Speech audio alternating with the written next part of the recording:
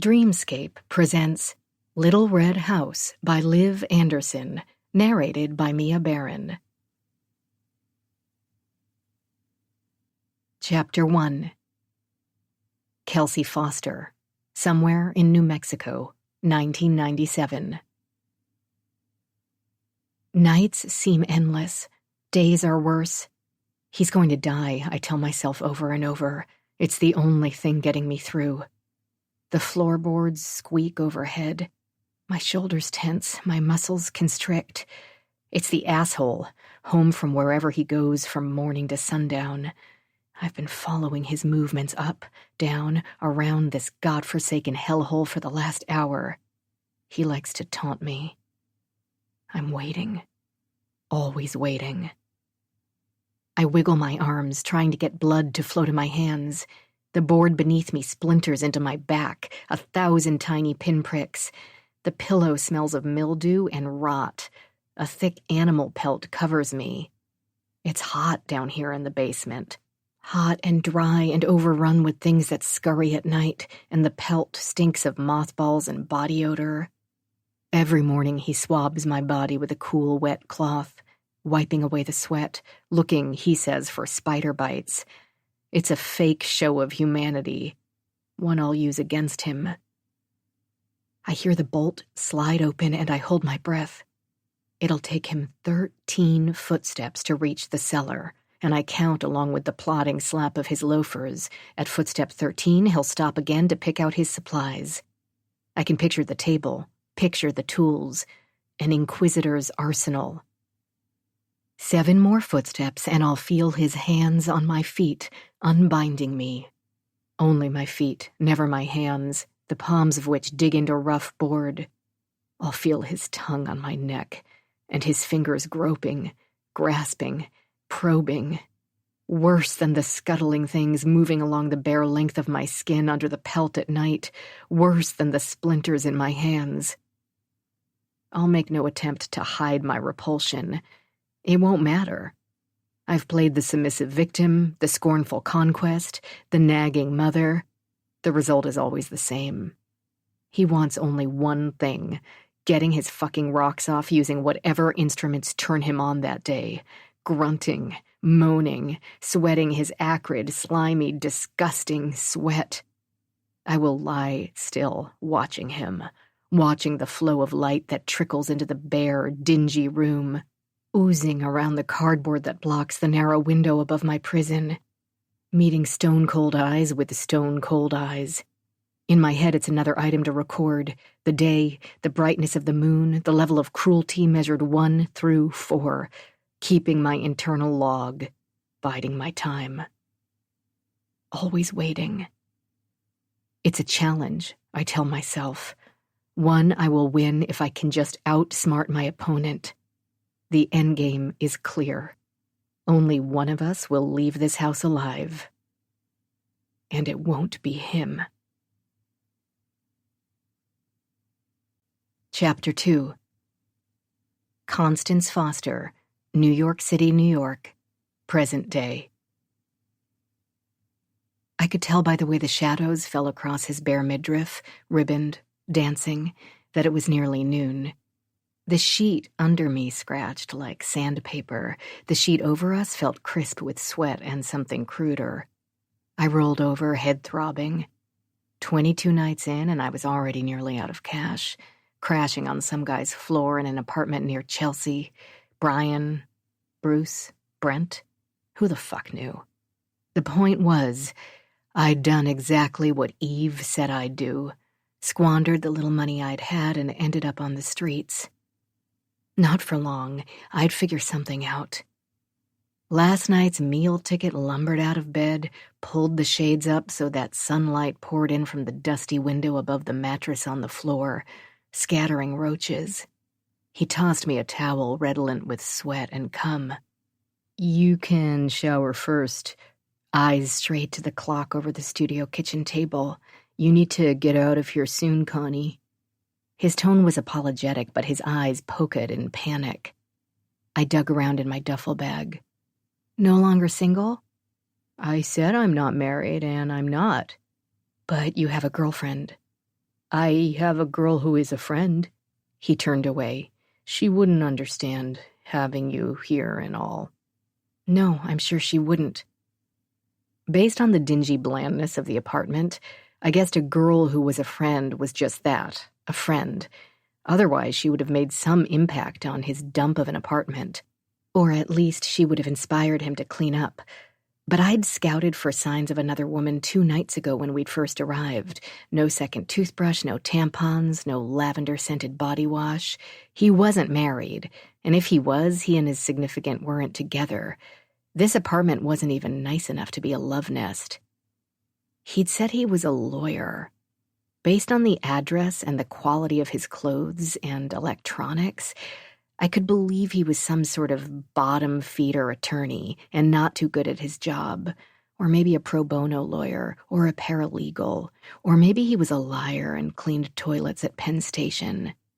Whatever his occupation, he stood there now with a pathetic shadow of a beard sprouting across his ruddy face, covering his chest with his arms, making no effort to hide his shriveled penis. I stretched and rose from the bed, hugging the dirty towel as a cover-up. Do you have somewhere to go? He looked genuinely concerned. I would have been touched had it not been for a rising erection and the claw marks down his chest. Last night's fifth of bourbon and tussle on the floor came back to me in a cloud of regret. My mouth tasted like gunmetal. My eyelids ached to close. Score another for Eve. Sure, I said, suddenly wanting more than anything to get out of his place. I pulled on cargo pants, a black turtleneck sweater that felt constricting around my neck. Do you need cash? He was watching me while he pulled clothes from a hamper on the floor. I'm not a pro. I know, he blushed. He'd put on boxers, but his cock still strained against the tartan plaid, hopeful. It was fun, Connie, and the girl, she is just a friend. Will I see you again? Doubtful. I turned, saw the confusion in his eyes, and heard Eve's voice in my head. Once a whore, always a whore. I thought about kissing his cheek, decided against it. Thanks for the bed, and the good time. He grabbed my hand, pulled it to his crotch. I jammed a fist against his stomach, growled, asshole, and pushed my way out the door. I had nowhere to go. 22 days of rationing my money, and I was down to $68, plus the $10 I took from Brian, Bruce, Brent's kitchen counter, money rescued, I reasoned, from the cockroaches, plus a Metro card. Jobs were hard to come by when you had no address, and the first room I'd rented turned out to be in a crack house. I stayed for 5 nights. On night 6, the smell of the live corpses in the room next door drove me out. I needed a way to make money. Eve would send it to me if I called, but I would die before I called. Her price was too high. Clouds pressed in overhead, coloring the space between the skyscrapers an irritable gray. I wandered down East 42nd Street, deciding what to do next. The first drops hit when I reached 5th Avenue, and I bolted inside Grand Central, just ahead of the early May downpour. Inside, I bought a baguette and a small bag of almonds. I traded the Metro card for a seat on the subway. Once on, I didn't need to get off. A person could ride the subway for a very long time. I must have fallen asleep. My eyes opened with a start, that unbearable feeling of disorientation gradually waning. The light in the subway cars seemed unnaturally bright. An apocalypse worth of blank-eyed travelers sat steadfastly ignoring one another. A woman, crumpled face awash in dirt and wrinkles, was staring at me, her hand outstretched. An open sore festered on the skin of her right forearm, and her fingers bore the telltale knots of too many nights spent outside. She could have been 60, she could have been 40. I glanced away toward the window and rubbed my face. The reflection staring back at me was gaunt and thin and angular. Not a trace of the old beachy Constance. I supposed that was the reason for Eve's little games. When other measures hadn't worked, she pulled out the big guns, sink or swim, live or die. blur the lines between crazy and sane, a game my sister, Lisa, wouldn't have to play. The homeless woman grunted. She stood, holding the rail in front of me, her head tilted in supplication. Bruises dotted her neck. She stunk of sweat and rotting dumpster. I reminded myself that she was somebody's daughter. Damn it! I reached for my duffel, figuring a $5 bill would do her more good than it would do me. Only, my bag was gone. I'd tied it to my leg in case I dozed, and someone must have cut it loose in the dead zone between stations. "Did you see who took my bag?" I asked the woman. She held her hand out again and moaned. "Anyone see who stole my bag?" I didn't like the hysteria in my voice, and apparently neither did the homeless woman. She backed away into the shadows. The half-dozen others in the car locked gazes on the walls and floor. The unspoken code of New York's destitute. Don't see, don't hear, don't tell. Fuck! I stood, thankful my phone and small backpack were still there. I kept my money separated, some in my bag, some in a little pouch I'd sewn into my bra, and the rest in my backpack. I'd learned that the hard way in my first test city, Chicago. But the duffel had held my clothes and my iPad, things I couldn't repurchase with the little money I had left. A scream gurgled and died in my throat. Closing my eyes, I sat back down. Like it or not, I had nowhere else to go. I still had my phone. Eve had left me that, at least. I'd find a shelter for the night, then head to Soho tomorrow. I'd try again to find some kind of job, sign holder, ticket taker, floor cleaner. What did it matter? I would make this work. The hell with college, the hell with my inheritance, the hell with Lisa. The games were getting old. Maybe I could actually be rid of Eve.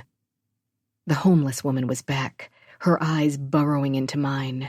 "Scram," I said, feeling a wellspring of rancor toward everyone, and waved her away. She flinched, cowering back into her corner. I pushed away the shame. The car pulled into the last stop on the line. It would head back to Grand Central, then quit for the night. I'd had enough of my fellow passengers' zoned-out stares.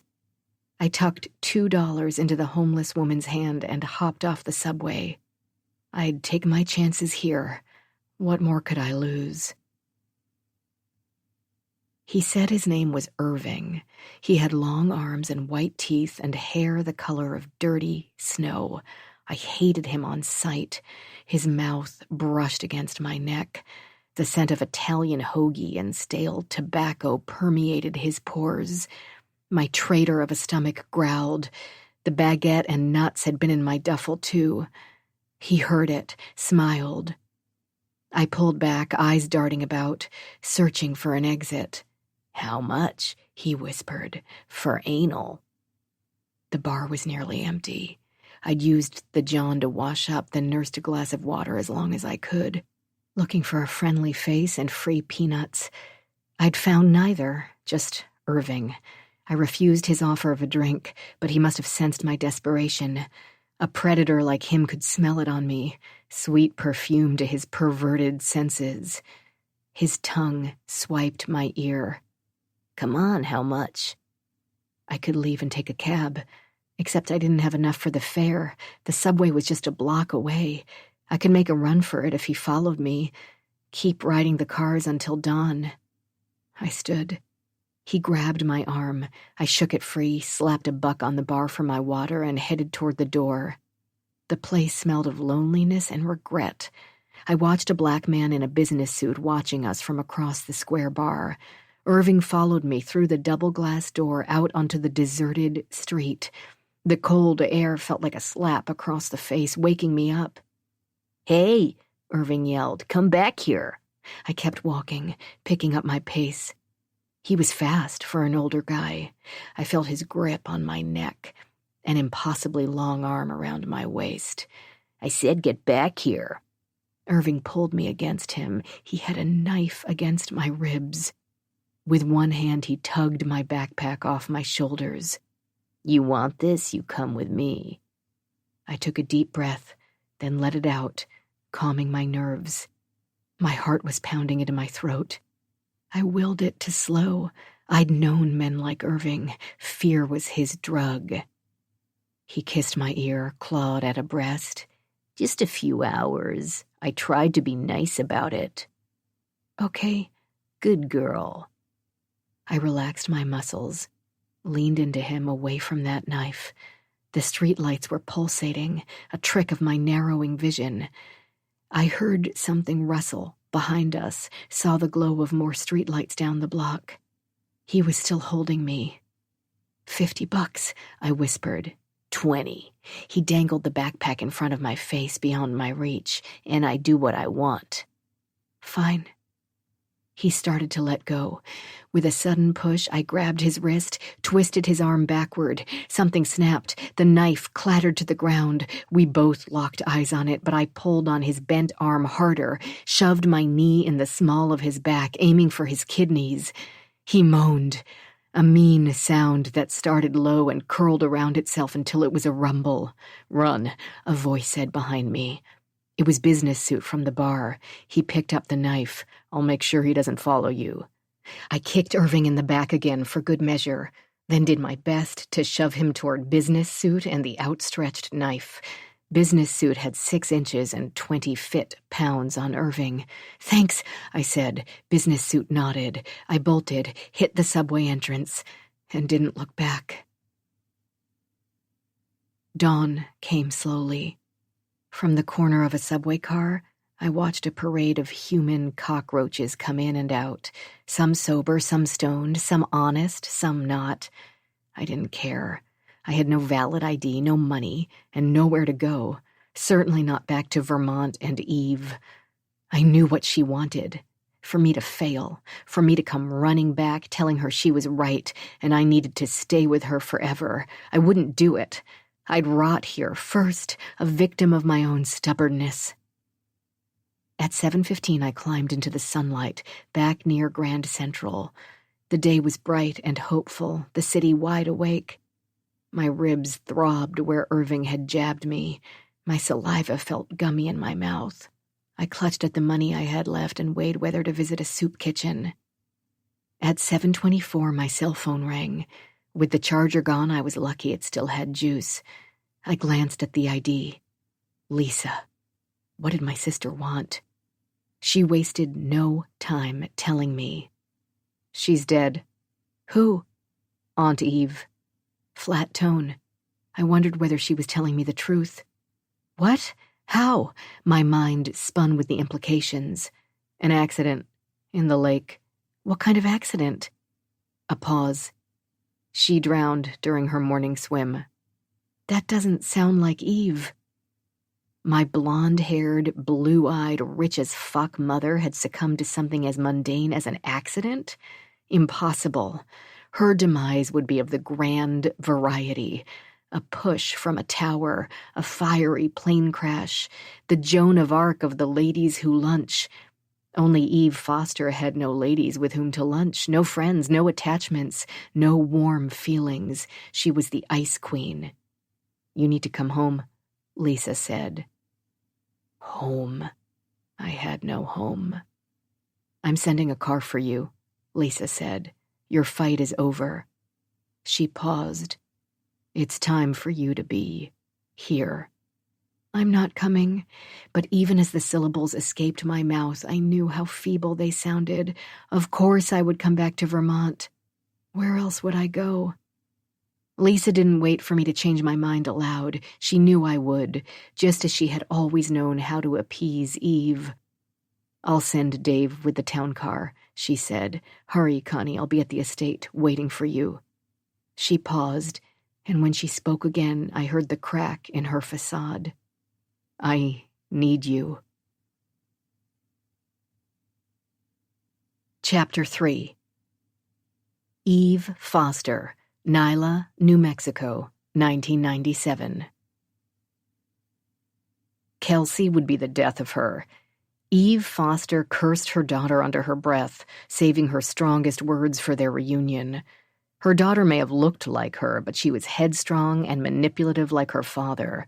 Headstrong, manipulative, and too smart for her own damn good.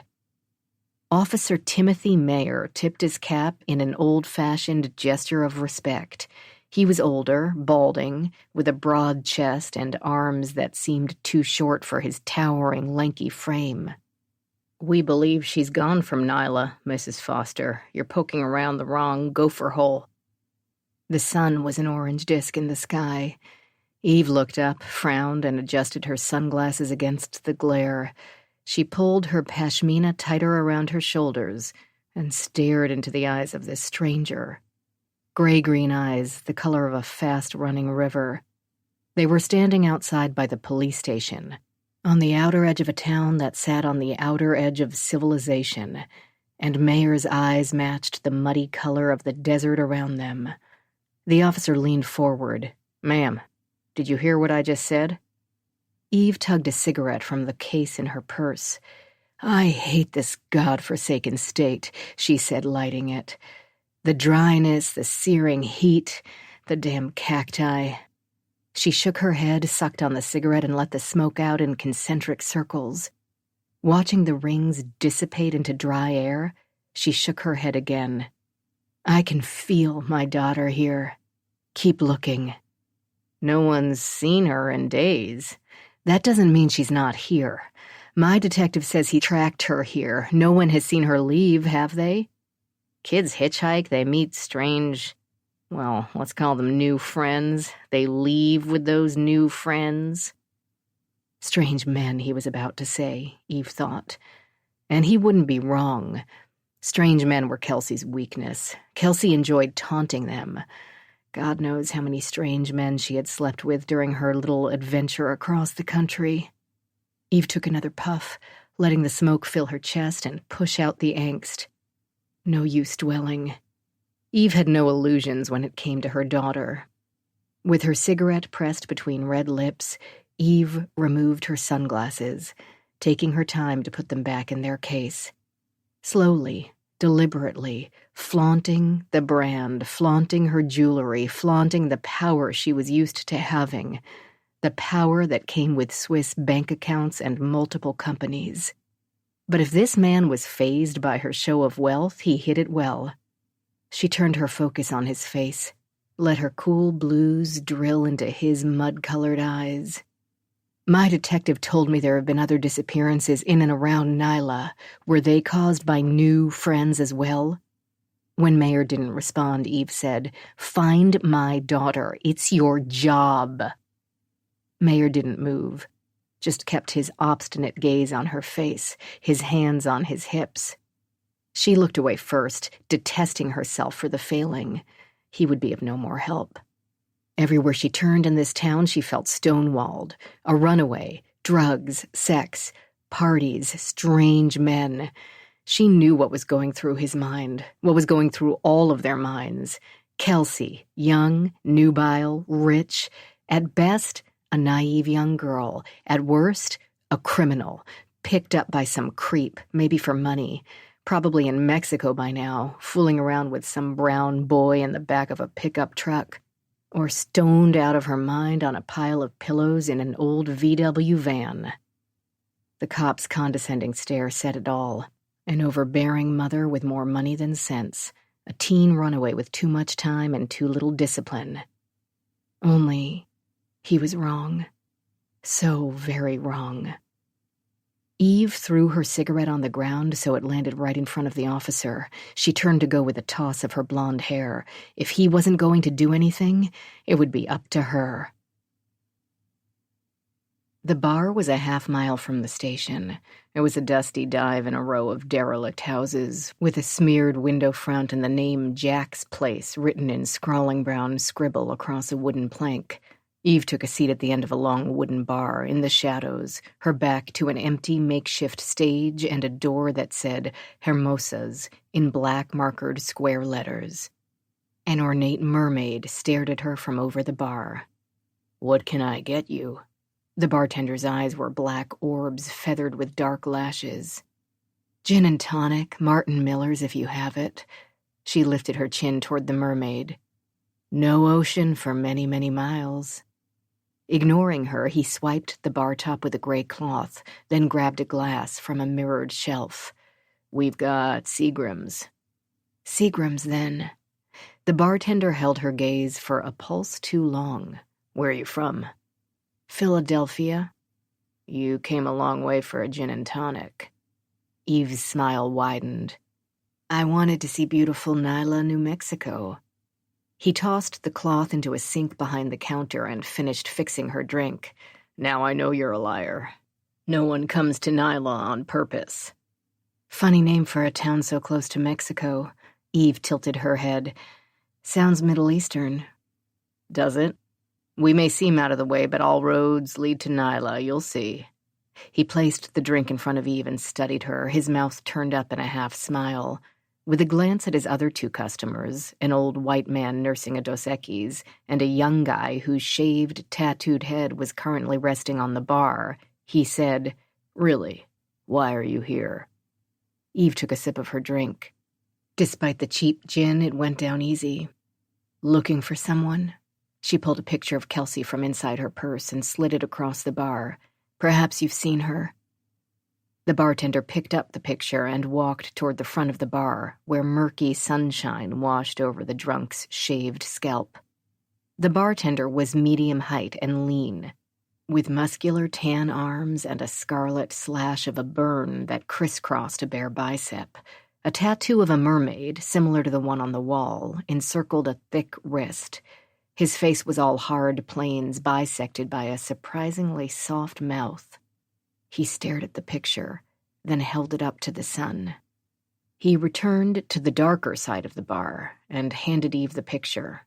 "Nope, never seen her."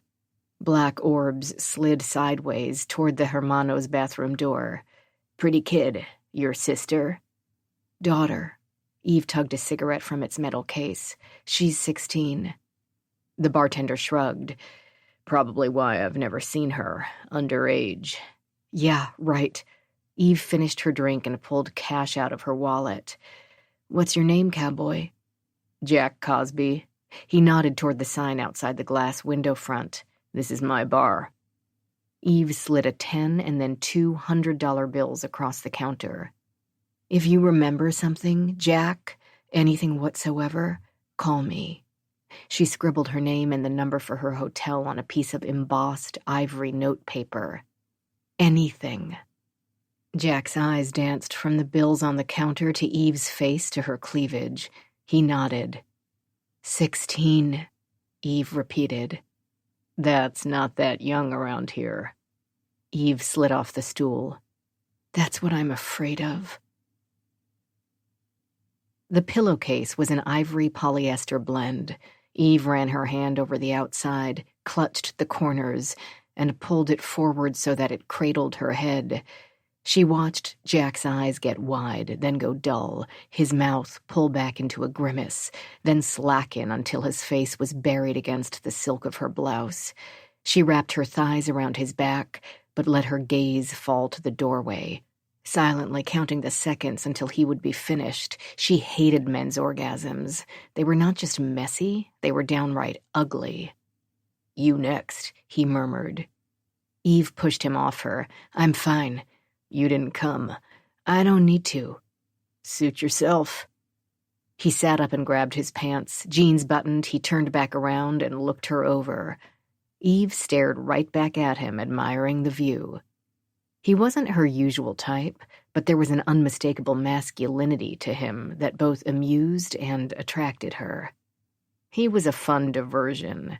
She rolled over, smoothing out the cheap sheets. She could forgive the room's heavy-handed floral air freshener, but the decor, a Tex-Mex version of a high-end motel, if there was such a thing, was too much. Eve forced a smile. "I enjoyed this." "I can tell." Eve rose. She pulled on her panties, then her skirt, taking her time with the zipper. Jack had been a decent lover, making up for a lack of technique with unbridled enthusiasm. But now she was ready for him to leave. She chose a cigarette from the case by the bedside table and watched as the bartender tied his work boots with calloused fingers. His hand was shaking. Do I make you nervous? She asked, smiling. He scowled. I need to go.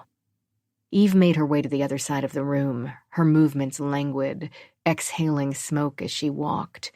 When she reached Jack, she stood in front of him, waiting. Boots tied, he stood straight. Eve felt the heat coming off him in waves. She pulled him close, pressing her breasts against his still bare chest, and kissed him. She waited until his body relaxed, giving into the kiss. Then she pushed him away, locking her eyes onto his. She said, "My daughter." Is that what this was about? I only fuck men I want to fuck, but I still need to find Kelsey. I told you she's never been in the bar. But you've seen her. Jack looked down, then back at Eve, who'd stood so she was haloed in the dying light seeping in between the blinds.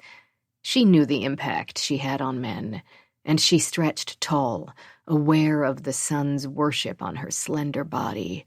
Her nipples were hard, the skirt hugged shapely thighs. Despite beginning her third decade, she was toned and taut, her skin all milky shades of cream. Jack said, "Yeah, I've seen her." "Where?" "Not at the bar."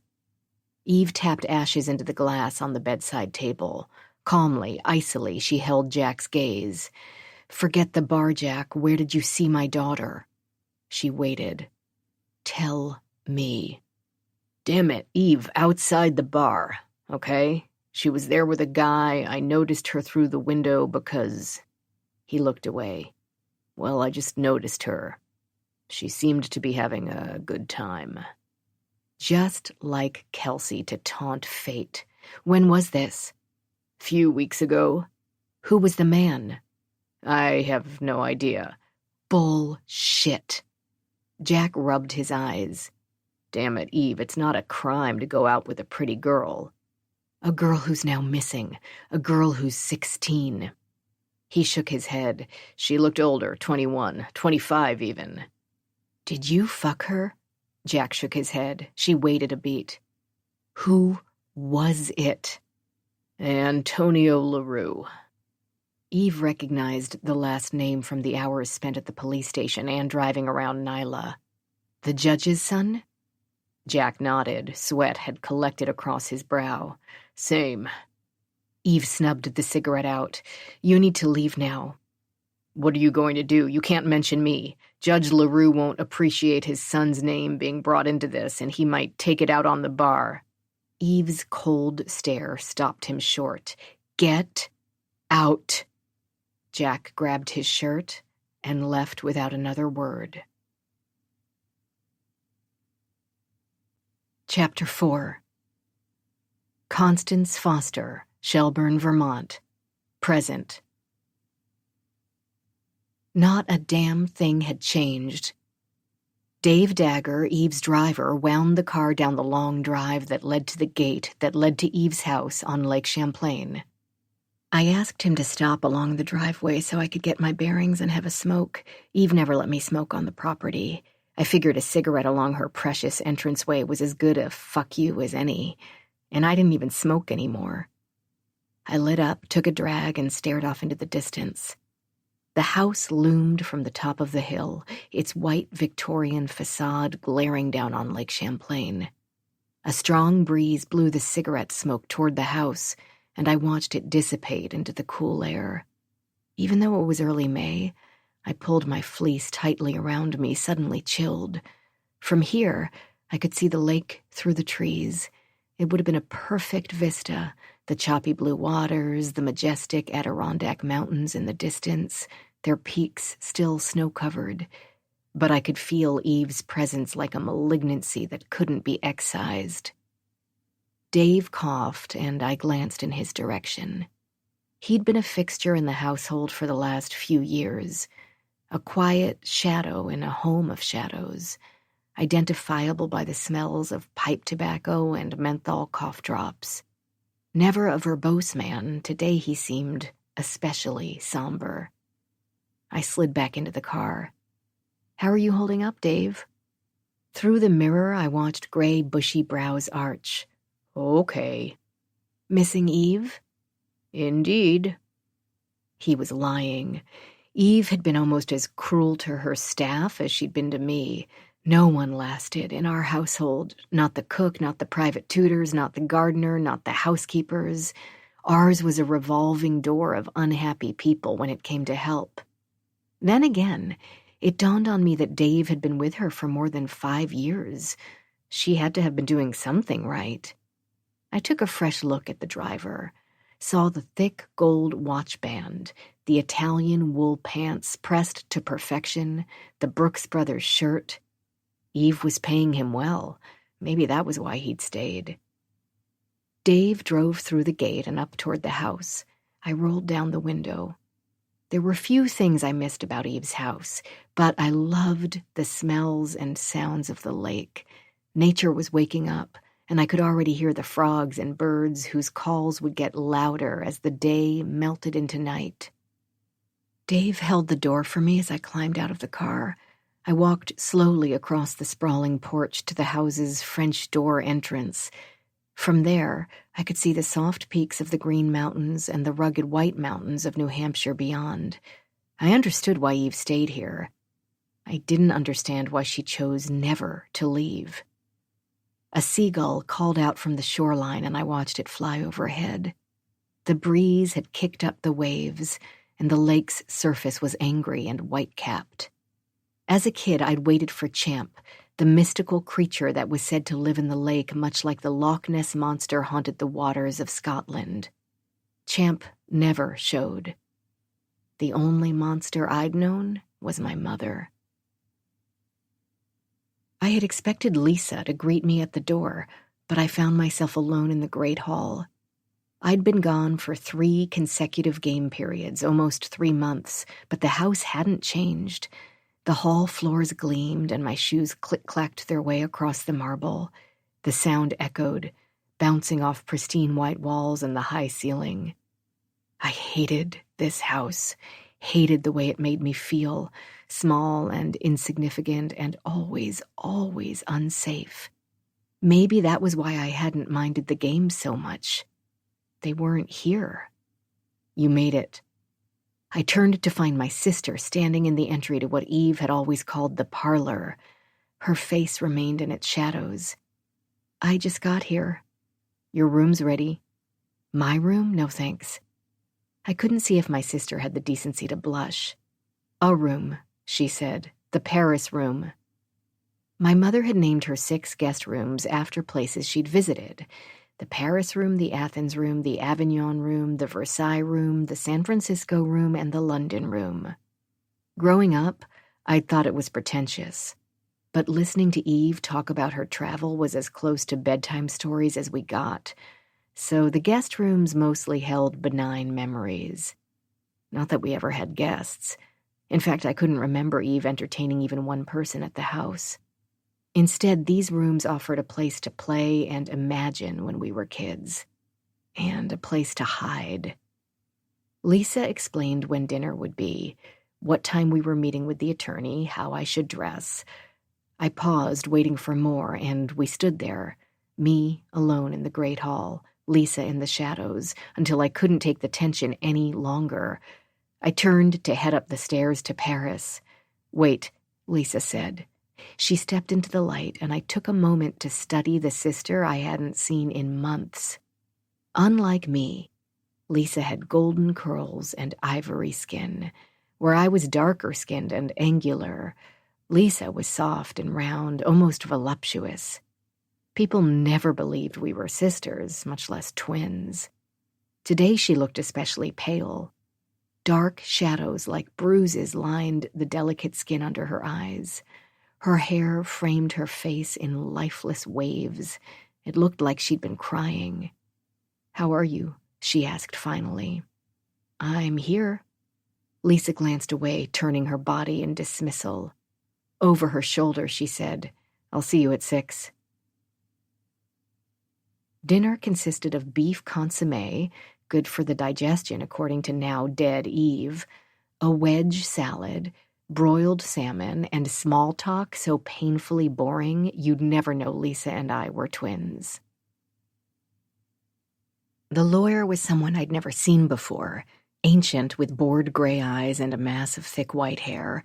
He sat at Aunt Eve's desk as though he might catch a disease if he touched any of her belongings.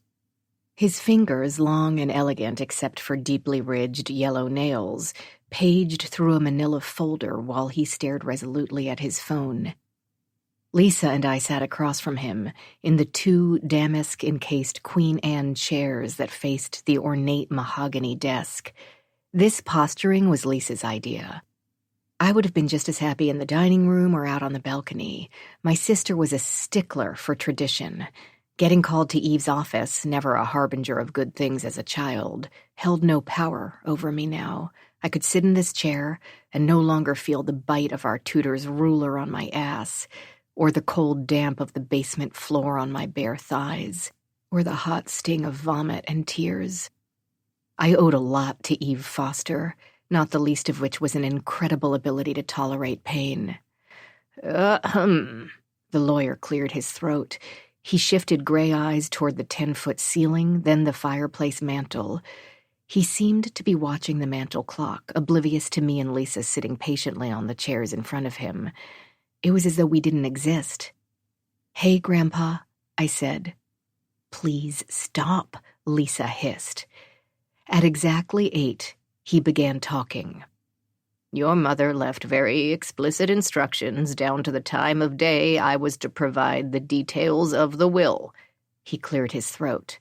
"As detailed as her unorthodox instructions for how I am to present this seem to be, in the study at exactly 8 o'clock in the evening and shortly after her death, the will itself is quite simple. I will read her words to you now." He cut through an old-fashioned wax seal with Aunt Eve's letter opener and pulled a single sheet of paper from the envelope. He scanned the document before glancing first at me, then Lisa. His eyes softened for the briefest of moments. In the instant he let his guard down, my own stomach clenched. Eve was reaching up from the grave, and whatever she'd planned would not be pleasant. Her choice of timing, the litany of rules, said enough. 8 o'clock had been the witching hour in this house. If you were to be punished, she called you at 8, right before bedtime. Infractions could be major, a failing grade, yelling at the staff, or minor. I'd once had to sleep naked in the basement for 2 nights because I took a slice of cake to my bedroom without asking. "Girls," the lawyer said in his gravelly voice, "if you're hearing this, it's because I'm gone. Cliché, perhaps, but true. I'm not sentimental enough to believe in an afterlife, or perhaps I'm simply not a masochist, for although I would stand by all of my worldly actions, I don't know that God would have approved of my methods, but then he didn't go through what I have gone through." The lawyer paused, and I watched as he scanned the page, reading ahead. He continued, "That's perhaps not a fair statement. Lisa, you have always been a good daughter. You've had the sense to listen and the grace to obey. For that you will be rewarded. Constance, I fear that whatever I say to you now won't matter. The distance between us remained cavernous, and I am, and will always be, an easy target for your feelings of failure and inadequacy. The real failure is mine, of course, because a parent's role is to teach humility and instill wisdom, and with you I've managed neither. Selfishness should not be rewarded, nor should ungratefulness or stupidity." The lawyer shifted in his seat. His discomfort as he read Eve's words bothered me more than my aunt's backhanded self-deprecation. She wasn't saying anything I hadn't heard a million times. He, apparently, had the unfortunate luck of hearing it for the first time. "So," he continued, his voice wavering, "I'd like you, Lisa, to continue my role in our corporate holdings and maintain the Foster estate. I'm leaving the properties, the houses, my business interests, and all other assets to you in trust. Except," the lawyer looked directly at me, "for the property in Nyla, New Mexico, which I leave to Constance. There are other matters, small and inconsequential for now, that will be shared later. Craig Burr, my trusts and estates attorney, who is no doubt reading this to you now, will provide you both with all the necessary details, and see that assets are transferred in accordance with my directives. You must do as Mr. Burr says. And one more thing." Craig's gaze traveled from me to Lisa and back again. "Under absolutely no circumstances are you to question my decisions. I want a quiet cremation with no public announcements or inquiries." The lawyer stopped reading. Pale-faced and bright-eyed, Lisa said, "I want to split everything 50-50. Craig pursed his mouth and continued reading. "Lisa, being the decent person you are, you will no doubt balk at the terms of my will. Please know that I have given much thought to this. If you attempt to alter the terms in any way, you will forfeit everything. And Constance may not simply live here with you, a ward of my estate. You may give her exactly $5,000 for airfare and food and initial expenses, and thereafter $5,000 per 12-month period, but that is all. In fact, she has 72 hours after the reading of this will to gather her belongings and leave the premises." Lisa stood. "No, please sit," Craig said. Once Lisa returned to her seat, face ashen, he said, "Constance may return for 1 week each year, if scheduled ahead of time and approved by Craig in accordance with my instructions to his firm. She may not rent out or sell the New Mexico property for 3 years after the date this will is read. If she attempts to do either, the estate will be sold and the proceeds given to charity." Craig looked up at me and blinked. "And if you think you're going to challenge this in a court of law, Constance, think again. I have already received affidavits from 2 well-respected psychiatrists attesting to my sanity. I assure you everything is legal and in order." Craig put the paper down. "Your mother's wishes will have to be followed, or I'm afraid you could both lose everything." Tears trekked down Lisa's pretty face. I grasped her hand. She moaned. "I'll be fine," I said. "It's more money than I've ever had, and a place of my own." "You know nothing about the property in New Mexico," Lisa said, round brown eyes swimming in tears. "And I don't want to be here alone. You're supposed to be here, with me." "You'll have Dave," I said, "and Cook," trying to lighten the mood. Lisa shook her head. "Please," she said to Craig, who was already packing papers back into a leather briefcase. "She's dead. What does it matter? There has to be some way to change this." "I'm sorry, I truly am. But unless you want to tie everything up in court, this is the way it must be." He finished fastening the clasps on his bags before addressing me directly. "I'll make your flight arrangements, Constance. The property in New Mexico is... Well, you'll need the money if Lisa is willing to give it to you. $5,000, Lisa?" Lisa sniffled, then nodded. Craig said, "Very good. Then I'll see about the arrangements and get more information to both of you on your respective assets and the terms of transfer." He moved toward the door, body movements screaming with relief that this was over. 72 hours, Constance, and 1 week a year, which will be monitored. So please, don't put your sister's inheritance in jeopardy." He peered at me over his briefcase. "Eve wanted it this way, and it was, after all, her money." I didn't argue. There was no use. Eve wanted it this way. Eve Foster saw the world as cut and dried, good and bad. In her world, there was no in-between, and for one sister to be rewarded, the other had to be punished. Chapter 5. Eve Foster, Nyla, New Mexico, 1997. Judge Andrew LaRue lived in an oversized, ornate adobe home 6 miles outside of town. The house, a series of flat boxes built around a central courtyard with an oversized pool, sat on a scrubby patch of property so brown that it was hard to tell where the house started and the land ended. A 5-foot wood and wire fence surrounded the acreage. But Eve followed the dirt road that encircled the property and finally found the entrance to a concrete slab driveway. She parked the rental in front of a short stone wall behind a white Chevy with a "The Clash" sticker on the bumper and climbed out of the car. 3 knocks later, a small, slim woman opened the door. She frowned when she saw Eve. Mrs. LaRue? When the woman nodded, Eve poked one pointy-toed pump in the doorway and said, I need to speak with your son, Antonio. And you are? Eve detected a hint of a southern accent, but the accent couldn't mask the woman's annoyance. Slightly slumped shoulders, linen cardigan hanging too large off her small frame, dark circles under her eyes. This was a troubled woman, troubled or ill. Eve pushed on the door, letting herself into a dark entryway. My name is Eve Foster. I'm afraid I don't know you. Is there somewhere we can talk? It's a bad time. By now, Eve had pushed her way completely inside. From this angle, she saw the reason for the woman's exhaustion. A skeleton of a person. Sex unidentifiable were it not for the pink hat sitting precariously atop tufts of white hair, dozed in a wheelchair in the living room. Eve raised her voice. I'd like to talk to Antonio about my daughter, Kelsey Foster. Perhaps you've met her? Mrs. LaRue's eyes widened. Could you keep your voice down? Mrs. LaRue! Eve's voice was a near scream now. The old woman jumped. Eve took some satisfaction from the look of panic on her host's face.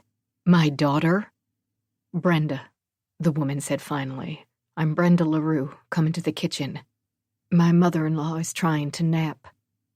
Eve followed Brenda through a narrow hallway and into a cheerful kitchen.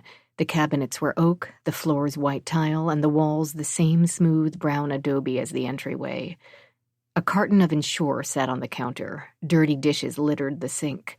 A skinny black cat perched on a wooden stool and stared reproachfully at Eve. She stared back. Antonio isn't here, Brenda said. He's at work.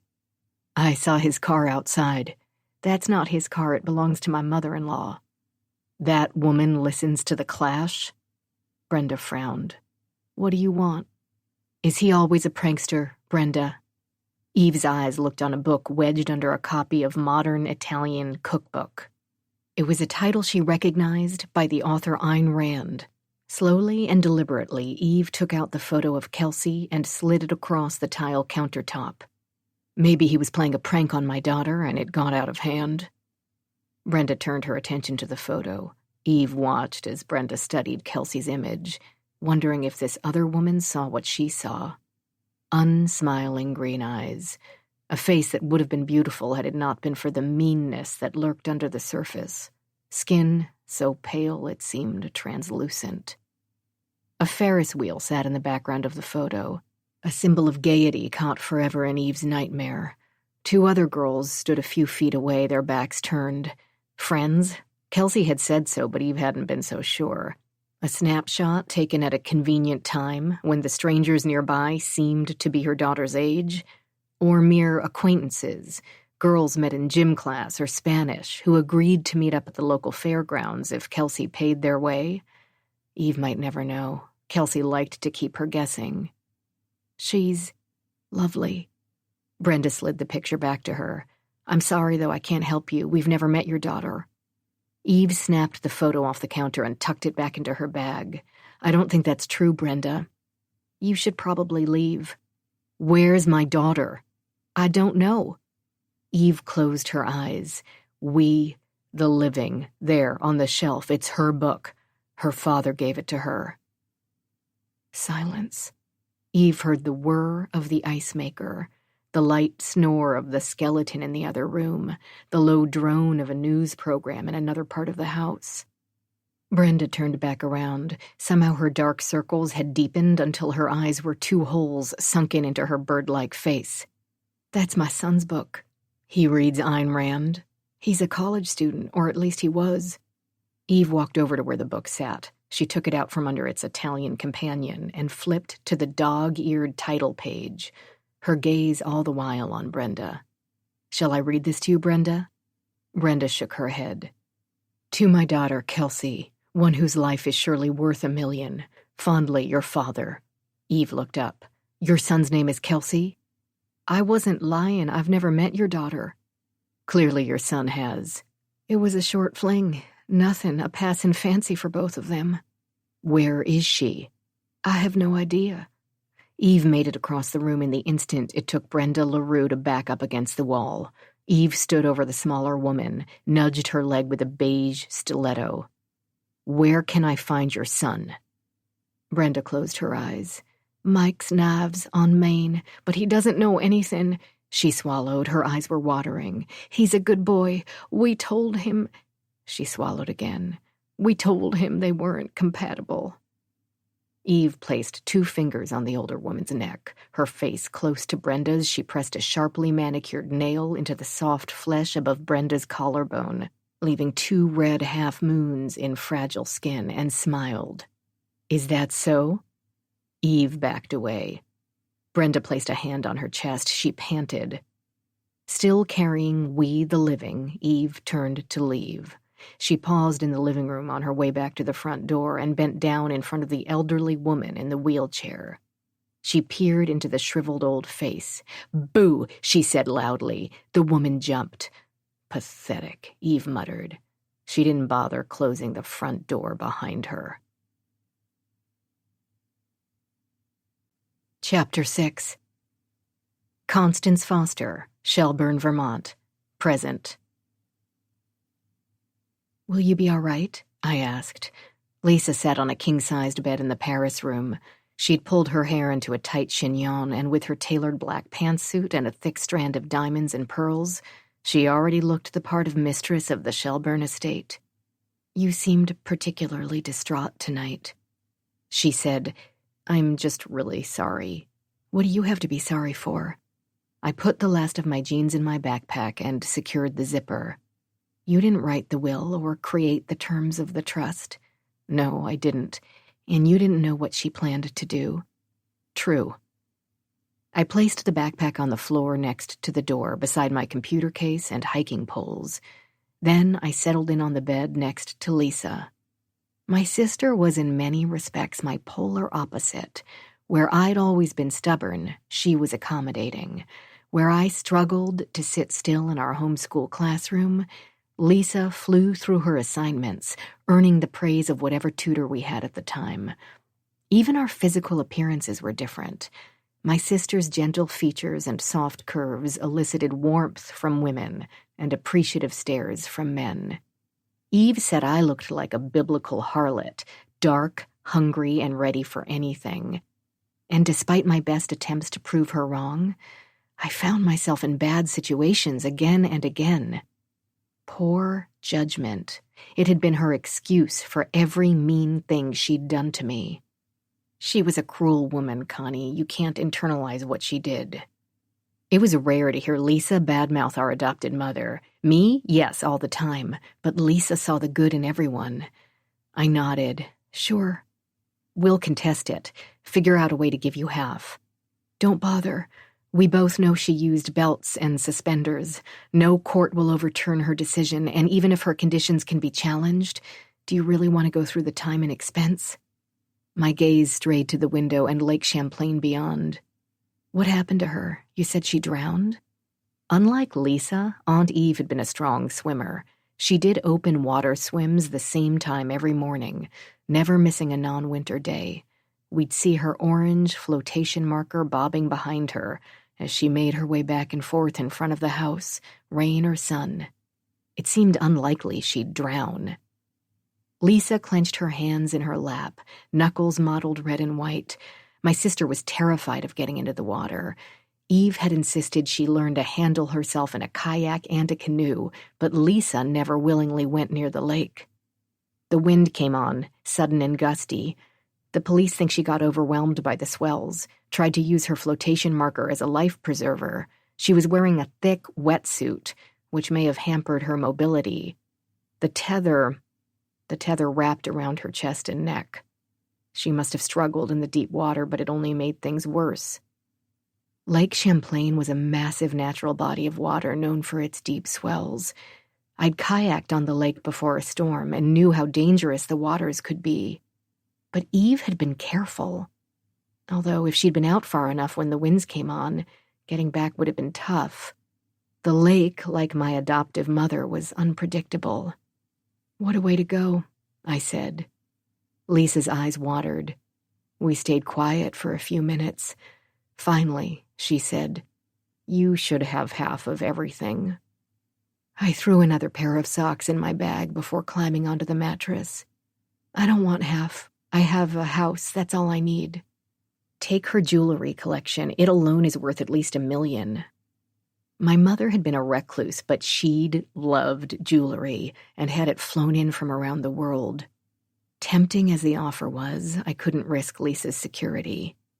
I have a house. I'm fine. I'm sure it's beautiful. Lisa's voice sounded anything but sure. We sat again in silence. My gaze wandered to the Parisian prints, the wrought iron bed frame, the antique French country dressers. For all her faults, Eve had had good taste. She'd owned the Vermont estate, and before that a beautiful house in Corfu. Surely the New Mexico place would be similar. Why haven't we been to New Mexico? Lisa said, echoing my thoughts. Why didn't she ever mention that she owned property in the Southwest? I shrugged. I have a feeling we'll learn more about Eve now that she's dead than we ever did when she was alive. Lisa wiggled down on the bed and placed her head on my lap, like she used to as a kid. She looked up at me, eyes round and pleading. We'd grown distant lately. Lisa saw my refusal to disobey Eve's cruel demands as an annoying character defect. Florida, Alabama, New York. She had no idea what compelled me to play Eve's sick games, and it was better that way. And so with each town I had to conquer, our relationship grew more strained. But now she sat beside me, the closeness filling an ache I hadn't known I had. Promise me you'll visit that 1 week a year, Lisa whispered. Promise, promise, pinky swear. Pinky swear. A memory swam before me just out of reach. I saw a red circle, red nails, blonde hair under blue water. My heart raced. Just the echo of a memory from long, long ago. Or a child's imagination. Come on, pinky swear, Lisa said again. Pinky swear. Despair marred my sister's pretty features. I would have said anything to take away the pain. Pinky swear, you won't be able to get rid of me. Lisa closed her eyes, smiled. I knew it was a lie. I'd never come back, but Lisa would accept it. She was good at lying to herself. It was a strength I'd never had. Later that night, I slipped past Lisa's suite of rooms and down into the great hall. From there, I made my way across the marble floor to the door that led into the basement rooms. The door was locked. Hardly a deterrent because I knew just where to find the key. Lisa, God bless her, was as unimaginative as she was well-behaved. Sure enough, I found the large iron key hanging in the utility room on the other side of the kitchen. I pulled it from the hook and padded my way back across the downstairs until I reached the door. I wasn't sure why I was taking such pains to be quiet. It wasn't like Eve was going to catch me and send me to the basement. The key slid in easily. I turned it, listening for the familiar creak as the door opened into the black abyss beyond. I flipped the switch by the doorframe, flooding the cavity with light. The staircase itself, walls painted a deep gray, Arctic white trim, looked the same. I followed the steps as they wound their way down, deep beneath the house. My breath caught in my throat. My heart thumped wildly, but still I made it the 3 small flights to the bottom. Pinky swear. The basement had long ago been divided into 3 sections. One housed the building's vast utilities, furnaces and water heaters and extra deep freezers filled with meat that Eve would never eat. The second area was for entertainment. It contained a wine cellar and a game room we were rarely permitted to use. The third section, the part of the basement that was darkest and dankest and creepiest, contained 2 rooms, the punishment room and another. Door 1, the punishment room door, was closed. I knew the key I held in my hand would open that door. I knew also what I'd find: a bare cot, a single bare light bulb dangling from the ceiling, a toilet, a concrete floor, a light switch with a metal cage over it, a cage that also opened with this key, a vent that led into her old room. Or so Eve said. I held out my hand, ready to open that door, ready to vanquish my ghosts once and for all.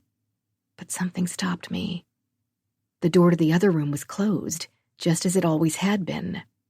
But now a thick metal padlock hung from a second lock, high above the ground. Why a padlock? Why now?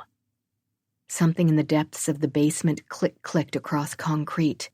I jumped, my hand shaking so badly I dropped the key.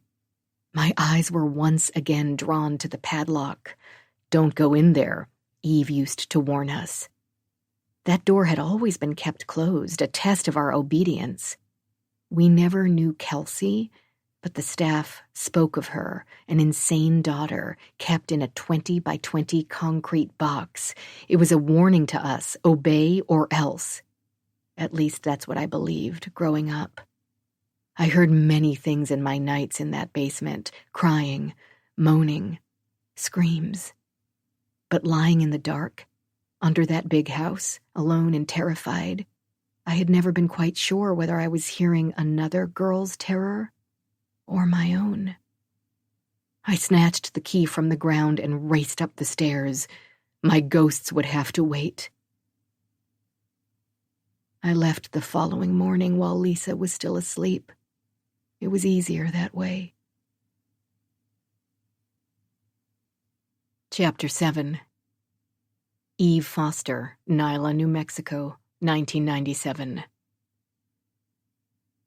Mike's knives existed in a faded blue box of a building at the end of a dusty street. Eve pulled slowly up to the curb and parked directly in front of the store. The day was drawing to a close, and with it the fairer weather. Storm clouds gathered overhead, blocking out the relentless sun. From the safety of her car, Eve watched as the sky opened up, raining down judgment on this dusty town. When the worst of the downpour had ended, she climbed out of her rental and popped open her umbrella. She walked unhurriedly to the front door, aware of a man's gaze following her progress from behind a barred window. She was the only customer. 2 men, one older and mustachioed, the other much younger with wavy black hair and a quarterback's body, stood behind the counter. Both stared. The older man acknowledged her with a wary nod. Eve glanced around her surroundings. Leather goods, belts and riding crops and knife sheaths and purses hung on racks and hooks. Knives, some ornate Native American designs, others basic hunting tools, sat in cases near the register and around the shop. The floor was worn linoleum, the walls apartment white. All color came from the feathers that adorned the leather goods and the intricate designs on knife handles. The smell of animal hide left a foul taste in Eve's mouth. Eve plastered on a smile and headed for the register. The younger man attacked a folding knife with a polishing cloth, downcast eyes refusing to meet hers. "How can we help you?" the older man asked. "I assume you're Mike?" Eve smiled when he nodded and held out a hand. "Eve Foster." Out of the corner of her eye, Eve watched the younger man's face as she said her name. If she was expecting him to act surprised, she was disappointed. He didn't react at all. Eve engaged in a moment of small talk with the store owner before turning her attention to the younger man. "You must be Antonio." Hands still moving over the sharp metal edge of the knife, focused on his work, he said, "Who wants to know?" "I do." The younger man swallowed. Mike stood by, watching. "What do you want?" Antonio asked. "You know my daughter, Kelsey." A flash of recognition before eyes darkened to slits. "Yeah, so?" "Where is she?" "How should I know?" "You were the person last seen with her." Antonio glanced at Mike before putting the knife back in the case. He took his time folding the polishing cloth, only to leave it sitting on the counter. "The cops already talked to me. I have no idea where Kelsey ran off to." "But you admit meeting her?" "Yeah, sure." He glanced at Mike, shrugged. "So what?" Eve turned her attention to Mike. "Is there an office or somewhere I can talk to Antonio for a few minutes?" She pulled a $100 bill out of her bag and slid it across the counter. It was gone before she could say more. "Back that way." Mike pointed to a cube-size office at the rear of the store. 10 minutes. Antonio glared at him, but Mike was busy pulling boxes out from beneath the counter. Eve didn't wait. She strode past a rack of leather caps and entered the cramped office. Antonio followed.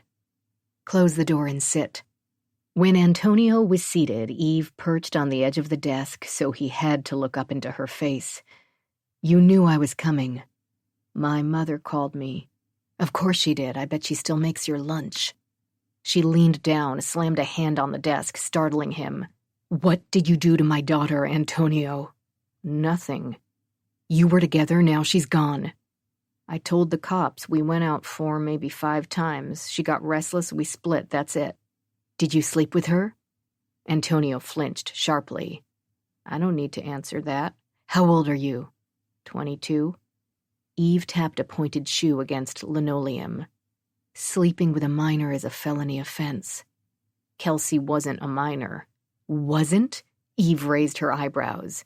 "She's only 16. Shit. Sweat beads popped out along Antonio's forehead. His left knee started to pump up and down. "She told me she was 21. She looks older." He swallowed. 16's probably legal in New Mexico." "Legal? Maybe, maybe not. Young either way." Eve stood. She walked to a metal shelf on the backside of the office and picked up a framed photo of Mike and 2 little boys. "Tisk, tisk," she said. "You could get in a great deal of trouble, Antonio." "I don't believe Kelsey's 16. Voice stronger now, convincing himself. "She knew too much." Eve spun around. Antonio had the decency to blush, but nevertheless she shot him a withering stare. "Help me find Kelsey and I won't report you." "You can't prove anything." Eve smiled. "Do you really want to go down that path?" She watched the young man squirm, sympathetic to his plight. She knew her daughter as well as anyone. Antonio was a handsome boy. Athletic, a little naive, maybe even gullible. Cool, sophisticated Kelsey would appeal to a small-town boy like him, especially one bent on defying his judge of a father.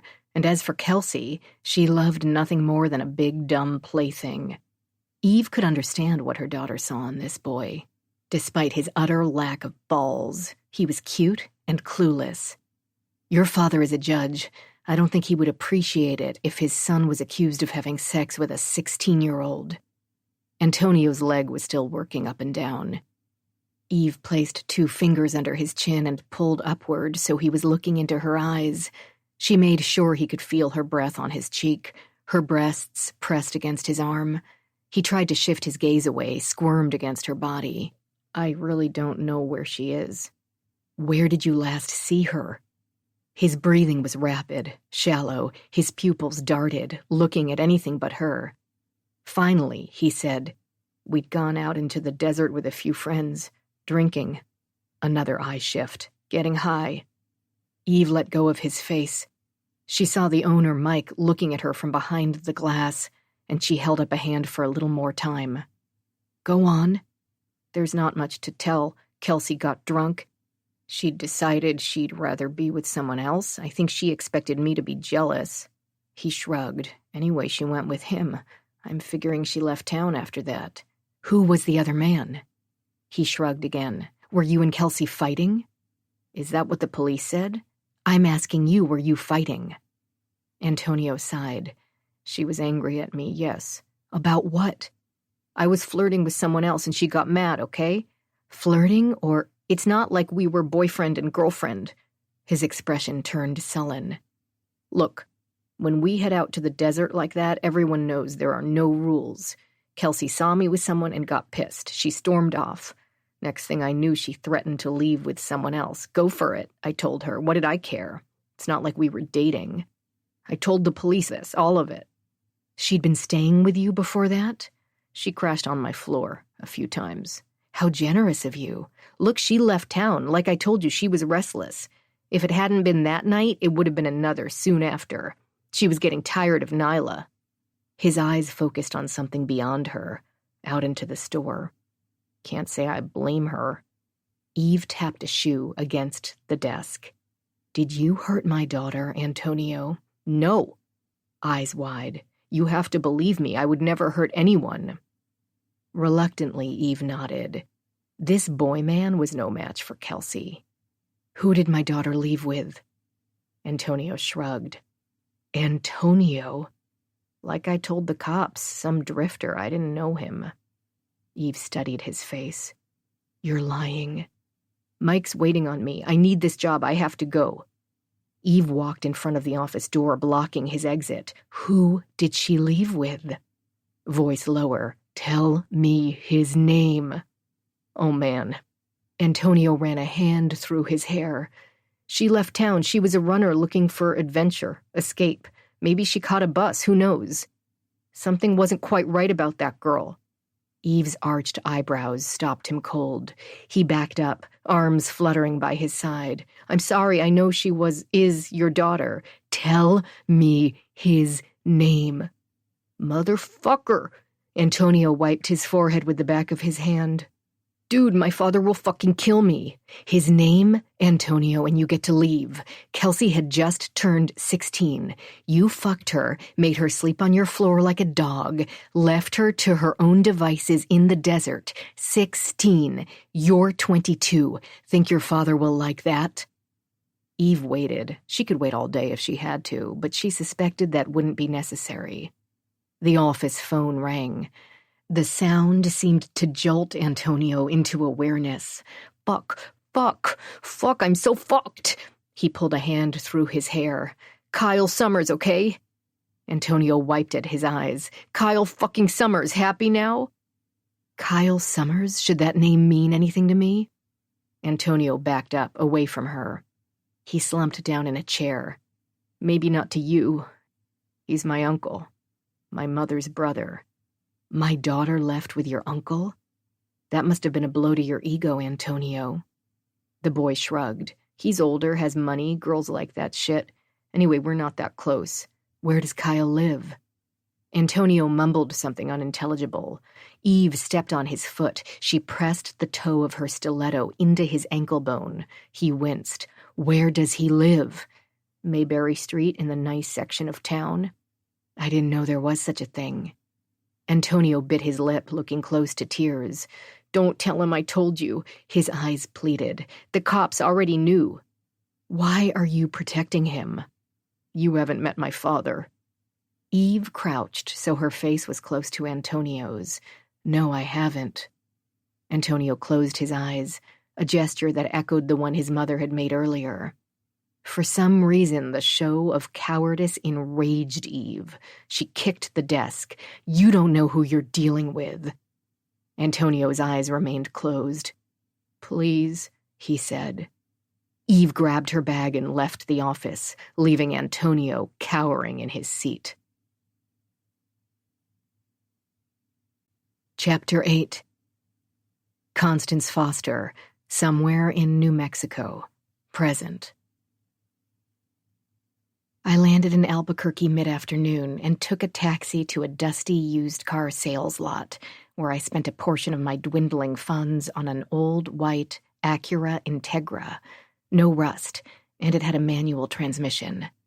The sales guy was a jowly man in his 40s, wearing checked brown polyester and a Braves baseball cap. He handed over the keys with a bored yawn and watched as I climbed into my new wheels, pausing only to stomp on a centipede that scurried from beneath a signpost. Centipedes and desert. I wasn't so sure I'd like this place.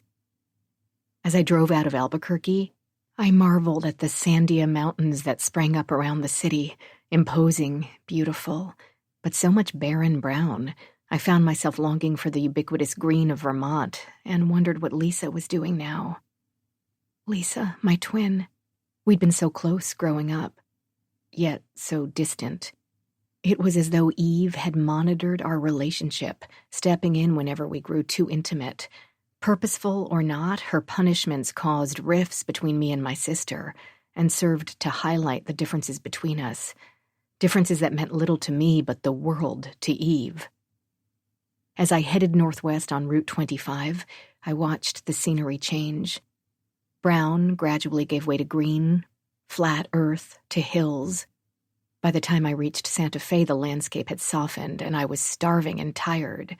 3 fish tacos and a Diet Pepsi later, I was back on the road. But night had fallen, and any optimism I was feeling had given way to despair. Little in the way of funds, a house I'd never seen, and all but forbidden from returning home. I couldn't face the new house in the dark. None of Eve's stupid games matched this. Neon flashed in the distance. I pulled over at the one-story Motortown Motel, captivated by the vacancy sign and the promise of a bed. A sour-looking white woman with rotting front teeth held out my key, and I handed her $47 in cash.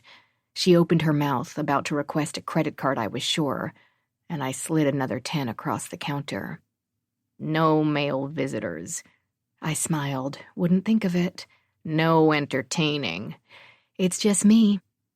She relinquished the key with a curt nod and an appraising glance at my midriff.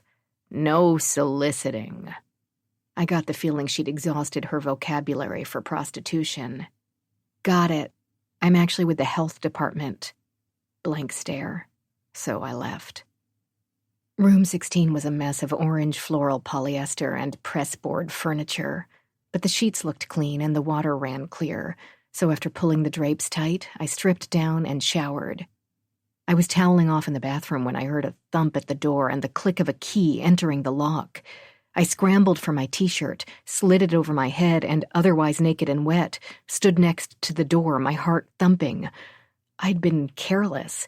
The cheap chain lock dangled like a limp dick. It would have offered some protection, at least. "Who's there?" I called. The door slammed open, and a baby-faced man stood in the doorway. He held a wrench in one hand and a clipboard in another. His eyes soaked me in, embarrassment and interest fighting it out. Loud traffic noise through the open door. "Go away," I said. With a pronounced stutter, he told me the front desk clerk had sent him to fix my pipes. I bet she had. Checking up on me, more likely. I told him my pipes were fine and locked the door behind him. I propped a chair beneath the door handle, slipped on a pair of jeans, and lay down on the bed. I listened to the cars go by for hours and thought about Eve until sleep finally came. Eve had been my adopted mother. She was young when she took us from an orphanage in Greece. She changed my name from Constantina to Constance, and my sister's name from Liza to Lisa.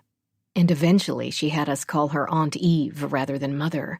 My first recollection of Eve remains hazy and distorted, as though I was seeing her through a film of water or a veil of smoke. I remember blonde hair and green eyes and the color red. To this day, I hate the color red. I crossed into Nyla at 9:12 the next morning. My eyes were red and swollen from lack of sleep and dust allergies, and my head was pounding despite 3 ibuprofens and a large cup of coffee. I don't know what I expected to find. New buildings, paved roads, some kind of hip southwestern Santa Fe vibe. Naive, I know. Nyla was a dust bowl. I drove down the main thoroughfare, taking in my new surroundings. A wide strip of faded asphalt ran about half a mile through the center of what passed for a town. On either side, squat concrete and faux adobe buildings advertised breakfast, check cashing, drugs, comestibles. Every 4th store was boarded up, abandoned. Dirt roads intersected Main Street like the legs of a silverfish. An old woman stood on a cracked sidewalk, her walker decorated with 3 plastic bags and a paper copy of the Mexican flag. I pulled over in front of an empty diner and checked my directions. I was looking for 13 Mad Dog Road, my new home. The name sounded appropriate. It took me another 20 minutes of driving to find Mad Dog Road. It was less of a residential street and more of an afterthought. Only 3 houses sat along the dusty stretch. The first 2 huddled close together, bright blue doors, rectangular adobe twins fighting off the encroaching desert. Farther down the road, a handful of short, twisted trees were interspersed with low shrubs and cacti. Mountains rose up majestically in the far distance, but the land here was flat, flat, flat. A chain-link fence marked property lines. It wasn't hard to spot the home Eve had bequeathed to me. It stood alone at the end of the road, a good mile from the blue-doored twins.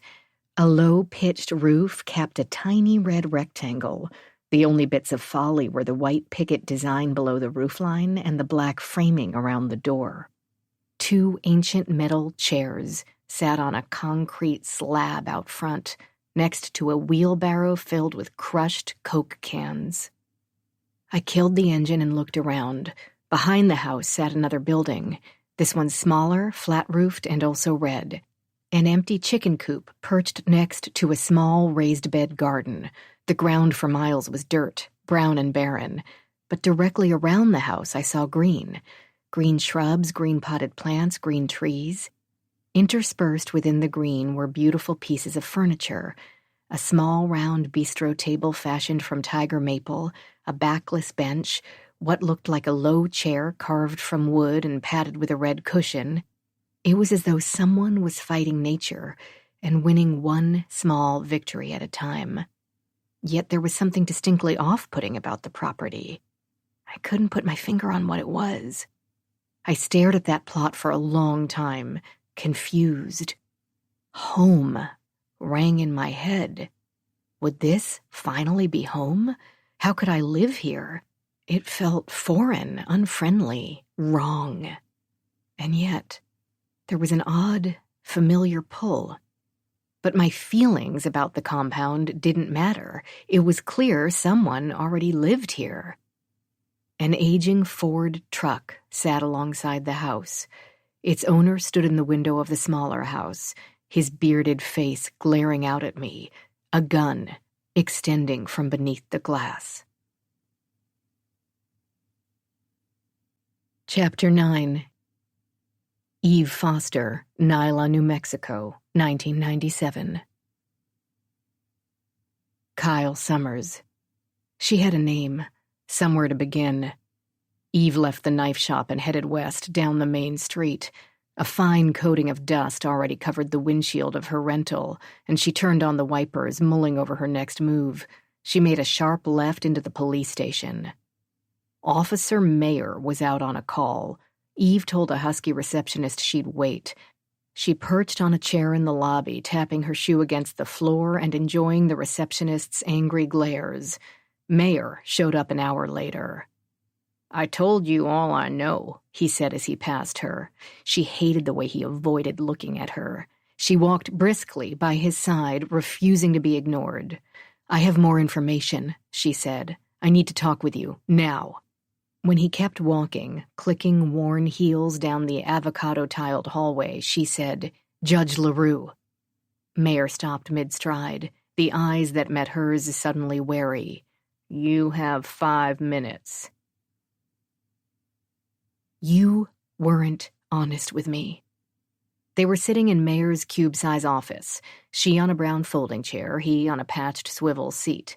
A clunky metal desk squatted between them.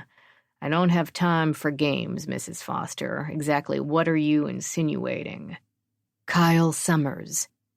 Mayer rubbed his bald head. He was trying to maintain an exasperated expression, but Eve could see through it. He was buying time, thinking about what to say. He landed on, "What about him?" "You let me believe Kelsey simply left town without a trace. You implied that she'd run off with a stranger." "That's exactly what we believe she did." "You suggested she was wanton." "I never said she was wanton." "That's what suggested means, Officer Mayer. You didn't have to say it. Don't underestimate my daughter. Never underestimate my daughter." "My daughter will do anything," Eve wanted to say. "She will play you, all of us, like the fools we are." Instead, Eve stretched her hands out before her, letting him see the 3-carat rock on her finger.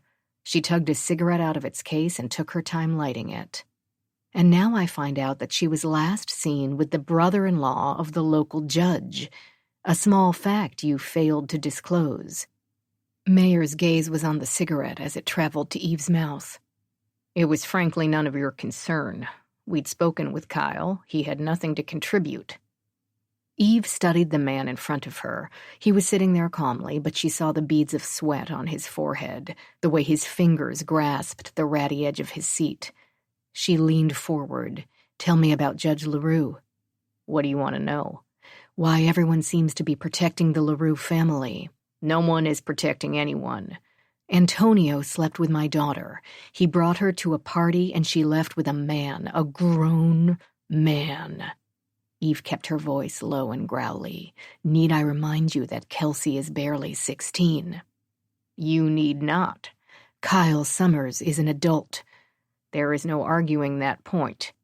Eve raised her eyebrows. And he was the last person to have seen my daughter. You have no proof of that. Eve stood. She walked to the window and looked outside at the dusty street beyond. A woman walked down the sidewalk, one hand clutching a dark-haired toddler, the other pulling a wagon loaded with garbage bags full of something bulky and large. So what did Kyle Summers have to say about my daughter, officer? Eve spun around. If he didn't take her home that night, what did he do? Mayer stood. He walked to the door and opened it. Your 5 minutes are up. I'm not leaving until you tell me what he said about my daughter. Mayer let out a sigh. Nothing. He said nothing. He gave her a ride into town and she must have hitchhiked from there. With whom? Someone local? I have no idea. Maybe a trucker. Maybe she walked off into the sunset. Kyle just dropped her in town. He didn't know what she did from there. Again, so he says. Eve frowned. A grown man left a 16-year-old in the middle of town at night, and that doesn't concern you? She hitchhiked her way here, didn't she? He pushed the already open door. Goodbye, Mrs. Foster. If we get any new leads, we'll be sure to contact you.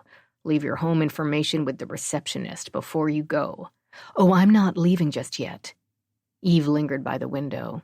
She glanced around the small office, taking in the hopelessness in the air, the stale sense of mediocrity and laziness. Her gaze fell on a framed high school diploma. You're a graduate of Nyla High School, Officer Mayer. Mayer's square jaw set, his eyes narrowed. You've invested a lot of your life in this small town. Grew up here, graduated high school here, probably married your high school sweetheart. When he didn't react, Eve continued. I don't imagine there are a lot of opportunities in a dusty little forgotten town like Nyla. You probably had to fight and scratch your way up the ladder. She smiled. Or maybe you just had to know and please the right people. Mayer still didn't respond, but Eve was sure he understood where she was headed. I imagine it wouldn't look too good if you crossed a town icon. I'm a police officer, Mrs. Foster. It's my job to protect. Ah, Eve said. She stubbed her cigarette out on an ashtray on Mayer's desk. But whom, exactly, are you protecting? Chapter 10. Constance Foster, Nyla, New Mexico. Present. What do you want? The voice calling from the open window was deep, wary with a slight Texas twang. I watched the gun. It stayed trained on my chest. My name is Constance, Connie Foster. A little louder. This is my property. The gun lowered slightly. I saw 2 laser-sharp blue eyes above it. What's your mother's name? Eve Foster, she's dead. The gun slithered back from the sill. A few moments later, the door of the smaller building opened. A tall, broad man in his late 30s walked out. A closely trimmed beard couldn't hide a steely jaw or distrustful stare. He wore a plaid button-down shirt rolled up to the elbows, and huge, deeply scarred hands still clutched the gun from beneath those sleeves. Before he could close the door, a skinny black lab-looking dog darted out. She rushed at me, barking madly. Micah, down, the man said. The dog sat behind him, her watchful gaze on me. ID, he said brusquely to me. ID? I should be asking who the hell you are. This is my house. ID. Fine. I opened the Acura's trunk, keeping my gaze on the stranger. I poked around in my purse until I found my wallet. From this, I pulled my driver's license. I waved it in front of him. He tried to snatch it, and I pulled it away. No way. Look only. He frowned, leaned in, glancing from the photo to me and back again. You look younger. I was younger.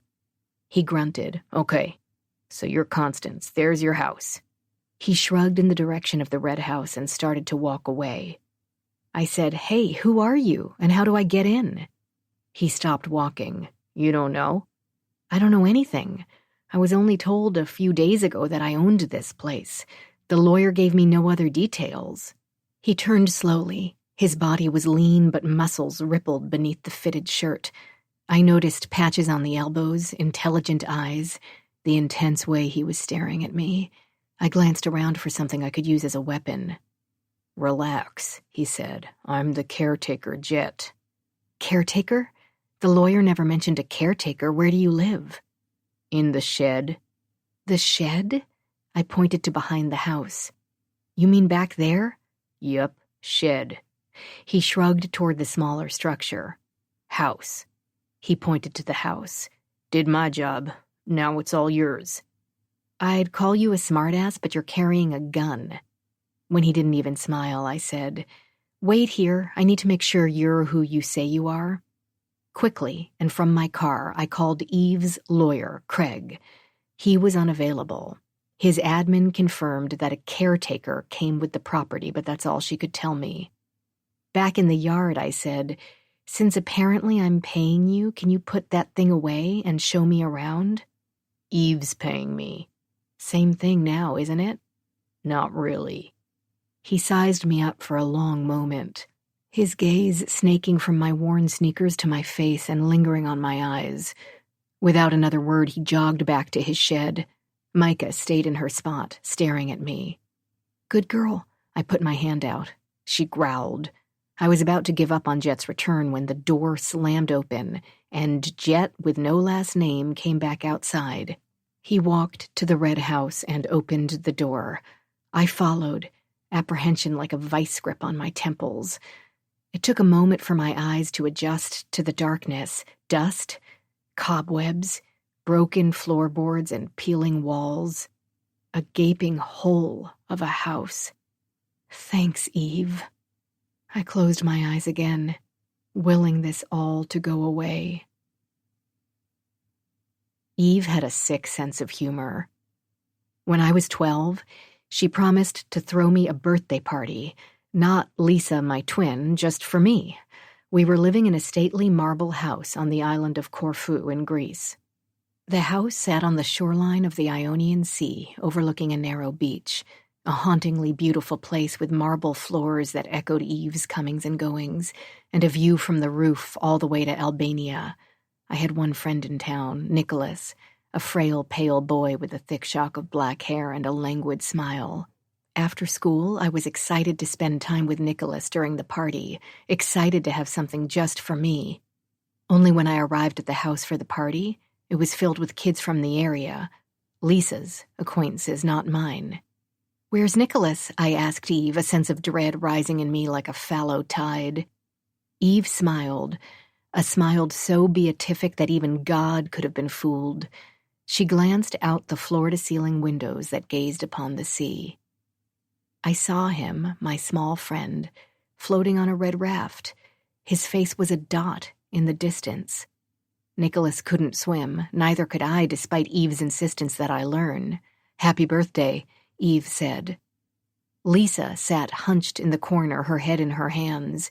Kids sat around her, perplexed pre-adolescents unused to Eve's machinations. "I don't understand," I said. "My gift to you, swimming lessons." When I continued to stare helplessly at my friend, floating farther and farther out from the shore, Eve said, "Nothing motivates like fear, Constance." I saved Nicholas that day. We celebrated with a feast. Nicholas never spoke to me again. I said, "This has to be some kind of joke." Jet stood in the doorway, waiting, his face impassive. I, on the other hand, felt queasy. When it became clear explanations would not be forthcoming, I searched the wall for a light switch. "The power's off. Been off for years." "Years? What about you? Do you have power?" A grunt that I took as a yes. "No use powering an empty house." "Why has it been empty? Why not rent it out?" I searched his rugged face. Why would Eve even keep this place? Jet didn't answer. and so I ventured into what could only be called the living room. Raw, torn floorboards covered plywood. The walls and ceiling were overlaid by horizontal plank siding. Curls of peeling blue paint hung from the walls, and a third of the ceiling looked damaged and in need of fresh paint.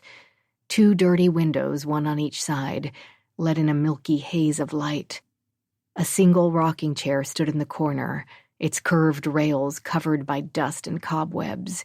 A doorway, its frame once white, led into another room. Standing here, I could see 3 rooms total, their doorways stacked, one behind the other. "It's called a shotgun house," Jet said, rusty voice as though he was unused to speaking. "Each room leads into the next." I stepped farther inside, and only 5 strides later I was in the next room. An iron bed frame had been propped against one wall, next to a stained nightstand. On the other side of the room sat a rusty cast-iron tub that didn't appear to be connected to plumbing. Like the living room, this room had the same peeling blue paint, the same rutted flooring. Bewildered, thinking of Eve, I said, "There's no doors. What do you do for privacy?" Jet shrugged. "Put indoors." The final room served as the kitchen. A single row of rough-sawn pine cabinets was topped by a scarred vinyl countertop. Other than the dust and cobwebs, the cabinets appeared to be in decent shape. A large old refrigerator stood against a wall, and a small stainless sink sat at one end of the counter. No stove. "That refrigerator must smell lovely," I said. I opened a cabinet door and heard something scatter inside. Reminding myself that at least these rats weren't human, I forced a smile. "Running water?" "You have a well." Sounding hopeful. "Bathroom?" Jet nodded toward a peeling white door right off the kitchen. I pushed it open. A low metal toilet sat next to a small stainless sink and a child-sized shower stall. A single dusty window let in a trickle of light. The room was barely the size of a closet, but at least it was something, assuming the plumbing still worked. Jet examined a spot on the wall next to the bathroom. "Move the bathtub into the kitchen, then you can hook it up to water." He pointed to a patched area on the floor. "Looks like that's where it was at some point." "Nice." I jumped up and down, testing the floors. At least the place feels solid.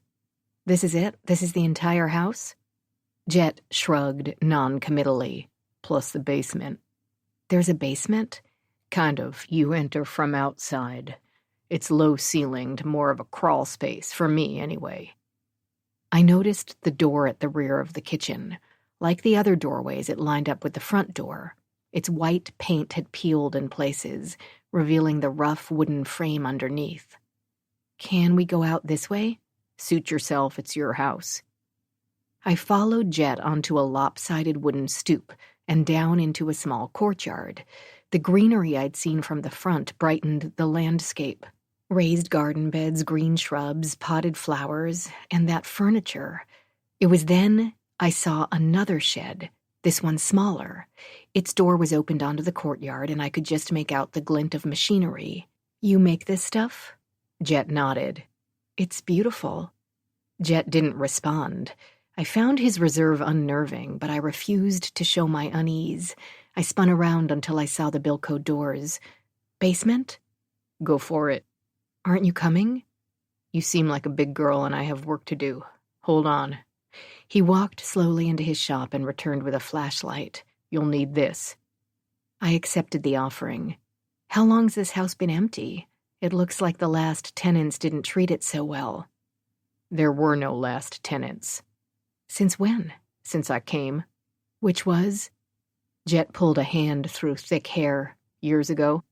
"And before that?" Another shrug. "Mrs. Foster didn't tell me much." Go figure. I studied him. He was a handsome man in a hungry, brutal sort of way. I wondered why Aunt Eve had chosen him. Did he come cheap, quiet, or both? And why had she needed a caretaker for this dilapidated place? Thinking of the trust and all its conditions, I said, Did she tell you anything about the home's history, about why she never visited? She paid me to watch this place. I wasn't allowed to live in it or change the main house. Some other stipulations. She paid a fair wage and left me alone. Did you know I was coming? I was contacted. By a lawyer? No answer. Yep, I figured. So now that I'm here, Mr. Jet, when do you leave? Sorry. He started walking toward his shop. What the hell does sorry mean? I'm here for now. That's all I can tell you. For how long? Silence. This is bullshit. His back to me, he said, I didn't set the rules of engagement. Rules. Game rules. Fuck Eve, always with the games. Even now, playing her stupid games from beyond the grave. Jet turned. His face was a mask of forced patience, as though he were working with a difficult child. He studied me for a moment, and without a word he disappeared into his shop, returning a moment later. While we walked back toward the main house, he asked, You sure you want to go down there? I sighed. Why not? I might as well get the full picture. I kicked at the dirt. This place isn't even livable. He handed me a set of keys. Don't reach under anything. Recluse spiders are common here. I thought you didn't believe in keys. The basement is different. Why? Watch out for the snakes. Rattlesnakes, especially. They get in through the holes in the foundation. Have a gun? So he was going to ignore my questions. No, Jet, I don't have a fucking gun. Then grab a shovel. He pointed toward the gardening tools lined neatly up against the house exterior wall. See a rattlesnake, kill it. Before it gets you. Chapter 11. Constance Foster, Nyla, New Mexico. Present. The lock was old and rusty, but after a few stabs it gave way. I pulled the device off the door and pocketed it, then wrestled with the entrance, Jet behind me. After a few tugs, the Bilko door fell into place and the basement opened up below, a black abyss. The stink was strong, years' worth of disuse and dust and something nauseatingly sweet wafted from below. I turned my head, took a deep breath, and descended, gripping the shovel in one hand and the flashlight in the other. I said, You sure you don't want to come with me? Don't much like cramped spaces. Who did? The beam swept over the tight space. Low ceiling, cobweb streamers. I walked slowly along a path in the center of the room, taking stock. The space was cluttered. 4 broken chairs, an old recliner, an end table, and a small wooden dresser, painted robin's egg blue and decorated with tiny crimson flowers and sprays of green leaves, took up most of the right side of the room. The left side contained a dusty plaid couch, stacks of unmarked cardboard boxes, and a small pile of old children's toys. Something scurried. I flashed the beam toward the back of the room, holding my breath. A mouse, most likely. My breath came out slowly, quietly. I felt hypersensitive to everything. The musty air, the silence, even the rhythm of my own mad heart. I thought of the man outside this room. Could I trust him not to lock me in down here? Could I trust him to be on the same property? And where the hell was I supposed to sleep? Fuck Eve. Another rustle, this one closer. I saw something long and brown and I jumped backward. The largest centipede I'd ever seen shimmied into the light and scurried for cover under the couch. It's just a bug, I told myself. Just a bug. Still, echoes of another basement room. Scratching, moaning, crying, nighttime noises. I closed my eyes. This was New Mexico, far away in time and place from that basement. She'd know that. Of course she would have. This was all some twisted attempt to mess with my head, to invade my psyche from the God-forsaken grave. "Constance?" came a voice from above. "I'm fine." Steadying my hand, I forced my eyes open and surveyed the room anew.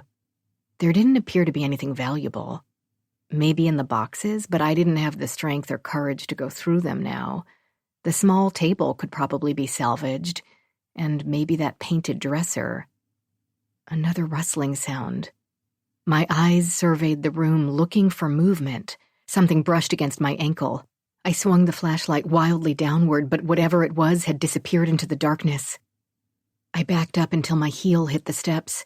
Using the shovel as a crutch, I made my way up the steps, pausing at the top until my pulse slowed and my breathing sounded normal. I was grateful for daylight. You have cobwebs in your hair. Jet stood a few feet away on the cusp of the courtyard. He was using a piece of fine sandpaper on a small bench. He paused, his hand over the smooth, light wood before snatching the keys from my hand. Any rattlers? I closed the Bilko door and reattached the lock, swiping at my hair as I did so. Just a centipede and maybe a mouse. Or 20.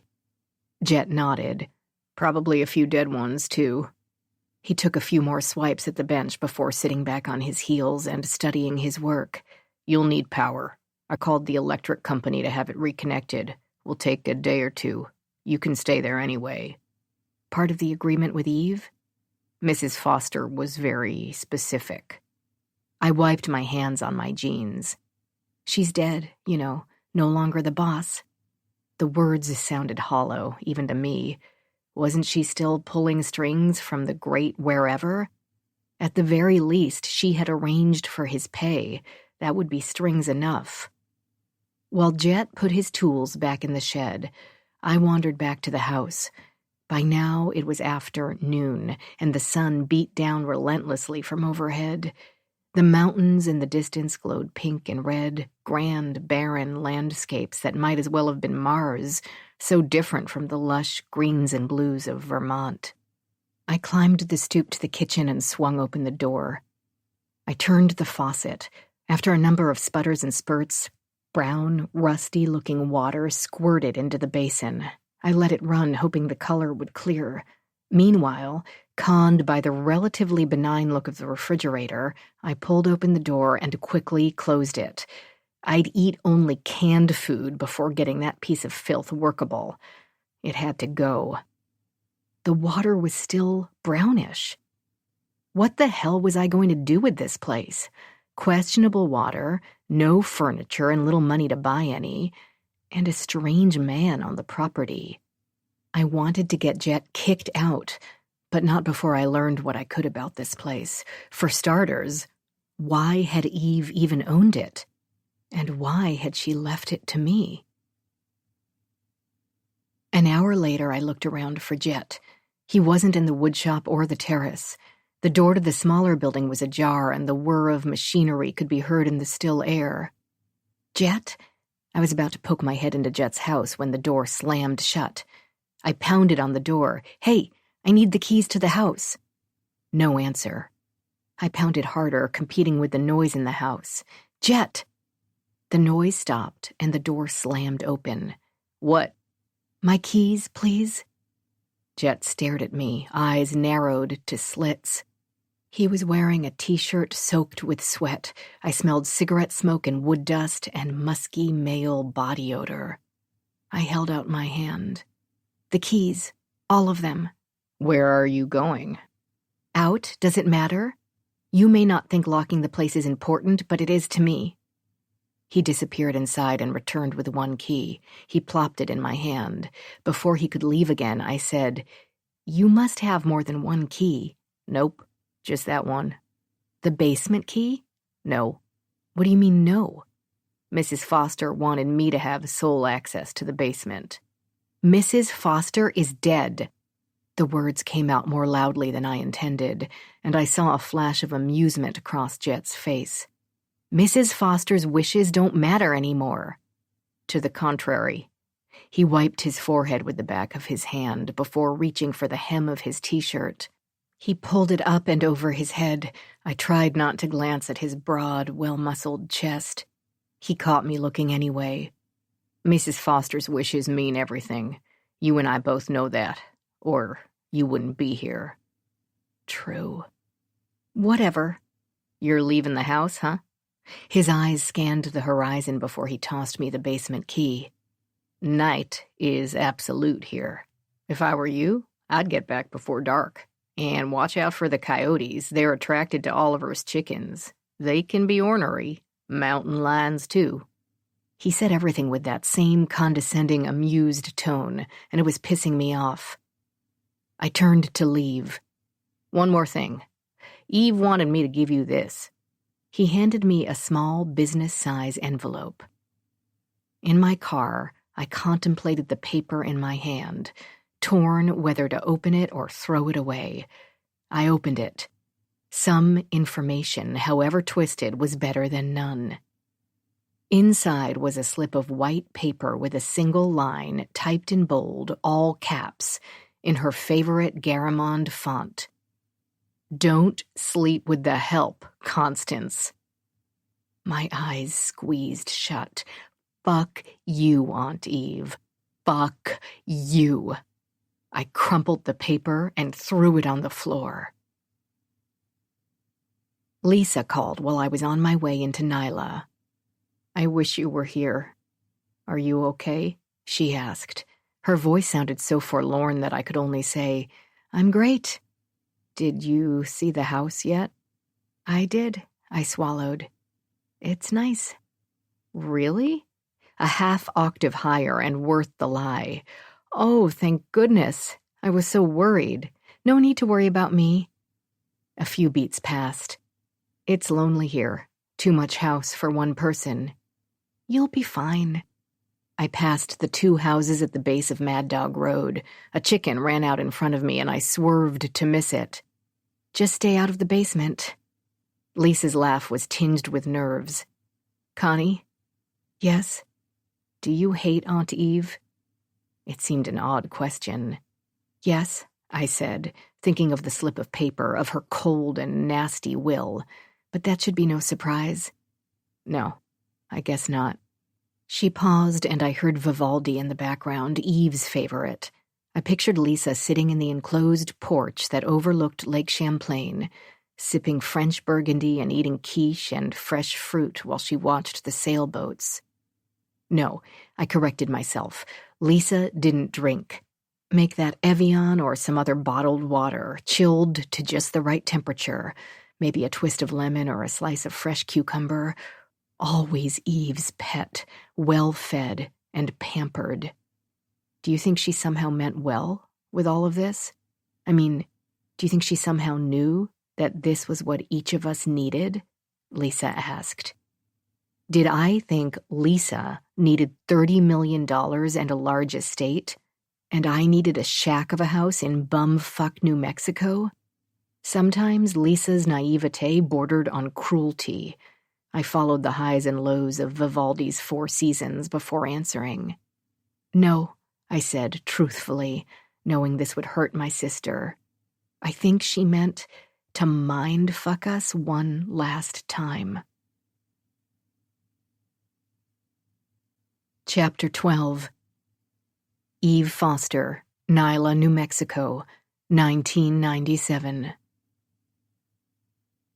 After the unfruitful visit to the police station, Eve headed back to Jack's saloon. Outside, the air was uncomfortably hot and dry, and bugs were frying on the pavement.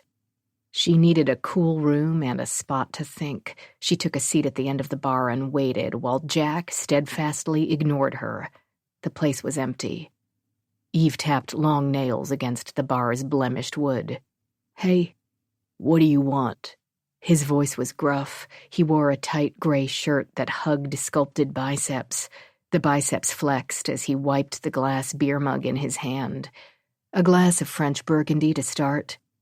He brought the drink to her along with the bill and walked away. "Not so fast," Eve said. "I wasn't finished." "That's too bad, Eve. I'm finished." "Always so testy with women you've slept with?" Jack stood rigid. The afternoon sun flooded through the windows, and Jack squinted against the glare. The front door opened, and a pair of denim-clad Mexican cowboys claimed 2 stools at the other end of the bar. "The usual," one called. "What do you want?" Jack grabbed 2 shot glasses and began pouring an amber liquid. "I'm busy, and I told you what I know." "Kyle Summers." "What about him?" "So you do know him?" Of course everyone knows Kyle. Why, what's Kyle to you? Jack looked genuinely curious. He disappeared down the aisle to deliver the drinks. When he came back, he said, You don't think Kyle has something to do with your daughter's disappearance, do you? I don't know. Jack looked thoughtful. You're grasping at straws. Eve sipped her drink, thinking, he left a party with Kelsey. Jack shrugged. So what? I think he brought her home. Kyle's older than your daughter, significantly older. Eve smiled at his feigned innocence. Kelsey likes anything that's a challenge or a middle finger to me. She prefers older men, so it fits that she'd be with him, and if he's married, even better. Kyle isn't married. The tone of his voice gave her pause. No, she sat back. I heard there have been other disappearances, murders, too. It seems Nyla has its very own serial killer. Maybe this Kyle has something to do with that. Jack looked suddenly uncomfortable. He glanced down toward the men at the end of the bar. When he turned back, he was chewing on his bottom lip, which was red and swollen. He has a mistress, an illegal. It's the worst-kept secret in town. An illegal as in illegal alien? Jack nodded. He looked about to say more, but closed his mouth. 2 more men entered the bar and sat at one of the high-top tables, and Jack walked away to wait on them. Eve lit a cigarette and stared at the mermaid painted over the bar, watching the smoke waft upward. She thought about what Jack had said. A mistress. No wife. That meant he lived alone. That also meant he could do what he wanted, including with a 16-year-old girl. She needed to visit this Kyle Summers. When Jack was back behind the bar, Eve took a final sip of her wine and threw a 20 on the counter. Jack picked up the 20 and started to make change. Eve waved him off. Leaving town? Jack asked, pocketing the tip. Why does everyone seem so anxious to be rid of me? Not exactly a place used to strangers. Maybe. Eve tapped her cigarette case into her hand and pulled out another smoke. Or maybe I'm getting close to something like the truth. Jack shook his head. I'm sorry about your daughter, but I don't think your quest ends in Nyla. I need to be sure. She took a small pad of paper and a silver pen from her purse. Do you know where I can find Kyle Summers? He owns businesses all over town, most of the apartments as well. And he has a house on Mayberry Street? Eve smiled at the look of surprise on Jack's face. Where on Mayberry? I checked it out. It's a long street with lots of houses. I have no idea. Kyle and I aren't exactly chummy. How about this mistress? Jack shrugged. How about where she works? The 2 men at the end of the bar slammed their glasses down at the same time. Jack, one called, stop flirting with the lady and get us another round. Jack said, I have customers, Eve. The mistress, Jack. Tell me her name and I'm out of here for the night. You're the most determined woman I've ever met. He studied Eve for a second, his gaze gradually hardening. And if I help you? I'm still in the same room at the motel. We can talk. Jack's nod was curt. He left to attend to the 2 men at the other end of the bar. When he came back, he said, The Cat's Meow, a rooming house off Main Street. She works in housekeeping. Her name is Flora. He cocked his head. Watch it, though. You might catch something there. Locals call it the Pussy Palace. I'll be sure to take precautions. Jack shook his head. I have a feeling it's them who should be afraid. Chapter 13. Constance Foster, Nyla, New Mexico. Present. I'm going to tell you a ghost story. The woman leaned over the bar and squinted, her eyes red-rimmed and unfocused. It's about Nyla and her love affair with darkness. The bartender pushed a shot of tequila to me from across the bar. Amy filling your head with nonsense? He wiped a puddle of beer in front of her and shook his head in mock annoyance.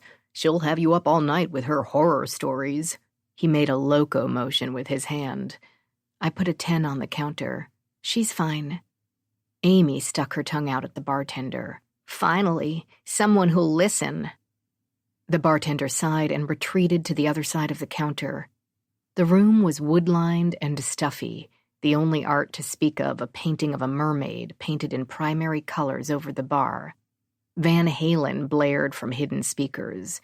Only 3 people remained in Jack's place other than me and Amy, and the bartender turned his attention to the soundless television on the wall, watching the shit show that was the news. The woman said, 6 girls over 5 years, kidnapped, then raped, tortured, mutilated, and dumped. Some were held for days, some for weeks. Imagine being one of those poor girls, out there alone, at his mercy. She shook her head. And now it started again. 6 girls, huh? I gulped my drink. Unbelievable. She slid an arm down on the bar into a fresh puddle of beer and grimaced. You're not from here. How can you tell? 6 girls in the 90s, Amy said, and here we go again. She was a sloppy drunk. Her blonde hair, ends dyed Easter egg blue, hung in her face, covering one eye. Her mascara was smeared, and her linen top was a mess of wrinkles and one Italy-shaped beer stain. The booze didn't slow her down, though. She pulled her stool closer to mine and whispered loudly in my ear, 2 girls in the past 4 months alone. Amy slapped the bar top. She swayed backward and her blouse hiked up, revealing an angel tattoo across her midsection. She could have been 19 and she could have been 30. Damn if I could tell. However old she was, they'd been hard years. 2 dead women, raped, tortured, hidden away. She pointed to the television. Why aren't we hearing about it on the news? You'd think we would. That's 8 dead girls. Drunken nod. No witnesses, no one caught. Why is that, do you think? I'll tell you why. Because no one gives a damn about these women. One day they're lurking around Nyla, the next day they've disappeared. They show up days or weeks later in plastic bags, quartered like chickens. She put a hand over her mouth, eyes wide. Poor things. How am I supposed to feel safe here? I felt an involuntary shudder run through me. Old murders were one thing, fresh ones were quite another. All of this happened in Nyla? Yep, in fucking Nyla. Amy took a long gulp of beer. Another shot?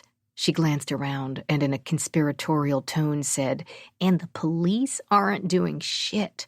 Maybe I wasn't born here, but ask me and I... The bartender spun around. Smooth as whipped cream, he pulled Amy's beer and replaced it with water. Time to sober up, Amy. You're bothering this poor lady and I think your boyfriend is calling. The pair exchanged a look. Low blow, Ron. She moved back, away from me. My boyfriend is an ass. Ron knows I left him. Ron thinks it's funny. Don't you, asshole? The bartender poured another shot of tequila and placed it in front of me. On the house, for suffering through Amy's stories. I don't mind. Amy beamed at me. See? She took a sip of water and grimaced as though she were drinking gasoline. Ronnie here is looking after me. Always does. He knows... The bartender leaned over and whispered something in Amy's ear. Her face paled and she nodded and stood. With a final nod at me, she left the bar without paying. Ron watched her leave, shaking his head. Sorry about that. He wiped a damp towel across the bar where Amy had been sitting, leaving half-moon marks on the polished wood. She's a little mental when she drinks, makes up stories to get attention. Is she right? 2 girls in 4 months? The bartender seemed to be weighing his words. We get a lot of transients through here, people on their way to Albuquerque or Mexico or parts west. That doesn't really answer the question. You going to drink that? He pointed to the free tequila. Maybe. I picked up the glass, swirled it around. 2 girls? The drug trade brings a lot of undesirables. I threw the tequila down my throat, relishing the burn. The first one had barely made a dent in my nerves. With this one, I could feel a veil of calm settling over me. I'd come into Nyla proper in search of food and cleaning supplies, and I'd settled for booze and company. You don't say. The bartender chewed at his bottom lip. He was short and squat, with a thick black mustache that reminded me of a hairy caterpillar. "Where are you staying?" "Why do you want to know?" "Wondering if I need to drive you there." I pushed the shot glass back, away from me. "I'm fine." "Still, you at the boarding house?" "Nope. Mad Dog Road." "You Oliver's granddaughter?" I smiled at the idea of being anyone's granddaughter. "No. I have the little house at the end of the street." "Ah," he studied me. "The red house. Jet's girlfriend?" "Never knew Jet to have any girlfriends." He tilted his head, or any boyfriends for that matter. "Nothing to do with Jet. I own the house. Own Jet's house, too." Ron frowned. His gaze strayed to the other people at the bar, and when he looked back at me, his demeanor had changed. His spine straightened, and he tossed the cleaning rag into the sink. "Last call," he yelled, dismissing me. Overhead, the newswoman droned on and on about a crash in Santa Fe. I watched television and drank water until I felt like I was sober enough to drive. Ron remained coolly professional. It wasn't until I was making my way back up Mad Dog Road that I realized Ron had never really answered my question. Had 2 girls died in Nyla recently? Murder wasn't uncommon, but if they'd been killed in this town, why the secrecy? I slept in my car that first night and woke up at dawn to a rooster's crowing. I had a skull-gripping headache and a kink in my neck. My stomach rumbled. I stretched my way to wakefulness and thought about coffee before trading my jeans for running tights and pulling on a light sweatshirt. No easy feat in the cramped space. The morning air felt dry and chilly. I popped 2 Excedrin and chased them down with yesterday's flat soda, debating what to do next. Might as well get started on the house. The sooner I had the place livable, the sooner I could sleep on something other than a back seat, and the sooner I could make my own damn coffee. Jet's place was dark, and his truck was gone. I threw my duffel bag on the living room floor. The place was quiet, too quiet. Not even the sound of Oliver's chickens penetrated the building's thick walls. I wandered through the 3 rooms, making plans in my head.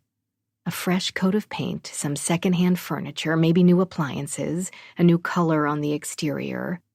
I'd need cleaning supplies and tools. I'd also need a job and a bank account. But first, I needed electricity. When was that supposed to be turned on? I wandered out the back door, hoping Jet was back from wherever he'd been so early in the morning, but his truck was still gone. Somewhere in the distance a coyote howled. I rubbed my arms with cold hands, wondering what to do.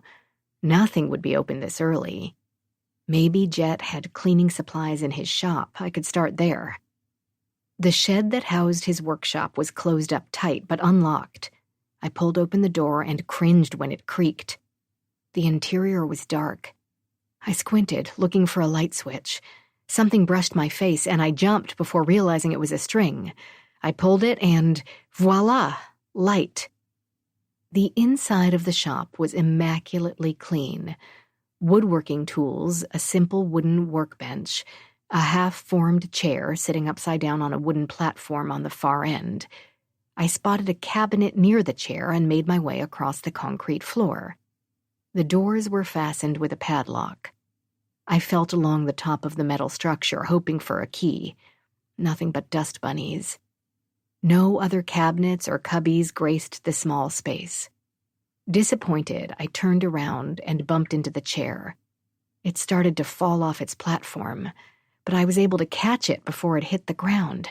Damn, I muttered to myself. As I righted the chair and the platform, I saw that the platform's wooden base was sitting on a door in the floor, or at least the outline of what appeared to be an opening to something. I pushed the platform aside, one hand steadying the chair. The door in the floor was about 2 by 2, just large enough for a person to get through. I felt along the edge for a button or trigger of some sort, but the edge was smooth all around. The wood was a discolored reddish-brown in spots, a lacy pattern that bled across the door's edge and onto the adjacent floor before meandering under a work table. I traced the stains with my finger, feeling a strange sense of foreboding. I couldn't help but think about the woman from the bar, Amy. 2 girls killed in 4 months, a locked cabinet, a hidden space under the floor, a man with no last name. I knelt down and studied the door. I jammed a fingernail under the edge and a splinter stabbed my nail bed. Blood trickled along my knuckle. I hissed under my breath and stuck the nail in my mouth, sucking away the blood. The lacy patterns seemed to dance along the wood, taunting me. There was something familiar about the pattern. I reached for my phone to take a picture and realized it was in my backpack in the house. I started to stand when I saw it, a shadow falling across the wooden floor, long and distorted and very distinctly human. I started to turn, but it was too late. A whooshing noise, then pain seared my skull. The last thing I remembered was the starburst shape of my own blood as it landed on the floor, mingling with the lacy patterns and creating something new. Chapter 14. Constance Foster, Nyla, New Mexico, present. I came to in a darkened room. A single bulb illuminated the space overhead, leaving the edges in shadows. My head hurt, and the blow exacerbated my hangover. I flexed my muscles, doing a physical inventory. Other than my pounding head, my ribs ached, and my finger felt stiff. I made a fist. There was a bandage on the finger where the splinter had been. What thug takes the time to bandage the victim's finger? The room was tiny, not much larger than a walk-in closet, wood-paneled walls, a single bed. Spartan, but clean. "I don't trust her, and neither should you," I heard a voice say. A man grunted in response. "What are you going to do with her? You can't let her stay here. She should have never come." Like I have a choice in the matter. "We always have a choice." The first voice was unfamiliar, but I recognized the second voice as Jet's. I tried to sit up and was rewarded with a wave of nausea. I clenched my jaw against the onslaught and pushed myself onto my elbows. I groaned. "I think she's awake," Jet said. "Stay here." Footsteps, then a door opened wider, spilling in more light. I closed my eyes. I heard Jet cross the room. He touched my shoulder and handed me a glass of water. "You're lucky he didn't kill you." I rubbed the back of my head. It felt sticky. My scalp was tender to the touch. "I don't feel so lucky." "Yeah, well." Jet put out a hand and I took it. He helped me stand. "Oliver's not used to strangers. He didn't know who you were. Just that you were where you shouldn't have been." "Oliver as in Chicken Oliver?" "Don't call him that. He's a sensitive guy." Jet led me out into another room. This one was small too, but not as claustrophobic. A pair of plaid armchairs sat on a rug, across from a 2-person rectangular wooden table. I recognized Jet's handiwork in the table's sleek lines. Along one edge of the room was a bank of kitchen cabinets, a small refrigerator, a microwave, and a sink. An induction burner perched on a butcher-block-topped rolling island that had been pushed up against a wall. On the other end of the room, next to the table, stood a computer desk. A tiny television hung on a wall behind the desk. 2 windows looked out on the red house and the driveway beyond. My eyes were drawn to the man sitting at the table. He blended into the shadows, but as he leaned forward into the light, I saw tufts of red-gray hair and an elfin face. He was older, 60, maybe 70. His hunched back and impossibly long arms gave him an ape-like appearance. Micah lay at his feet. "You must be Oliver," I said. "You have a hell of a way of welcoming new people to the neighborhood." Oliver scowled, then stood. "Good luck with her," he said to Jet. I watched him disappear through the front door. Not much for social skills, I guess. Jet gave another of his maddening grunts. He doesn't take well to strangers poking around my place. It's my place, all of it. The shotgun is your house. I still have rights to the outbuildings. Eve's lawyer never mentioned that. Jet shrugged. Somehow he made even that simple gesture seem arrogant. Call him. It's in my agreement with Eve. It survives her death. Jet regarded me as he made his way to the kitchen area. He opened the freezer and pulled out an ice pack, which he tossed my way. Put that on your head. I placed the pack against my skull. Damn. It hurt, and the ice only made it worse.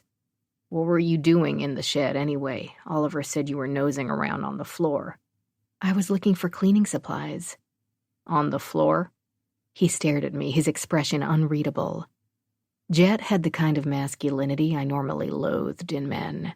Strong, quiet, above the need to explain himself, impatient with feelings and convinced that only his brand of logic mattered, used to getting his way with most women because of a handsome face. Only I wasn't most women. As much as I hated Eve, I'd learned a few things from her, and I viewed men, nearly all men, with the same wary pragmatism I reserved for large dogs and black bears. Unless they served a purpose, I admired them from a distance. I wanted Jet gone from the property. He was a complicating factor I had neither bargained for nor agreed to. I said as much. Call your lawyer then. Ask him. I'm afraid you're stuck with me, for now at least. He took the ice pack from my hand and repositioned it against my head. I'll ask again, Constance, what were you looking for in my workshop? Nothing. Oliver said you were nosing around. I saw a trap door on the floor. I was curious about it. It's just a cabinet. I use it to store chemicals. My foggy mind flashed back to the lacy stains. The wood flooring. Is it old? Old as the house, I guess. Another wave of nausea hit, and I put my head between my legs, riding it out. With my eyes closed, I pictured the shed floor, the reddish-brown stains interspersed across the wooden planks, like fans, like pinwheels. Constance, are you okay? You probably have a concussion. Constance? Not fans, not pinwheels. Small, red. Constance? Like hands. With dawning horror, I realized what I'd been looking at. Handprints, like a macabre finger painting captured for posterity across the floor of Eve's shed. Jet hooked me up with a bucket, a scrub brush, and some cleaning solution. I thanked him, although after realizing what the pattern on the workshop floor was, I had trouble looking him in the eyes. But if those were handprints, they were old. Or so I told myself. Jet had nothing to do with whatever had happened in that shed. Jet, the man who had constant access to my property, the man whom I knew nothing about. Maybe you're imagining things, I said to myself. Maybe they weren't handprints, or blood, for that matter. That could have been paint or wood stain. Stay calm. You're safe. But was I? As I scrubbed floors and washed walls and windows, I thought about Jack's place and the woman, Amy, I'd met the night before. 2 dead women in 4 months. Had Amy been right? It seemed unlikely that 2 gruesome murders would go unnoticed by local media. Had this little town of Nyla really been haunted by the deaths of 8 women? Or had the bartender been telling the truth, and Amy was an attention-seeking liar? I forced myself to stop thinking about Jet and Amy and unsolved murders. I had more pressing issues to address after all, like a place to sleep. That afternoon, I took a ride into Nyla. First stop would be the store for some plumbing supplies, paint, and 2 door locks for front and back. I knew they wouldn't do much if Jet was determined to get in. But short of buying a gun, I wasn't sure what to do, and guns cost money. Money I didn't have. As I drove back down Mad Dog Road, I called Lisa. "I'm so happy to hear your voice," she said. "How is the decorating coming along? Do you need ideas?" I didn't waste time with niceties. "Lisa, I need you to contact that lawyer, the one who read us Eve's will." Craig Burr? Sure. Why? Ask him about a man named Jet. He's the caretaker of the property Eve left me. I want to know the terms of his employment. Silence. Then, you can call him, Connie. I'll give you his number. Do this one thing, Lisa, please. I'm trying to get this place ready and livable, and I don't have the money for attorney's fees. It feels like his time should come out of the estate. You said the place was nice. I had, hadn't I? It's fine, but it needs work.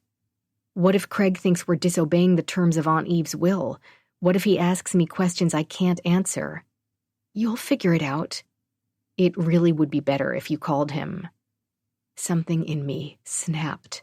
I took a deep breath and accelerated the car. You're there by the lake, watching your reality and talk shows, and meanwhile, my house has no furniture or electricity or clean water. I don't even have a stove. Can you do this one thing for me?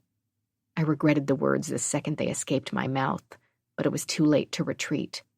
One thing. She said, I didn't know your house wasn't livable. You didn't tell me that, Connie. How would I know if you didn't tell me? There was reproach in the tremble of Lisa's voice. Of course she didn't know. How could she? I'd told her the house was nice. I'd told her everything was fine. She had been eager to believe it, but I had been eager for her to believe it. Why? Because I didn't want her to worry? Or because I didn't want to deal with her neediness? I sighed. I'm sorry. You're right. I'll do it. Don't bother. I'll call. No more tremble, just indignant anger. I said I've got it. But Lisa had already hung up. The handyman's hideout was a cluttered mishmash of tools, household items, building supplies, fishing and hunting equipment, and animal feed. I pulled together a cart's worth of stuff and waited patiently while an elderly woman with a pink baseball cap checked me out, my argument with Lisa still heavy on my mind. Doing some home improvements? The cashier asked. Yep. She nodded. Her white hair was thin and wispy, a contrast to her mocha-colored weathered skin, and it stuck out from beneath her cap like a snowy Medusa. You new here in Nyla? She peered into my face. I haven't seen you before, and I would remember you. I'm new. Whereabouts you living? On the outskirts of town. The woman put down the paint can she'd been scanning, and a broad smile creased her face. Now, sweetheart, that could be anywhere. Her smile, the first one I'd seen in days, made me smile. I told her where I was living, and like that, her smile disappeared. Ah, near Oliver. Right down the road. You be careful living among all those men. Oliver's brother, Raymond, he's no peach. Jet mostly keeps to himself. She tilted her head, gave me a forced smile. Renting from Jet? It's my place. The woman's eyebrows shot up. That little red house? Figured Jet owned it. Had been vacant for years. Abandoned until he showed up. My mother owned it. She recently passed. Your mother? Eve Foster. The woman pressed her lips into a stingy frown and returned to scanning my items, completing the job in silence. I wasn't sure what I'd said to shut her down that way, but I was getting used to the people in Nyla turning on a dime. When she told me the total, I peeled off 4 20s and handed them over reluctantly. You need any help here? I asked. She seemed friendly enough. My bar was low these days, and I needed the money. The woman looked around at the empty store. We're not hiring, sweetheart. No one in Nyla will hire you. At least she was saying it aloud. Because I'm new in town or because I'm a woman? She smiled again, but this time her expression was tinged with sadness. Because Nyla is dying, and dying towns don't hire. Chapter 15. Eve Foster, Nyla, New Mexico, 1997.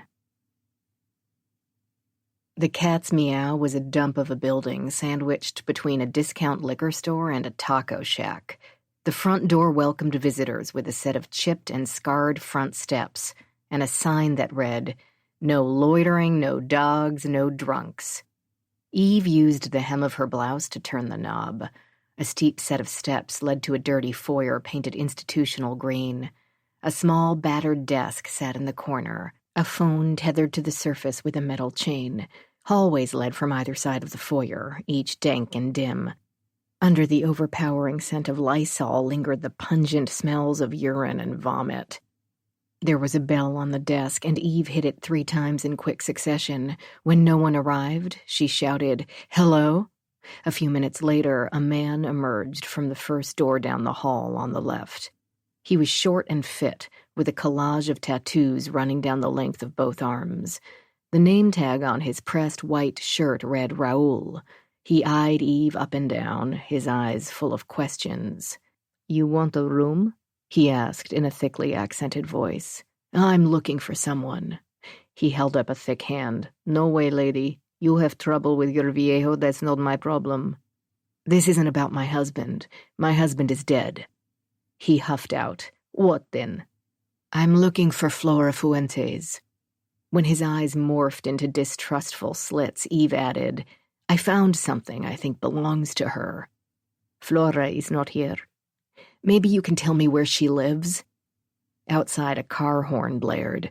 The man followed the sound with his gaze, his expression hard. "You have something for Flora? You leave it with me. I'll see that she gets it." "I'm afraid I can't do that." "Then I'm afraid I can't help you." He turned to go back to his apartment. "Wait." Eve closed the space between them with long strides. She held out a $50 bill. "Please, I need to see Flora." The man studied Eve's hand, regarding the money like it was a rattlesnake. Eventually, he shook his head. "I don't get mixed up in people's business. You got issues with Flora, you find her yourself." "When does she work? Maybe I can stop by again when she's available." The man shook his head. He reached for the door to his apartment and opened it before turning back to look at Eve. He mumbled something under his breath in Spanish. Eve didn't understand all of it, but she heard Perra Blanca Rica. Rich white bitch. She'd show him what a bitch she could be. "He wouldn't help you, huh?" Jack ran his finger lightly over Eve's nipple. They were lying in Eve's bed at the hotel. Evening had long since passed into night, and Eve sucked on a cigarette and watched Jack's finger, feeling oddly at peace. "Short guy? Lots of tattoos?" When Eve nodded, he said, "That's Raoul. He manages the Pussy Palace. Sorry, the cats meow." He flicked a tongue along her collarbone. "He's not a bad guy." "Never said he was." Jack took Eve's hand and rubbed it along his groin. He was hard. Eve pulled her hand back and shook her head. "Come on." Eve sat up, tugging the sheet with her so it covered her breasts. "Help me find Flora. I want to know where she lives. I want to talk with her." "Are you just sleeping with me so I'll help you?" Eve smiled. "I'm sleeping with you because it's pleasant enough. I'm being nice, so you'll help me." "You really are a cold bitch." Eve put the cigarette out in a tray next to the bed. "I've been called worse." Jack smiled down at her, his eyes a misty mix of longing and confusion. She wondered if she hadn't made a grave mistake in betting Jack. He was cute and he was fit, but emotional attachment meant ego, and ego meant trouble. She needed to nip this in the bud immediately. She needed to keep it transactional. She slid down slightly so that she was pressed against him and ran a hand down his side until she found what she was looking for. She rubbed the length of him, using her nails to trace waves along tender skin. He shivered. She stroked him lightly. "I need to find my daughter. You understand that." "Are you so sure she's in Nyla?" "I know she is. This is where the trail went cold." She moved her mouth next to his ear. "Will you help me find Flora?" Jack closed his eyes. Eve tightened her grip. His breathing quickened. Eve stopped and his eyes fluttered open. "What?" "Will you help me, Jack?" He lifted his hips. Eve touched him lightly again. Teasing, no promises. Jack. Yes.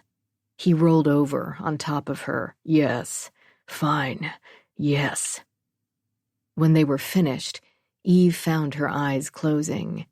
Sleep was seducing her, promising her relief from this relentless drive to find her daughter, to show Kelsey that she couldn't win, ultimately, and that Eve was always the stronger one, the smarter one. And if someone had hurt her daughter, there would be hell to pay. You must really love her, came Jack's voice, an unwelcome intruder in this pressing, sweet oblivion. Love who? Your daughter. Eve frowned into her pillow, turned over so she was staring at the ceiling. The truth is, loving Kelsey is like loving a cactus. She's hard to love, and even harder to hold. She ran away from home. It was a game, her version of hide and seek. I forbid her from going, but she went anyway. Eve sighed. Typical Kelsey. I had her followed, of course. Then in Nyla, she simply, poof, disappeared. What will you do when you find her? I don't know. What can I do? Eve wondered. Jack said, kids need consequences. Is that so? They need to know who's boss. Eve's smile was faint. When she told me she was leaving, I took her out of the will. She stood to inherit quite a bit. But did she know you did that? Of course, it wouldn't have been a deterrent otherwise. She must think you're one of those soft parents, the kind who caves. Eve laughed. I'm not the caving type. Jack moved closer, his front pressing against Eve's side. He pushed the hair back from her face. You come from some kind of rich family, rolling in here with a fancy car and throwing around bribe money? It's not bribe money, it's incentive, whatever you call it. Did you grow up with a trust fund, Eve? Eve tensed. Hardly. Jack pressed his lips against her forehead. The Ice Queen has feelings after all. It was a statement said with neither judgment nor pity. And at that moment, Eve both hated and adored him. They lay in silence for a few minutes, silence broken only by the occasional sound of a car on the road below. Jack broke the silence first. You're angry at me. Eve said, I was only 15 when Kelsey was born, 14 when I got pregnant. Who is her father? My late husband, Liam Foster III. He was 27 years my senior, a doctor at the hospital where I volunteered. Eve nodded at the surprise in Jack's eyes. Can't see me as a hospital volunteer, bringing cheer and hope to sick people? Not really. Clearly I was meant for other things. Liam was power personified, surgeon, investor, businessman. He had more patents than patients, held ownership shares in 2 companies. She closed her eyes, exhaled. He screwed me in the broom closet with the hospital president right outside. Knocked me up. Eve reached for her cigarettes, took her time lighting one, then took deep breaths and let them out in concentric circles, watching the smoke rings as they disappeared into the darkness. You married him? 3 months before Kelsey was born. He was single, and my father, who had some power in his own right as a local preacher, forced his hand. Liam resented me, and I resented my father. Perfect all around. Eve traced the length of Jack's bicep with a fingernail, digging in harder than necessary until she felt him flinch. Kelsey is her daddy's daughter, spoiled, headstrong, determined, and always, always playing mind games. Jack took the cigarette, inhaled, and handed it back to Eve. She felt his muscular, hairy calves against her own. Like mother, like daughter, Jack said. Liam's dead? Yeah, he's dead. Killed in a car accident when Kelsey was only 10. Left us well off. Eve's smile was melancholy. Kelsey never really recovered, or maybe she did. Another half smile, this one bitter. It's hard to tell with Kelsey. Was she already fucked up because of Liam? Or did Liam's death fuck her up? Chicken and egg? Something like that. Your daughter sounds like a handful." Eve slipped out of bed, still nude. She walked to the window and opened the curtains wide, aware of Jack's stare, aware of the cold air flowing from the air conditioner onto her body. Hairs stood up on her arms. That feeling of lazy, hazy sleepiness left her. "You should leave," she said.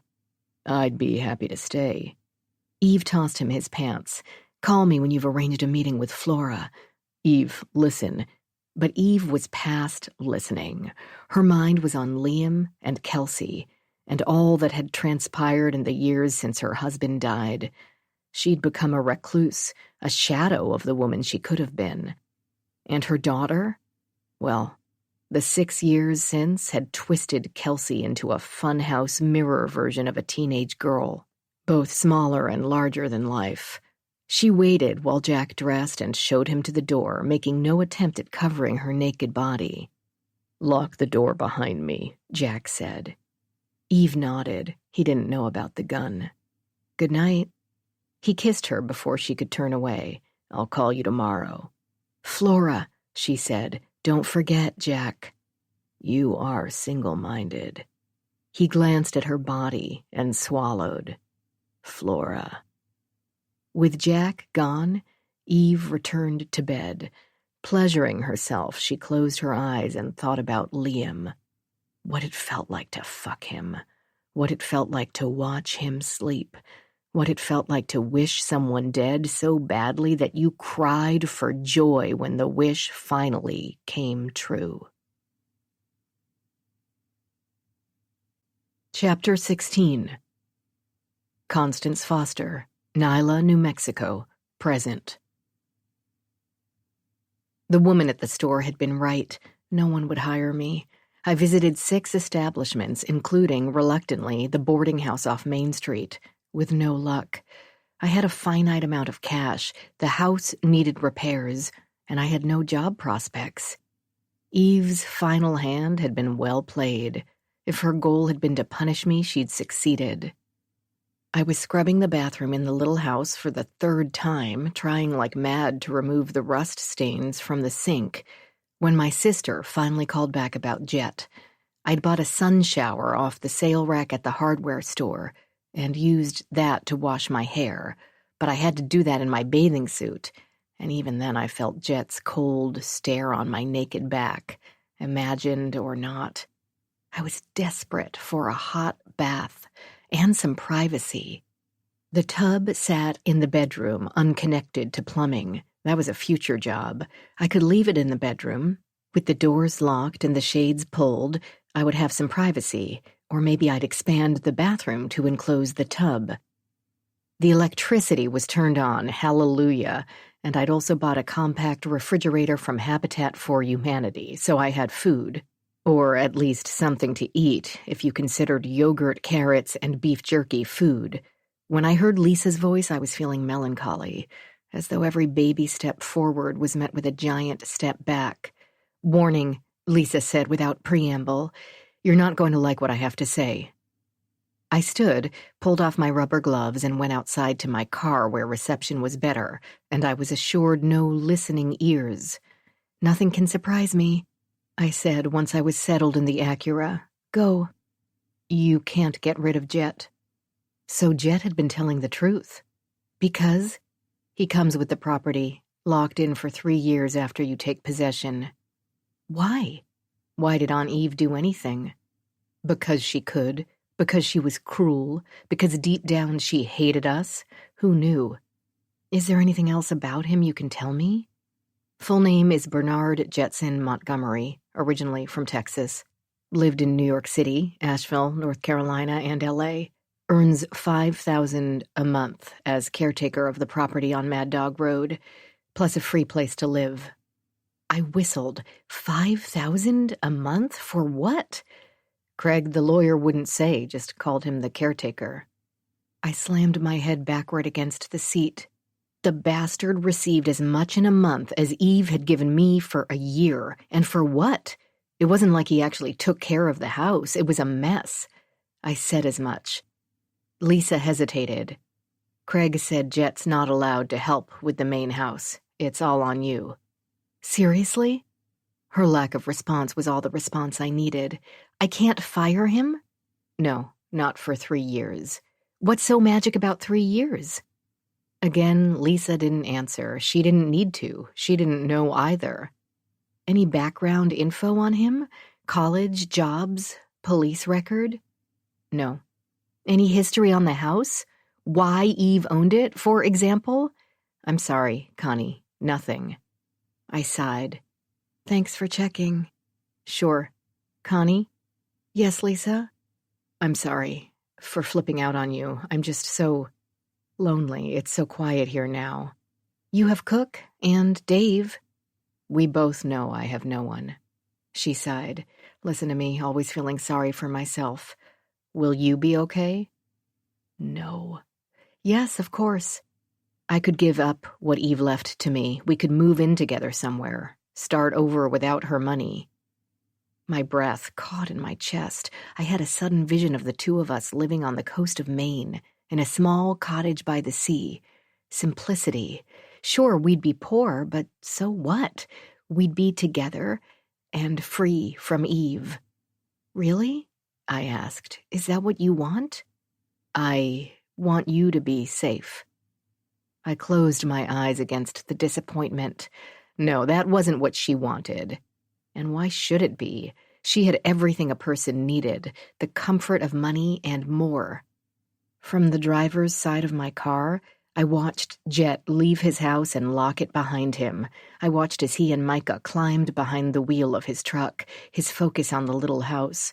He wouldn't see me in the car, which was just as well. I could watch him unnoticed for once. I said, "Goodbye, Lisa." Hearing the bitterness in my voice, I added, "I love you." Her response practically dripped with relief. "I love you too, Connie. I always will. We're sisters." A trip back to the Habitat for Humanity store proved fruitful. I purchased an armchair and a side table for $50, a small bistro table for $10, 2 kitchen chairs for $15, plus a bed frame and dresser for another $75. They were ugly, but beggars couldn't complain, and I wanted to sleep in a bed almost as badly as I wanted a bath. Everything would be delivered the next day for another $25. Now all I needed was a mattress. I was heading to the only discount mattress store in town when I saw a flash of blonde hair, ends dyed blue, out of the corner of my eye. It was Amy from the bar, and she was walking toward the taqueria next to the boarding house. I slid the Acura into a parking space and jumped out just as Amy disappeared inside the restaurant. Opening the taqueria door, I was assaulted by the sense of frying meat and onions. Grease hung in the air, competing with heat and noise. My stomach grumbled, and I realized I hadn't eaten since yesterday. I glanced around, looking across a dozen occupied booths and tables, until I spotted Amy at the counter. I stood by the entrance and waited. 5 minutes later, she walked toward me, carrying a bag of food in one hand and a drink in the other. Her gaze brushed over me dismissively before she turned to take a second look. She flashed a smile of recognition, a pretty, youthful smile, before her expression turned wary. I realized she was young, maybe early 20s, even younger than me. "Amy, right?" She nodded. "I'm sorry, I don't remember your name." "Connie, we met at Jack's place." "That I remember." She gave me a chagrined smile. "I'm afraid I wasn't at my best." I waved away her apology. "We all have those nights." "Yeah, well, I've had a lot of them." On impulse, I said, "You want to join me for lunch?" She stood open-mouthed for a moment, clearly torn on how to respond. "Sure, why not?" I ordered a trio of chicken tacos and joined Amy at a table toward the back of the restaurant, near the window overlooking Main Street. She'd waited for me to eat, and her tacos were spread across their wrappers in a neat row, bits of stray lettuce in a tidy pile occupying one corner of the wrapper. "What do you think of Nyla?" she asked as I sat. She was gazing out the window. I saw a fresh scratch across her jawline and the yellowish remnants of a black eye on the edges of her brow bone. I said, "It's quiet, kind of pretty." She turned back toward me, arched eyebrows, a wide sneer. "You don't know Nyla well." "No?" "No." We made small talk for a few minutes. She asked how I came to live in Nyla. I gave her the skinniest version of the truth, avoiding any mention of Eve, Jet, or the inheritance. I asked her why she'd moved here, and she briefly described a turbulent relationship that ended with her living in the rooming house next door. "It's a hole, but I have a bed, and for now I can afford it." Amy took a bite of a taco, frowned. "Truth is, it used to be called the Pussy Palace, popular spot for truckers who wanted a bed and a warm body in it. New owner kicked out the hookers, but it's still gross." I considered inviting her to stay with me on some kind of help for rent deal. I could use the extra hands, and she could obviously use a nicer place to stay. But I didn't know her at all. My place was not very nice, and, remembering the drunk girl at the bar, I figured the last thing I needed was drama. So instead, I asked her about the murders she'd mentioned. Eyes suddenly downcast.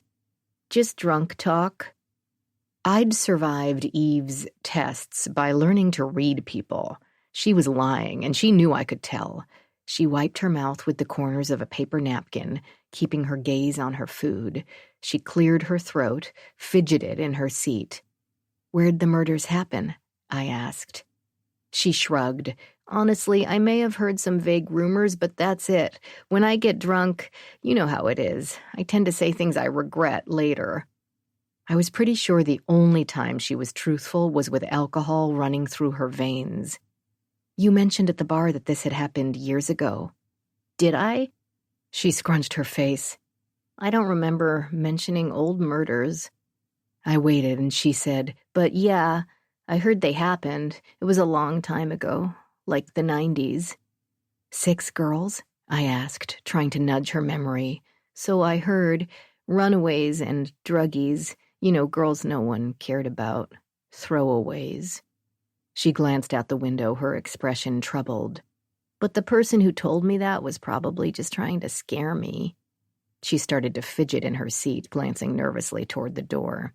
"My ex-boyfriend. He liked to control me with anything he could. I'm sure they were just rumors." We sat in silence for a few minutes. I finished my tacos. They were decent, and Amy sucked on her drink. Finally, she stretched and stood. Amy said, "I need to go. I have a job interview in an hour. Wish me luck." "Who's looking for help?" "Local gas station needs an attendant." Her eyes narrowed. "You're not going to apply now that I told you, are you? I really need this job." Tempted as I was, I promised her I wouldn't. She started to walk away from the table, stopped, and turned around. "Take care of yourself." "You too." When she continued to stand there looking unsure of what to say next, I added, "We should do this again sometime." Amy looked uncomfortable, as though 1,000 reasons why she wouldn't want that were running through her mind. But after a pregnant pause, she nodded. "Sure." When she left, I realized how much I'd like a friend.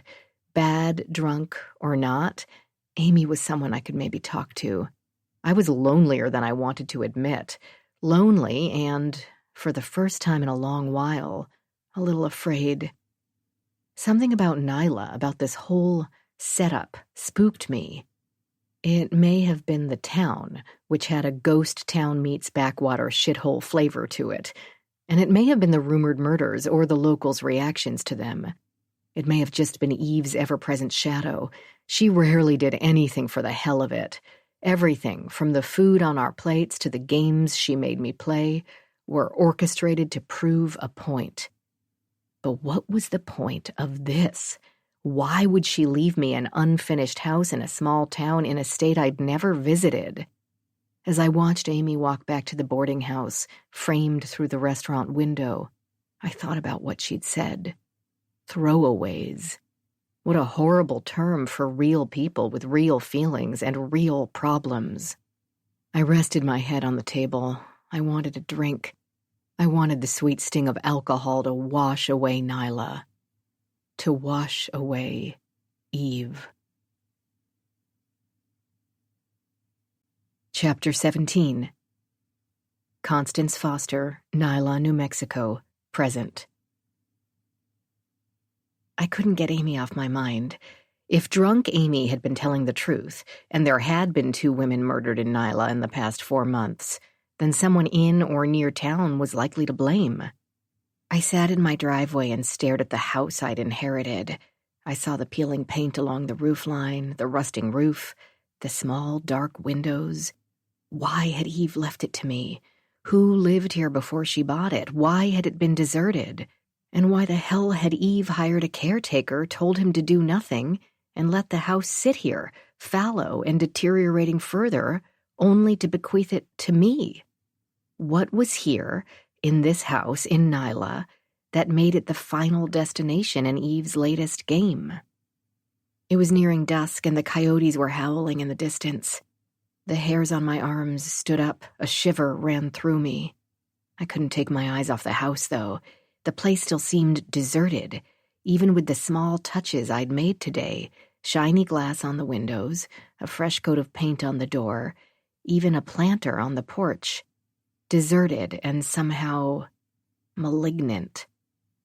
I took a deep breath. I still didn't have a bed, and while the electricity had come on late that afternoon, I didn't relish the idea of sleeping inside that mausoleum. Another night in the car for me. Jet's truck was gone and had been since I'd arrived home.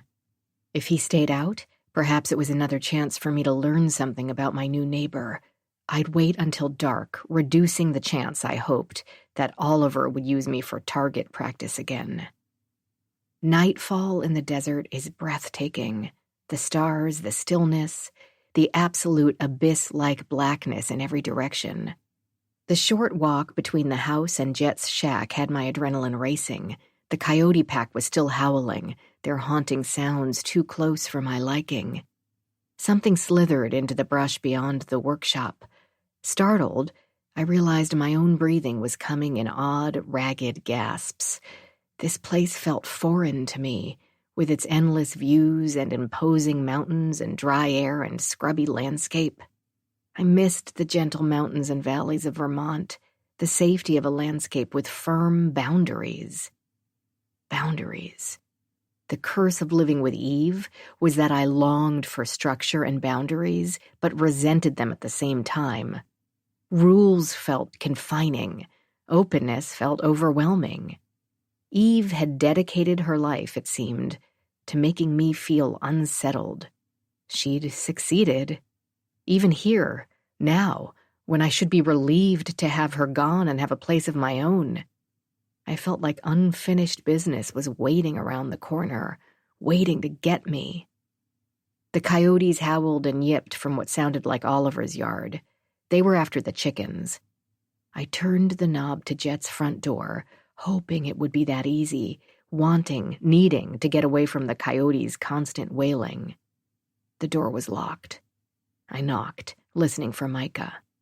Silence, so I walked around the shack looking for another way in. It took me 10 minutes to find a small window with a broken latch in the back. I opened the window, wiggled inside, dropping into the dark. I wedged a piece of wood between the sill and the window to keep the window open, and flicked on my flashlight. I'd landed in a utility closet. The only things I saw were a broom, a mop, and a vacuum cleaner. The closet door was open and led into what passed as Jet's living room. I pulled down the shades and glanced around. I didn't see any cameras, and I'd known from my last stay there was no alarm. I headed for the small computer desk in the main room and started sorting through the drawers, bills, receipts, woodworking catalogs, an old copy of Penthouse.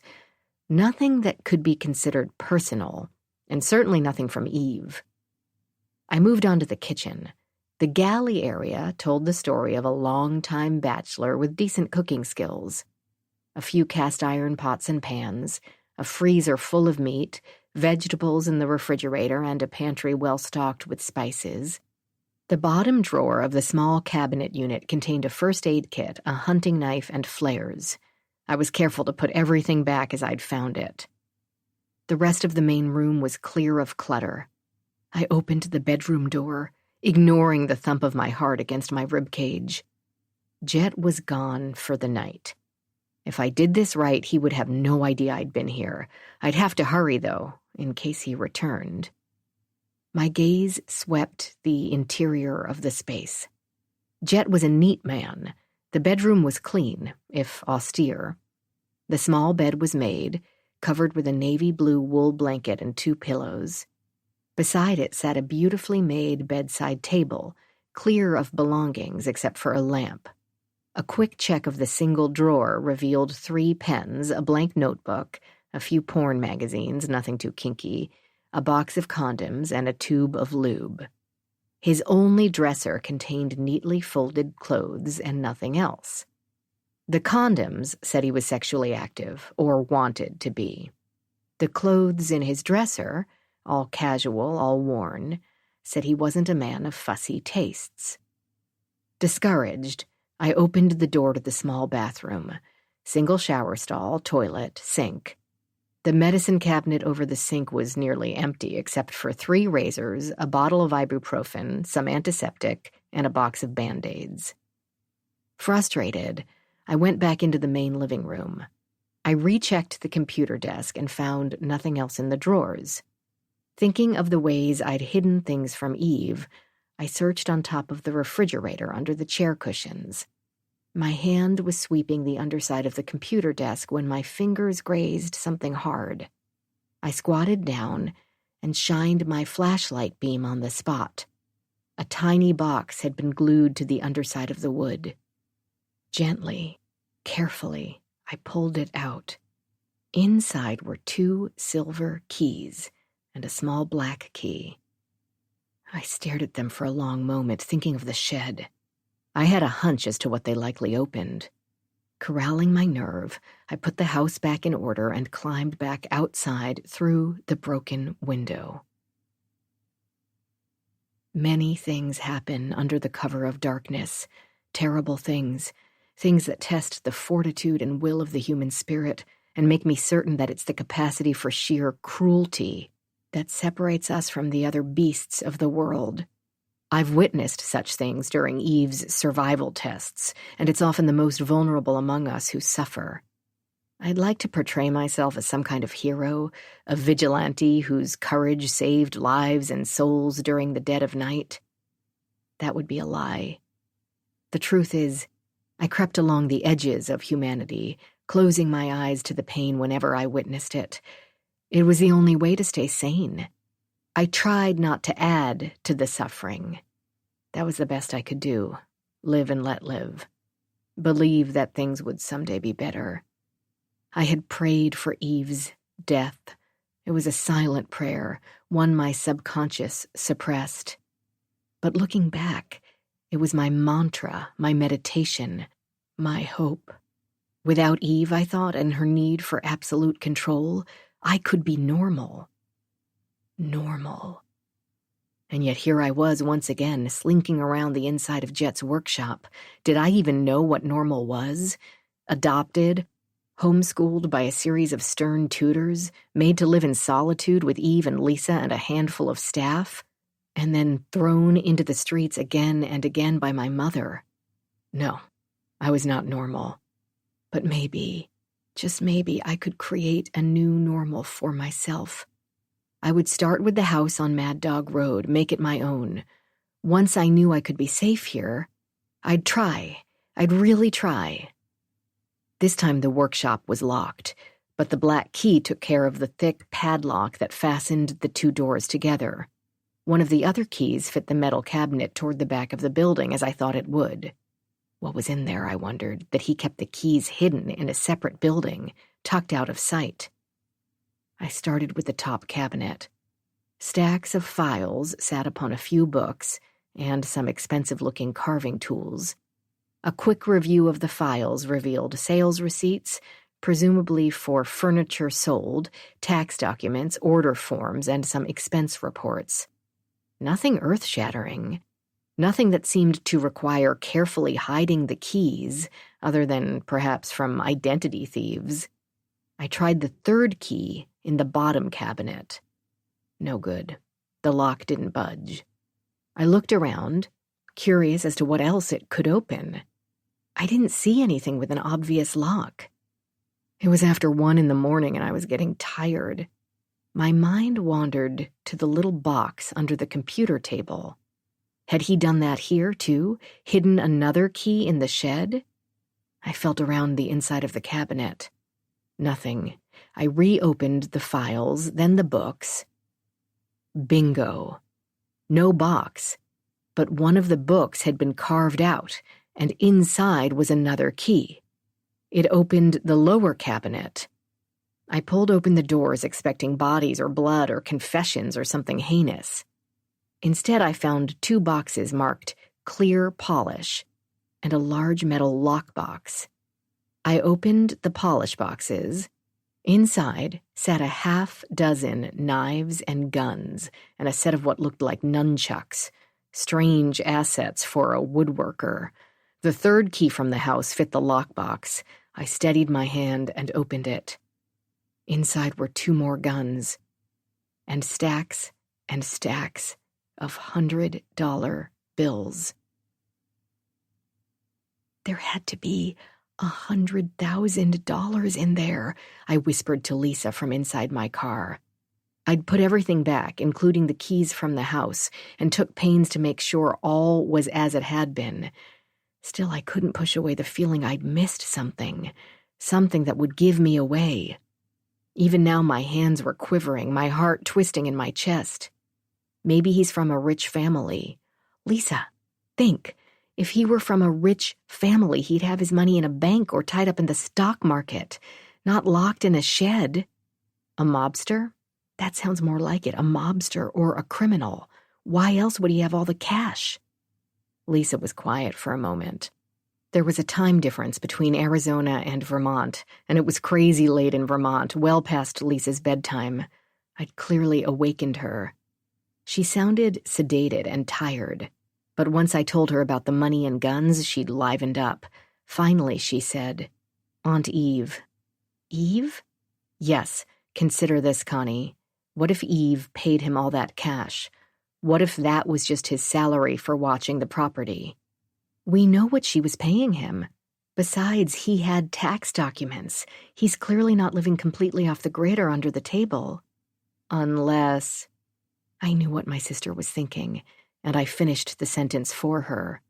Unless she was paying him to be more than a property manager. And the cash was the bonus. Connie, what if this guy's job is to kill you? What if that's why Aunt Eve sent you there? There was panic in Lisa's voice, and I rushed to reassure her. Nonsense, even Eve wasn't that evil. Lisa didn't respond. She didn't have to. We both knew deep down that she was that evil. Even Lisa, who'd spent half her childhood defending Eve, knew Eve was capable of horrible acts of cruelty. She was just creative with her methods. You need to leave, Lisa said. Rent an apartment or a hotel room, something. The lawyer didn't say you couldn't do that. I don't have the funds. Then I'll do it. That's supporting me, Lisa. I'm not going to let you risk your inheritance. I don't care. Yes, you do. And if that happens, we'll both be on the street. It's not like we have anyone other than each other. The thought of Lisa on the street was frightening. Lisa with her face creams and sedatives and white noise machine. She wouldn't last a day. I'll be fine. Go to a shelter or a church, somewhere. Panic was slurring her words. I unlocked the car door. Nope, staying here. I pushed open the car door and walked toward my house. It was time for me to start sleeping here, even if it was on the floor. I had to stake out my turf, make this place mine. It feels like I've been running my entire life. I just want to be somewhere, anywhere that's mine. I want a home. That's not a home, and you know it. You can't stay there. Thanks for talking to me. Connie, I'm going to figure something out. I really will. Something so that you'll have money. We will both have money. Connie, please. Inside the house, something felt amiss. I looked around the room, searching for tossed furniture, movement, anything. Connie? My eyes locked onto a crucifix hanging on my living room wall, above a freshly patched section of plaster. It was brightly painted Mexican majolica, colorful, ornate, and beautiful, and not something I'd placed there. A fist formed in my gut. "Lisa, I have to go. Connie, wait, what if—" I clicked off the phone, my gaze still affixed to that cross. When had someone broken in here? Had it been Jet, sneaking around my house while I was sneaking around his? I thought of 2 dead girls, then the box of cash in Jet's shed. Another possibility occurred to me, one almost too horrific to contemplate. What if Jet was the serial killer? Jet was a mystery. Other than knowing his full name and the fact that he made furniture, I knew nothing about his background, his tendency toward violence, or the reasons he was holed up here in Nyla. I didn't even know his age. What if Jet was a murderer? If Eve had somehow known that, then she'd sent me here for the ultimate game of cat and mouse. Chapter 18. Eve Foster, Nyla, New Mexico, 1997.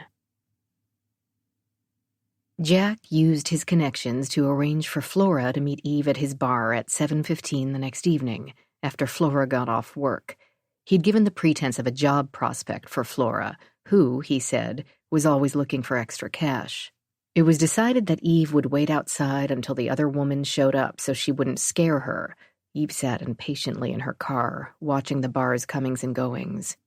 At 7:14, she saw an attractive Latina woman enter. Assuming this was Flora, Eve locked her car and went inside. Unlike during her previous trips to Jack's, the place was crowded. It took Eve a minute to spot Flora across the room. She was standing next to the bar, a brightly colored embroidered floral handbag clutched in front of her.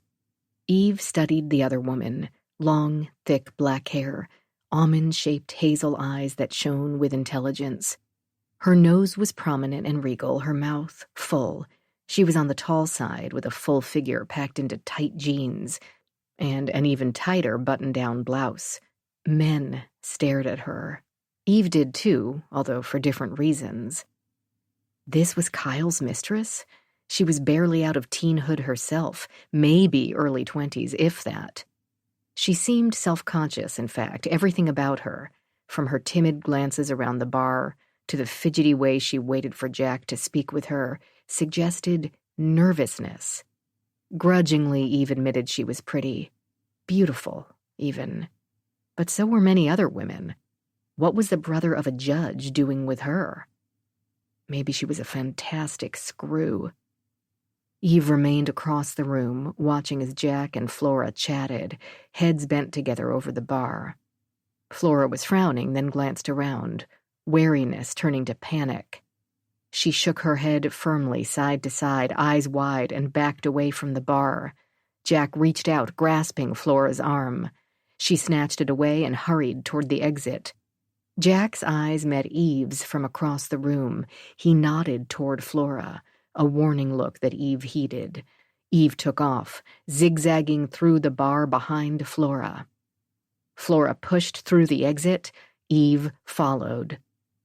The night air was cool against Eve's skin, although Flora was rushing away, hurrying down the sidewalk as fast as her tight jeans would allow. Eve felt no rush. Flora was walking back toward the Cat's Meow, where presumably her car was parked, if she had a car, which made her easy to follow. Eve started her own rental car and followed her, trailing the younger woman along the dark road back to the rooming house.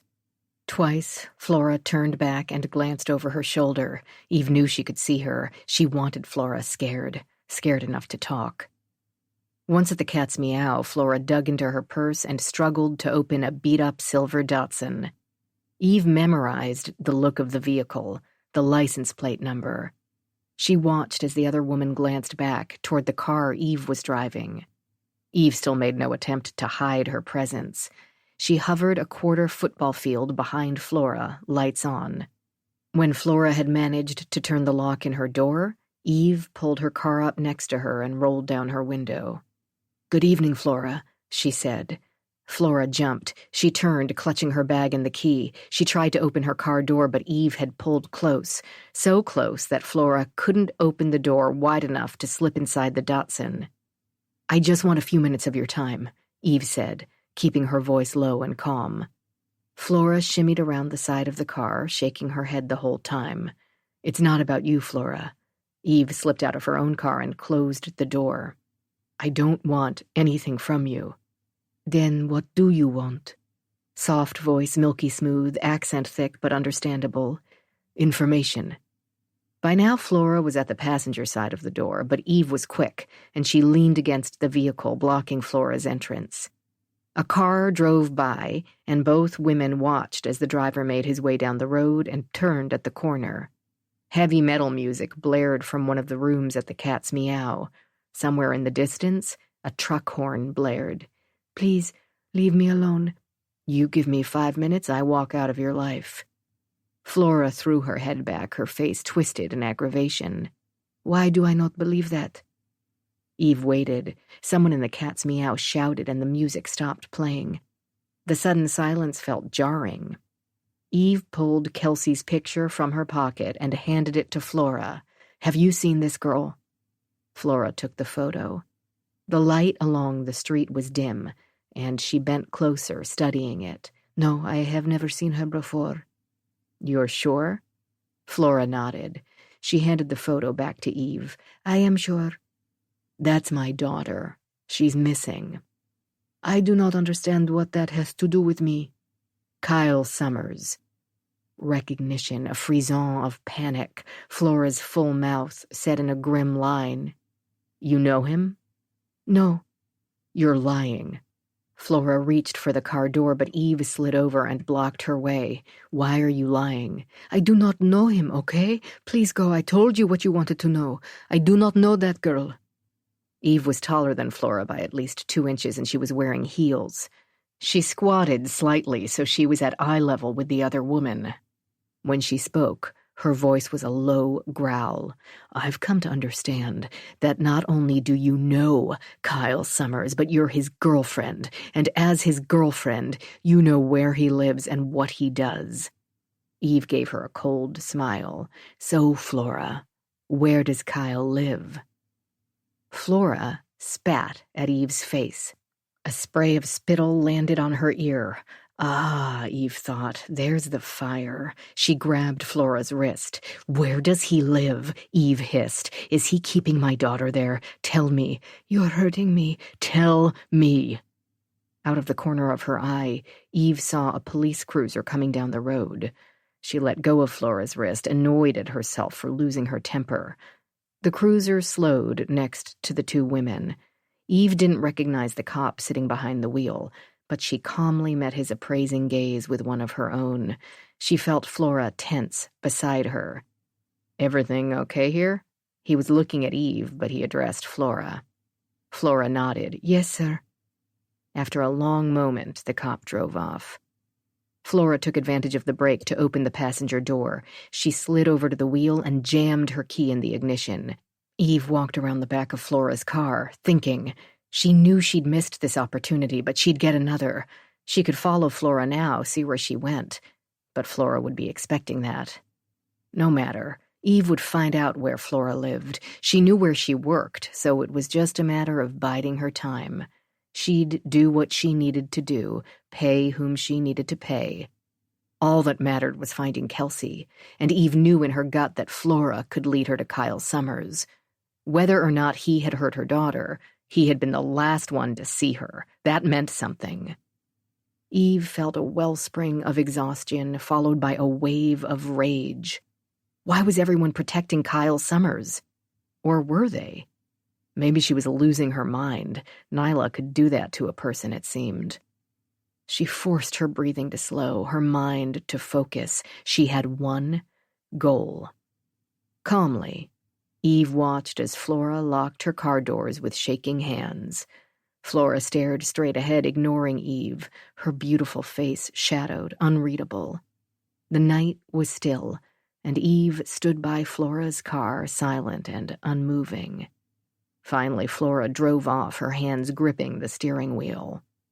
The artificial lighting caught Flora as she pulled away, shattering the wetness on her cheeks into a million luminescent sparkles, tears of terror. The question was whether she was afraid of the police, of Eve, or of Kyle Summers. Chapter 19. Constance Foster, Nyla, New Mexico. Present. Hand over any additional keys to my house. I placed my palm up, willing it to stay steady. Jet's smile was smug. No. The crucifix. You broke into my house and hung it on the wall. It's not breaking in if I have a key. I stared at him, exasperated. Just give me the keys. Jet was hand-sanding what looked like a tabletop. He took his time, pushing sandpaper across the already smooth surface over and over, ignoring me. His hands were large and calloused, his nails neatly trimmed. Do you admit you hung the crucifix? After a moment, he said, The crucifix is yours, a gift from Eve. Of course. And she wanted you to sneak in and hang it to rattle me. When Jet didn't answer, I snatched the sandpaper from his hand. He glared at me and I backed up, momentarily frightened. Watching his face was like watching time-lapse photography. His expression went from rage to serene in seconds out of what I could only assume was sheer will. Bloody hell, Jet. You did this. Why? He wiped his hands on his pants. I have no idea what Eve's motives were. She just told me that if you should move in, I was to place that very crucifix on your wall when you weren't home. I closed my eyes. More of Eve's antics, this time from beyond the grave. When I opened my eyes, Jet was studying me with something close to empathy or pity. Jet sighed. I can't give you the key, and don't try to have the locks changed, or technically I'll have to break in and change them again. Eve's stipulations are many, and I'm afraid she had everything checked out by an attorney and notarized. I'm effectively the landlord for the duration of my contract. I wasn't so sure that would hold up in court, but I didn't have the money to fight it. What other stipulations? I asked. Jet pursed his lips, sighed. I have to watch for influxes of cash. You aren't allowed to have any of your sister's income, and I'm to report any suspicions to the same lawyer. Craig Burr? He nodded. Not a surprise. What else? Jet's face turned the color of beets beneath the beard. He shook his head and held out a hand for the sandpaper. I gave it to him in a sort of truce. What else? I asked again. I know there's more. Does she want you to drive me mad? Get me to leave? I edged closer, hating the hysteria in my voice. Kill me? He returned to sanding. I wasn't going to get more out of him, but I suspected Lisa had been right. That cash may have been from Eve, a bribe for whatever crazy shit she wanted him to do. She had Jet by the balls, or at least the wallet. Only I had an advantage. Whatever game she was playing now, she couldn't change her moves to fit the situation. Figure out the game, and I could win. My move, I thought. What next? The rains came unexpectedly that afternoon, flooding our yard and turning dusty desert into raging rivers. The sound of it pelting the metal roof was comforting, or would have been had it not solidified my sense of isolation. I couldn't hear Jet in his workshop, but I knew he was there. I worked in the kitchen, scrubbing and painting the old walls above the cabinets, while simultaneously keeping an eye on the door to his shop through the window. Melancholy rippled over me. I found I missed my sister and the semblance of family she represented. By 2 p.m, my wrist hurt and my back ached, and the paint fumes were making me feel high. I rinsed out my tools and changed into a linen blouse and pants. I'd make another attempt to look for work in town. If nothing else, I could use the internet at the local library. There had to be one nearby, and they had to have Wi-Fi, and pick up a few more things at the hardware store. I glanced around my house before locking the door. Why bother, I wondered. But I did it anyway. I threw my raincoat in the car and slid behind the wheel. I was plugging my phone in the charger when I felt someone staring at me. I glanced up. A tall figure was standing between Oliver's house and its blue twin. The man had a long gunmetal beard and wore a gray t-shirt over his swollen belly, but I wasn't looking at his beard or belly. I was looking at the knife he was wielding in front of him, rubbing it back and forth along the smooth silver edge with short, deft, reverent strokes. He watched me as I pulled out of the driveway, as I passed his house. I slowed down to tell him off, and as my car slowed, he stepped back into the shadows. I could no longer see him, but I could still see the glint of the knife, moving up and down in rhythm with his hands. The handyman's hideout was practically empty. The same woman waited on me, eyeing my motion-triggered door and window alarms with thinly veiled curiosity. "These won't do anything," she said finally. "You'll hear a little beep if you're not a sound sleeper, then before you know it, some bastard will be on top of you." She sounded as though she spoke from experience. "It's the best I've got." She frowned, chewed her bottom lip. Her white hair was tamed into a slicked-back cap today, but she still had the wild look of a forest goddess or a witch. I felt an odd pull. "Booby-trap your house, explosive tripwires, or sound grenades." I laughed. "Do you think I need those?" She shrugged. "I used to have a tripwire attached to a gun. Had to give it up when I shot my now ex-husband. Law didn't much favor my aggressive means." She put air quotes around aggressive means. I smiled, and she said, "Woman alone has to watch out for herself, especially around here." "So I've heard." "Don't believe everything you hear." She lowered her voice. "Things are worse than they're letting on." "What things? I heard there have been several murders." The woman, her name tag identified her as Stella, placed my purchases in a paper bag and slid the bag across to me. She glanced around the empty store. "Don't ask a lot of questions. The wrong people may hear you. This is a small town, but people have long memories." Her hand shot out and she ran a finger along the outline of my cheekbone. "You're a beautiful girl, like my daughter. Such high cheekbones."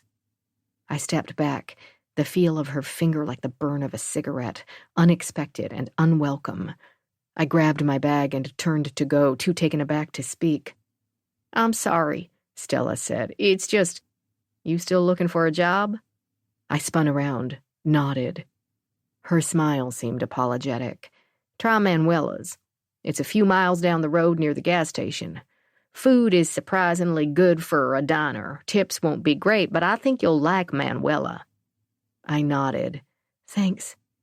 A man walked in, glanced at us, and nodded curtly. Stella nodded back. So many questions swam in my mind, but Stella's focus was on the new customer.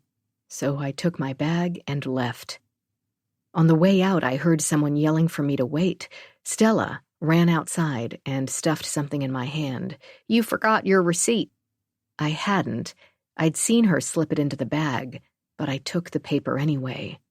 Before I could ask any questions, she disappeared back into the store. I slid into my car and drove away without looking at the paper. Chapter 20. Constance Foster, near Nyla, New Mexico. Present. Nyla, I found out, had no public library. I drove 18 miles down a rutted road until I connected with the biggest nearby town with a library. Wells was another one-avenue affair.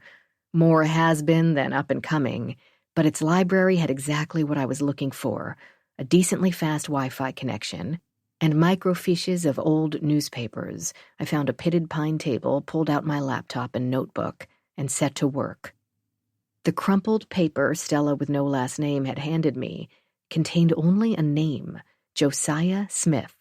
No address, no phone number, no other identifying information. I assumed Josiah Smith had been, or was now, a resident of Nyla. Another job prospect? Or something else? Like someone who knew about the murders in Nyla. I started with Josiah. Not surprisingly, his name turned up no definitive hits. There were 6 Smiths in Nyla, according to the internet, none named Josiah. When I used the white pages to see who lived in the house with the other Smiths, I did get a J. Smith, who lived with Rebecca Smith on Lowry Lane. A search engine's maps feature suggested that Lowry Lane was across town from me, close to the interstate. This J. Smith seemed to have no social media presence, no recent internet presence at all. I jotted the address in my notebook and moved on. The name Bernard Jetson Montgomery didn't net me much, so I tried Jet Montgomery, Bernard Montgomery, and a host of other name and location combinations. Nothing new or helpful came up in my online search, other than Jet's current address, which I already knew. Frustrated, I decided to widen my search to the murders. Things became more interesting.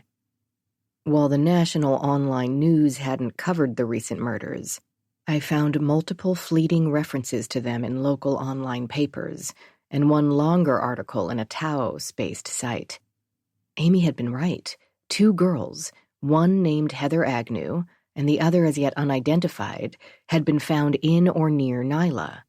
Heather's mutilated body had been dumped in a garbage bag by the interstate.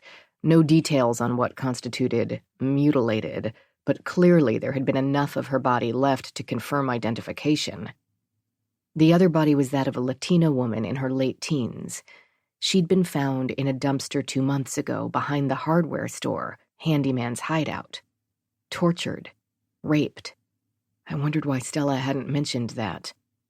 The condition of both bodies suggested a long imprisonment. The women had been starved, beaten. I put down the paper, closed my eyes.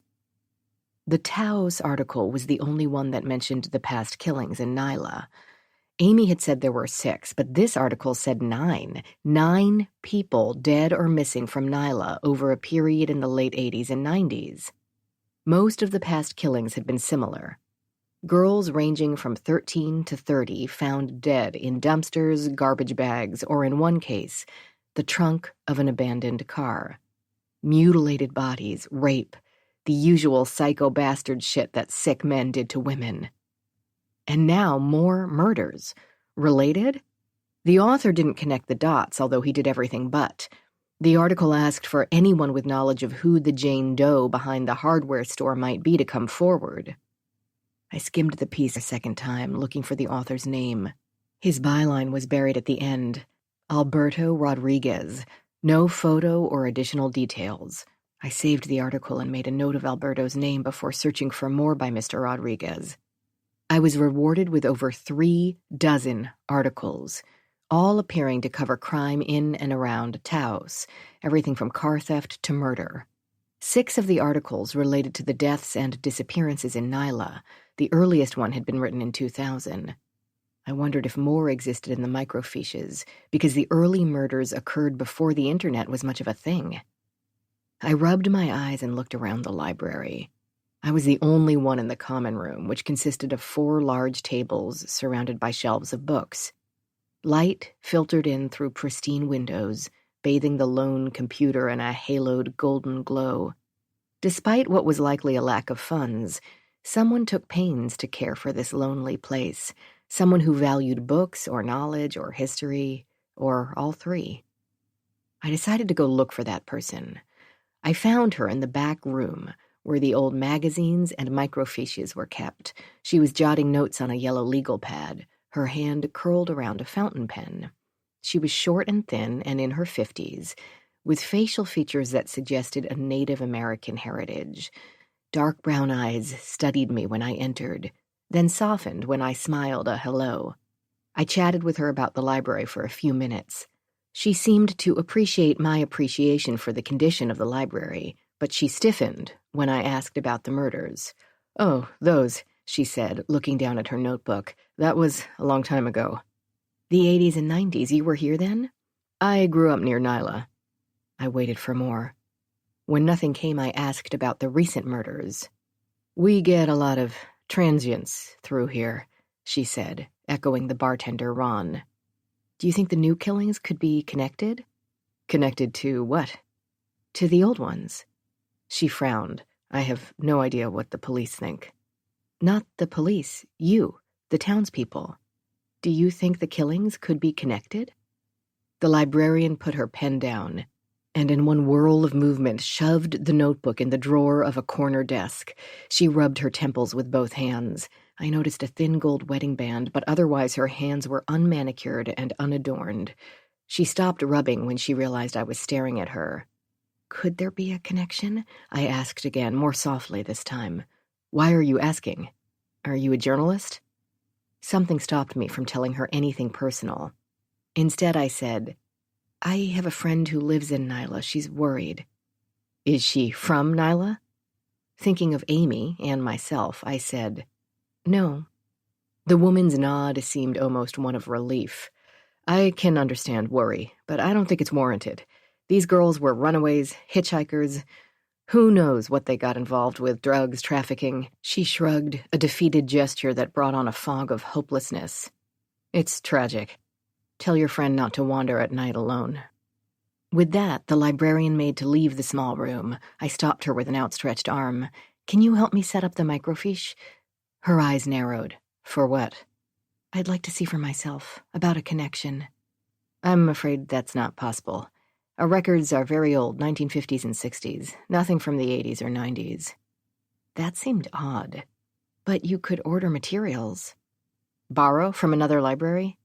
"I suppose, if you know exactly what you want. I need the name of the periodical and the issue and page numbers. Do you have that?" I didn't, and I said so. "Well, come back if you know what you need. Or you might try the library in Taos or Santa Fe. They're more likely to have a broad selection." Taos? I could go there. And I could try to track down Alberto Rodriguez while I was at it. In fact, if I talked with Rodriguez, maybe I could save myself the pain of studying microfiches for hours. He seemed to be a knowledgeable man, one with his pen aimed at Nyla. My last stop was Manuela's diner. Stella hadn't been kidding. It wasn't much to look at. A 10-seater with a long counter and 6 stools. It inhabited an old modular home with a shed attachment. The adjacent gas station was a 2-pump dump, and you had to drive through the gas station area to get to Manuela's. But the smells coming from that diner, my stomach growled. I opened the door and was met by the stares of half a dozen men. Mostly truckers, I guessed, by the 3 semis parked in the lot. One older couple shared a piece of pie in a rear booth. I slipped my backpack off my shoulders and pushed my hair back from my face. I didn't see waitstaff, so I sat down at a stool and waited. The man next to me, a dark-haired, thick-mustachioed guy, leaned over and whispered, "Manuela's short-handed, so this could take a while. She cooks and serves." No wonder Stella suggested the place. A few minutes later, a woman sashayed, out of the kitchen. She was exceedingly tall and busty, with a thick head of blue-black hair. I soon saw that part of the height came from stilettos, and the Adam's apple suggested that the rest of her extreme height was related to a Y chromosome. Manuela placed a plastic-coated menu in front of me, said, "No more tamales," in a husky whisper, and cleaned off the counter in front of 2 of the men. To the mustachioed guy, she said, "5 minutes and your meatloaf will be ready." I ordered a plate of enchiladas served with pozole, and the largest sopaipilla I'd ever had. Manuela slid a jar of honey to me with a tired grin. "Try it," she said. I did, and it was delicious. Everything was delicious.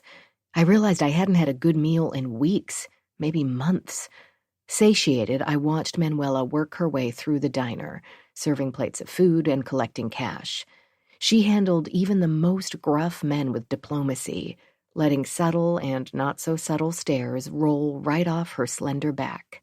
When only the older couple, Manuela and I, were left in the diner, I told her why I was there. "Stella from the hardware store, huh?" she asked. Her lashes would have been the envy of a Paris runway model. "What skills do you have?" "I'm a hard worker. I learn fast." I nodded toward the kitchen. "And I can cook a little." "Do you clean toilets?" "Sure." Manuela eyed my arms, skinny from too much worry and too little exercise. "You don't have an eating issue, do you? I don't need medical drama. Some girl fainting on my watch." "I'm just thin." She swung her hair back behind her. "And how about men? How do you handle the men? Because we get a lot of them in here. Truckers, construction crew, They like a little teasing with their tamales, a little slap with their sausage, if you get what I'm saying. I stood up. I'd scrub toilets, I'd wash floors, and I'd cook onions in the greasy kitchen. But if Manuela was suggesting a quickie in the bathroom, no way. I said as much. Manuela clapped. Good, I like a woman with boundaries. You're hired. Can you start now? Sure, why not? Now is good, I said. There's an apron in the back room. Slip that on, wash up, and let's get started. She squinted at my face. And what do I call you? Connie. She nodded firmly. Connie from nowhere and everywhere, she said and laughed. You'll make a good addition to Manuela's. I can feel it. Chapter 21. Eve Foster, Nyla, New Mexico, 1997. The Pussy Palace was an apt name for the roach motel called the Cat's Meow. Eve watched man after man leave the place. They all had the same stupid look on their faces going in, half expectant, half terrified. Some looked around nervously while entering the building. Others barged straight ahead, focusing on the entryway as though worried the least distraction would derail a meeting of the needs, tawdry as they were. Eve had little patience for men. She knew all about their needs. She had little patience for those needs either. She wondered who the men were visiting because she rarely saw any women enter or leave the boarding house. Only Flora and one other woman seemed to come and go. And while Eve wouldn't have been the least surprised to learn that they were the prostitutes, the timings of their comings and goings and their uniformed attire suggested otherwise. So were these gay hookups? Or were the women who were servicing them living there? And if they were living there, was it voluntary? Eve didn't necessarily care about the plight of these women, but if there were captives at the Pussy Palace, one of them could be Kelsey, and that did interest her. She could stop one of the Johns on his way in or out, but she doubted he would talk, even for cash. The men had too much to lose. Wives and jobs that could be threatened if news of their indiscretions got out. She grabbed her purse, clutched her cream cardigan to her chest, and stormed inside. The superintendent lived in the first apartment on the left, she recalled. She knocked. When no one answered, she knocked again, harder. For Christ's sakes, someone yelled through the door. Fucking hold on a minute, I'm taking a shit. Can the guy take a shit? A minute later, Raoul, the super, opened the door.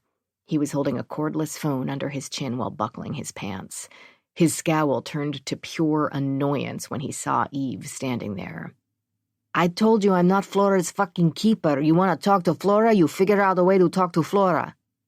Taking advantage of his momentary incapacity, Eve pushed her way into his apartment. It was small and outdated, but surprisingly tidy. Before he could object, she held out a $100 bill. I don't care if you're running a brothel. Frankly, I don't care if you have 20 girls locked in your basement. I just want to know if my daughter is one of them. The guy looked genuinely confused. What the hell? Men, coming and going. I've been watching the place. And it doesn't take a genius to know why they're here. There's a reason they call this dump the Pussy Palace. She waved the money. Where's Kelsey? He seemed to be grappling with what to do. Finally, he snatched the money from Eve. She's not fucking here. I told you that already. Prove it. Let me search the place. Are you fucking crazy, lady? People live here. I can't let you in their rooms. He glared at her, his gaze cold and calculating. You are crazy. Fuck. Fine, if I show you, will you leave me the fuck alone? Eve nodded. Another 100, he said. No guest rooms, and you don't come back. First the tour, then the money. She pointed at the bill now clutched in his hand. I've shown you some goodwill. Raoul murmured something under his breath. He slipped on a pair of slippers and opened the door to the hallway. Come on, he said. He grabbed a gun from inside a drawer by the door and stuffed it into his pants. For good measure. You never know what kind of dicks you'll run into around here.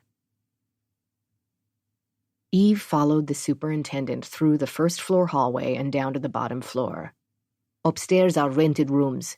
We want to go down, he said. That's where the nickname comes from, if you know what I mean. The air was damp and dank. They passed 4 closed doors. At the 5th, all the way at the end of the hallway, Raoul stopped to find his keys. He opened the double locks and pushed his way inside an inner chamber of sorts, part waiting room, part storage. 2 wooden chairs, a small desk, a bookshelf lined with canned goods, and toilet paper took up 2 walls. 3 more doors led off the room. He opened the first one. It led to a small bathroom, sink, toilet, shower stall, clean, no frills. "Happy?" he said. "The other doors." He nodded. With a sharp bang, he knocked on the first. "What?" came a woman's voice. "You decent?" "That you, Raoul? Am I ever decent?" A throaty laugh, an Eastern European accent. "Come in, use the key." Raoul unlocked the door with another key. The interior of this room was dark and smoke-filled, the only light filtering in through a small window at the far end of the enclosure. Eve tightened her hold on her bag, feeling suddenly unsettled. Across from her, beside a second small window, this one shaded, stood a statuesque blonde. She was wearing a red lacy camisole and red panties, and she held a lit cigarette out in front of her like a weapon. When she saw Eve, she gave another throaty laugh. "You want I fuck a woman? Extra 20. She eyed Eve up and down with a haughty confidence Eve found maddening. She look uptight, maybe 30. She crushed the cigarette out in a crystal container and seemed to float toward them. In the muted light, Eve noticed the lines around her eyes, the beginnings of wrinkles on her neck and in the delicate skin between her breasts. A camisole strap fell to the side, exposing one large breast, a dark nipple. She made no move to cover it. Instead, she pouted her rouged lips and leaned forward, showing off her cleavage and the flat, smooth stomach beneath. "Come in," she purred. She pointed to a full-size bed behind her. It was draped with a thick, ruby comforter. Eve could only imagine the germs that lurked on the bedding. "Bohanna, she's not here for that." "Oh, then what the hell does she want?" The woman called Bohanna fixed her strap, straightened, her features hardened. "Immigration? You bring them here, Raoul?" To Eve, she said, "I have papers. I am here legally. I can show you." Raoul said, "She's not here for that either. She thinks I'm locking women in the basement, making them turn tricks for me. She thinks her daughter is here." Bohanna's laugh was shrill and mean. "It's only me. No other girls, no locks." She glanced at the super. "There had better be no one else, Raoul." Eve said, "I want to see." Raoul nodded, and Bohanna took a step backward. Eve walked gingerly through the set of rooms, bedroom, kitchenette, small living room. All reeked of smoke and cheap perfume and stale, salty semen. Eve searched for hidden doorways, trapdoors, anything. She saw no signs that anyone else lived in the tiny apartment. Bohanna was a one-woman show. "How about the other door? The bathroom, this place, and a third door. Where does that lead?" Raoul and Bohanna exchanged a look. Bohanna nodded. They walked back into the hallway, and Raoul unlocked the third door. He let Eve open it. It led outside to a small concrete area. A Chevy sedan was parked there. "It's how Bohanna comes and goes," Raoul said, "without raising the suspicions of the police or our tenants, without men stalking her." "My private entrance," Bohanna said, and laughed at her own little joke. "It means you could also bring other women and girls in here," Eve said, "without anyone noticing." "Why would we do that? I have a good thing going.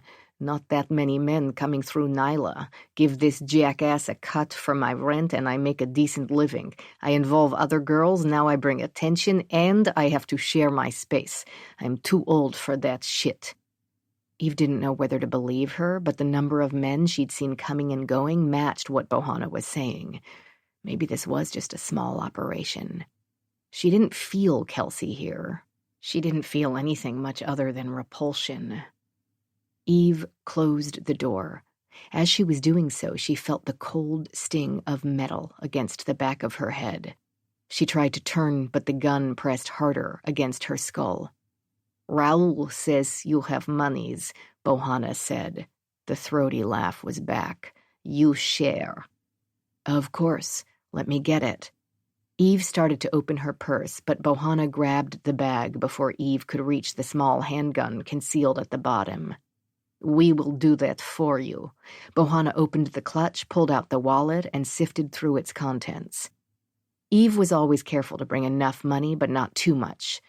She feigned panic when the other woman took 5 $100 bills from the wallet. Enough, hopefully, to appease 2 low-level crooks. Bohanna took 4 of the bills and handed the other one to Raoul. "For breach of my privacy." Raoul pocketed the money and the gun. He grabbed Eve's arm and tugged her back out to the hallway. Eve said, "My purse?" Bohanna tossed the bag back to Eve along with the now empty wallet. Eve followed Raoul dutifully from the mini brothel, her eyes on the ground, her hand on the clasp of her purse. When they'd emerged back into the dank hallway without Bohanna, Eve acted quickly. Her tiny pistol was tucked in a makeup bag in the bottom of her purse. She pulled it out and grabbed the gun from Raoul's pants pocket, while simultaneously jabbing the tip of her gun between his shoulder blades. Oh, how she loved being underestimated. "Never do that again," she hissed. With the pistol still pressed to his back, she released the safety. It made a satisfying click. She reached her arm around his front and grabbed his balls. She squeezed until she heard him groan. "Where the fuck is my daughter?" "Not here." Eve squeezed harder and Raoul let out a low moan. Wary of attention, she let go, but she poked the gun harder into his flesh. "You better not be screwing with me," she said. Raoul gasped in an attempt to catch his breath. "Hands up and walk up the stairs. At the top, go into your apartment and close and lock the door. You can keep the cash, but I'm keeping the gun." "You're a real bitch," Raoul said. "Jack was right." At the mention of Jack, Eve stiffened. She caught herself and let it go. Focus. She drilled the gun tip into Raoul's back. "Move, now."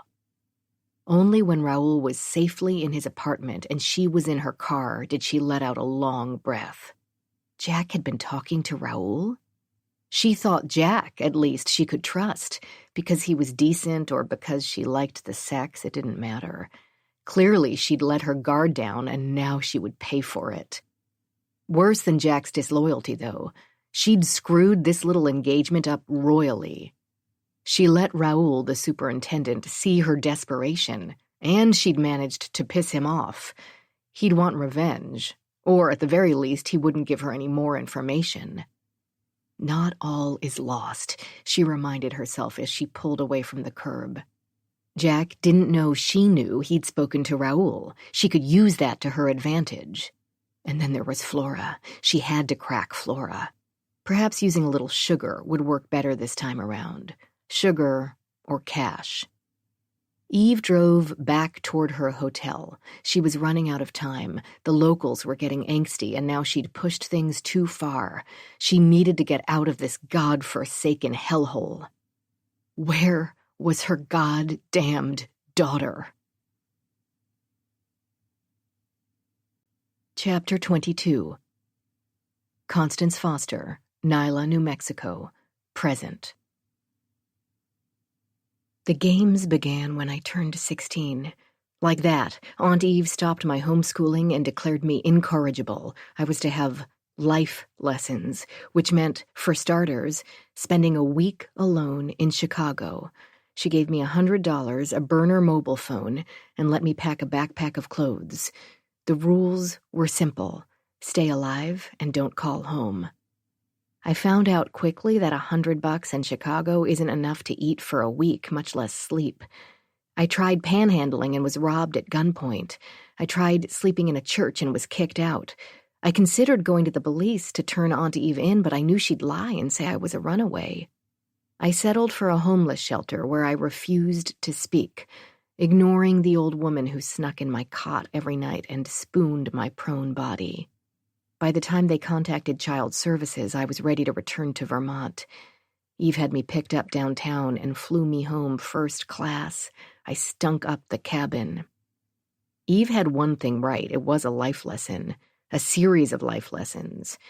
I learned that restaurants and grocery stores throw out perfectly good food, which can be found intact in their dumpsters. I learned how to use a knife against an attacker. I learned that cops can't always be trusted, and strange homeless men sometimes can. I learned that 3 a.m. is called the dead of night for a reason.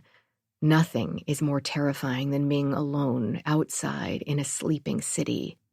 Except maybe not being alone outside in a sleeping city.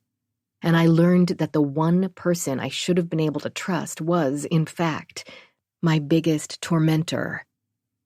When I returned to Vermont after the Chicago trip, Lisa followed me around like a wounded puppy, as though she had been the one turned loose in a strange city. Aunt Eve gave me a private tutor to continue my studies. Nothing was said about my week in Chicago, and when Lisa brought it up, I was sent to the basement to sleep for 3 nights. 2 months later, I was awakened in the middle of the night by an angry Eve. She stripped me naked, made me put on warm clothes, and handed me a backpack, a new burner, and another $100. This time, our driver drove me 2 hours north, crossing the border into Canada. With an apologetic smile and a slipped extra $20 bill, he tossed me out at a McDonald's. I stayed in Montreal for 10 days. Next time, I refused to go. Eve threatened to send Lisa instead. And so went my teenage years, and my innocence. Why would Eve do that? Why would I put up with it? Questions I've asked myself over and over through the years. Eve clearly got some sort of sick pleasure out of her game. Perhaps, eventually, I did too, relishing the challenge and my ability to survive as a sort of fuck you to my adoptive mother. But I had come to realize that a part of it had to do with Lisa. I could handle the come-ons and grime and uncertainties of living on the street. I could debase myself on a street corner or in the bed of a stranger if I knew it was for a higher cause, keeping my sister safe. Because Lisa could never live this life, and I truly believed that if I had not been Eve's sacrificial lamb, Lisa would have been. Only survival came at a price. Paranoia, jadedness about human intentions, a gray approach to morality that some, from the comfort of their living rooms, would view as fundamentally immoral. Eve had taught me that sometimes you had to do the wrong thing to have the right outcome, means justifying the ends and all that shit. But with mind-fucking and suspicion came a sort of mistrust of reality. Paranoia as a byproduct. Was what I was seeing real? Were there hidden meanings in people's actions or motives that belied their behaviors? Could I take things at face value? Here in Nyla, for example, was I just being paranoid? Were the murders a coincidence and the house a true gift from Eve? A small token for the daughter she hated? The only string being a caretaker to make sure the place ran well for the first 3 years? Or was there something more sinister afoot? I asked myself again, was this Eve's final performance, the grand denouement of all the twisted games before? These thoughts plagued me during my 4th day at Manuela's. "Here, Connie," Manuela tossed me a sponge. "Wipe down the counters and refill the napkin holders." I did as she asked. So far, Manuela was proving to be a fair boss. She was paying me a fair hourly wage plus whatever I made in tips. In exchange, I was waitress, line cook, maintenance crew, gardener, receptionist, whatever she needed. I worked hard and quietly, just thankful for the money. Soon I'd have enough to buy a decent mattress. "Pity you're living here," Manuela said while she chopped onions and peppers in the kitchen. The diner would open in 30 minutes, and this was my favorite time of day, before the customers, when it was just the 2 of us. Manuela was chatty, but in a friendly, benign way that made me momentarily forget all I had going on. "Nyla's no place for young people, and you can't be more than, 20? 26. You look younger and act older." She studied me for a moment, her garnet red lips pursed in a disapproving frown. "Shouldn't you be working as a barista in an overpriced coffee shop in some sexy West Coast city?" I smiled. "I inherited a house." Manuela cocked her head. "Here in Nyla? Who left it to you?" "My mother." I gave her the highly edited version of my reasons for being in town. So that's what I have, that house and a car. Manuela tossed the chopped onions and peppers into a stainless steel bin. She began shredding potatoes for hash browns, uncharacteristically silent. Have you lived here your whole life? I asked her. Nah, came here for love about 10 years ago. Love left me, but by then I'd scraped together enough cash to buy this diner. She glanced up at me. Lemon wedges, please, then you can get the cheese ready for omelets. I knew the routine by now, but it seemed like Manuela was looking for a new topic, so while I sliced fresh lemons into neat wedges, I decided to give her one. I heard about the murders in and around Nyla, I said casually. The recent murders of the 2 girls and the older murders. Manuela placed more peeled potatoes into the shredder attachment on her industrial food processor. We'll need extra cheese today. Fridays are big with truckers. They all want omelets for some reason. Extra cheese. She shouted over the shredder. Heart attack on a plate. Not you too. Manuela flicked a switch, stopping the industrial shredder. Despite shapely nails, her hands were large and thick-knuckled. She didn't seem self-conscious about them. Rather, everything about Manuela exuded a kind confidence. Stella from the hardware store had been right. I was at ease here. But that ease didn't stop me from feeling frustrated that even Manuela was reluctant to discuss the murders. She placed those hands down on the stainless steel counter. Me too, what? Everyone in this town seems hell-bent on ignoring the recent murders. From the bartender at Jack's place to Stella at the hardware store to the neighboring town's librarian and now you. It's a taboo subject. Not taboo, just nothing to tell. Manuela did that shift of her eyes that told me she didn't want to deal with something. Cheese done? Working on it. I pleaded with my eyes. Come on. What's up around here? Manuela sighed.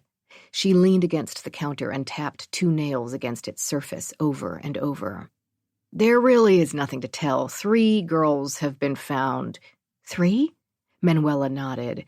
It's a tragedy, Connie, so no one wants to talk about it. You can understand that. But these women, they're runaways and transients, drugs, prostitution, trafficking. Has nothing to do with Nyla. It's a sad sign of the times. My mind was on the number 3. I thought 2 girls had been killed.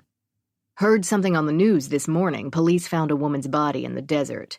She squinted, thinking. Not far from you. I swallowed, considered the vast expanse of scrubby desert behind my property, thought about Jet. I forced my voice to sound calmer than I was feeling. Do you know who she was? The woman who was murdered? Manuela was clearly done with the discussion. She pointed to the large bag of onions I'd pulled from the walk-in. No idea, but I do know that customers will be here soon. You haven't experienced a really heavy day. She smiled, but her eyes looked tired. Today will be baptism by fire. I cut open the onion bag and grabbed a chef's knife. Another girl dead. In the desert. 2 things to do tonight. Find out more about the 3rd murder and resume my search for Josiah Smith. Maybe I would hit up the local police. I'd been reluctant to go there, but if the latest body was found near my house, it felt like it was time. I didn't have to wait to go to the police. As it happened, they came to Manuela's later that day.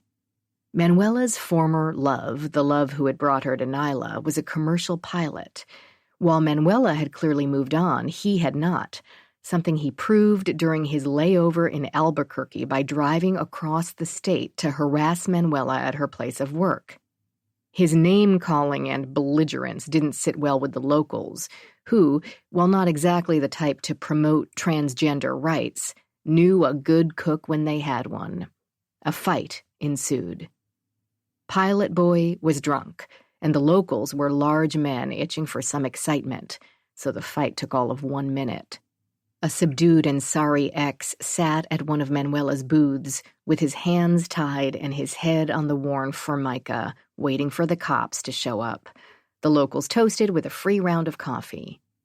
The Nyla police sent 2 officers, Officer James Riley, a black man not much older than me, and an older, red-faced white guy, Officer Little, whose gut matched the size of his ego and mocked his name. Officer Little eyed Manuela with disgust. "Did he hurt you?" Little asked. "No," Manuela replied. "Did he cause damage to your establishment?" Another no. Little glanced at his partner, who was studying me. This caused Little to stare at me, too. "She illegal?" he asked Manuela. Manuela laughed. "Hardly, and if you have questions, ask her yourself. Despite the existence of a vagina, she can talk." Snickers from around the diner. An older man in a corner booth gave Manuela a thumbs up. Officer Little reddened. Officer Riley put a hand over his face to hide his expression, but I saw the amusement in his eyes. "Can we talk to you privately, ma'am?" Little said to me. His question was polite, but his tone was condescending. "In the kitchen, perhaps?" He threw an angry glance at the customers, most of whom were still watching the spectacle with rapt attention. "Or anywhere with some privacy." "I have to cook," Manuela said. "Go outside, and she's on the clock, officer, so please be respectful of her time." Manuela pointed at her ex, who still sat with his head on the tabletop. "Besides, he's the one you came here for." Little glanced at me, then back at the pilot. When one of the customers cleared his throat, Little seemed to make a decision. "You take her outside and question her," he said to Officer Riley. "I'll take care of this mess." His partner nodded. He motioned for me to step outside before him, and I obeyed. The air was pleasantly warm and dry, the sun a disk overhead. A light breeze blew, and a cellophane wrapper skimmed the blacktop in front of the diner. Officer Riley bent to pick it up, shoving it in his pocket. "Hate litter," he mumbled when he caught me watching. I smiled. People rarely surprised me. He surprised me. From across the pavement, the gas station attendant, an older man with a noticeable limp, one of Manuela's regulars, waved. I waved back before returning my attention to Officer Riley. He took out a notepad and a pen and looked at me with just the right amount of official gravitas. "Your name?" I told him. He paused, nodded. "Tell me what happened." I recited the events in a monotone voice. Police, I knew from experience, distrusted emotion, especially in women, no matter how justified. "Did he hit or otherwise attack the alleged victim?" "No, he harassed her verbally." Again, I repeated the vile things her ex hurled. He took notes, glancing up on occasion. Finally, he thanked me for my time. His eyes, deep brown, thick-lashed, and gentle, regarded me with obvious interest. "What are you doing in Nyla?" He spat out the word Nyla as though it were a place to avoid. I gave him the same edited version of the truth. Dead mother, inherited property, nowhere else to go. He nodded, those eyes slightly pitying. I said, "Are we done here?" He glanced at his notepad. "I think so." "Can I ask you about something else? Something unrelated to Manuela and her ex?" "Sure." I mentioned the recent murders. He snapped his notebook shut, glanced toward the diner. "I should get back inside." A semi pulled into the lot and parallel parked against the curb. We both watched a bow-legged man in flannel amble out and across the pavement. He disappeared inside. "The last body you found, it was near my house," I said. "I think I have a right to some information." I waited a beat before continuing. "Who was she? How did she die?" It was a long time before the cop responded. With a deep sigh, he said, "Cause of death? Strangulation. Wasn't that simple, though." He frowned. "Her body was in rough shape." I wasn't surprised, not after what Amy had told me at the bar. Who was she? A drifter? A local? Officer Riley shook his head. "I can't say anything else until we've notified the family. You'll have to wait until the details are released to the media." "And what should I do in the meantime?" "Lock your doors." He turned to look at the highway and the horizon beyond. "Or go back to wherever you came from. That would be your smartest move." He returned his attention to me. His look was kind. With a quiet voice, he said, "Leaving is your absolute best bet." Chapter 23. Constance Foster, Nyla, New Mexico. Present. I didn't have to wait long for details to be released. Her name was Amber Whitefeather, and she was an 18-year-old girl from a neighboring reservation. Her body was found along the highway. Her murder made the local papers. I noticed the national news didn't even mention Amber Whitefeather, or the string of killings that had occurred near Nyla. Once again, I wondered why. The news seemed to set Jet on edge. I watched him in the days that followed the announcement of Whitefeather's murder. As the townspeople steadfastly pretended nothing bad had happened, Jet became surlier than usual, remaining in his house or his workshop with barely a nod in my direction. Of course, it could have been something other than the news that had set him off. I wouldn't know because he wasn't talking to me either. I didn't trust him. Monday was my day off, and I'd decided not to sit around watching Jet avoid me. Instead, I loaded the Acura with crap from the basement, which I'd been slowly cleaning out, and headed toward the dump, then Taos. I was going to seek out Alberto Rodriguez. At least that was the plan. I looked around the basement before I left, pleased with my progress. All that was left were an old crib, a couch I couldn't move by myself, and a few boxes I was too scared to open for fear of scorpions or spiders or worse. I was about to leave when something caught my attention. An object sparkled from the darkest corner. I hadn't brought a flashlight, but there was enough daylight streaming through the open Bilco doors for me to venture toward the back of the space. I leaned down, curious, and picked up the object. It was a framed photo, small, 3 by 5 inches, and the picture captured the image of a woman. She was beautiful by any standards, a brown-skinned Latina with dark eyes and flowing hair and a wary smile. I stared at that picture for a long moment before tucking it into my bag. The photo preoccupied my mind during the drive to Taos. Was she the previous owner of the house? Had all the stuff in the basement been hers? Was she somehow related to the mysterious Josiah Smith I'd yet to find? Had Aunt Eve known her, and if so, had Eve planted that picture? My God, I was getting paranoid. I reminded myself to track down Rebecca Smith on Lowry Lane, the woman who lived with a J. Smith. If I didn't keep moving, finding practical things to do, I would go crazy. I glanced at my bag, thinking of the woman memorialized in the photo beneath that glass. I thought of Amber Whitefeather, dead in the vast desert behind Mad Dog Road. I thought of Jet and his dark moods, the money he'd hidden in his workshop. I could leave. I could go to a shelter and find a job doing something menial to sustain myself. Maybe eventually I could go to college and get a degree, work some hourly job to pay my way. But as I drove along the dusty highway that led northwest toward Taos, I realized I wasn't going anywhere. Not yet, anyway. Maybe I was already crazy. The newspaper office in Taos was housed in a squat rectangular building meant to look like authentic adobe.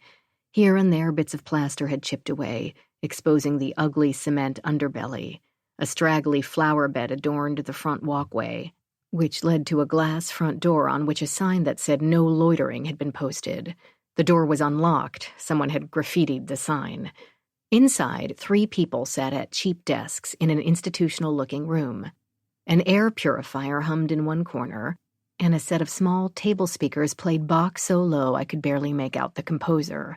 A graying golden retriever greeted me at the door with a half-hearted tail wag before disappearing under a desk. "That's Dottie, our secretary," said an older woman dressed in head-to-toe white linen. She was tapping away at a keyboard and just kept typing without so much as a glance in my direction.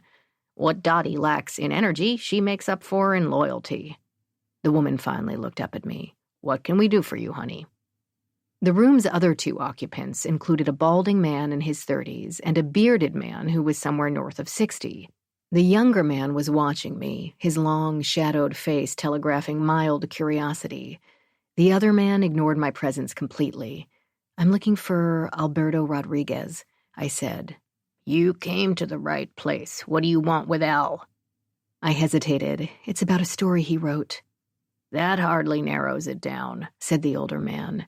He'd pushed himself away from his keyboard and was contemplating me with what could only be described as contempt.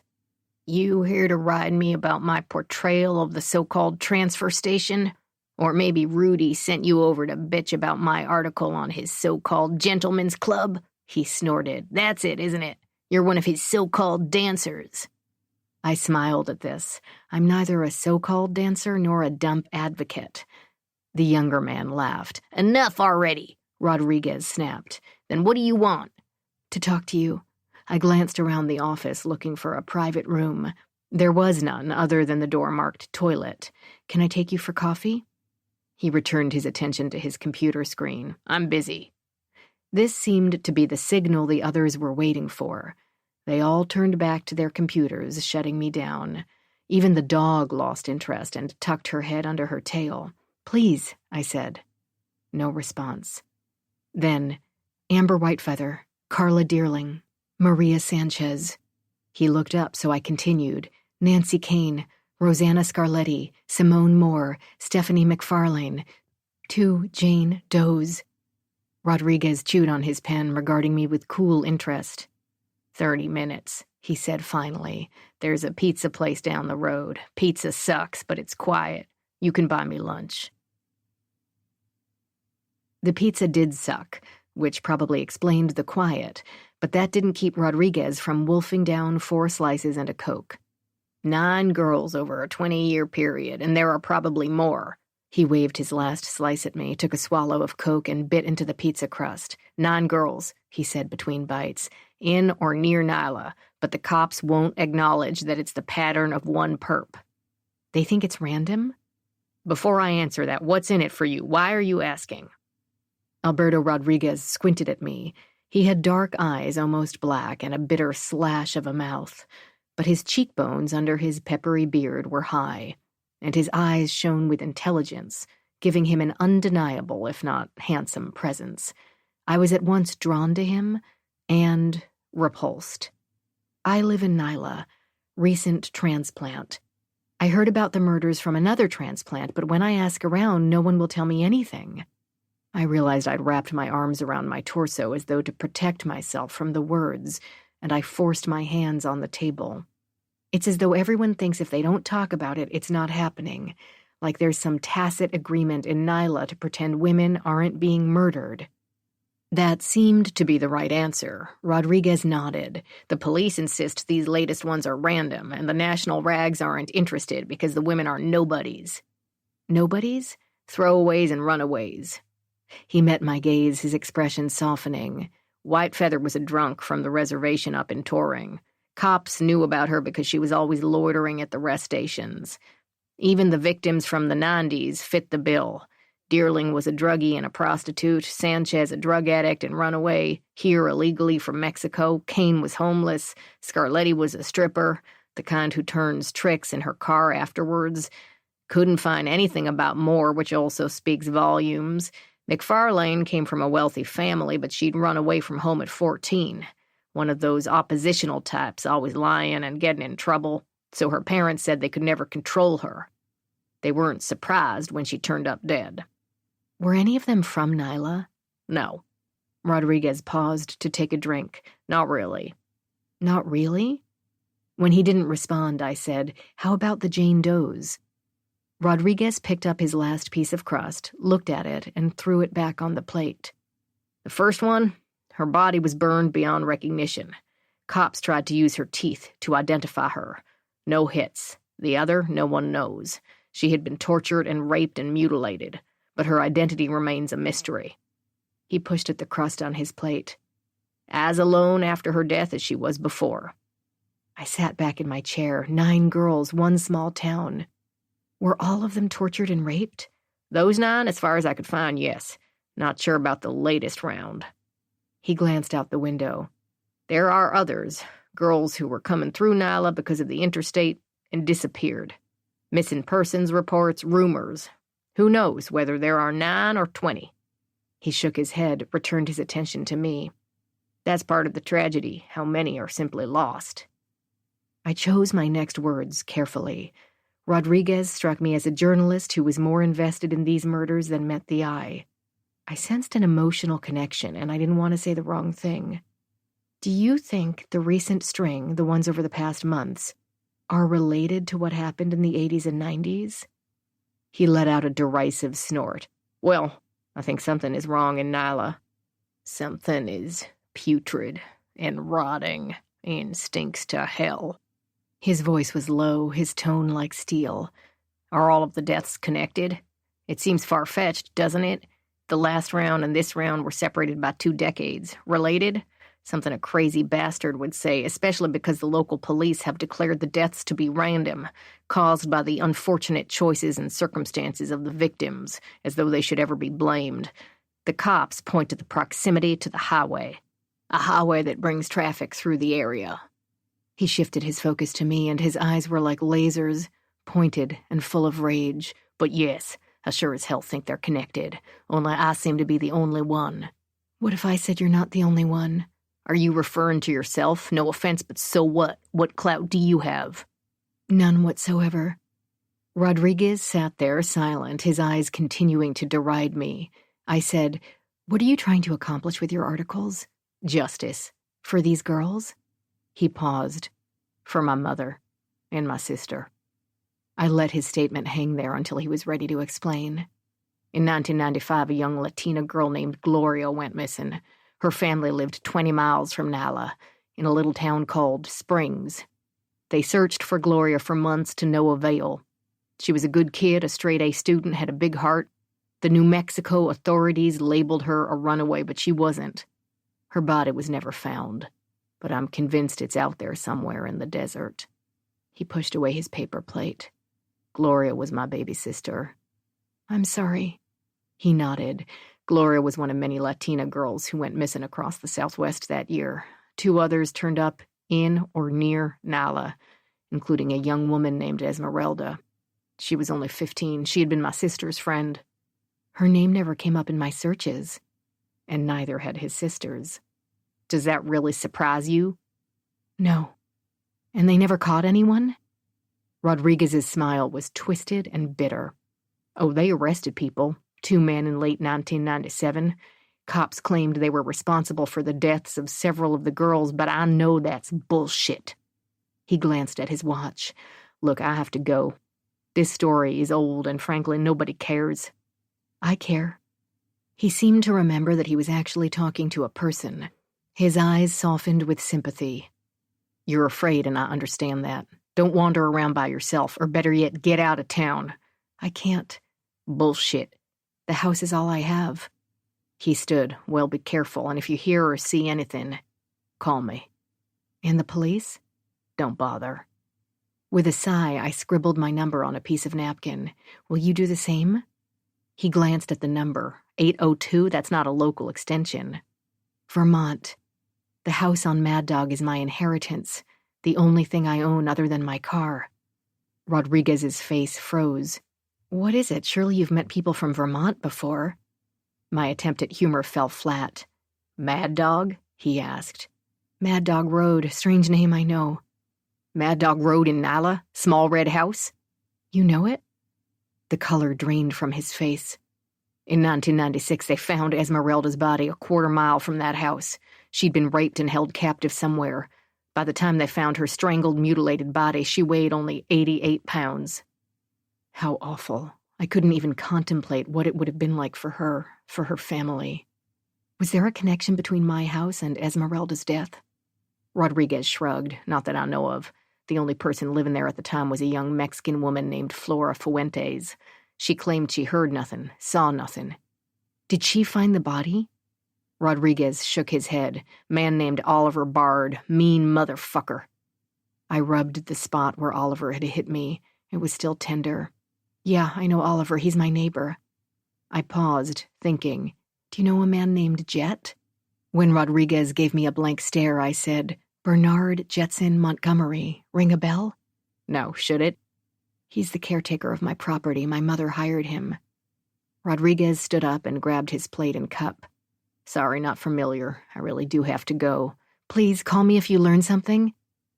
I watched him walk out the door and down the road, and wondered whether Flora was the name of the woman whose photo I had found. Chapter 24. Eve Foster, Nyla, New Mexico, 1997. Back at the motel, Eve used her cell phone to contact her lawyer. He was no help. Jim Kelly had been with her since Eve's husband died, when Kelsey was still a kid, and he generally humored her demands with stoic grace and not a hint of the condescension she was sure he felt.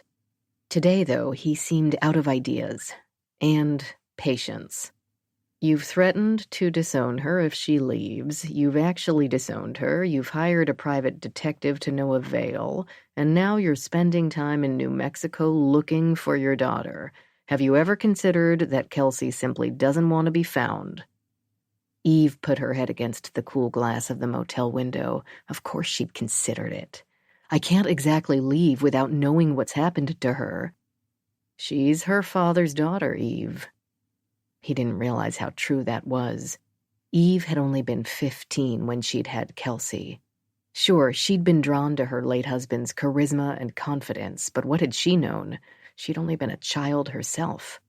For the next 10 years, until his untimely death, Liam Foster had tortured his child bride.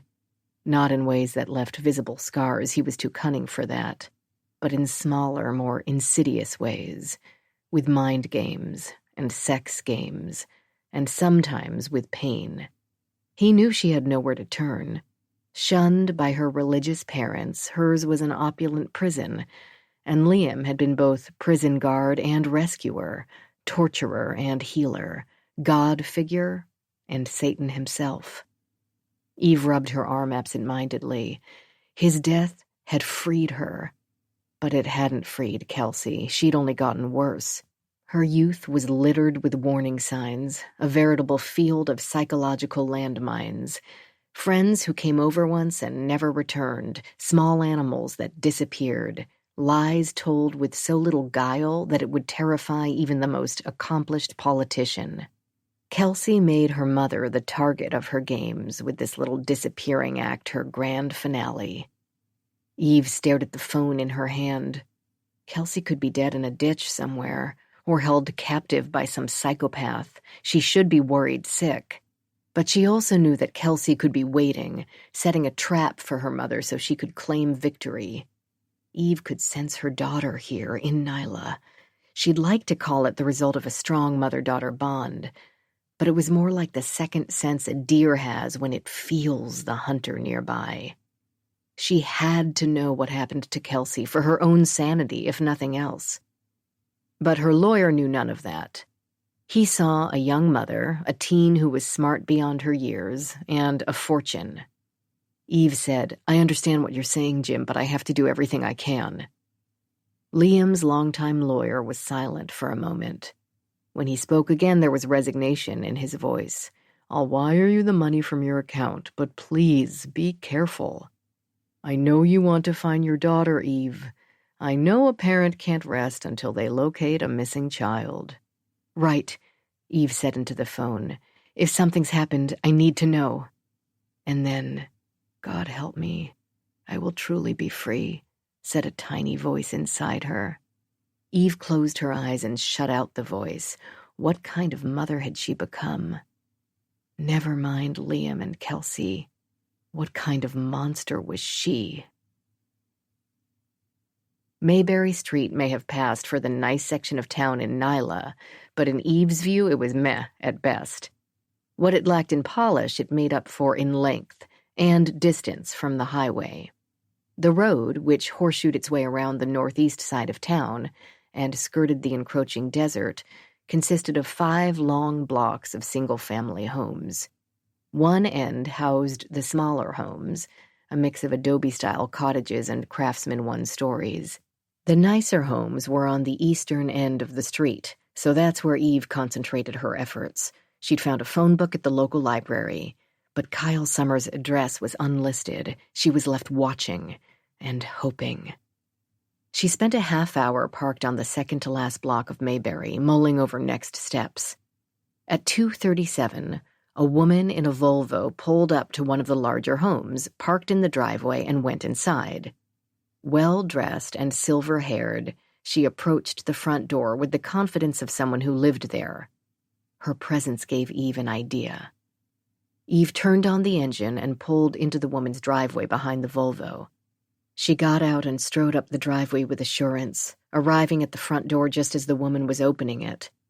The woman glanced at Eve. "May I help you?" "Kyle asked me to stop by." She smiled. "Kyle? Oh, you must mean Kyle Summers. I'm afraid you have the wrong house."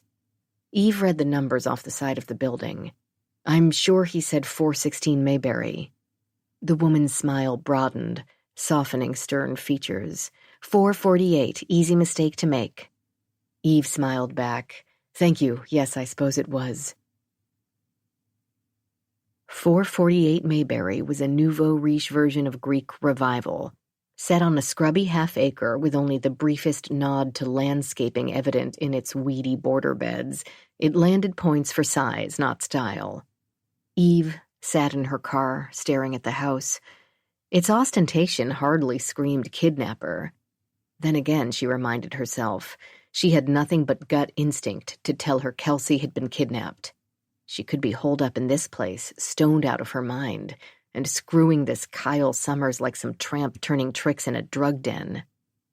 Eve wouldn't put it past her daughter to be here voluntarily. She wouldn't put it past Kelsey to be running the drug den.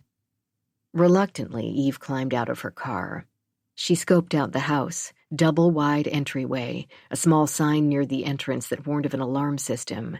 She pressed the doorbell button twice in quick succession, waited a few seconds, and then she pressed it again. It was 3:13 in the afternoon.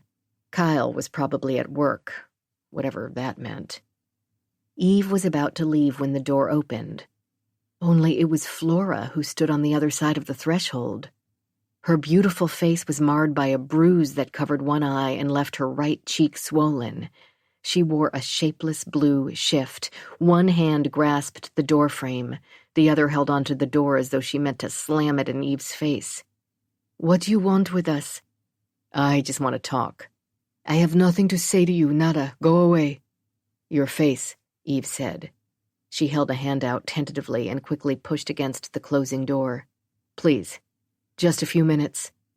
Flora closed her eyes. The damaged one was too engorged to close all the way, and Flora covered it with the back of her hand. She glanced behind her, sighed, and walked out onto the concrete landing, closing the door behind her. "Follow me." Flora walked around the side of the house and stood in the shade of the lone tree, tucked between the house and a shed, out of the sight of anyone on the road. Eve joined her. Eve pulled her photo of Kelsey out of her purse. "That's my daughter. She's missing." Eve watched the other woman's expression, looking for some sign of recognition. "She was last seen in Nyla." "So?" "So she was last seen with Kyle Summers." Eve waited a beat. "Your boyfriend." Flora wrapped her arms around her ample chest, jutted her chin forward. "I don't know where your daughter is." "But you know where Kyle is." "He is not here." "Then where can I find him?" Eve followed Flora's gaze, which strayed to the big house. She seemed to fixate on the second-story windows. Flora said, "He's traveling." "Are you sure he's not here?" "No, he's away, I swear it to you. He is not at home." Eve took a step closer. She made a show of studying Flora's damaged cheek. "Why are you protecting him?" "I am not protecting him." Flora turned away. "If that's all you wanted, you should go now. I don't know where your daughter is, and Kyle isn't here." "What does he have on all of you that everyone seems so scared to cross him?" Flora answered without turning around. "We are a tight community. When someone threatens one of us, we band together." "You're not even from Nyla, are you?" Flora turned her head ever so slightly. Sunlight fell on her swollen face, turning purple bruises blood red under olive skin. When she spoke, her voice was heavy with sadness and resignation. "Leave it be. There's nothing to see in Nyla." "I think there's a lot to see here, Flora. Girls have disappeared. There are rumors of murder. Things that lurk beneath the surface, things that no one will admit." Flora gave Eve a defeated smile. "We have a saying in my birth country. Donde el diablo puso la mano, queda huella para rato." She shook her head. "Go home, Mrs. Foster." Eve watched Flora hurry across the yard, back toward the front of the house. She was limping. Only later, settled in a wooden chair at the local library, did Eve look up the saying. She closed the Spanish-English dictionary, feeling pensive. Roughly translated, it meant, "Where the devil put his hand, there is a trace for a while." In other words, evil always leaves its mark. Chapter 25. Constance Foster, Nyla, New Mexico, present. Lowry Lane jutted off Main Street like an afterthought. I found Rebecca Smith's house without much fuss. It was a simple craftsman-style cottage, small but cozy-looking. Wooden facade, blocky porch, expansive windows, and a metal fence that surrounded a dime-sized property. A Honda sat in the driveway, its bumper sporting a "Love One Another" sticker, and stickers from a dozen state and national parks. The interior of the vehicle was cluttered with garbage, clothing, books, and blankets. I wasn't sure how anyone was able to drive it. The third knock on the door brought a woman running from around the back of the house. "Please stop." She waved one gloved hand at me while the other pushed back a chunk of silver-gray hair. "You have no idea how hard it is to get him to sleep." "I'm sorry." I put my hands in the air in surrender. I didn't mean to cause issues. The woman took a moment to catch her breath. She was short and stodgy, her round face accentuated by chin-length hair. She looked down at muddy knees and laughed. "That's what I get for wearing shorts." She pulled a glove off and eyed me sideways. "When I find the time, I like to garden. It keeps my mind off other things." I gave her as warm a smile as I could muster. She seemed friendly enough, and it was nice to see a friendly face. "Are you Rebecca Smith?" "Who's asking?" "I'm Connie Foster." I held out a hand and she shook it half-heartedly. "I'm actually looking for Josiah Smith." "Becky Smith." A curt nod. "Well, you came to the right house, but I'm not sure it'll do you any good. What do you want with my uncle?" "The truth is I'm not sure.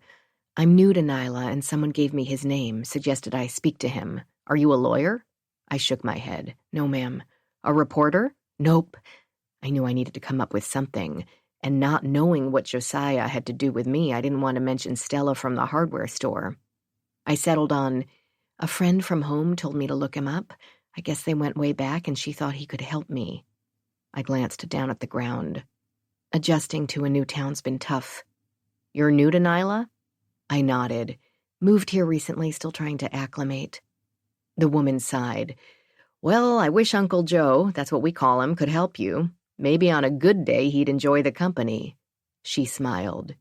"He liked the ladies. He was a catch in his time." "Does he suffer from "Dementia? Not really. He had a stroke a year ago, but the docs say it was mild and doesn't explain his symptoms. We moved in together and I try to take care of him. On good days he can hold a conversation, feed himself, walk a bit.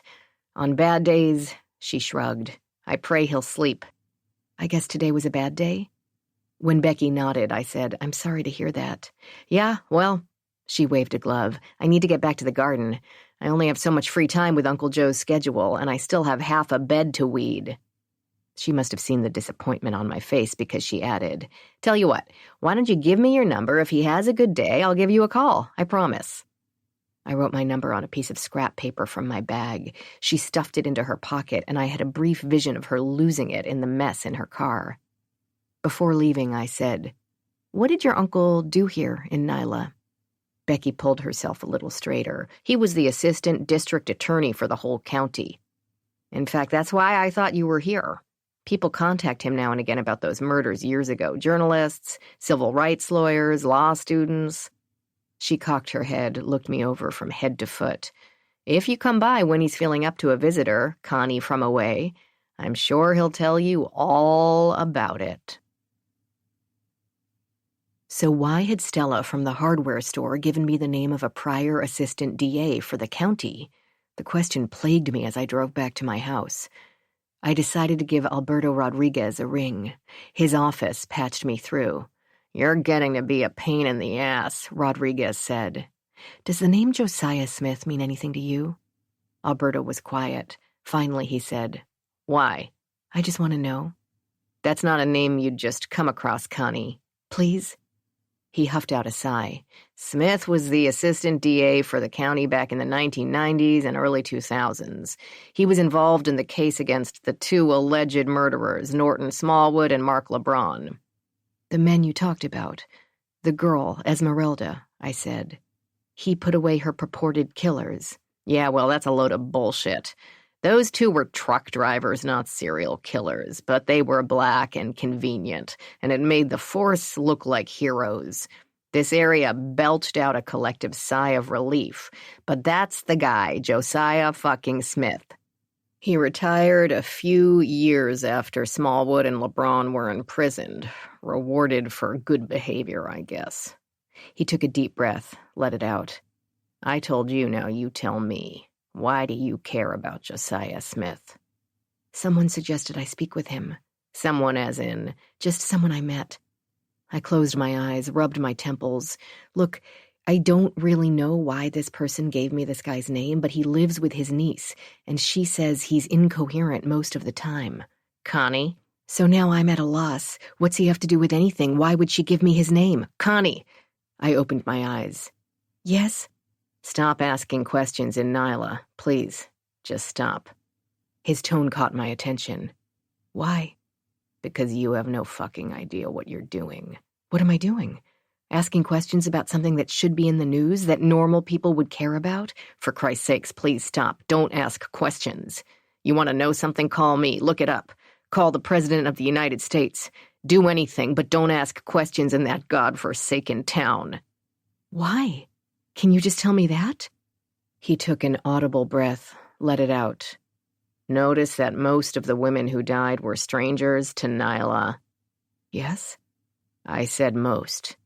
There was a girl murdered in late 1997. She didn't quite fit the bill. Her body was found in a garbage can, but she'd been strangled, not raped or, from what the authorities could tell, tortured. I'm not following you. It happened right around the time of the arrest. I saw where he was headed, after the alleged murders were in custody. Yes. And this girl, she'd been asking questions? Not her, but someone close to her.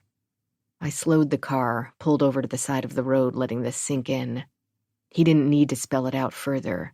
Who was this person, the one who asked questions? Think I'm going to tell you so you can go to them and dig your hole deeper? Or cause trouble for them? No way, Connie. If I can't ask questions, and nothing is online, and you won't tell me, what am I supposed to do? Get a job, fuck a few guys, learn to knit. How the hell should I know? Just keep your damn mouth shut. What if I'm already a target? Alberto said quietly. Do you have a gun? No. Get one. The gun would have to wait.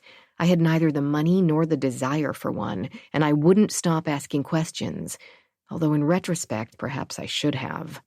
I was too close to all of this, too worried these murders and Eve's intentions were tied together in some savage knot. Alberto had pointed to a quid pro quo, ask questions and you're next. But those murders were years ago. Was it possible the same murderer was at work here in Nyla today? Alberto thought so, but I wasn't so certain he was a reliable judge. I knew my next stop. Anyway, I figured after that bash on my head, Oliver Bard owed me. His house was larger and more modern than my own, but not by much. A brightly painted blue gate opened to a red-tiled courtyard. I climbed out of my car and locked the doors, stepping over grayish-brown scrub to reach the blue-doored entrance. The place was quiet. A chicken pecked around in a courtyard, pausing only to glance my way before continuing to hunt insects in the dusty earth. "Oliver?" I called from the courtyard threshold. The chicken raced in front of me, complained, and darted farther into the tiled courtyard. I followed. Large planters, now empty, sat upon chipped terracotta Mexican tiles. 3 more chickens eyed me from one corner. Another raced across the courtyard, squawking a warning.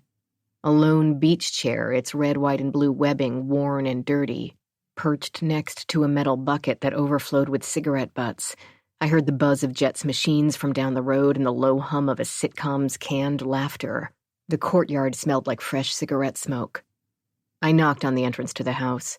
The door swung open, and Oliver glowered at me from the dark interior of his house. "What?" he said. "Can I talk to you?" "No." He slammed the door shut. So much for hospitality. I knocked again. "Oliver, please, just for a few minutes." I said no. I pounded this time. "Oliver!" When he didn't respond, I said, "Esmeralda." No answer. The chickens scolded me from across the courtyard, and I backed away from the door, frustrated and angry. "Esmeralda!" I yelled again. "Coward! You're a fucking coward, Oliver! Come out and talk with me!" I had the car in first gear when something made me look up. Reddish-gray hair, full beard, tall and lumbering. No knife this time, but he was watching me from the yard between the blue houses with that same glazed interest. I rolled down my window and yelled, "Hey!" He ran like a jackrabbit to the house next door and disappeared inside.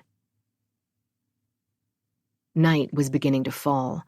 By the time I returned to my house, the horizon was aglow with bands of red and orange, silhouetting the rugged mountains in the distance. Mesmerized, I almost missed Jet's lanky form leaning against my house, his body a shadow melding into the many shadows of the desert beyond. I called out to him, and he moved forward into the weak porch light. "Leaving me another crucifix?" I asked. He smiled. "Something different this time." "Oh, yeah?" I'd changed the locks on the house, so I was anxious to hear how he'd gotten in. "What?" "Follow me." Jet disappeared around the back of the house. A coyote howled, and I jumped, unaware until that moment just how tense I was. Instead of following Jet, I let myself into the house and turned on all of the lights. Once convinced that he hadn't left me a new surprise, I tucked a Swiss Army knife, the best I had, into my back pocket and waited. Alberto's warnings weighed on my mind. Jet knocked on the door a few minutes later. "Where'd you go?" He peered beyond me into the house, but I blocked his view. "I'm tired, Jet. Not in the mood for games." "No games." He held up his hands. "I promise. I just made you something. That's all. Come see."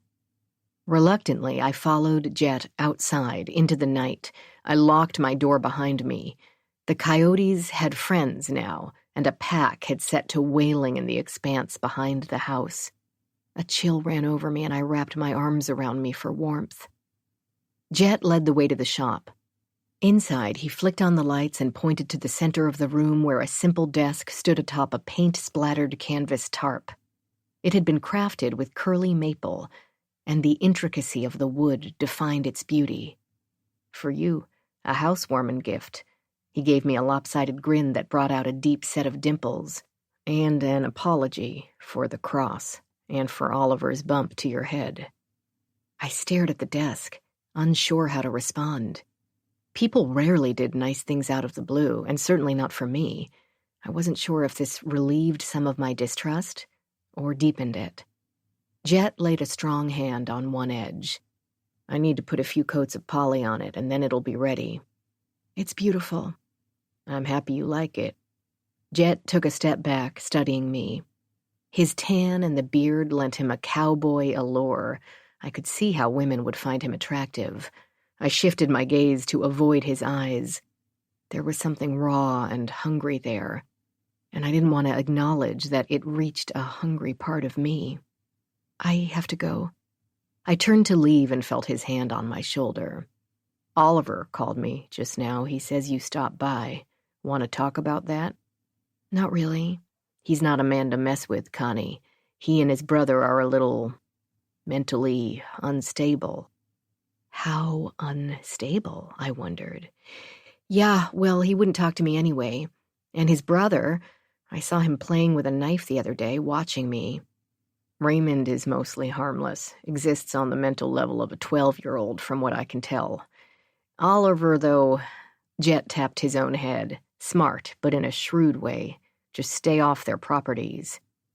I was about to tell Jet that I'd spoken to Alberto, that I knew Oliver had found Esmeralda's body, but I stopped myself. The less said to Jet, the better. "You need to be careful," Jet said. "Nyla's not a friendly place when it comes to strangers." "So I keep hearing, especially strange women?" Jet's eyes narrowed. "Especially strange women." He glanced toward my house. Have you eaten? Not yet. I made a cassoulet. Want to join me? I smirked. Pretty fancy food for a cowboy. He shrugged. Oliver slaughtered a pig, gave me some cuts. Another lopsided grin, but I am a pretty good cook. I was tempted by the offer, if only because I was starving and hadn't had anything at home in weeks that hadn't come from a can. But I declined. No use playing into his or Eve's hands, whatever those hands were up to. Jet looked disappointed. Let me know if you change your mind. I have plenty. Thanks, but I won't. Jet held the door of the shop, letting me go out first. Outside, the furnace of a sky had settled into an ethereal canopy of stars. He looked up. Beautiful, huh? This never gets old. It is something. I started toward the house. Jet flicked on a flashlight and aimed it past me. You're a weird girl, you know, he said. Others have said that. Not what I expected. I took the bait. What had you expected, Jet? Eat with me, and I'll tell you. I started to walk toward my house, avoiding the light from his flashlight. I'm not that interested in your opinion. Okay, fine, since you're so anxious to know, I'll tell you, he called. I figured you'd be spoiled, someone unable to tie their own shoes without a butler. I spun around. Why in the world would you have assumed that? Eve seemed entitled, almost viciously so. I figured you'd be the same and that this little deal was to teach you a lesson, how to live in a rough world on your own, that sort of thing. He shook his head, but I can see you already know how to do that. You fixed up the place, found a job. He ran a hand through his hair, crossed his arms. Tell me, Constance Foster, if Eve didn't want to teach you how to be self-sufficient, then why these rules? What are you supposed to learn here in Nyla? I have no idea, and that's the truth. This house is really just that? An inheritance? Eve hated me. He turned off the flashlight. She never said she hated you. I threw my head back and laughed. I sounded crazy, even to myself. She would never say it. That wasn't her way. She would find some passive-aggressive or downright cruel way to get her point across. She sounds like an awful mother. Was that empathy or mockery in his tone? I wasn't sure. You know why I can't eat with you, Jet? Because I would never know why you invited me. Were you following Eve's playbook? Was she paying you to be nice to me? Or maybe she told you to poison my food or seduce me. I watched his face as I spoke, but I couldn't read his expression in the dark courtyard. I could never trust anything to be real. Even friendship? I glanced down at my feet. Especially friendship. That's a sad way to live. Tell me about it. Chapter 26. Constance Foster, Nyla, New Mexico. Present. 3 eggs over easy, Manuela barked. And make them easy this time, love. Easy, as in Pam Andersson after a Kid Rock concert. I smiled at the dated reference. Sometimes I forgot that Manuela was almost twice my age. Got it. Manuela peeked at me from across the kitchen. She was training me to cook, and she let me handle the griddle when we only had a few customers. This morning, though, I just wasn't feeling it. Burned bacon, undercooked eggs, unmelted cheese. We'd already had 2 orders returned. Manuela was patient, but I knew even she had her limits. What's gotten into you? Normally you'd call me out for some tired comparison like that. Pam Andersson? And here you are saying, got it? You got something, love, but I'm not sure what it is. She walked closer, leaned down, and peered into my eyes. You sick? I smiled. I'm fine. I poured 3 round portions of pancake batter on the griddle. Just preoccupied. Tell me all about him. I laughed. What makes you think there's a him? I live in a house with a bathtub in my bedroom, a refrigerator I can't bring myself to open, and a scary caretaker in my backyard. There is definitely no him. Manuela's skinny brows shot up. Scary caretaker? He came with the property. I don't trust him and I can't get rid of him. He have a record? Not that I know of. Someone called Manuela from the dining room. She picked up a fresh order pad and pointed it at me. Find out, get a background check done. You don't need that kind of hassle in your own backyard. A little money and a good PI or lawyer, and you can dig up what you need." She was right, of course. I didn't have money, but someone else did. After the lunch rush, I called Lisa. She didn't answer, but she called me back 5 minutes later. "Do me a favor," I said. "Get a background check run on Jet, my caretaker." "You know I can't." "What do you mean you can't? Why? Because of the will?" I was standing outside by the dumpster and had to pause every time a truck drove by. "Aunt Eve's lawyer won't do it, I already asked. Aunt Eve said Jet had to stay, and they have to comply with the terms of her trust." I closed my eyes, felt my jaw tighten. "Then hire another lawyer, Lisa, or a PI. You're a big girl." "Wouldn't that be supporting you financially? We're not allowed to do that." "It wouldn't be supporting me if you were the one concerned and did it of your own volition." "Has this guy hurt you?" "No, I just don't trust him." I want to trust him, I thought. I want to trust someone. It felt like minutes went by before she spoke again. "I'll do it." "Thank you." "Connie?" "Yes?" I waited. "I'm thinking of visiting you. Aunt Eve didn't say that wasn't allowed, and I've been making some plans. For us, I think we should talk about them in person." I thought about my conversation with Alberto Rodriguez.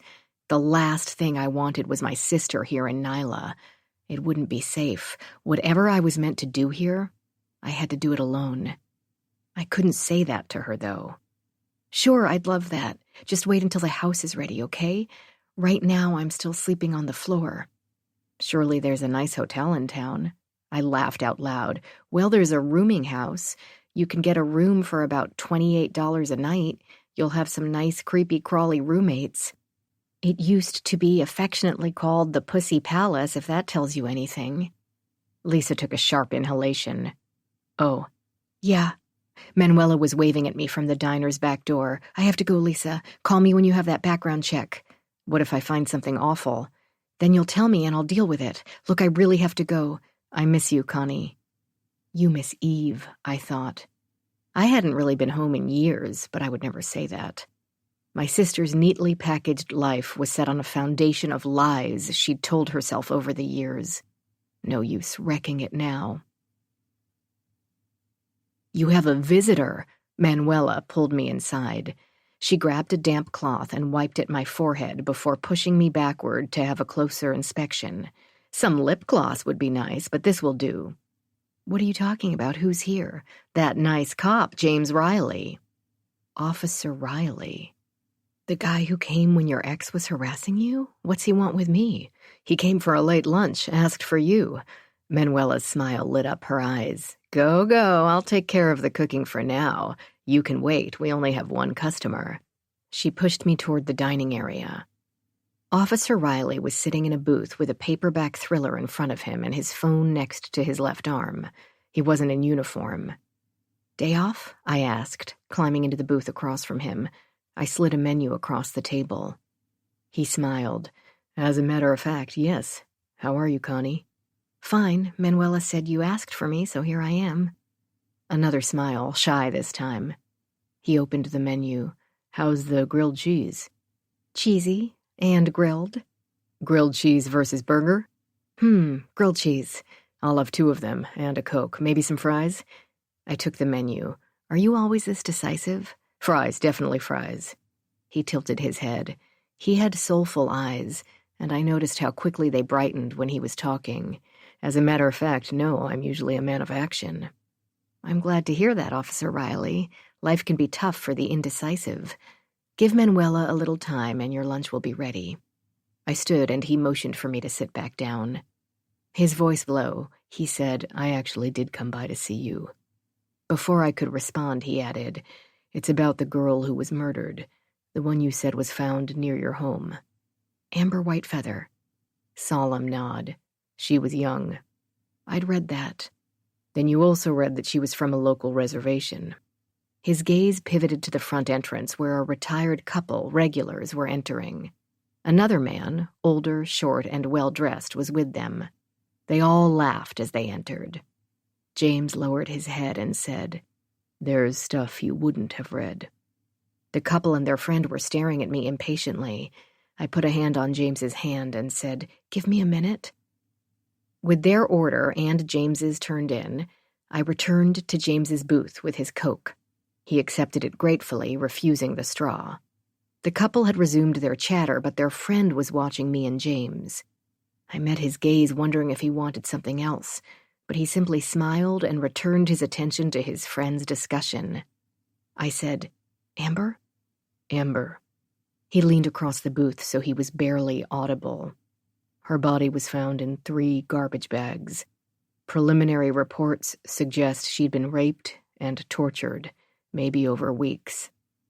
I had no words. What kind of sick person does that? Bastard, I know. Riley's eyes darkened. Anyway, I didn't stop by to scare you, but I did a little digging, and the other deaths, they follow this same pattern. Dismembered bodies, rape, and torture. He swallowed. Kidnapping.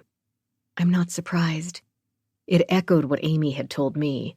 I just don't understand why it's not bigger news. I asked the same question and got shut down. My first thought was race and social status. Victims have been mostly kids, all girls, many from broken homes, and most are runaways. Sometimes they're Native Americans like Amber, or Black, or Latina, but not all. I thought of my conversation with Alberto Rodriguez. He'd said the same thing. Runaways and throwaways. Despicable terms. There's a but here, right? There is. But I think there's more than racism at work. He glanced toward the people at the other table. Connie, I'm trusting you. Please don't repeat what I'm saying or I could get canned, and I need this job. I promised him. The but is that no one seems to be following up on any leads. I don't understand why. What do you mean? We've interviewed witnesses who saw Amber hitchhiking along the highway. She'd been a troubled kid, drugs, problems with the law, even turning a few tricks at the truck stops. Her parents say she'd left home and was heading east this time. Had mentioned something about New York. We have a trucker and another driver who've come forward with information. They saw someone pick her up, gave a pretty specific description of the car. But after that, nothing. No follow-up by the police that I can tell. You've not been assigned to her case? Me? He laughed. I'm just a beat cop, not homicide. And I can tell you my questions weren't welcome. I considered what he was saying. I shared with him my own experiences of getting shut down every time the topic of the murders came up. Even the bartender at the local pub and the librarian the next town over had the same reaction. Manuela rang the bell in the kitchen, and I retrieved James's meal. I placed it in front of him. He stared at it sullenly. You going to eat? Yeah. He still looked distracted. There's something else. The bell rang again. I said, hold on. This time the other table's food was up. 2 enchilada specials and a hamburger. I served their food, got them the extra salsa they requested, and returned to James. By now, he was through both sandwiches and was picking at his French fries. Good grilled cheese? Sure. Very grilled and very cheesy. His smile fell flat. I read the interviews. Someone saw her with a man the day she was murdered. I felt the tiniest flush of excitement. And? Description? That's just it. Riley balled his paper napkin and threw it on his plate. There wasn't one. The cop who interviewed the witness just stated a man was seen with the victim. No description, not even an age. Disappointed, I said, is that normal protocol? No way. Our report on Manuela's ex was far more detailed, and that was a simple harassment case. How about the witness? Was there a name? Someone who could be contacted separately?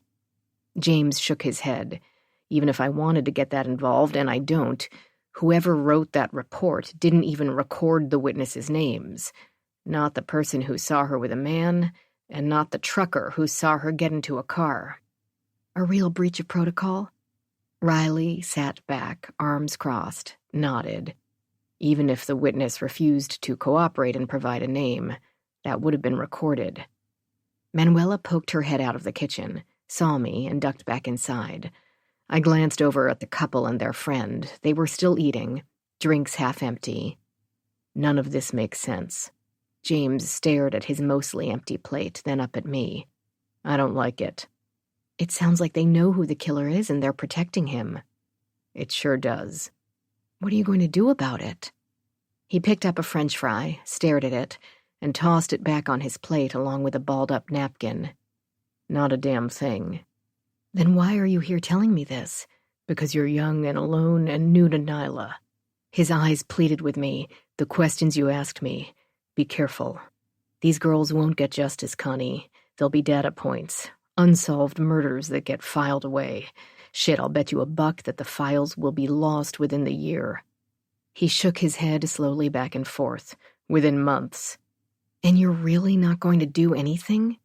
What can I do? The guy who took the interview? Top of the heap. I have something you can do, something that won't get you into trouble. Will you help me? James looked up sharply. What? His point about the victims as data points had sparked an idea. Do you have accesses to databases? Of course, some. Can you get to them without getting noticed? He thought about that. I don't see why not. Do you think you could do some searching? Look for similar patterns in the area? Why?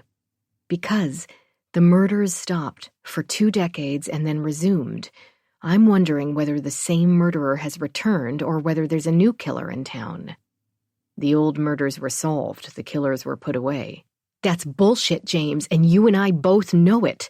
I realized I was shouting and I lowered my voice.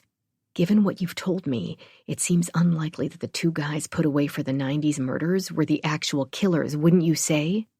And you think that if I can track similar patterns and the dates work, it may show we have the same killer back in Nyla? It's a long shot. A very long shot. But yes, that's what I'm hoping. Maybe we'll see a pattern. Worth a try. James reached for his wallet and I told him to put it away. Manuela never charges cops. He took a 20 out anyway and placed it on the table alongside a business card with a phone number handwritten in blue ink. A tip, then. That's a big tip. James smiled. I liked his smile. That's how I roll. On my way home that evening, I stopped by the rooming house. I wasn't the only young new woman in town, the only woman who could be a target. Amy from the bar should be warned too. I could do it without breaking James's confidence. Just let her know to be careful. She was the one who had alerted me first, after all. The property manager let me into a nondescript lobby. Linoleum floors, white walls, stainless steel fixtures, a few framed pictures of the nearby mountains. Whoever bought this place had at least made an attempt to modernize it. But the result was a cold, institutional atmosphere that still hinted at despair. I told him I was looking for a tenant named Amy. Amy Bombardi? I don't know her last name, about this tall. I motioned with my hands. Hair with blue ends. That's Bombardi. You a friend of hers? Acquaintance. The manager's eyes disappeared into folds of fat. A friend would know her last name. He regarded me with unabashed curiosity, chewing the inside of his cheek. You sure you weren't sent by the ex-boyfriend? I don't want no trouble. Nope, just an acquaintance. I met her at a library. Wanted to catch up. Is she here? Room 7. Wasn't here this morning, though. The manager started to walk away. Could she be at work? Not my job to keep tabs on the tenants. I waited until he left the lobby and made my way down a dank, dirty hallway to room 7. A half a dozen knocks got an angry reprimand from the old man in the room next to her, who banged on his door and told me to shut the fuck up. Have you seen Amy? I asked through his door. Fucking go away, he answered. I took that as a no. Chapter 27. Eve Foster, Nyla, New Mexico, 1997. Officer Mayer agreed to see Eve the next day. The sun beat down on the cracked and bleached pavement leading to the station, and Eve walked over the crevices wearing new black stilettos. She'd dressed for the occasion in a fitted black suit. She was the owner of Foster Technologies, after all, she reminded herself. Liam Foster had been a terrible husband, but he'd been a genius when it came to business. She had his money at her disposal, money that Jim Kelly had wired just an hour ago. "What can I do for you today, Mrs. Foster?" Mayer asked. He was sporting a few days' worth of mustache, and the facial hair added a decade. "Arrest Kyle Summers. He has my daughter." Mayer looked amused, which only increased her resolve. "On what basis are you alleging such a serious charge?" "I know he has her."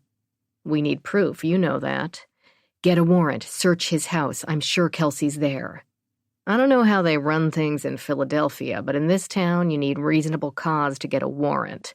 No judge in his right mind will grant a warrant based on one woman's unsubstantiated allegations." Eve sneered, "and especially when that judge is the brother-in-law of the perpetrator." Mayer's amusement turned crypt cold.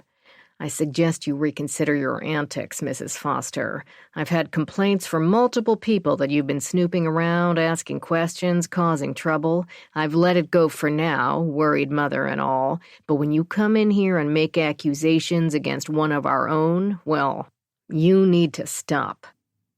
Eve held Mayer's stare with a cool gaze of her own. She broke away first and walked over to the officer's metal desk. She picked up a framed photo of a baby girl dressed in a pink frilly dress with a bow around her bald head. "Your daughter?" When Mayer didn't answer, she put the picture down and turned to face him. "Being a parent is special, isn't it? You worry all the time. What would you do if something happened to your child? If she disappeared?" Eve shook her head. "It's the biggest burden, that worry." "Are you threatening me, Mrs. Foster?" Eve flashed him her most saccharine smile. "Hardly, officer. I'm merely talking parent to parent. When your child goes missing, there is nothing you won't do. Nothing." Another smile, this one sadder, and she glanced again at the picture in her hand. "You understand, I'm sure." "You need to leave." Eve shook her head. "I'm not leaving without a commitment. Will you look into Kyle Summers again?" "Yes, fine. I'll send someone over there today." Eve placed the picture back on the shelf, letting go a moment too soon. The photo fell to the floor and the glass shattered into a million tiny shards. "Oh my!" Eve jumped backward. Her smile was apologetic, her eyes icy orbs. "Look what I did. I'm so sorry." "I'm sure you are." Mayer picked up the phone to ask for maintenance. With the phone back on its cradle, he looked down at the mess. "Please go, Mrs. Foster." His tone was stern, but Eve caught a flicker of fear in his eyes. The fear was what she wanted. Eve sat in her car, waiting. Armed with several sandwiches, a thermos of coffee, and her gun, she could stay in the car as long as her bladder would hold out. The Pussy Palace was a busy place today. Bohanna must be thrilled, Eve thought, and watched two men leave the palace at the same time. But it wasn't Bohanna she was after, or Raoul, the superintendent of this shithole. Eve glanced down at the notes she'd made after talking with her private investigator. He'd been a disaster when it came to tracking Kelsey, but he was good for background information at least. She'd asked for the scoop on Kyle Summers, and he'd given it to her. Divorced, never remarried, 39 years old, owner of 9 local businesses, including a laundromat, an apartment complex, a gas station, a hardware store, and the lovely Pussy Palace. Brother to Brenda LaRue. No prior arrests, not so much as a DUI.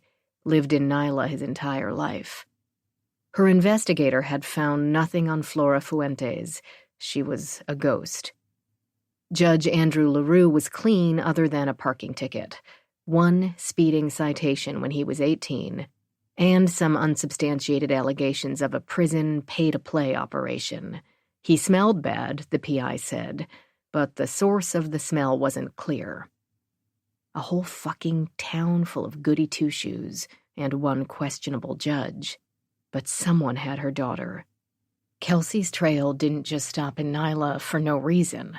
The hospitals in the area were a dead end. No cash withdrawals from her bank account, no charges on the 1 credit card she maintained on her own, no nasty postcards, no citations to the house. Many had seen her arrive in Nyla. No one had seen her leave. Another ghost. Eve glanced behind her. She saw the police car a block back and the undercover cop sitting inside. She knew she was being followed, which was why she was here at the Pussy Palace.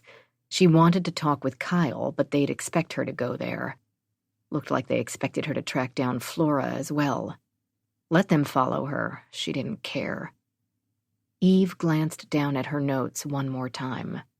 Kyle's ex-wife was a woman named Bella Minuski. Remarried, she was a salon owner who lived in a nearby town. Eve had Bella's work telephone number and address. Maybe Bella Minuski would have some insights to share. Eve glanced at her watch. A few more minutes and she'd need to pee. Just then the front door opened and Flora emerged. She climbed into her junker and drove away, seemingly oblivious to the woman watching her. Eve smiled. Oblivious people were her favorite kind of people. Eve pulled away from the curb slowly. She watched as the cop did the same. She had a plan to lose him, but for now she'd let him follow. She trailed Flora through town and down a dusty road with no name.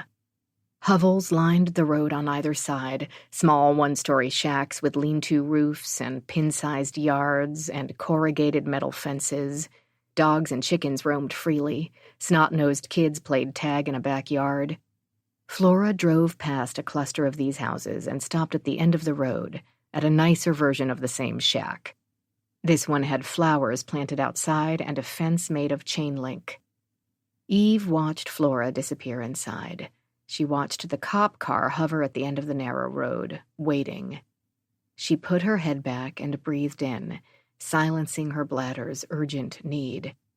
After a half hour, her bladder won, and she did a 3-point turn to leave the neighborhood. The cop did the same. They don't even care whether I know they're watching me, she thought. They want me to know. Eve swerved to avoid a rangy brown mutt that had darted into the center of the street. Cursing, she glanced back in her rearview mirror at the house at the end of the road. Flora's car was still there. The house was still buttoned up. Later, Eve thought, I'll follow Flora again. She raced back to the hotel feeling frustrated, the cop a few cars behind. Chapter 28. Constance Foster, Nyla, New Mexico, present. Thursday was my next full day off. It was a scorchingly sunny morning with a high of 88 and a dry, bitter wind that made me homesick for my lush, green state of Vermont. I'd decided this was the day I would make some progress on the house and clear out the basement. The bedroom needed paint, and I wanted to check that off my list. I had enough tips from Manuela's Diner saved to buy a mattress, but I wanted the bedroom to be finished first, and a can of soothing blue paint was waiting. I'd already discarded the old bed frame and scrubbed the walls and floors. I'd carefully prepped the room for paint, walls cleaned, spackled, and sanded, windowsills taped off, and I was just opening the can of paint when I heard a sharp knock on the door. It was Jet, carrying the desk he'd made me. Micah was trailing dutifully behind him. He said, "A hand?" I opened the door wider and let them both in. "Where do you want it? The living room?" "Sure. Thank you," I said. "I mean that. It's gorgeous." In truth, I wasn't sure how I felt. The piece was gorgeous, and I had almost no furniture, certainly nothing this nice. But it felt like a string, and I wanted no strings attaching me to Jet. Jet wiped his hands on his jeans. "Truce, I feel like we got off to a bad start." When I didn't answer, he said, "You have another paintbrush?" "You don't seriously want to paint. I have a few hours to kill while some varnish dries. I can give you a hand." I considered his offer. "Actually, there's something I could use help with even more than the painting." "What's that?" "The basement. I need to carry up the remaining boxes and saw apart that awful couch so I can get rid of it." He shrugged. "Whatever you want, I'm at your service." He held up a hand. "And before you ask, no, this isn't in my contract." "Even better. Happen to have a chainsaw?" "As a matter of fact, I do." It took over an hour to disassemble the couch and drag it up the steps. Painting I could do alone. Had I done this job myself, it was the only thing I would have accomplished all day. With the pieces in a pile near my car, I grabbed 2 beers from the small apartment refrigerator and tossed one to Jet. I nodded toward Micah, who was hovering shyly behind him. Can I give her a treat? You have dog treats? Picked up a box at the hardware store. Sure. He opened the beer. It's only 11 in the morning, a little early for booze. Think of it as lunch. I took a long gulp and welcomed the cooling sensation. It was hot and musty in the basement, and I was feeling sweaty and lightheaded. Jet gestured toward the fridge with his beer. Still haven't cleaned out that thing? Volunteering? He glanced over at the old appliance, which I hadn't moved from its spot against the wall. I'd offer to help, but I think that's past even my pay grade. I smiled. One of these days, I'll down enough of this stuff to tackle it. Do you always drink when you're stressed? I studied him over the edge of my can. I couldn't tell whether he was joking. Are you always so blunt? Only when I care. Uh-huh. He cocked his head. It must be hell going through life so full of distrust. I get by. Maybe I understand better than you think. Ever consider that? I squatted down and reached a hand out to Micah. She regarded it anxiously, so I moved away, sorry I'd invaded her space. So, share. He took a swig of beer and shook his head, grinning. You do realize that letting go of some of this paranoia would be one way of getting back at Eve? Seems to me she wanted you to be on edge. She wanted you to be alone in the world. You're basically letting her control you. Easy for you to say. Not really. I drained the last of my beer and tossed the can into the sink.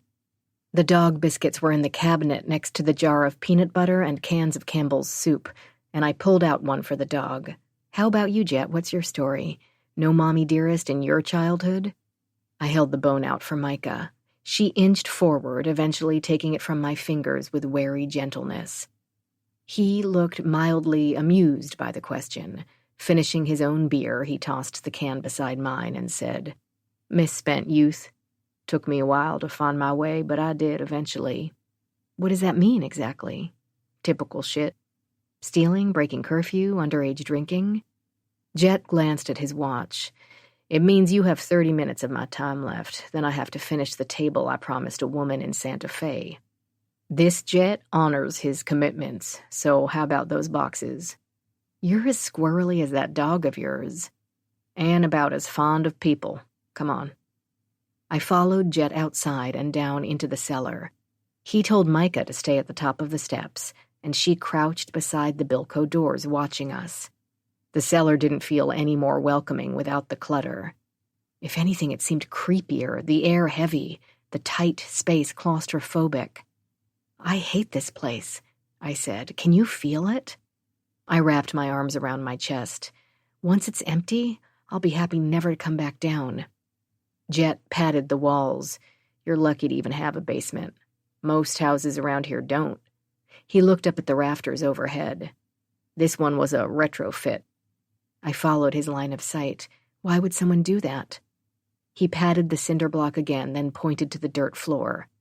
The house is pretty old, probably 90 or so years. I'm thinking some Easterner, a medic, or a missionary maybe, moved here and wanted a basement, so he dug one out under the house. How can you tell it wasn't original? For one, the construction is different. Cinder blocks are newer material, post-dating the upstairs. Two, I think the footprint of the basement is narrower than the footprint of the house. I saw what he meant. It looks like there's a good foot or more difference. At least. I'd been kneeling by the boxes and I stood and wiped off my pants. What do you know about this house? Its history? I told you I don't know anything, really. It was likely built in the early 1920s. Oliver would know more. He's lived on this road for over 40 years. He won't talk to me. I tried stopping by and he slammed the door in my face. Jet had the decency to look embarrassed. He'll warm up eventually. Will he? I don't know about that. What's his story?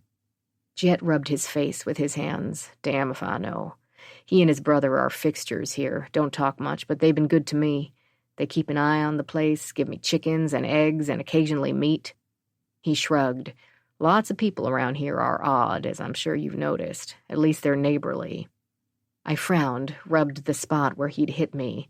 Not sure I'd second that. What does he have against me? He distrusts strangers, something you two have in common. But I wasn't letting him off that easily. You were a stranger once, he accepted you.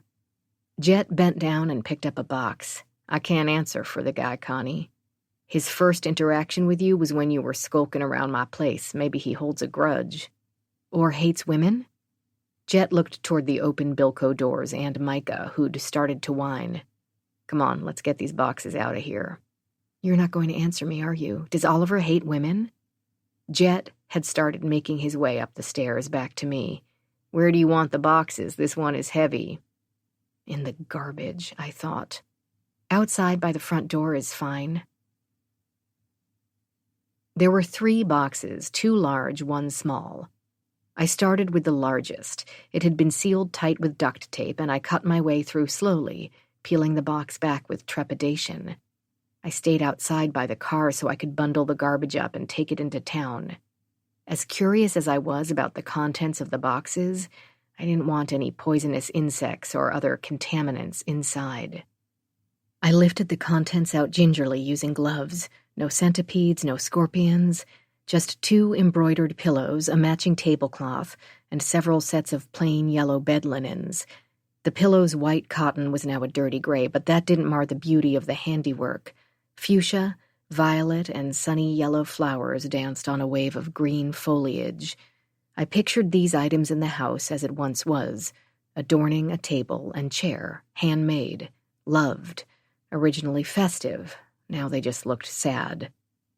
The second large box held clothes, jeans, tops, bras, nightshirts, cheap stuff, clean but dated. All women's, size 9, 10, and medium.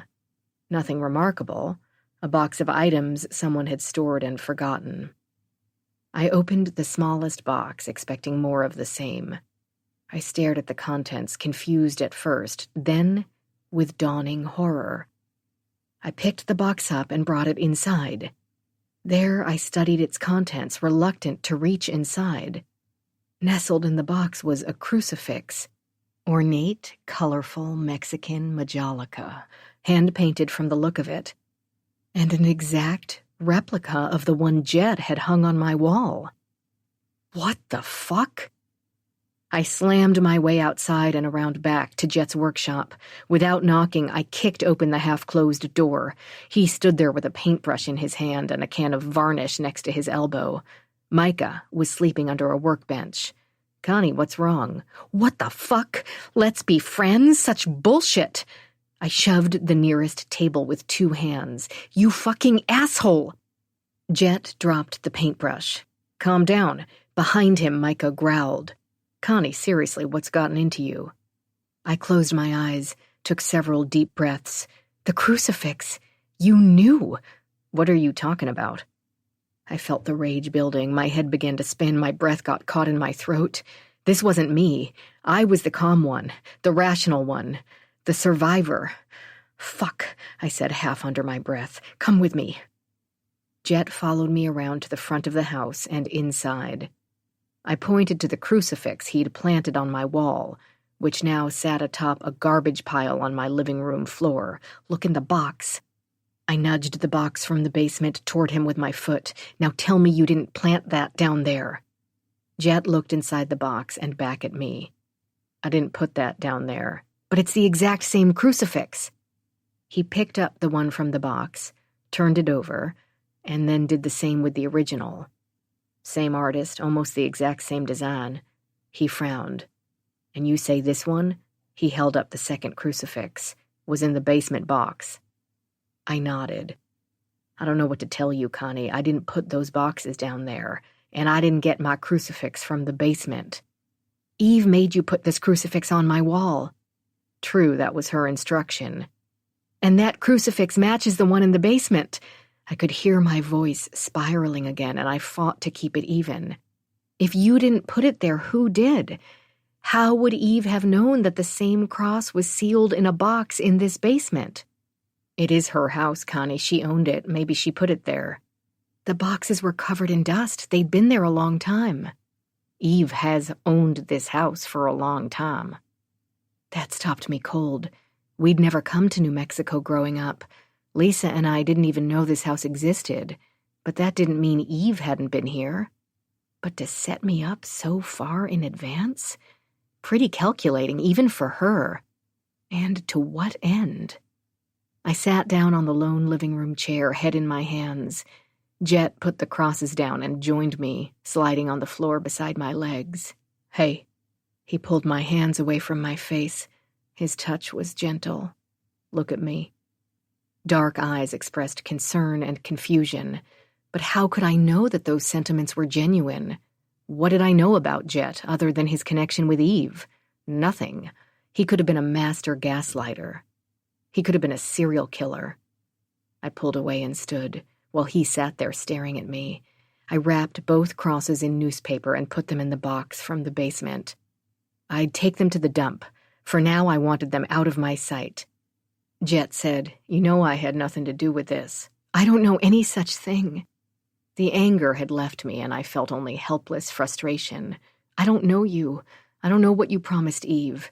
For all I know, this is an act, all part of the plan." I didn't need to look at him to know he'd be studying me, with disbelief on his face. And why not? I sounded crazy. But better crazy sounding than dead. "Connie, I can help you." "As long as you're beholden to Eve, you can't." He was silent. I taped up the box and sprayed down the area with cleaner. I was about to head outside with an empty garbage bag to collect the rest of the stuff when Jet said, "Wait." I turned around, slowly. "What?" "If I show you my contract with Eve, will you believe me then?" I thought about that. "It would help." "Wait here." While I waited, I went outside and bagged the old clothes from the basement box and placed them in my car. Overhead, the sky was an angry bruise, and I could feel a storm coming. I longed for rain, for release. The drops started to fall, softly at first, then hard like tiny pellets. I looked up, welcoming the sting against my face, my arms, welcoming the distraction. Only the reprieve didn't last. My thoughts were on Eve. She swam in my brain like a shark with hungry, bloodshot eyes. Eve had to have known there were 2 identical crosses in the house. She must have been the one to pack the boxes, keeping one out for later. Such hate, I thought. Only hatred could lead someone to be so cunning, so cruel. I spun around in the rain, whipping my wet hair against my neck. I closed my eyes, shutting out the red house. Its lines blurred and smeared in the downpour, but still all I saw was red, a red sky, a red orb, thin red lines, harsh and demanding. "Connie." Jet startled me and I stumbled. "What are you doing? Come on, get out of the rain." I followed him into the house. He handed me a towel. In the bathroom, I slipped off my clothes, put on a robe. I felt shaky and worn out despite the early hour. I craved a drink and a nap. "Here." Jet motioned to a kitchen chair. On the table in front of the chair were 3 sheets of white paper. "Sit, read." He took the other seat and Micah lay beside him. I sank down on the chair with the papers in my hand, knuckles white, my head still trippy. I read through the catalog of responsibilities Eve had laid out for Jet. Maintain the property, live on site, secure the property, remain on the property for at least 3 years after the transfer of ownership to her daughter, Constance Foster. In return, money, a lot of money. My mind returned to the cash in the workshop. If Jet had been living here cheaply, it's possible the money was simply his way of saving. I wanted to ask him, but then he'd know I'd broken into his house, borrowed the key. Instead, I said, "I don't see the cross mentioned in here."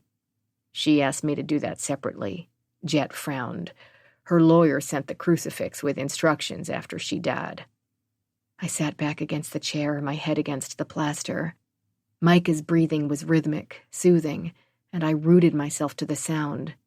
"Then you really don't know anything about the boxes downstairs?" "You saw that basement. You saw the layers of dust, the old furniture. I would have had to have planted all of that years ago. He took the contract from me, folded it, and stood. I don't know what game Eve is playing from beyond the grave. I'm only a pawn. I only have your word. Surely you understand that. She could have asked you to do other things. Things not in this document. Jet's eyes softened.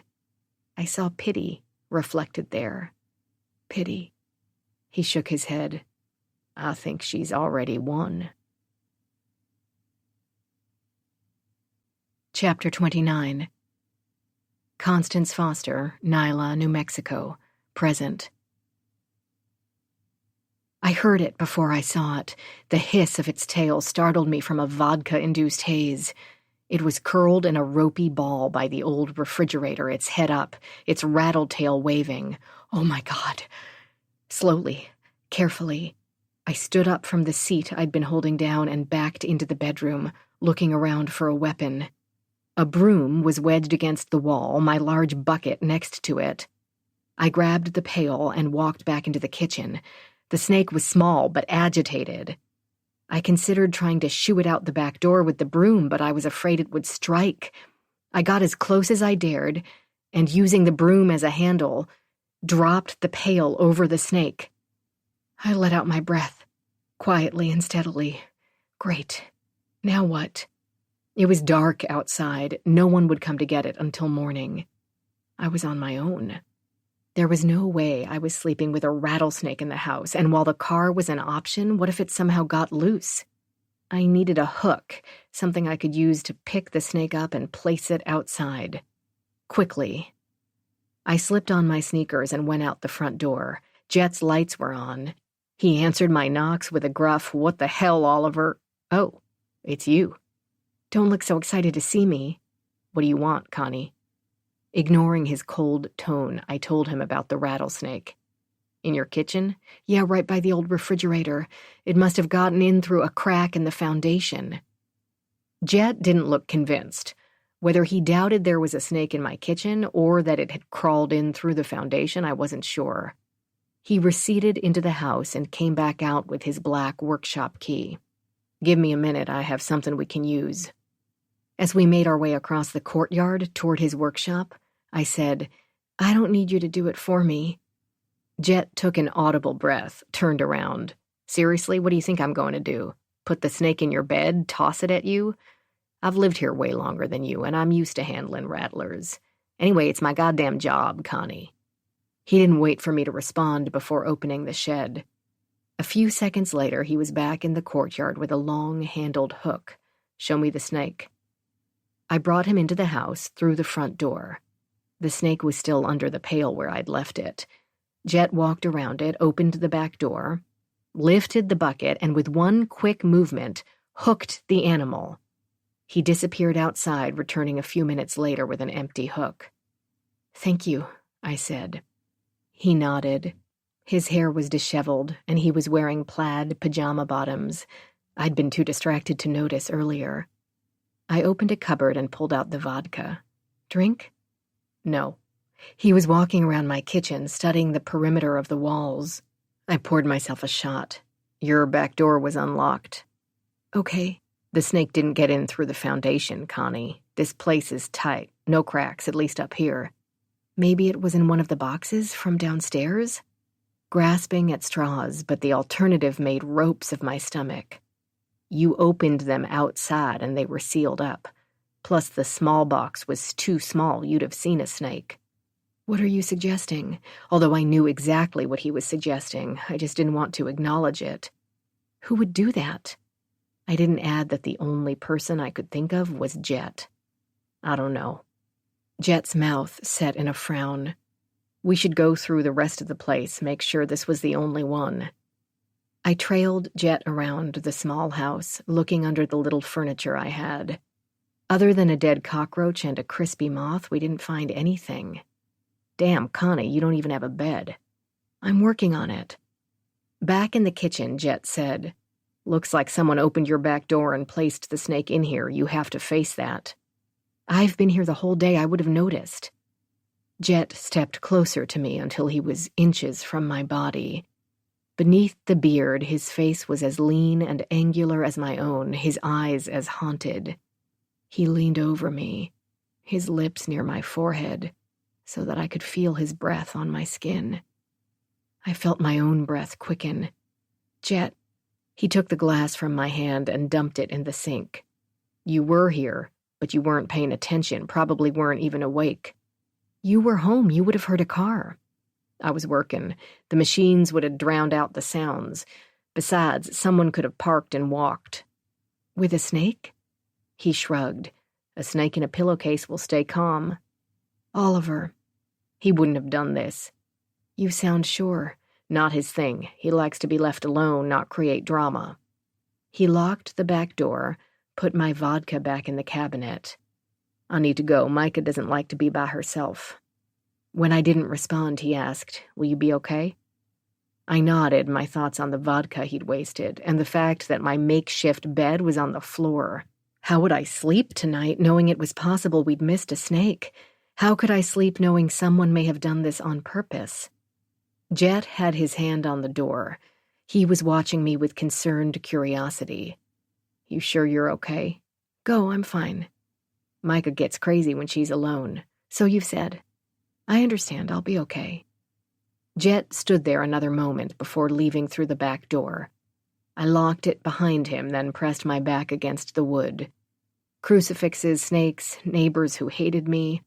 This place would never feel like home. I wrapped my arms around my chest and sank down onto the floor. I wouldn't cry, I told myself. I would never cry. This time, a sharp knock woke me up. I'd fallen asleep against the back door, and my neck was stiff and sore. I hopped up, my head clearer than it had been earlier. That at least was something. The clock read 11:14. I'd only been asleep for 20 minutes. I turned my neck, trying to loosen the muscles. Those 20 minutes had felt like an eternity. Who is it? Jet, let me in. What do you want? I saw your lights still on. So, just let me the fuck in, Connie. I unlocked the door and opened it to find Jet and Micah standing outside. Jet, still in his pajamas, was carrying a large box. The rain had stopped and the night was clear and cool, the stars a canopy overhead.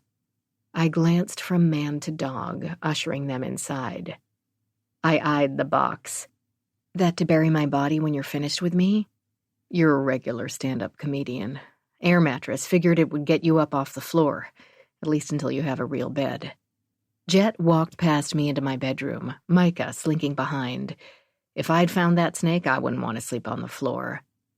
I doubted that was true. Jet seemed pretty unflappable. Still, I appreciated the mattress and told him so. It took him a few minutes to set it up. I sat in the kitchen watching him, thinking about who could have placed the snake in my house.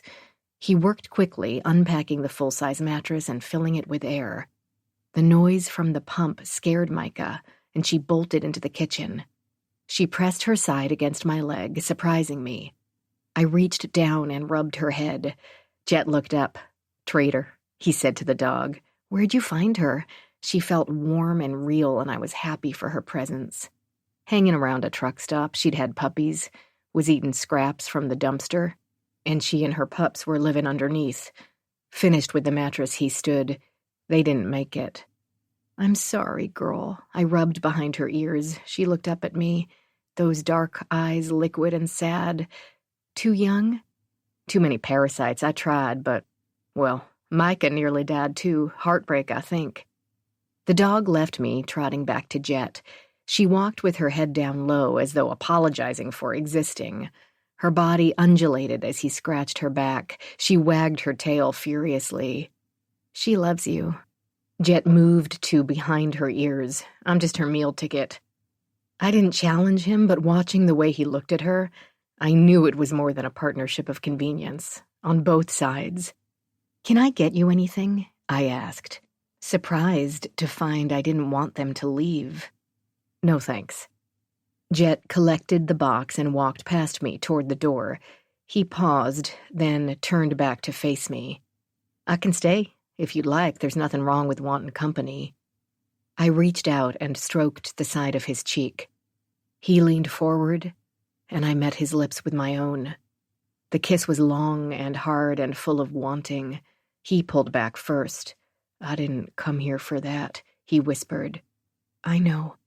I took his hand, used it to trace the curve of my waist. I led him to my makeshift bed and dropped my robe to the floor. The sex was rough and tender, hurried and languid all at once. Afterward, we slept entwined in each other's arms, Micah on the floor beside us. As I curled my body around him, I felt for once like I belonged. When I woke up, he and the dog were gone. Chapter 30. Eve Foster, Nyla, New Mexico, 1997. Eve made an appointment at Bella's Best for 10 the next morning. It took her an hour to find an unassuming car service willing to make a short trip, but money talks, and eventually she was successful. That evening, she went to the local retail outlet that masqueraded as a mall and bought jeans, a sequined button-down shirt, and cheap cowboy boots. The cop followed her to the mall but stayed in his car, leaving her to shop in peace. Back at the hotel, she made a point of going to the front desk to ask for a 2 p.m. wake-up call for the next day. "I'm not feeling well," she told them. "I plan to sleep in." The next morning at 7:15, a jeans and sequin-shirted Eve waited at the back of the motel, near the pathetic pool, until a car picked her up. The car drove her to a nearby car rental agency, where Eve picked up a plain gray sedan. She drove the sedan to Evansville, 22 dusty miles from Nyla, and parked behind Bella's Best. Bella's Best was a sad disappointment, 400 square feet of unimaginative decor and mind-numbing country music. The salon offered a sink, 2 padded metal folding seats, a small manicure table, 1 stylist chair, and a checkout counter. Gaudy jewelry was displayed on clear plastic shelves, alongside polyester scarves and rhinestone sunglasses. Eve sat in one of the folding chairs and waited until Bella was finished checking out a blue-haired biddy with an old-fashioned bouffant. "You must be Edwina Martinelli," Bella said with a smile. "And you're here for a cut and color?" Oh, God, no. She'd only pretended to want that much done to secure the slot. "Just a manicure." "Oh," Bella sounded deflated. She glanced at the appointment calendar again. "Wonder why I blocked a whole hour-long hair appointment then. Oh well, come on, let's take a look at those hands." Bella sashayed Eve back to a card table covered with a tablecloth and nail equipment. She had a derriere that was twice as wide as her narrow shoulders, and she wiggled it furiously with each step. She was an attractive woman, Eve thought, if a little rough around the edges. A pleasantly round face was accentuated by caramel-colored bangs and long straight hair. She swung the hair behind her as she sat across from Eve. Taking Eve's fingers in her own, she inspected the nails as she chatted away. "Why, these are nice nails. Not sure what you need done, Edwina. They're perfection." She bent closer. "Wow, you must have paid a pretty penny. Whoever did this knows her stuff. Frankly, you don't need a fresh coat, cuticle work, or any repairs." "I'm tired of the color." Well, there's my selection." She pointed to a shelf on the wall on which sat a rainbow of polishes. "That red." She pointed to the reddest red on the shelf. "I'll take the whole bottle when you're done, for my toenails." Bella smiled. "Let's get you started." Bella removed the old polish and then soaked Eve's hands in what looked like dish soap. "What brings you to town?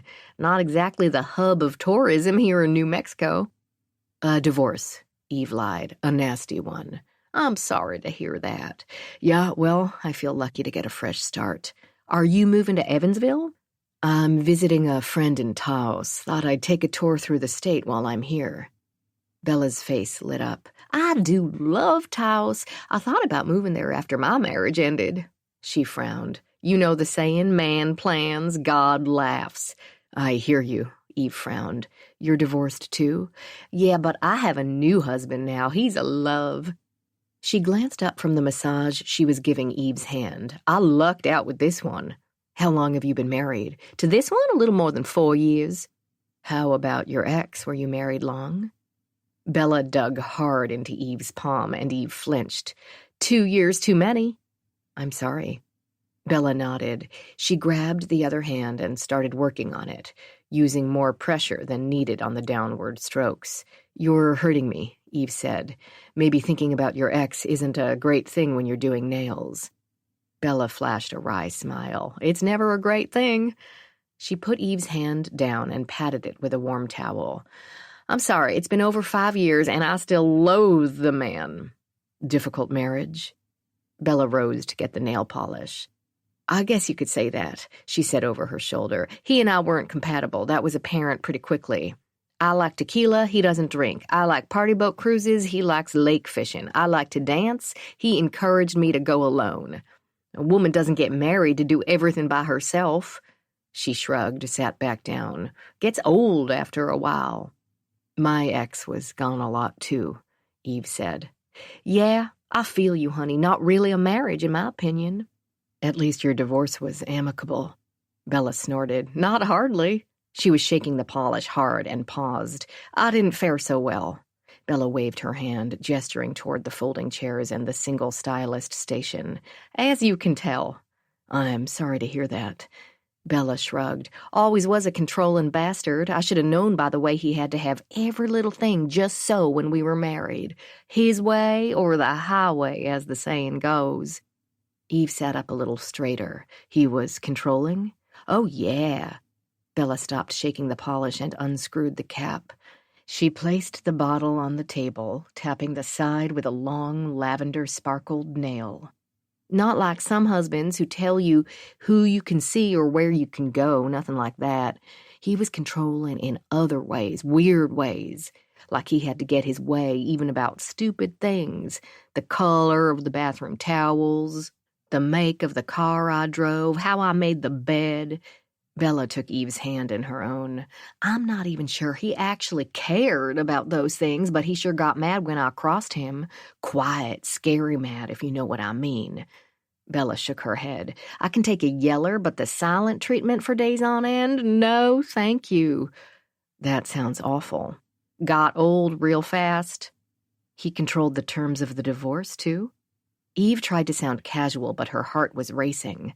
She was hoping Bella couldn't feel her pulse thumping against her wrist. He had the right connections, I didn't. Connections? Helps when your brother-in-law is a judge. Yikes. You're telling me I had a successful hair salon in Nyla. Good customers, lots of business. My ex owned the building, of course. That's how I met him. He was my landlord. It's a laundromat now. She snorted. I hear he hooks up with some Mexican woman in my house, probably in my bed. Bet he was doing her before we even split. She steadied one hand against the table and pulled Eve's fingers across her own with the other. Her hands were warm, her touch firm.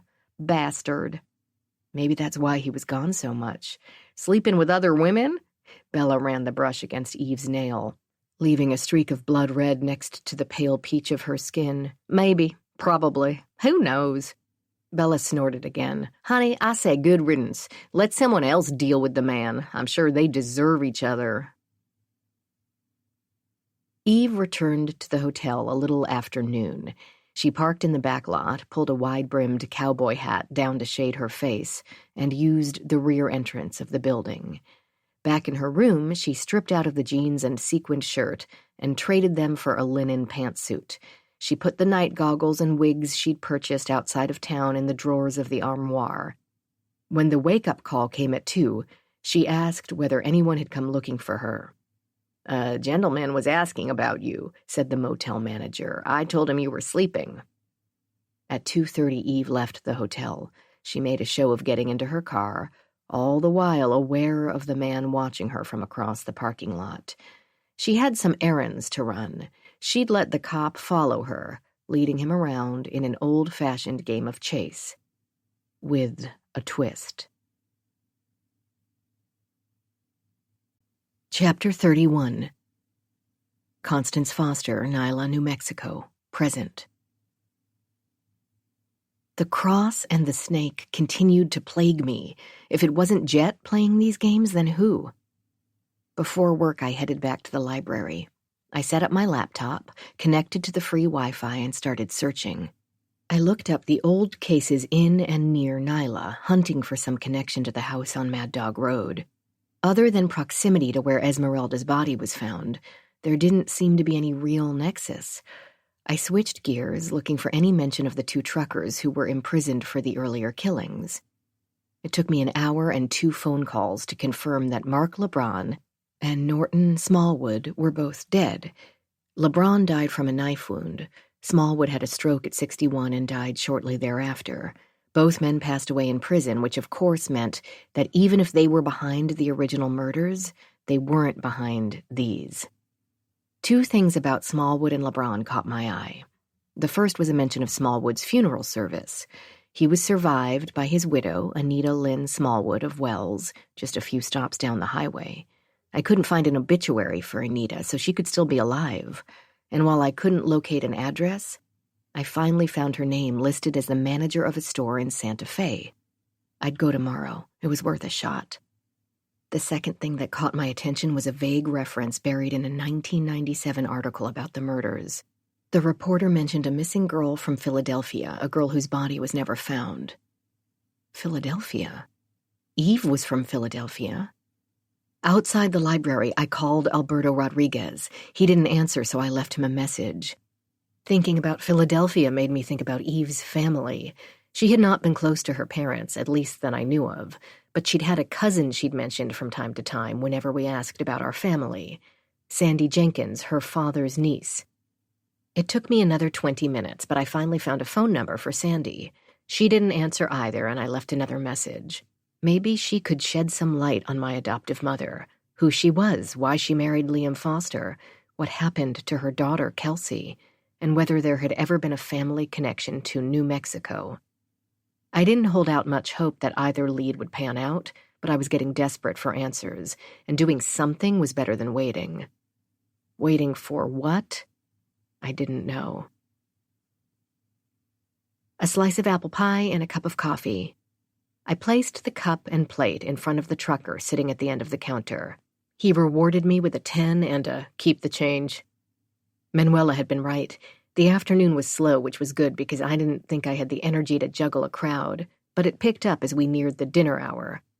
2 singles sat at the counter, an empty stool between them, and an older businessman took up a rear booth, nursing an unsweetened iced tea and a special, and splitting his time between a crossword puzzle and the Wall Street Journal. He'd been in before, but he was too involved in his puzzle to engage in small talk, and that was just fine with me. At 4:30, Stella from the hardware store walked in and took a seat at a booth. When she saw me, she grinned. "Thought I'd see how things were going. Looks like you and Manuela hit it off." I returned her smile, happy for a friendly and familiar face. "Thanks for the tip. Manuela's great." I placed a menu in front of Stella, but she shook her head. "Just a green tea and a few cookies if you have them." Her white hair was wild and free today, and she swept it back from her face with an impatient push of her gnarled hand. "Manuela makes good sugar cookies if she has any. If not, whatever will do."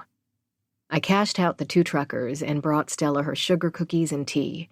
She said, "Join me." "I'm the only one on." "You can take a 5-minute break, right?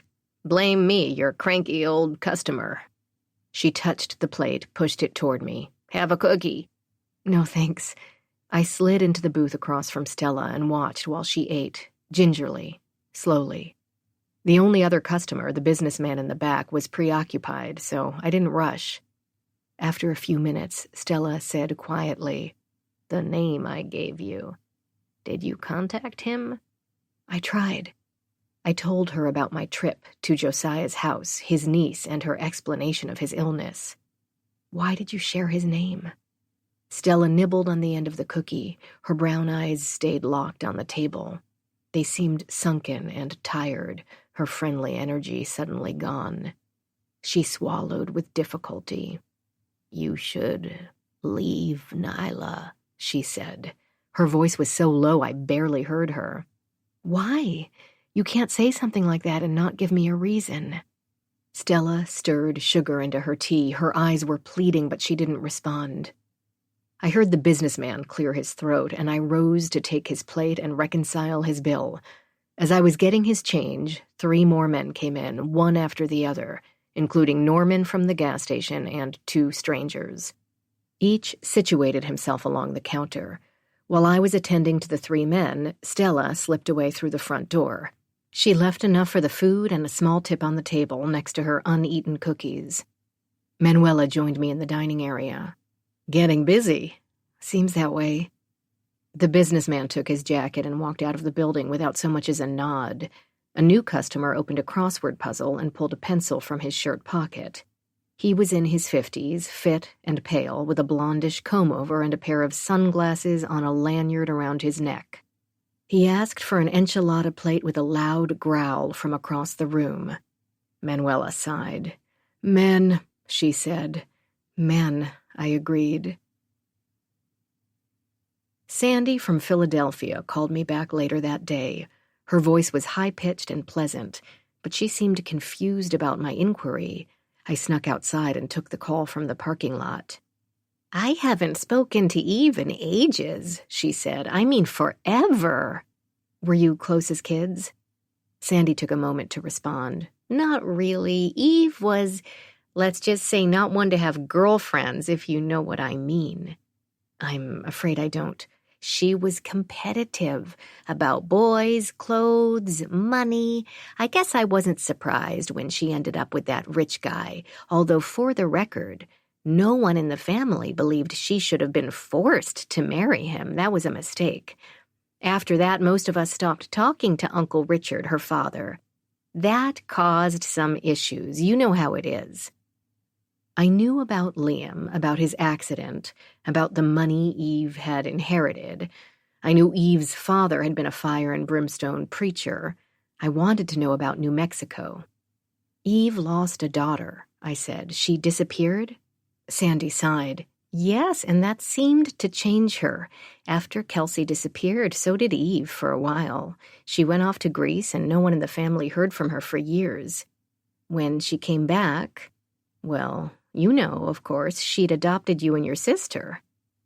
Through the window, I watched a man in a BMW rental park the car and enter the diner, a briefcase and newspaper in his hand. I'd need to wait on him, but I wanted a few more seconds with Eve's cousin. "Did you speak with Eve after that?" "No, not really." She paused. "Come to think of it, we never connected again. Her mother died 3 years before Eve returned to the States, her father a few months beforehand. She shut herself off in Maine or wherever after she came back to the U.S. "Vermont." "Yes, Vermont. How about you, Constance? Are you okay? I heard that Eve passed." "I'm holding up." I told her about the house in New Mexico. "Do you recall Eve ever talking about the state or a town called Nyla?" While I waited for Sandy to respond, I made my way back to the diner. The latest customer was reading his paper, waiting for service. Sandy said, "I think Eve went to New Mexico to look for Kelsey. Yes, I remember that. After that, nothing. She took it hard. It was like she dropped off the face of the earth, at least for most of us." She sighed. "I'm sorry about that, Constance." "Sorry for what?" "We're your family. We should have been there to welcome you when Eve brought you home from Greece. I'm sure you and your sister could have benefited from the connection." "Thank you for that," I said. "It means a lot." As I hung up, I realized just how much I meant it. It was after 7 when Manuela gave me the okay to leave. I was wiping down the counters one last time when I got to the pile of newspapers at the end. "You're off tomorrow?" Manuela called from the kitchen. "Yeah, you need me?" "I'm thinking of closing. I could use a day to myself." I didn't blame her. She worked nonstop. "Want me to come in for you?" I pulled today's newspapers out of the pile. Manuela's rules. If they were clean and current, we kept them for the next day. We recycled the rest, and we threw away crossword puzzles unless they were completely blank. Manuela joined me in the dining area. She'd changed into a pair of jeans and a white blouse. "Date?" I asked. "Maybe something fun tomorrow?" "Nah. Court date over my ex's little show here. Afterwards, I may treat myself to a long hike and a massage." She leaned over the counter and threw a cloth into a bin of hot, soapy water. "I deserve it, right?" "Absolutely. Are you getting a restraining order?" "Decided not to pursue it. It wasn't worth the effort unless he does something more aggressive." I wasn't so sure I agreed.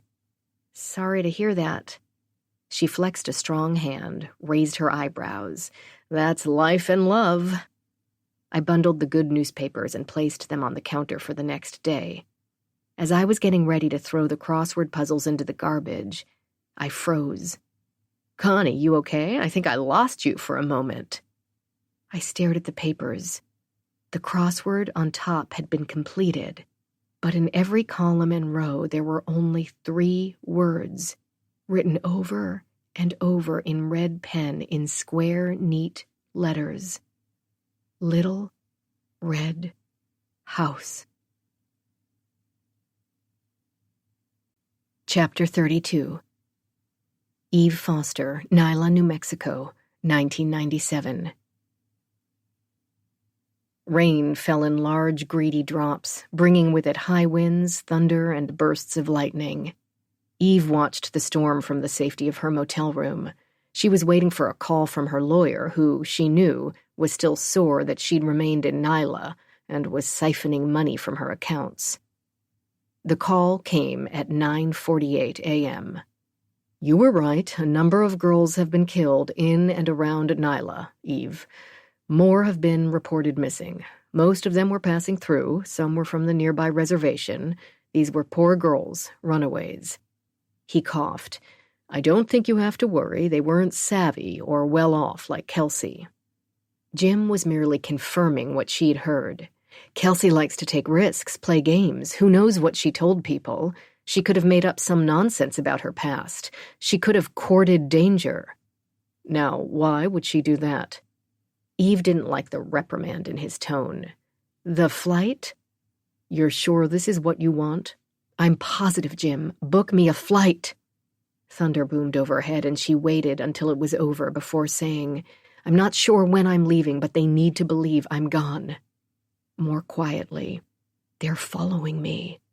"That's ridiculous. You're really being paranoid. For all I know, the room is bugged. If you really believed that, you'd be staying somewhere else." He was right, of course. Eve stretched out on the bed, her silk-clad legs spread out before her. "I may have made a half-hearted threat against an officer's family just to make a point." She waited for his judgment. When it didn't come, she said, "It's a small town without a lot of resources, so bugging my room is unlikely. I know I'm being followed, but I've figured out a way around it." "I'm sure you have, which is why you want me to book the flight." "Yes." After a beat, "I'm your lawyer, not your travel agent." Her voice crisp, Eve said, "Do this for me. Keep the remainder of your retainer, and we part ways." "Eve, I mean it. It's time. You were Liam's lawyer, not mine, and face it, we never really liked each other." "Eve, you're being childish." "Goodbye, Jim." She hung up the phone. She'd been meaning to fire him anyway. He was an unwanted connection to Liam. Eve climbed off the bed. She combed her hair and applied a hint of makeup before slipping out of her silk pajamas and into a sheer lace teddy. A glance at her bedside clock told her she had a few minutes, so she packed her suitcase, careful to hide the wigs and flashy, cheap clothes, and put her luggage in a pile by the door. She was spraying perfume on the sheets when she heard a knock at the door. "Come in." Jack strode into the room, shoulders back and chest puffed, ready for an argument. When he saw Eve, he stopped moving. He looked confused. Eve said, "Take your clothes off, everything." Jack shook his head. "I thought, since Flora wouldn't cooperate, I thought you asked me here to—" "You thought wrong." Eve helped him strip out of his shirt and jeans. Greedy eyes searched Eve's while he climbed into bed, then pulled her with him. His mouth found hers, but she turned away. She pushed his head down the length of her body until he reached the right spot. His tongue was warm. She lifted her hips, rewarding him with a moan. "Eve." He pulled her hand to his cock. "Not yet," Eve whispered. She pushed his head down farther, harder. She wanted to feel the pressure of his tongue against her. She wanted a moment of oblivion. "You're leaving." Jack said the words casually, a friend noticing a detail about another friend's life. "I'm flying back east soon." Eve took a long draw of her cigarette before handing it to Jack. "Will you miss me?" Jack rubbed the top of Eve's thigh, creamy white and exposed on top of the sheet. He rolled over so he was facing her on the bed. "I think perhaps I will. Will you miss me?" Eve graced him with an enigmatic smile. She lit a second cigarette and inhaled deeply, sighing with the exhale. "Anyway," Jack rolled over again so he was on his back, gazing up toward the ceiling. "Are you giving up on finding your daughter?" "Not giving up, but I can't afford to stay here any longer. I want to talk to Kyle Summers. After that, I'll have to leave it to the police." Jack contemplated his cigarette. "Why are you so fixated on Kyle?" "Because the people of this town are protecting him. I did my research. There have been a series of murders in Nyla. Girls have been raped, killed, yet no one is talking about it. I ask questions about my daughter, and I'm treated like a pariah. If your daughter disappeared in a town with a local reputation like Nyla's, wouldn't you be concerned?" "Of course, but why Kyle?" "Because no one wants to talk about him, because he seems untouchable, and that's odd." Eve propped herself up on her elbow. "Why are you protecting him?" She thought of Jack's connection to Raoul. She didn't trust Jack, to be honest, but she asked him anyway. "I'm not protecting anyone. I'm here with you. Kyle is a big boy. This is just a close-knit community, and people don't know you. Have you considered that?" "Why wouldn't a close-knit town want to protect a young girl over a grown man?" "Because the members of that town don't believe he's done anything wrong." Eve climbed out of bed. She took her time finding her robe and slipping it on, thinking, "Is that really why you're protecting him, Jack? Or is the true reason that Kyle Summers is related to the man who holds the most power in Nyla, and you're beholden to both of them? Judge LaRue? Seems to be the guy everyone is afraid of." Jack's eyes squinted in amusement. "You can't say that after such a short time in town." "I saw Kyle's girlfriend. The Mexican. Her face. Kyle beats her." Jack's face flushed. "It's unfortunate, but he's not the only guy who loses his temper. Doesn't make him a serial killer.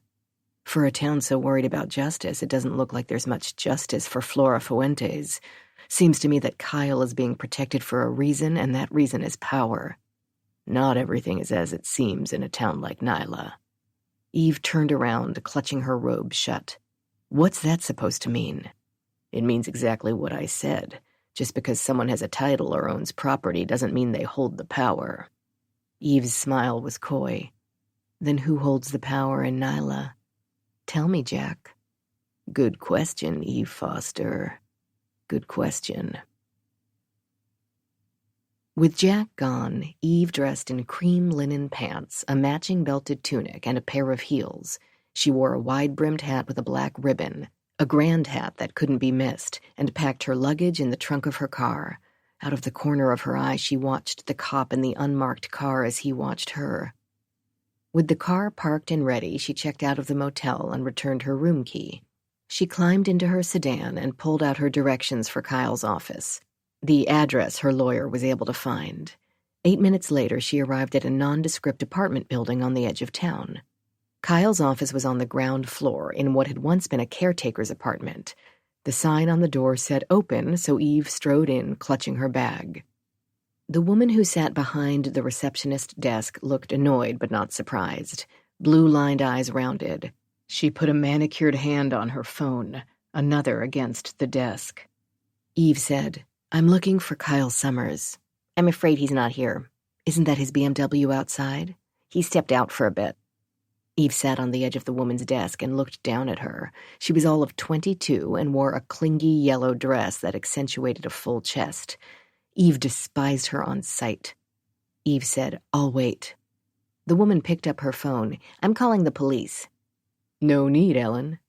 The man who emerged from another room was wiry, nondescript in a clean-cut, buttoned-down sort of way. He wore a well-tailored business suit and carried a stack of papers. His blonde hair was cut short and had been blow-dried into place. He put the papers on the receptionist's desk. "Take care of those for me, will you?"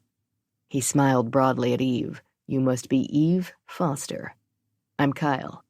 I've heard so much about you." "I'm sure," Eve thought. Eve stood up from Brenda's desk. In heels, she was at least an inch taller than he was.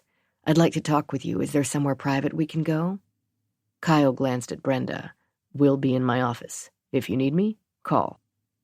Eve followed Kyle to a large, bright office off the main reception area. A massive cherry wood desk sat next to a matching credenza. On its shelves, stacks of business books competed for space with awards: Best Business, Good Citizen, even a church fundraising award. His office screamed all-around great guy. His smile screamed compulsive liar. Eve recalled Kyle's ex-wife's description of him: controlling, absent. She said, "Impressive office." Kyle smiled again. "This is where the magic happens. Please, sit." He gestured toward an upholstered armchair across from his desk. When Eve obliged, he sat on the edge of his desk, much as Eve had done with his receptionist. "How can I help you, Mrs. Foster?" "As you can imagine, having you slander my good name all over my hometown has been trying. I know you're frantic about your daughter. I can understand that. You were the last person to be seen with Kelsey." Kyle sighed. "A mistake. I gave her a ride into town. She was at a party out in the desert with my nephew, Antonio. I was there checking on Antonio. Your daughter was unhappy. I was leaving anyway, so I offered her a ride. I shared this with the police already." Eve held his gaze. "What time was that?" "About midnight." "And where did you drop her off?" "Downtown." "Just the middle of the road at midnight? It's not much of a town, so surely you can be more specific." "She was going to stay at the boarding house for the evening, a place called the Cat's Meow. Then she planned to get a bus home the next day." "That's what she told you?" "Yes." "The Pussy Palace? A bus home? You're sure?" Eve saw the first crack in his facade. His eyes shifted. He looked down at his desk, then out toward the window. He must know that Kelsey would never sleep in a place like the Cat's Meow, would never take a bus across the country, Eve thought, and she would never return home under those circumstances. In Kelsey's mind, coming home would be losing. Eve stood. "Raoul at the Cat's Meow says he never saw her." When Kyle didn't respond, Eve said, "Why in the world would you drop a 16-year-old in the middle of a deserted town at midnight and think that was okay?" "She said she was 21. Your daughter is very mature." Eve heard the front door open, the soft murmur of the receptionist's voice. Soon the cops would barge in. She only had a few minutes alone with Kyle. "Tell me about the party. Was there anyone there who could have been a threat to my daughter? Anyone at all?" Kyle glanced out the window again. His eyes narrowed. His pupils were black holes. "You really don't get it, do you?" "What is it that I don't get?" "Your daughter is a partier. She came to town with an open wallet and open legs, inviting anyone to join her for a good time. I bet she'd slept with half the men in Nyla by the time I dropped her off that evening." Eve's smile seemed to knock Kyle off balance. If he meant to offend her, he was sorely mistaken. Eve knew her daughter, and she knew she probably had come to Nyla looking to fuck as many locals as possible. What better way to get back at her mother? So what? That had nothing to do with whatever she was certain Kyle had done. Eve studied the man before her. He didn't seem shaken or worried. He seemed calm, self-assured, even amused. Everything about him was precise, from his neatly trimmed nails to his perfectly shined shoes. But Eve recalled Flora's face. Underneath the veneer of civility was a man of temper and appetites he liked to keep hidden. Eve said, "None of that matters. I had Kelsey followed across this great nation all the way to Nyla, and then the trail stopped dead. One day she was at a desert rave, and the next day she went missing." Eve leaned in so that her face was inches from Kyle's. She inhaled him, hoping for a whiff of Kelsey's perfume, hoping for the smell of fear. Disappointed, she said. The last person to have seen my daughter was you. I told you what I know. You told me lies.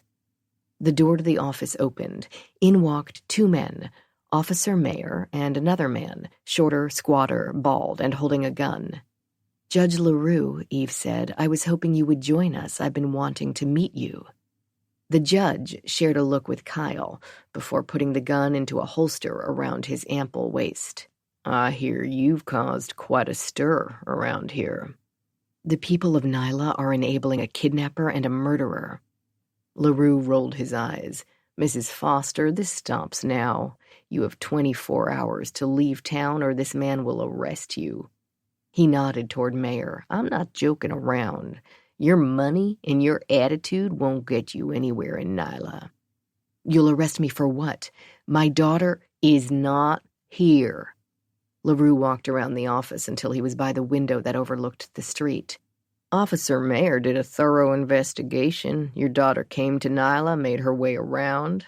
Hard to hear, I know. And left. Where is she now? Probably in California or Vegas or Mexico. Truckers pass through daily. Kyle dropped her off. She hitchhiked to her next destination. You're wasting your time in Nyla. Eve slid her hand under her thigh and pinched herself hard enough to make her eyes water. She hung her head. When she looked back up at the judge, she gave a small nod. You'll leave, then? Mayer asked. I'll think about it. Do you have a lead for me? Anything? The next town I can search? Tell her, LaRue said. Mayer rubbed his eyes. We spoke to a trucker who claims to have seen a girl matching your daughter's description at a highway stop north of Taos. Eve looked back and forth between the three men. And you're just telling me now? It just came up, Mayer said. We questioned him this morning. Eve swallowed. Was she with another trucker? He thought so, Mayer said. Looked like she may have been, hooking, Kyle said with a sardonic smile. Eve took a deep breath. Thank you, gentlemen. That gives me something to go on, at least. She sighed. It's tough being a parent. I know you all understand. LaRue smiled. His teeth were white, sharp, perfectly capped, a carnivore's mouth. We do what we can for our kids, Mrs. Foster, but sometimes, well, sometimes it's just not enough. Chapter 33. Constance Foster, Nyla, New Mexico, present. I called Lisa from the relative safety of my house later that night. It was after 8 and outside darkness had begun to descend. I scoured the corners of the house for snakes as I spoke with my sister. She sounded tired, groggy, her speech garbled around the edges. I asked her why. I'm fine. Lisa, you know I know you better than that. Silence. Lisa. It's just the house. A beat. Come home. We've been through this. Non-stop. Every conversation. I can't. I want you to come here. Be with me. More slurring. I have a plan. For both of us. You'll see. I sank down into a living room chair. Lisa, what are you taking? Just a sedative. She laughed, a loud, shrill laugh. Not my sister's normal laugh. It's happening again. I sat up straighter. What's happening? The noises. Lisa didn't need to say more. The basement. The locked room. How many nights had I lain there listening to noises, scared witless? I looked up to see my own face in the window. Chalky skin, wide, tired eyes. I didn't like what I saw. A ghost of myself. There's no one in the basement, I said. Eve planted those thoughts in our head. Ghost stories used to scare us. I know what I heard. I spoke with Eve's cousin, the one from Philadelphia. Kelsey disappeared. She didn't live in Vermont. Those stories were meant to scare us, control us. I know what I heard. Stay out of the basement, Lisa. You'll drive yourself mad. Scratching, rustling, moaning. What if she is down there, starving now that Aunt Eve is gone? She was never there to begin with. Are you hearing me? It was all part of Eve's sick mind games. Lisa sobbed. I heard someone. Please, please, come home. I'm scared, Connie. Lisa, I said sternly, stop. If you're that worried about it, have Dave or Cook go down and see what's in that room. Find the key to the padlock and open the door. You'll see it'll be empty just like it's always been. You really think so? Even Eve wouldn't keep a woman locked up in the basement for over 20 years. You're right. Of course you're right, Lisa said. I could hear her fading. Good night, Connie. Stay strong, Lisa, please. But she had already hung up. I lay in bed that night listening to the desert noises, wind against the loose boards of my house, coyotes echoing across the vast expanse of flat, scrubby land, a rabbit's scream. Night noises. In Vermont, when I slept with the windows open in spring, I'd hear the peepers, the tiny frogs whose calls became deafening when the sun went down, and owls, and coyotes, and the occasional loon nesting on the banks of Lake Champlain.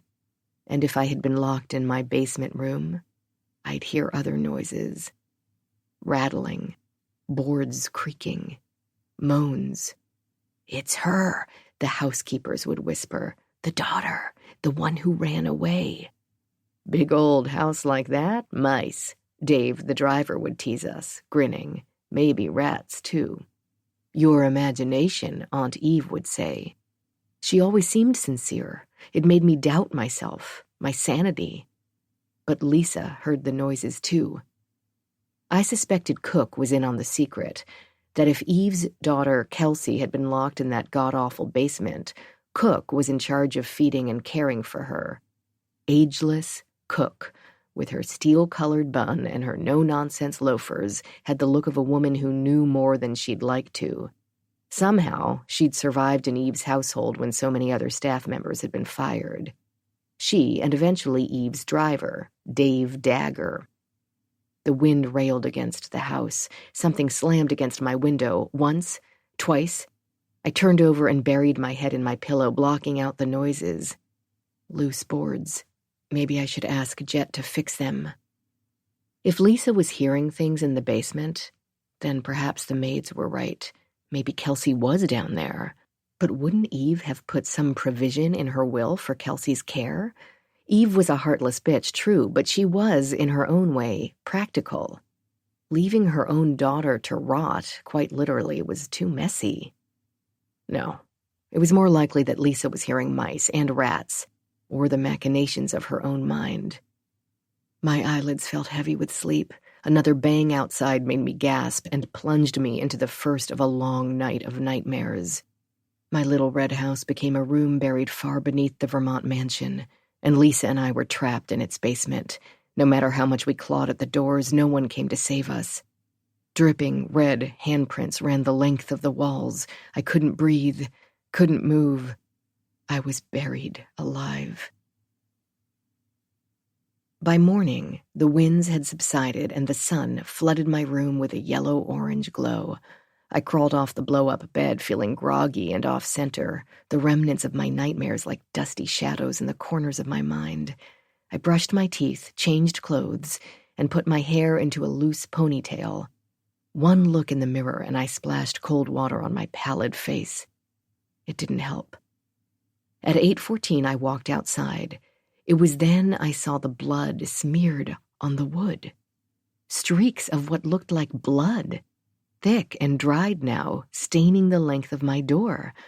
I ran outside to look at the window, remembering the noises I'd heard the night before. More blood, in a star pattern against the glass. I stared at the bloody prints, feeling confused and afraid. The sun, with its false comfort, distorted my vision, muting the color of the blood, creating a macabre, impressionist painting on my door. I felt dizzy. Who had been here last night? Whose blood was it? In a panic, I yelled for Jet. He poked his head around the corner of the house. What's up? I pointed. He stared for a very long time. Do you have any idea where this came from? I shook my head. Do you? Of course not. He glanced back toward his house. Micah was barking last night. I figured it was the wind.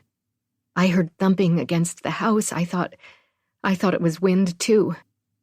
We stared at each other.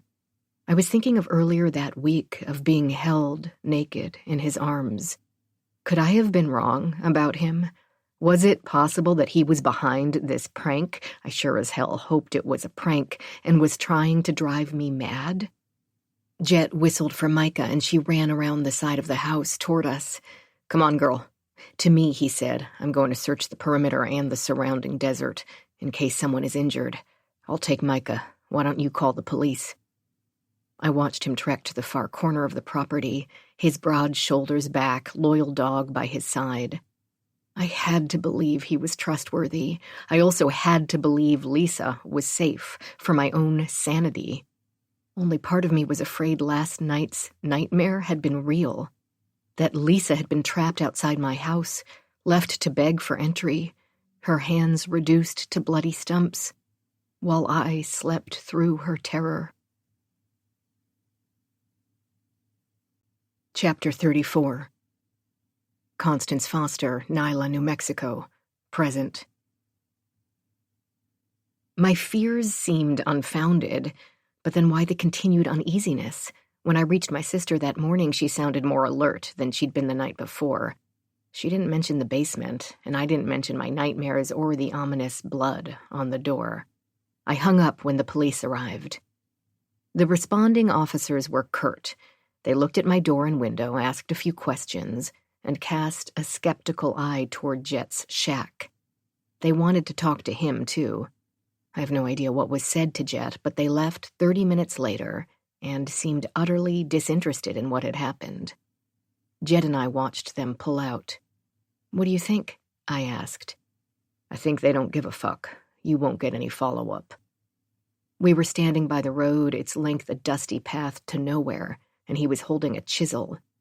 For a brief moment, I pictured him stabbing someone with that chisel, someone who would later run to my house and pound on the door begging for help. I shut my eyes against the image. I had no reason to suspect Jet. So far, other than hanging the cross, he'd done nothing bad other than work for Eve. I headed for the house, but not before I saw Oliver watching us from the edge of his property. Where are you going? Jet asked. To get some bleach? I need to scrub the blood off the house, unless that's part of your job. Jet held out his hands. I have to go into town, but I can help for a little bit.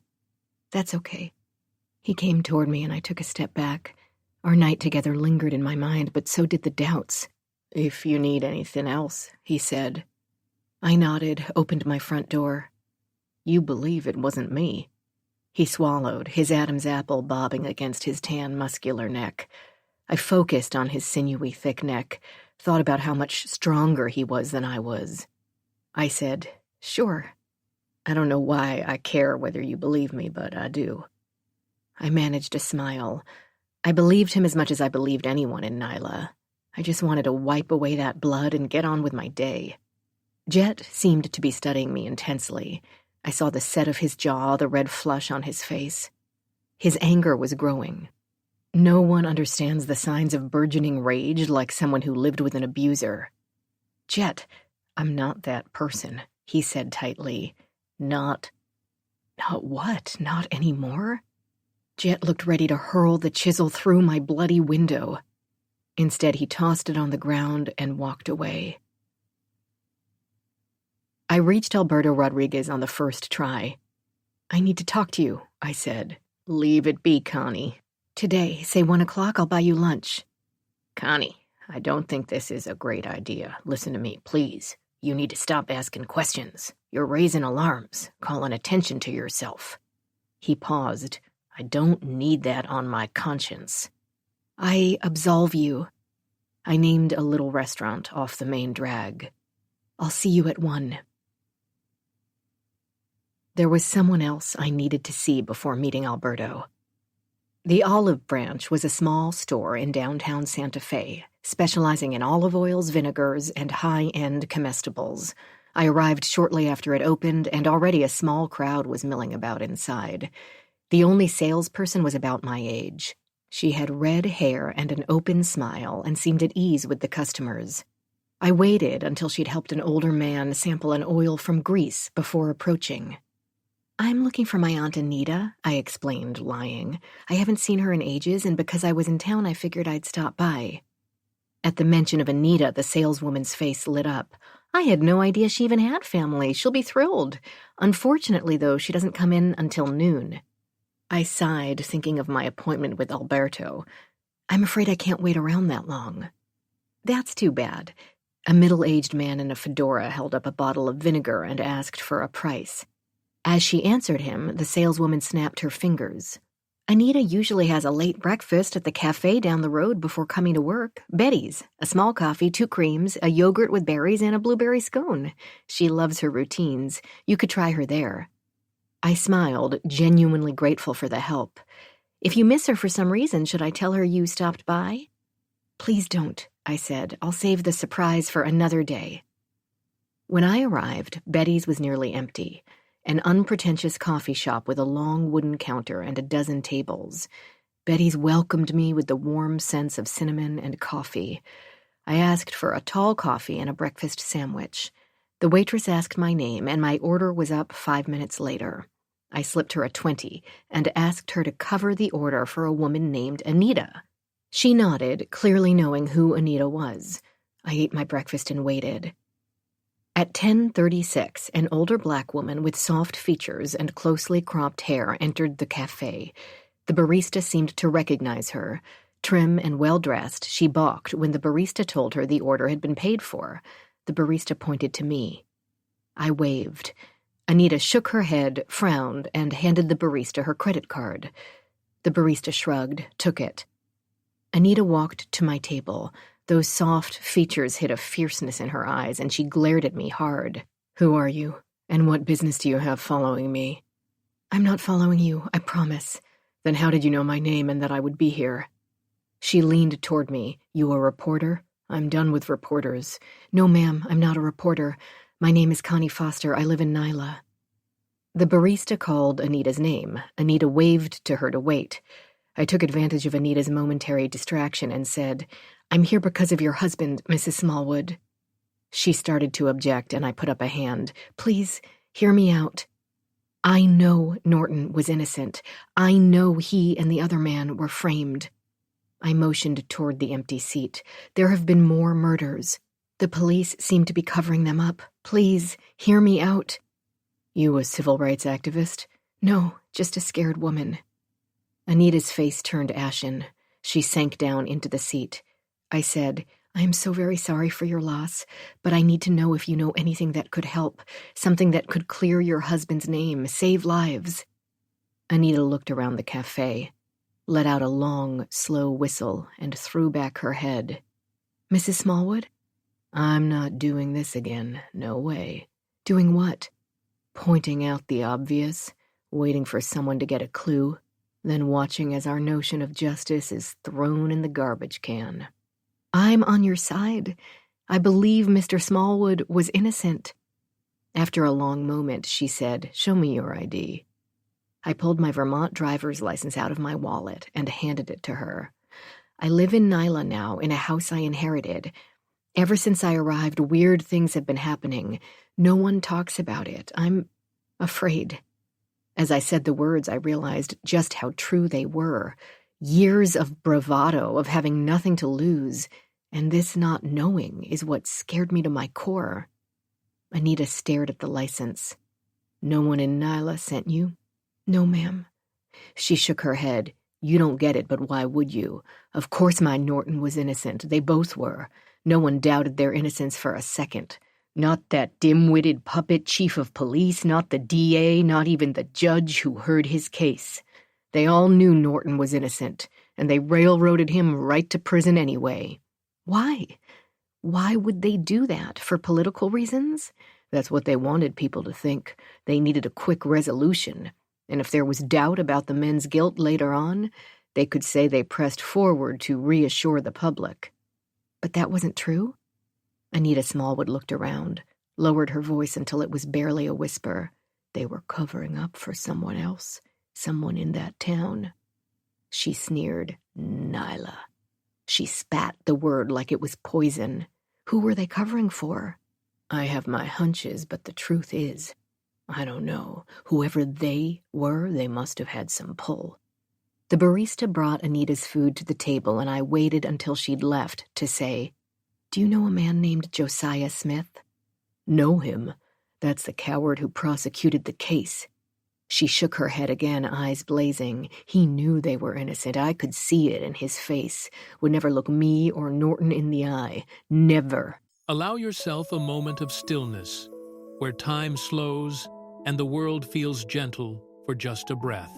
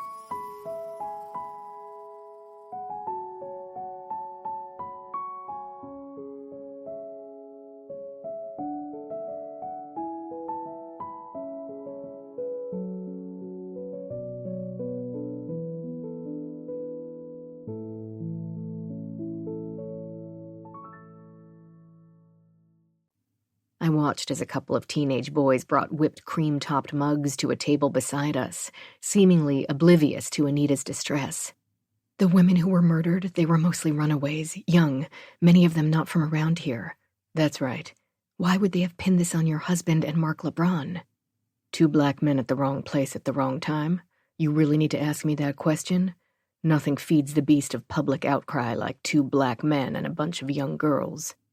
Did you know more women have died over the last few months? When Anita didn't reply, I said, And no one's talking about it. And no one will. Why? I don't know.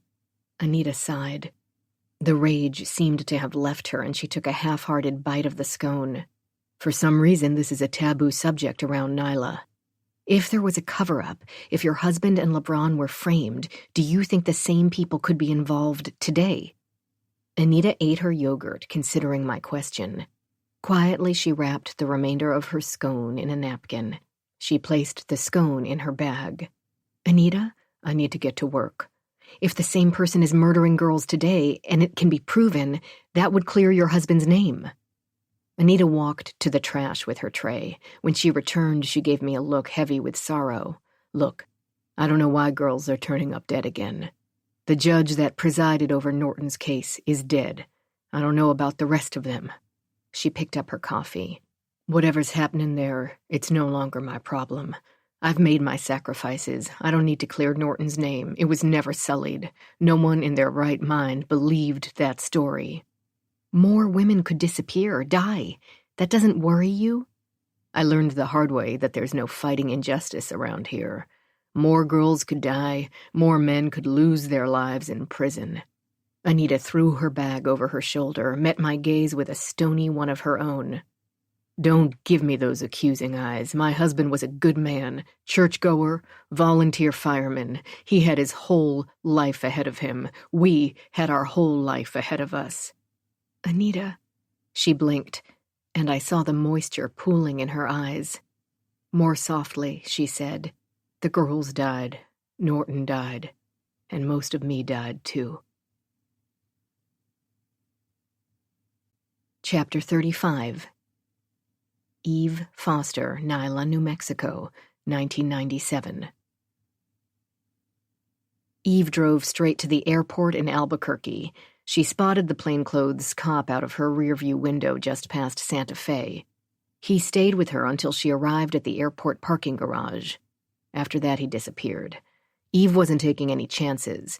She grabbed her luggage, returned the rental, and entered the airport. She sat in an uncomfortable vinyl chair for 40 minutes before deciding she was no longer being followed. Her next stop was the bathroom. There, she changed into jeans, cowboy boots, and a flowery blouse. She pulled a black, curly wig from her bag and carefully placed it over her own blonde head. It was an expensive wig, and the change was dramatic. Gold hoop earrings and a pair of oversized sunglasses finished the look. Back out in the airport terminal, Eve climbed into the car that was waiting for her in the limo section. It was a plain Chevy, nothing fancy. With a nod to the driver, she gave the address of a different motel near the highway on the outskirts of Nyla. She asked him to take a meandering route and increased his fare by $200. He happily obliged. "Why all the trouble?" he asked, peering at her through the rearview mirror. "You running from someone?" "Running to someone," Eve replied. Eve saw the driver's overgrown eyebrows weave together in confusion. "Wouldn't it be best to take a direct route, then? Please, just drive." Eve gazed out the window at the passing landscape. The air was dry, the sky clear. Her mind was made up, but some of the bravado had faded like the paint on the signs she saw as they careened down the highway. She closed her eyes. Kelsey was in Nyla. She knew that with a mother lion's instincts, and like a mother lion, she planned to kill anyone in her way. Summers and Mayer and the others had raised the stakes. She'd be damned if they were going to win. She touched her bag. Just knowing the gun was there gave her strength. "What's your name?" the driver asked. "Georgina." "Pretty," he said. "You look like a Georgina." "Is that so?" "Are you from Georgia?" He laughed heartily at his own joke. "Nebraska, by way of Kansas." "A corn-fed girl. I hope the man you're running to knows how lucky he is. Midwestern gals are the best in the kitchen and the bedroom." Eve saw his wink through the rearview mirror. Eve forced her eyes not to roll. "I don't think he'll see it that way." The driver shook his head. "In my day, a man would be grateful."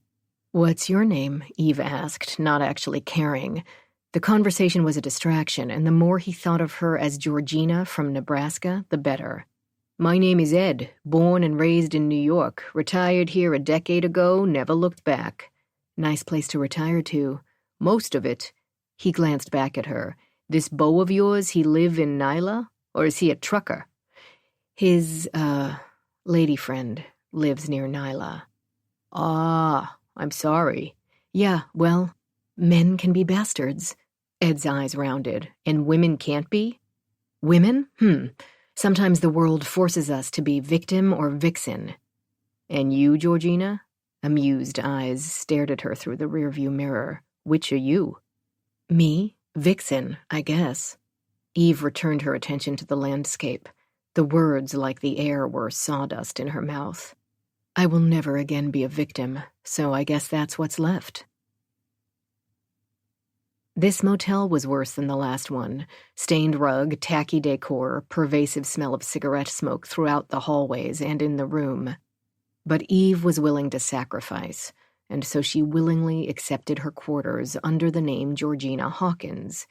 Who needed comfort? She wouldn't be sleeping anyway. A rental car had been left for her, an unappealing tan Buick, and she used this to first pick up some food and supplies in Taos, and then to stake out Kyle's house. Without the police on her tail, without the judge breathing down her neck, she would be able to see what was really going on in Nyla. And then she would strike.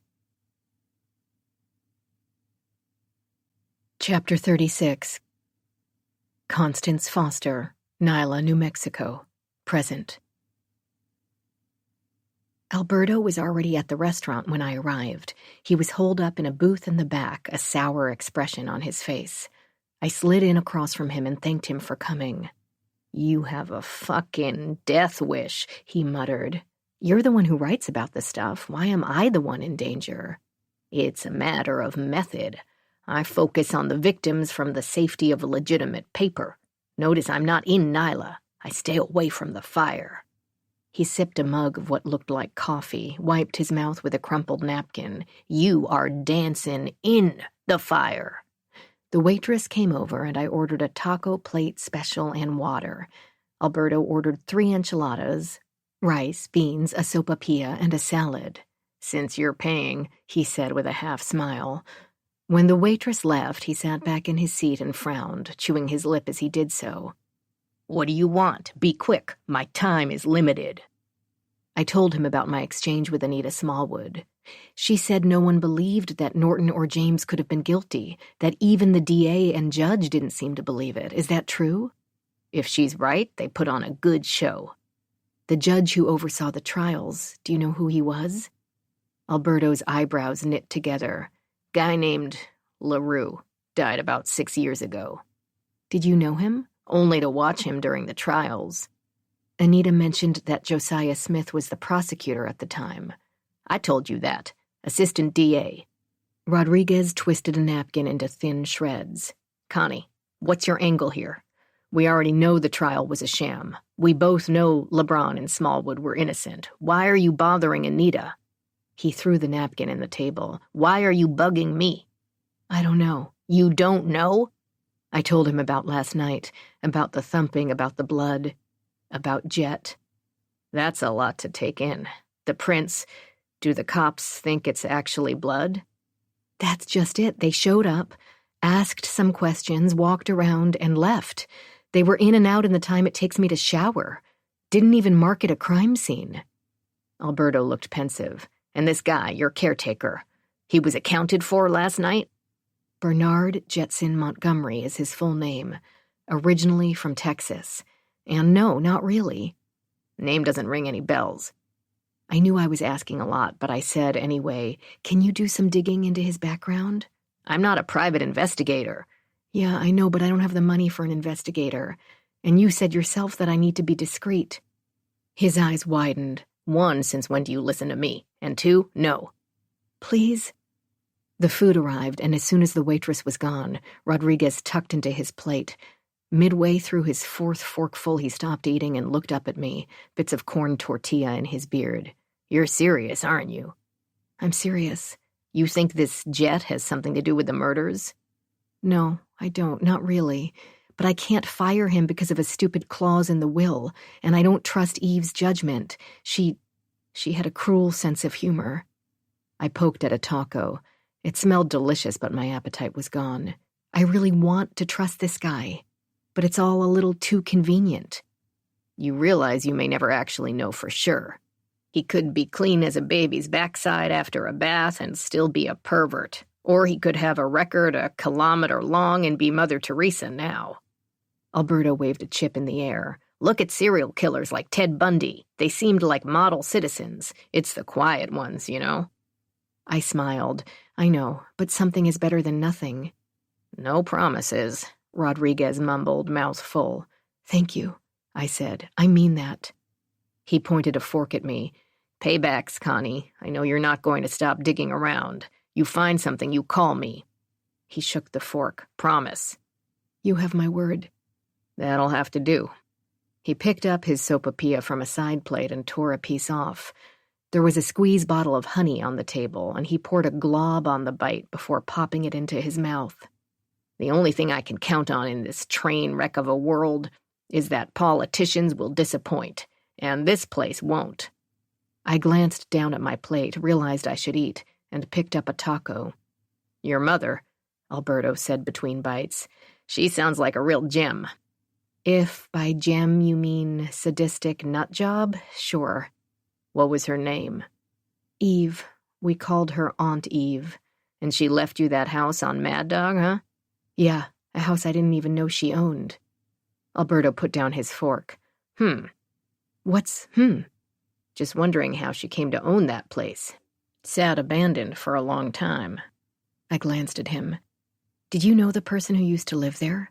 Rodriguez shook his head. Nah, only know the road because of Esmeralda. I remember driving by, though, empty, sad-looking. He glanced toward the door, a distant expression in his eyes. Truth is, I tried to get in. Thought maybe the house had something to do with my sister's disappearance. It was locked up tight. His gaze returned to the present, to me. Your mother, how'd she die? She drowned. That's an awful way to go. She was a strong swimmer, kept herself in shape, claimed the cold water in Lake Champlain was what kept her looking young. I shrugged. Joke's on her. In my culture, we have respect for our parents. You didn't know her, I said quietly. Difficult? You could say that. I watched as a mother and a young toddler settled into a nearby booth. The mother waited patiently, while the toddler, a little girl, took every toy animal from her tiny backpack and spread them on the table. She lost a daughter. I don't think she ever fully recovered from that. She became twisted, cruel. Losing a child is a terrible thing. I nodded. The daughter, Kelsey, ran away, disappeared. Sometimes Eve's staff teased us, insisted she had returned, deranged and unmanageable. They used to tell my sister and me that she was forced to live in the basement. That's horrible. The staff never saw her, of course, just heard the noises. They got their kicks by scaring us. No one lasted in Eve's employ long, anyway. I sat back, remembering. Anyway, Kelsey never returned. I shrugged.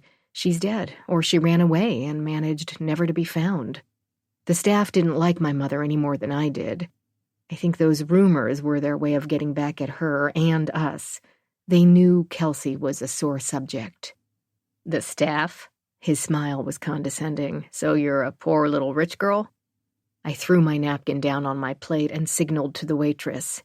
Eve was rich, sure, but that was what he got from this conversation?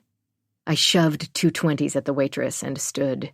Thanks for checking on Jet, I said coldly. Whoa, wait a minute, Connie. You joke, I joke. That's how this works. He looked up at me. Seriously, don't get your thong in a twist. I'm sorry I said anything about your family. I nodded. Call me if you learn anything. I'll do the same. You're still angry. I glanced again at the young mother with her young daughter. I'm tired. Just very, very tired. And I think I'm owed some answers. It was after 9 when James Riley called my cell phone. I heard what happened. Are you okay? I'm fine. Would it be all right to see you tomorrow? I was surprised to hear from him, even more surprised that he wanted to see me. I'm working, I said. You can come by Manuela's. I'll be there until 6. There was a pause. Then, it would be better if it were after my work hours. How about later? I can bring some dinner to your place. Pizza or something.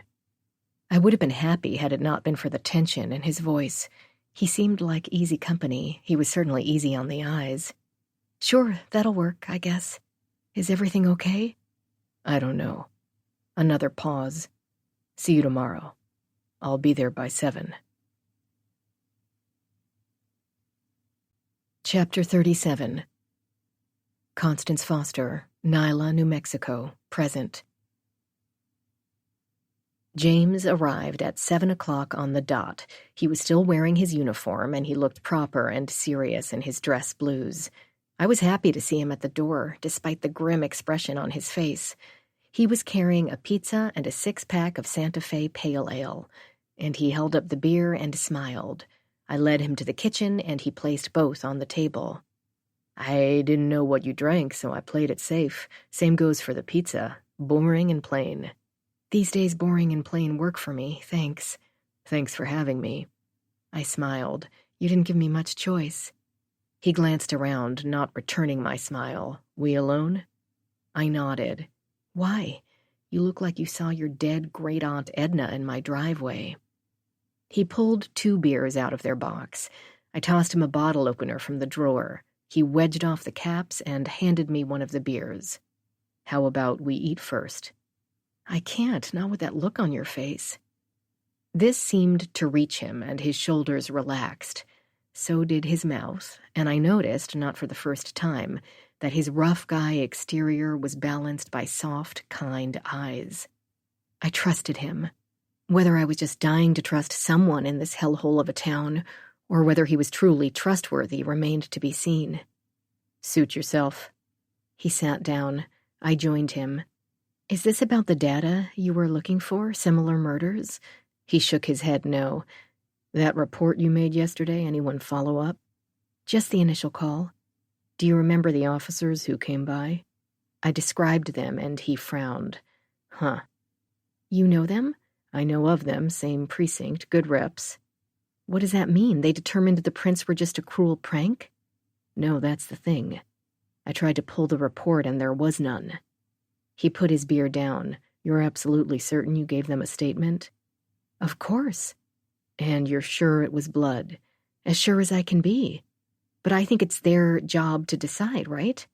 Can you describe what happened one more time, in as much detail as possible? He leaned closer, his face a map of unease. I'm sorry to make you relive it, but I need to hear it again. I recounted everything I could recall, from the sounds outside late at night to waking up to those horrible prints on my windows. Smears and star shapes, you said? I nodded. Not like purposeful prints, more like random smears and shapes. Like someone... I paused, swallowed. Like someone was desperate to get inside. James stood. He walked to my sink and stood there, staring into the basin. Who knows you live here, besides me and your tenant? Not many people. Manuela, the cops who responded, Oliver and his brother, they're my neighbors. No one else? I tilted my head back, thinking. I don't know, James, I may have told some random people in passing. Right. He turned back around. Here's the thing. Another woman turned up last night. Caucasian, mid-20s, no ID. When you say turned up, you mean... Dead. My skin prickled again. My chest tightened. Near here? His silence was enough. Dear God, no idea who she was? And then it hit me. Amy. The girl from the bar. I'd given her my address. She'd been alone, vocal, restless. If this guy only killed those from away, she'd be a sure target. Did she have blue-tinged hair and an angel tattoo on her stomach? His eyebrows shot up. Yes. I forced myself to be calm. Stay with it, Connie. There was no use freaking out. I know her. Well, at least I know who she is. Her name's Amy. She was staying at the boarding house. Was she alone in town? She mentioned a boyfriend, but I think they'd broken up. I asked him to sit back down, and he perched on the edge of his chair, legs out straight, hands clasped. The first time I met her, she was drunk, really drunk, and all she could talk about were the murders. The second time I ran into her, she seemed like a different person, colder, controlled, nervous. I shrugged. I tried to find her a few days ago, but she wasn't home. I thought maybe she'd left town. Are there any leads?" James shrugged. "I have no answers, Connie, just questions like you. The precinct is shut down when it comes to this issue. No information. I've been accessing the database but haven't found anything conclusive yet." "How'd you know about Amy?" "Derek, a guy on the force. He's lived around here longer, but he seems as perplexed as I am. I told him what happened to you. He told me about the latest victim." A terrible possibility crossed my mind. Had she been tortured like the others? "I don't know." "Were there injuries that could have caused the prints I saw?" "Possibly. Yes." James reached out a hand and touched my wrist. "Look, I wanted to tell you this in person, but it's confidential. It's not public yet, and I don't want to interfere with the investigation. I had been hoping that someone from the precinct had contacted you." "They should have." And then it occurred to me the real reason he was so agitated. I asked, "When was she found?" More silence. Fuck. These bastards had known when they showed up at my house that a woman's body had been found. That's what James was trying to tell me. That's what this visit was about. They'd already found her when they came to my house, right? I jumped up, slammed my hand against the wall. Fuck, James. They knew a woman had been killed near my house. They knew that blood could have... Who the fuck are we kidding? Probably did come from her. The implications hit me. If the victim is Amy, she may have come to my house for help. She may have been running from whoever this asshole is. She could have been trying to get away. Oh, shit. "What is it?" I could have saved her, had I let her in, had I taken certain things more seriously. "What things, Connie? What are you talking about?" I jogged to the bedroom and dug the newspaper crossword from my bag. I put it on the table in front of James and tapped my finger on the puzzle. "Little Red House," he read. "Where did this come from?" "The diner." "Who wrote it? Did you see who did it?" "No, I mean, customers do puzzles all the time when they eat alone. I saw a few men working on puzzles that day, but I can't say which one did this." James looked back down at the paper. "When did this happen?" I told him. Maybe there's a connection between the house and my mother, Eve Foster. When he looked at me quizzically, I waved away his unspoken questions. This house has a history, James. Something happened here. I can feel it in my gut. I can't help but wonder if Amy's death and whoever wrote Little Red House in the puzzle are connected. James didn't look convinced. "One thing's clear. You can't stay here." I opened the cabinet above the sink and took out the bottle of vodka, the good one, the one I saved for crises. I poured a glass for myself. "Join me?" "No, thanks." "You're not on duty." "After this conversation, I think I may need to go back to see if I can help identify that woman." I nodded, took a swig. It stung my mouth and throat going down, so I took another, finished it, and re-poured. "You need to go somewhere else for now. If you're right and there's a connection, you could be next." "I'm not leaving." "Someone was taunting you with this puzzle, or worse, warning you." I picked up the paper and took it back to my room. I didn't want to look at those even red letters anymore. From there, I went into the bathroom and splashed cold water on my face. He was right, of course, but that didn't mean I would leave. Back in the kitchen, I opened the box and took a slice of cold pizza. "Want one?" "Connie, you know you can't stay here, and pretending like nothing is wrong isn't going to solve anything." I downed a gulp of vodka, chased it with a mouthful of beer, and then took a bite of the pizza. It was greasy and heavy, and I immediately regretted it. I took another gulp of beer to get rid of the taste. "Connie." "Fuck, James, this is my house. It's all I have. I'm not running." My mind shifted to Eve, to all those nights in cities across the globe, to her mindfuck games and her cruel competitions, and her red fucking slash of a mean mouth, to strangers' beds and hunger pangs and raw, gnawing fear and loneliness.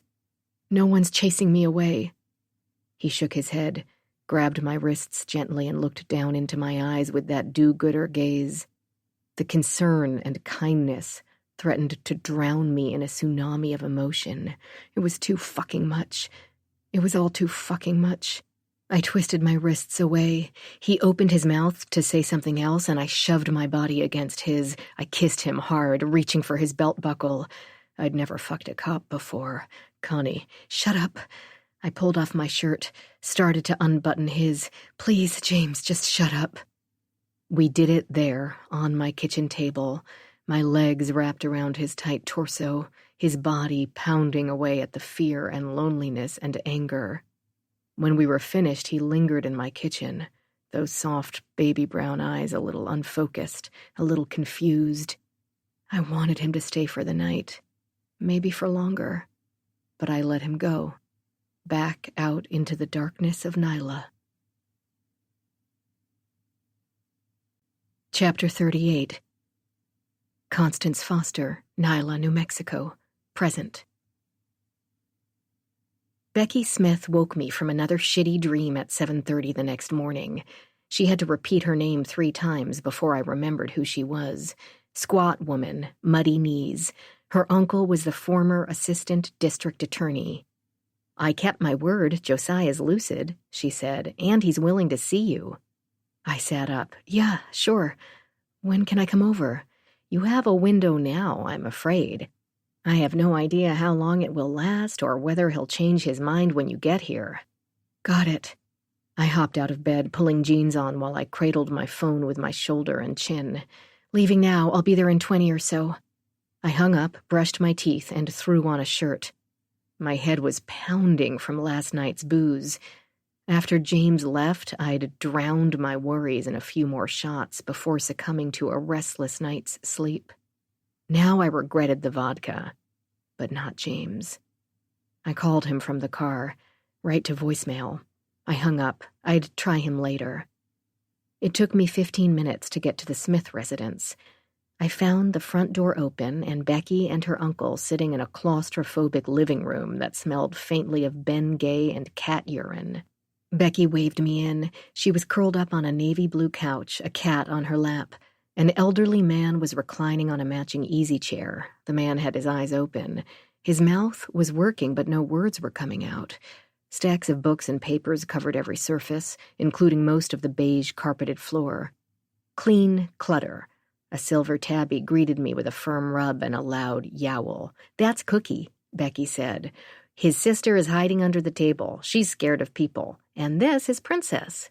She stroked the orange cat on her lap. They're our babies. Your babies, the man growled. I bent down and petted the cat, feeling all 5 sets of eyes staring at me. Uncle Joe, this is the woman I told you about, Becky said loudly, over-enunciating her words. Here, you can sit on the couch. She moved a pile of old photo albums, patted the cushion, and I took the seat uncomfortably close to her. Uncle Joe is partially deaf, so I hear just fine.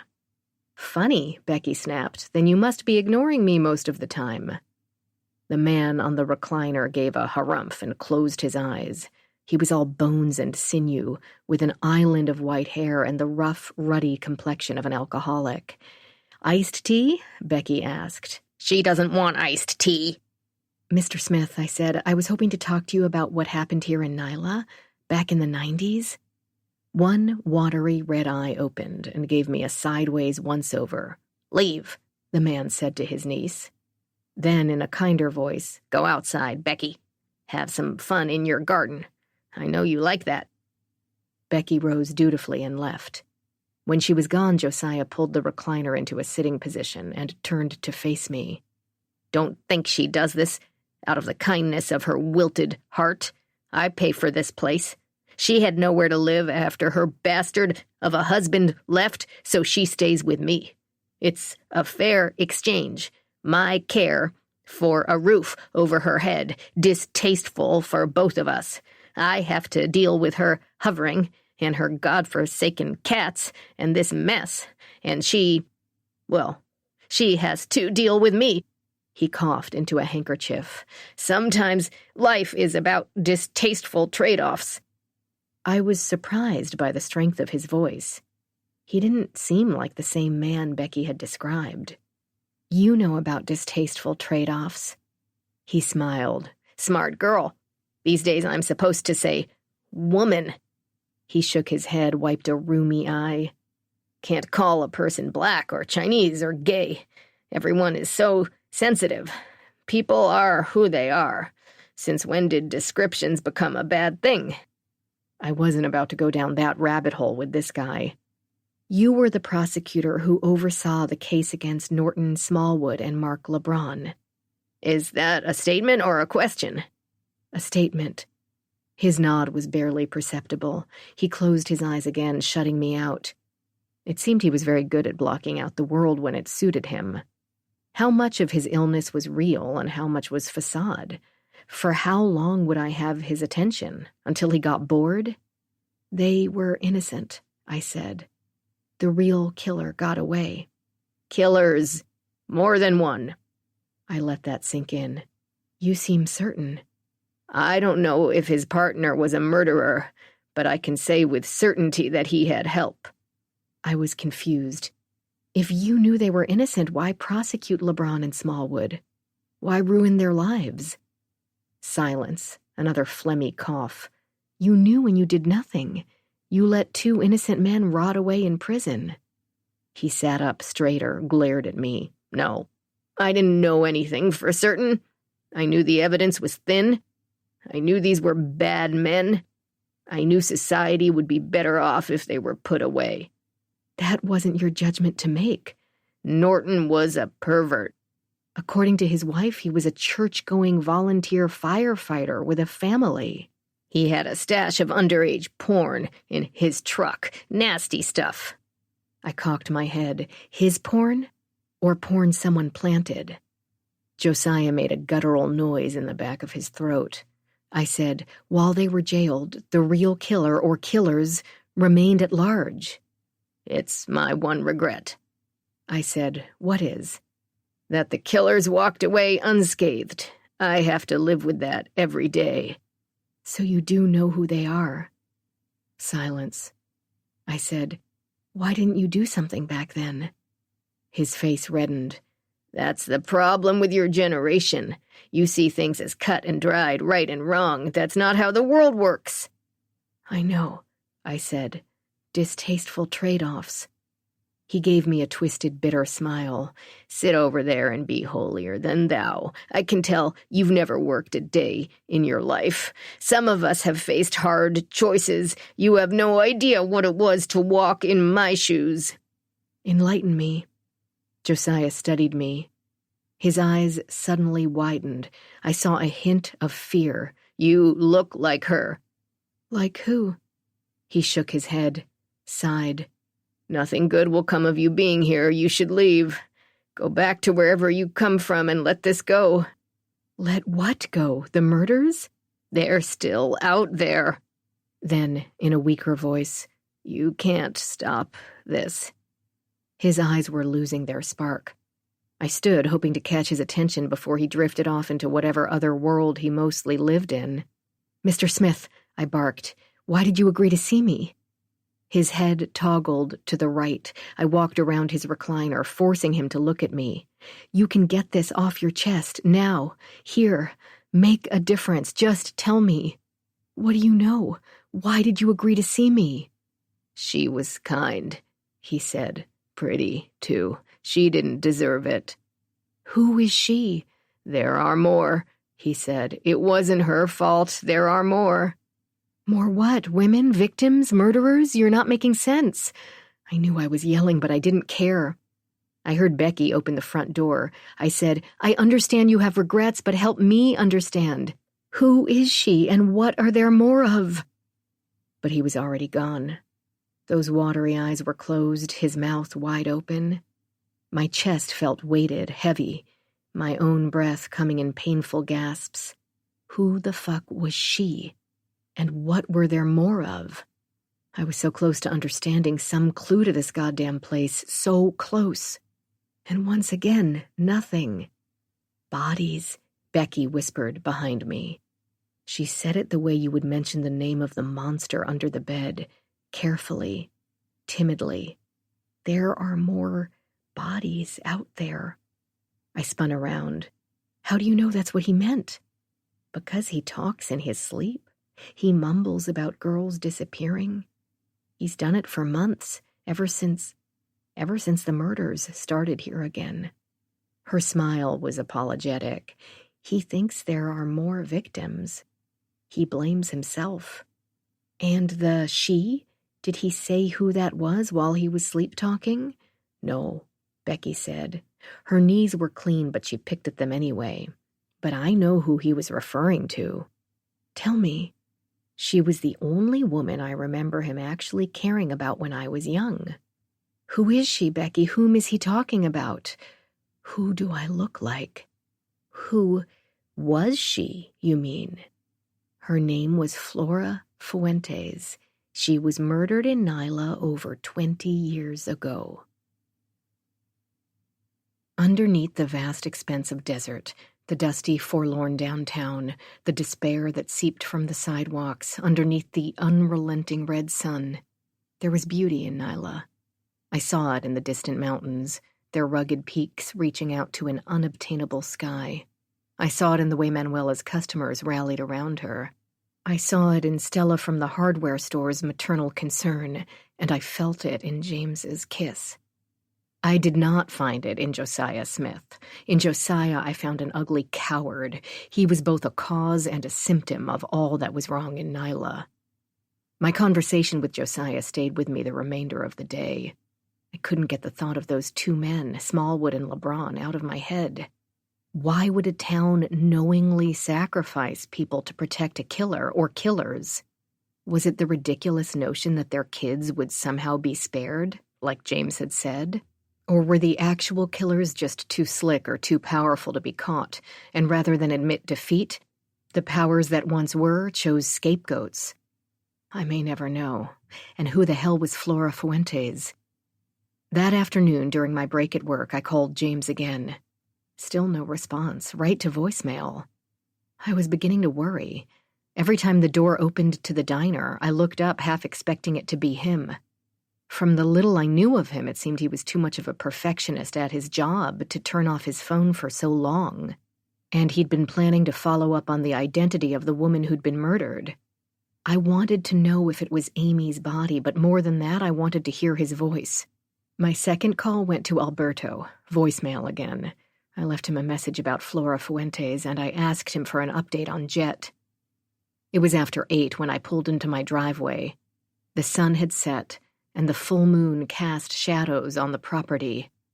Jet's lights were on, both in his little house and in the workshop, but my house was buttoned up tight. I unlocked the door and made my way to the kitchen.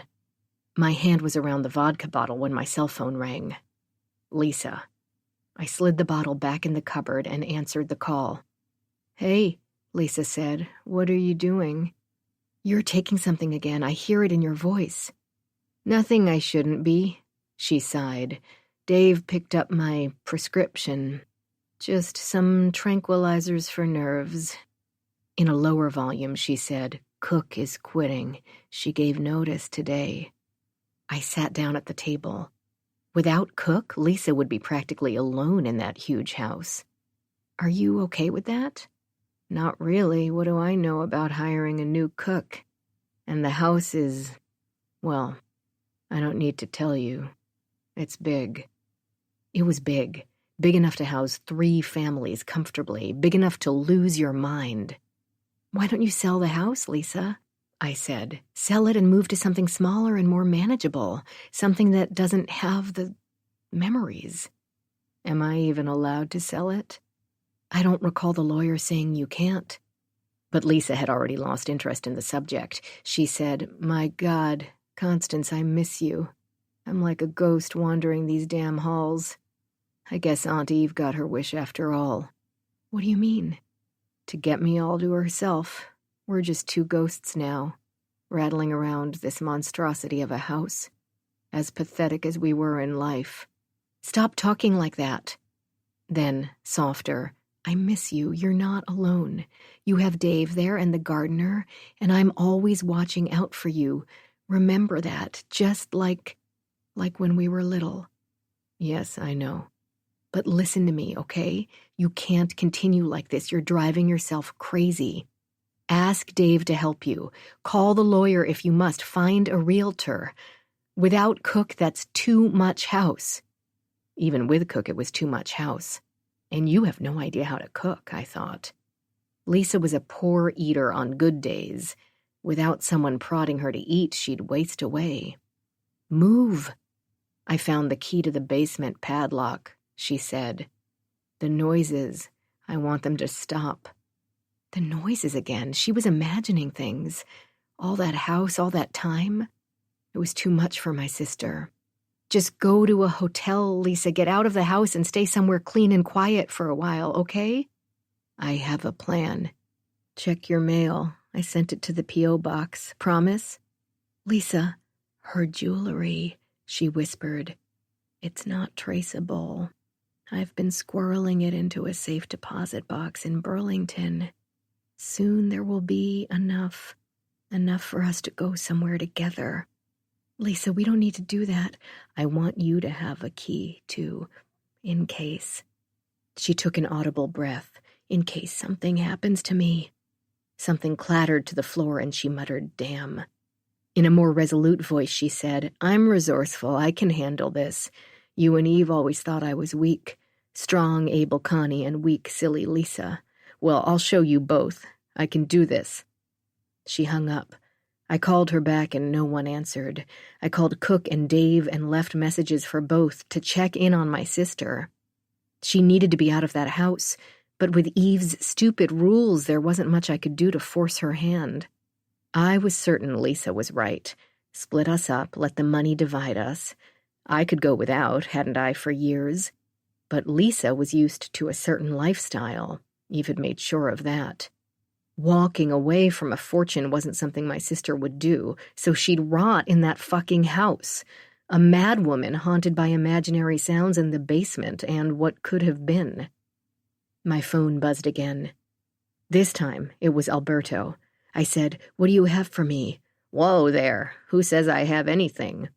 You never call me just to chat. Alberto laughed. I wish I was just calling to chat. No fun being the bearer of bad news. Isn't that basically your occupation? To be the bearer of bad news? I joked, but I could feel the tension in my temples. Whatever Alberto had to say, it couldn't make things much worse. That name you left on my voicemail, Flora Fuentes, I didn't have to look her up, because I remember her. She died back in the 90s. I stood, walked to the window. Another victim? Unclear. Her body was found in a house fire over by the original Jack's place. Incinerated. So authorities couldn't tell whether she died in the fire or whether she'd been killed first and her body left behind.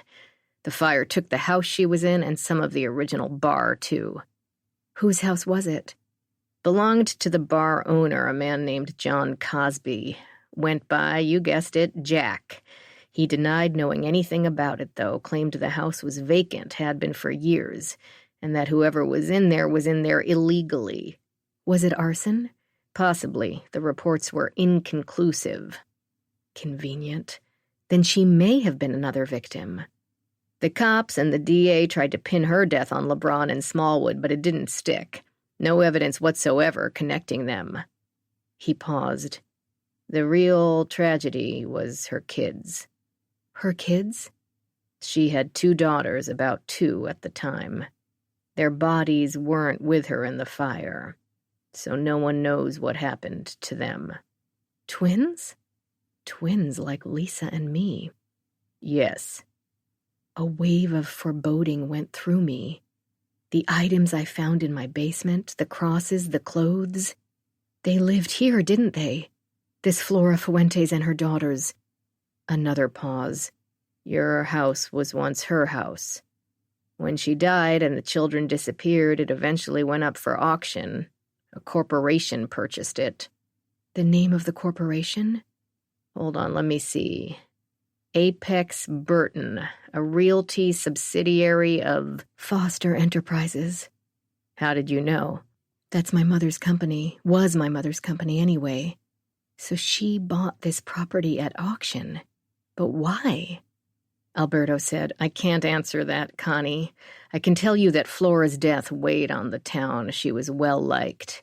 She was here illegally, and some believed her family or the kid's father kidnapped the daughters.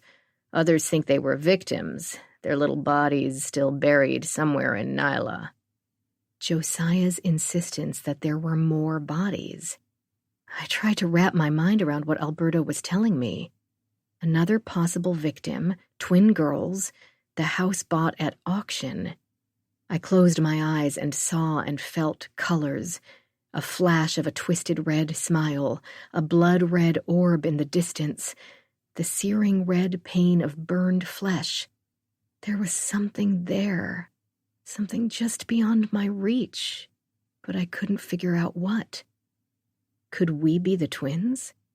Could that be the connection? Eyes still closed, I said, "What could this all have to do with Eve?" Alberto's response was slow in coming. One of the people who disappeared in Nyla, whose body was never found, was Kelsey Foster. Eve's daughter. Alberto said, maybe Flora was helping Eve find her kidnapper. Maybe that's the reason you're looking for. I considered Alberto's theory. Eve had given me the house that once belonged to a dead woman in the town where Kelsey had disappeared as homage? That makes no sense. I never said any of this made sense. How about the father? Who was the girl's father? A man named Kyle Summers. He disappeared too. Fueling the belief that he took the kids. Right. Another beat. Or that he had something to do with the murders. Is that what you believe? Alberto hesitated. I remember Summers, brother-in-law of the judge who presided over the murder trials, buddy-buddy with the lead detective. You're dancing around my question. Summers conveniently disappeared after Flora died. Was he bereft at the loss of his family, or was something more sinister going on? I don't know. But you have an opinion. Yeah, I do. He sighed. Look, Connie, from what people are telling me, back then, Nyla was infected by nepotism and graft. Everyone owed Judge LaRue, not hard to figure out why. He did favors behind the scenes. A DUI would disappear. A kid would get probation instead of juvie. An abused wife would be denied a restraining order. Child porn would be conveniently lost. And Summers owned half the properties in Nyla. He was landlord, employer, church usher. Together, they were a formidable force. And then one day, Summers was gone. And the murder stopped. And the murder stopped happening in Nyla for over 20 years. But they've begun again. The words he didn't have to say. I had a lot to ponder. Alberto's information held the ring of truth. I had known there had to be a link between Eve and this house. And the fact that it had once belonged to this Flora Fuentes was the nexus I was looking for. It didn't really explain why she'd left the house to me, but Kelsey's death and Flora's possible help following her disappearance explained at least some of it. Perhaps she'd bought it out of gratitude, or for the connection to her daughter. Maybe she was trying to make amends after her death. My mind flashed to the 2 crosses. Maybe there was something more. One way or another, I had some names to work with. Flora Fuentes, Kyle Summers. Perhaps I could even track down Jack Cosby if he was still alive. I thanked Alberto. Don't thank me yet, he said. That's not the only reason I called. I opened the window in need of air. Despite the hour, I could hear Jet working away in the shop, his machines grinding away at something or other. Lightning flashed in the distance, and I watched it snake on the ground. I said, "Go on." Jetson's records are sealed, which is weird, because he wasn't a juvenile. This tells me there was something serious in there. Or that he has friends in high places. Like Eve. Maybe. Anyway, this bothered me. And because I had nothing else to do, that's a joke in case you were wondering, I dug a little further. Nothing. No online history, no social media, no college alumni listings. Weird, I thought. I called a buddy from this guy's hometown, asked him to do some asking around. Anyway, I finally got a hit. Megan's Law. The sex offender rule? Yeah, every state has a version, especially when it comes to the public notification part. He's listed as an offender. Jet was a sex offender? I sat down hard. I wish I could have said I was surprised, but I wasn't. I knew there was something odd about him, about his relationship with Eve. The very fact that she chose him meant he was willing to do her bidding. And in my experience, desperate people were most likely to do Eve's dirty work. For a price. Do you know what he did? No. I only know he's registered. If I had to guess, I'd say he came to Nyla looking for a quiet place to disappear. Normal life can be hard for sex offenders. There is no absolution. And there was no peace for the victims, or their families. Thanks, Alberto, I appreciate the help. Now will you let it go, fire that asshole, and maybe even get the hell out of New Mexico? His phone beeped, and he asked me to hold. When he came back on, he said, "Sorry, no more questions, okay? I've already finished my volunteer hours and I gotta go. That cop who crashed, shitty night for him. Anyway, duty calls." I sat up straighter. Cop who crashed? Yeah, young guy, high as a rocket, or so I heard. Happened late last night down your way, and I just got word that he's still in critical condition. What's his name? I asked slowly, although deep down, I knew the answer. James Riley, why? James, who left here sober. James, who refused my offer of a drink. James, who was asking questions around the station. James, who did nothing wrong but try to help me. I gotta go, I said. Are you all right, Connie? I just have to go. After I hung up, I looked down to see blood trickling across my forearm. I'd been clutching my skin so hard that my nails had ripped through flesh. James. A crash. My fault. I'd gotten him into this.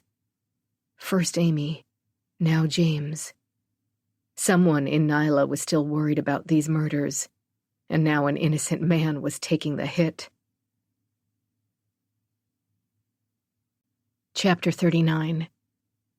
Eve Foster, Nyla, New Mexico, 1997.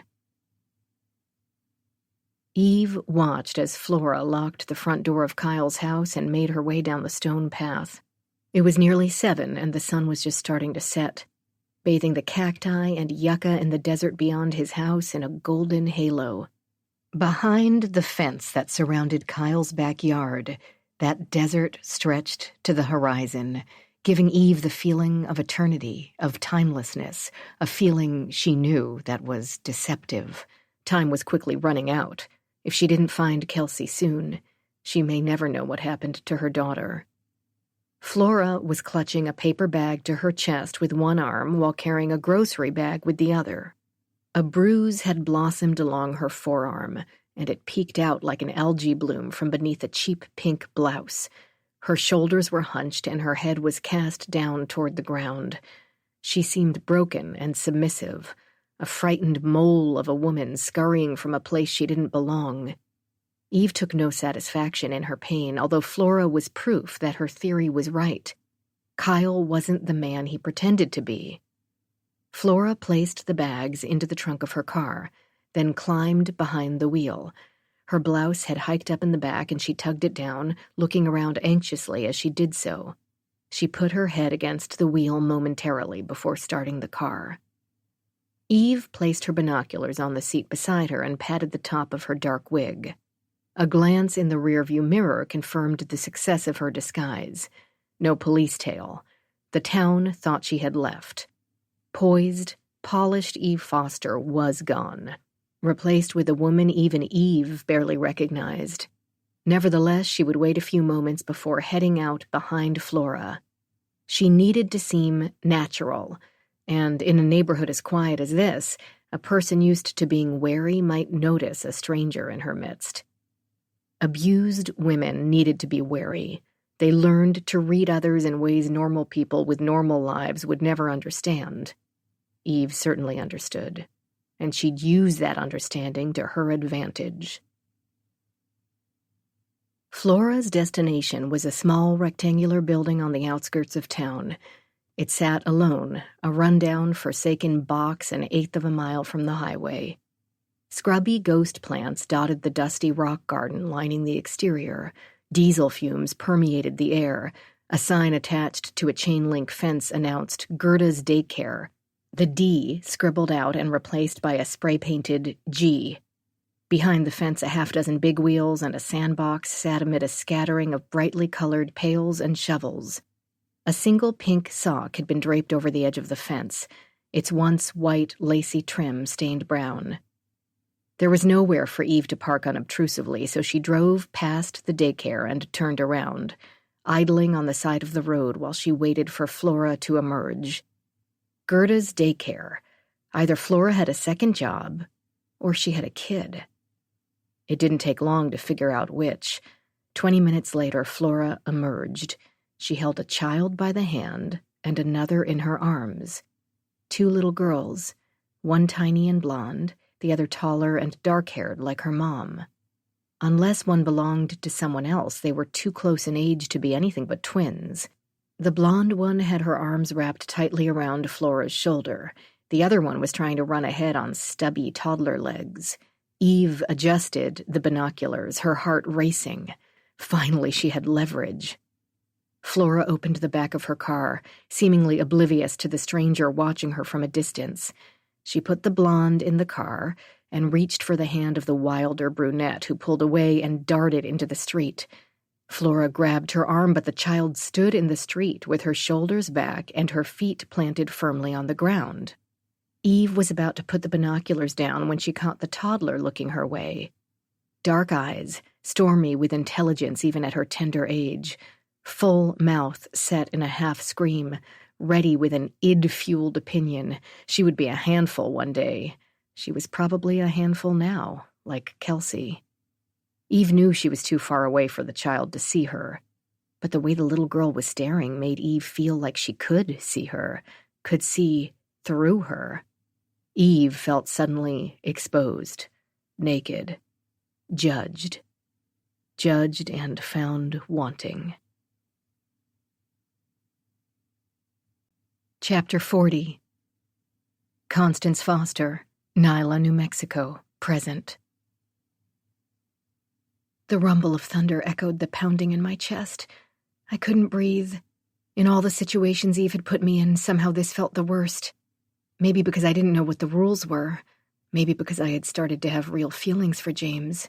Maybe because I was just plain terrified. I searched for the names and numbers of local hospitals.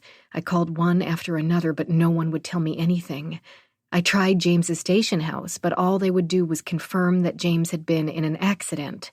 They wanted my name and number. I refused to give them, worried the wrong cops would show up asking questions. Thunder boomed and flashes of lightning hit ground in the distance. I wanted the cold, wet, cleansing beat of drops against my skin. But this was an impotent storm, all noise and flash, but no rain. I threw my head back, feeling hopeless and helpless and angry. I tried calling Alberto back, but reached his voicemail. I was about to call the station again when I remembered the name of the man James said he trusted. Derek. I should be able to figure out who that was easily enough. James had said he was a cop, too. 15 minutes of mad scrambling on my computer gave me the name Derek Pressman. Another 15 minutes and I'd found his home phone number. A woman answered on the third ring. She sounded tired, as though I'd awakened her. "I'm looking for Derek Pressman," I said. "May I ask who is calling?" Clipped, wary tone. My mind shuffled for an excuse. I landed on, "This is Nora, a grief counselor with the state." "Oh, yes. Yes, because of James. Derek is still reeling. In fact, he's at the hospital now." I perked up, wanting badly to know which hospital, but before I could ask, she said, "Baby's crying. Quick, give me your number and I promise I'll have him call you back. He could use the help." Something like this, wow. It'll stay with him. I gave her my cell and we both hung up.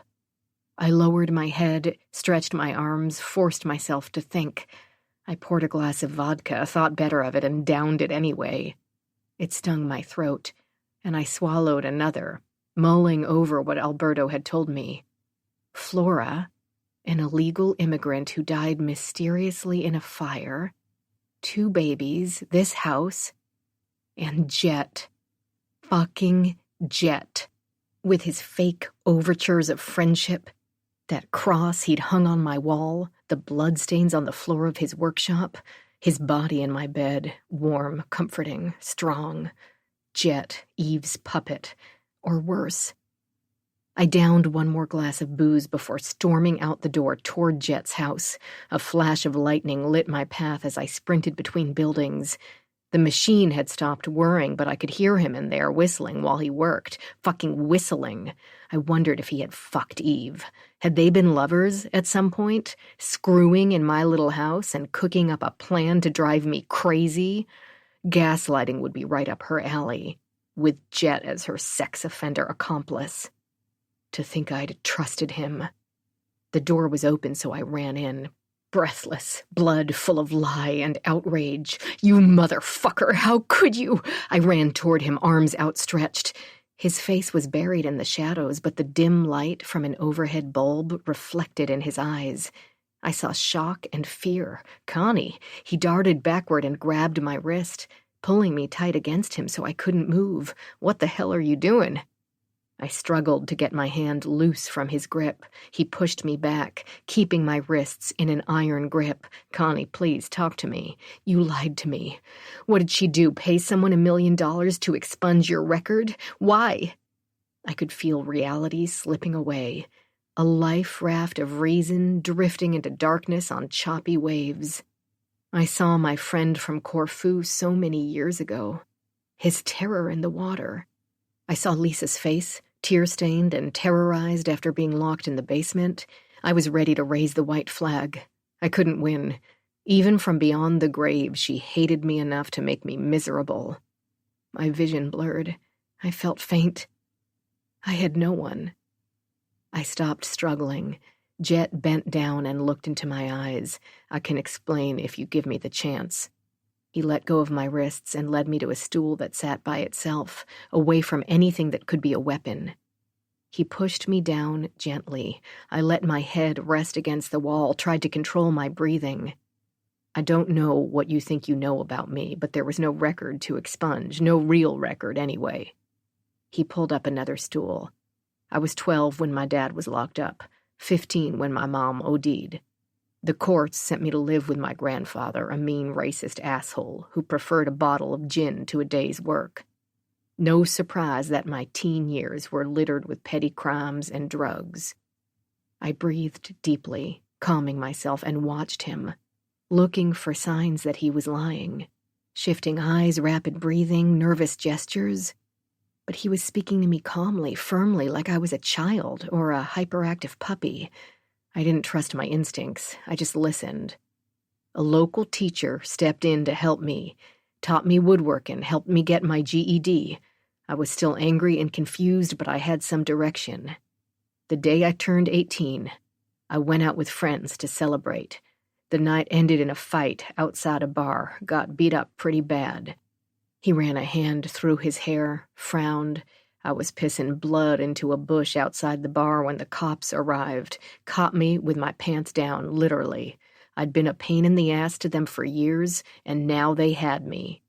I don't understand. My juvenile record was sealed as an adult, but where I'm from, pissin' in a public place can be considered indecent exposure. I still don't get it. Public urination can be charged as a sex crime. And that's exactly what those jackasses did. They charged me with assault and battery and indecent exposure along with a host of other stupid shit, but the exposure charge stuck. I was 18, an adult, and branded a sex criminal. What does Eve have to do with any of this? Jet was silent. He stood up, walked to the piece of wood he'd been sanding, and ran a finger along the smooth edge. He was wearing a dirty sweatshirt, and he used the sleeve to wipe away dust. His touch was light, reverent. Would someone like that defile his workshop with violence? I didn't know. I didn't know anything anymore. Finally, he said, "She had the charges erased from my record. Is that what you want to hear? I met her in Memphis. She was there on company business, or so she said. We had a drink together. I had a few too many and shared my woes. I was 25, poor, and still angry. She offered me a deal. She wanted you to mess with me. He spun around. This has nothing to do with you. She had a house she needed a caretaker for. I needed a new life, some privacy. She let me fix up the outbuildings, do what I wanted, paid me a good sum, and in return, you sold your soul. I signed her silly contract. He reached up and gave the bulb a twist, wincing when he touched the hot glass. A year after I started, she told me she'd had my record cleared, got rid of any public mention of me. The Megan's Law stuff is still out there, nothing either of us could do about that, but she did the rest on her own.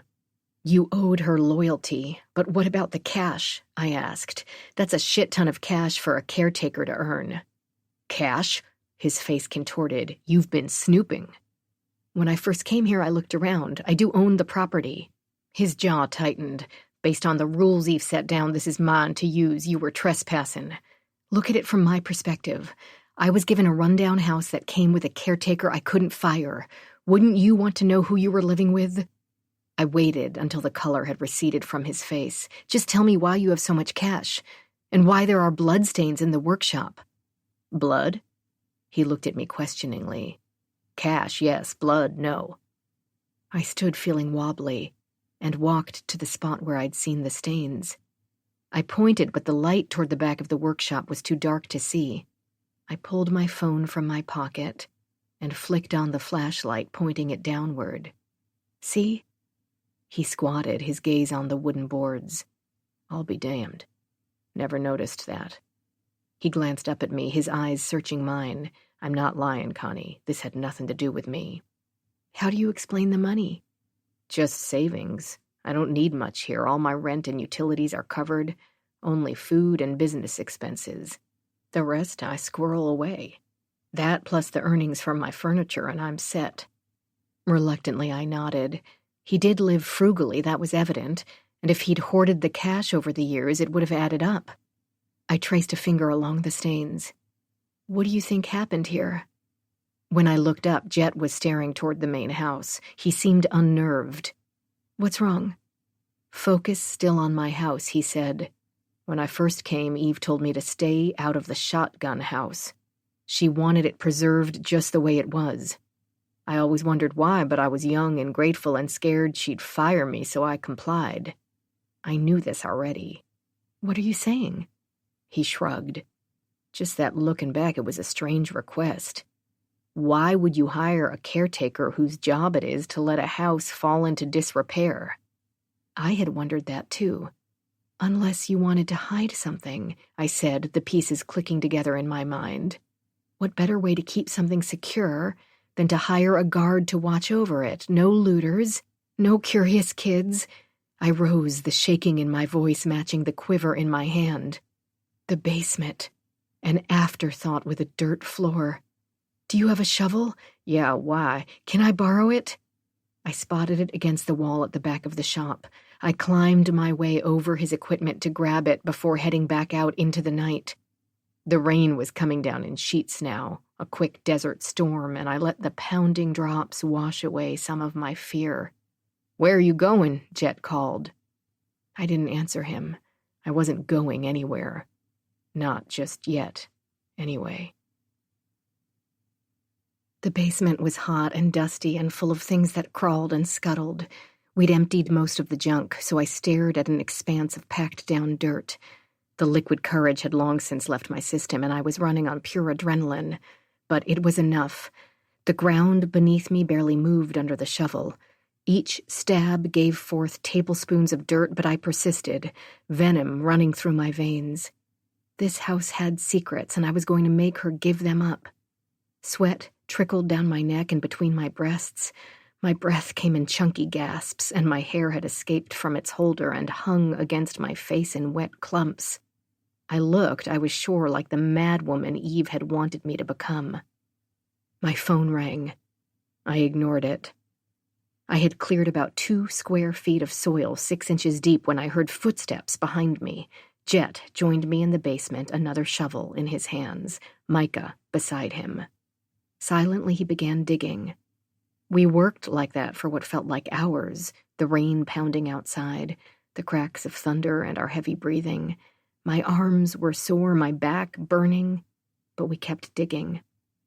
Around 11, Micah became excited. She scratched at the ground, her tail waving furiously. We increased our speed, encouraged by the dog's agitation. After midnight, my shovel hit something hard. I stopped, looked at Jet. He shoveled beside me, carefully digging around whatever it was. "Oh man," he said under his breath. We could both see something poking through the dirt. Micah whined and pawed at the object. "Micah, no. To me. Smell that? It's subtle, but there." All I could smell was musty air and my own sour sweat. I took another shovelful of dirt, and the bony shape of human fingers began to emerge. On my hands and knees, I started to dig dirt away from the bones, exposing more skeletal remains.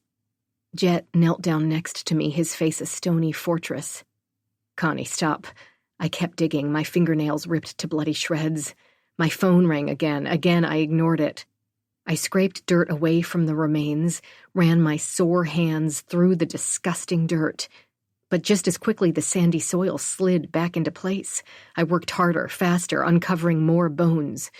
Micah whined, gave out a sharp bark. The remains of a foot came into view. Then the curved top of a skull. I could see another hand emerging, this one larger, longer, its macabre wrist still encircled by a gold bracelet. The smell had reached me, sweet and rotten, the calling card of death. "They're layered under here," Jet whispered, "just bones. God knows how many there are."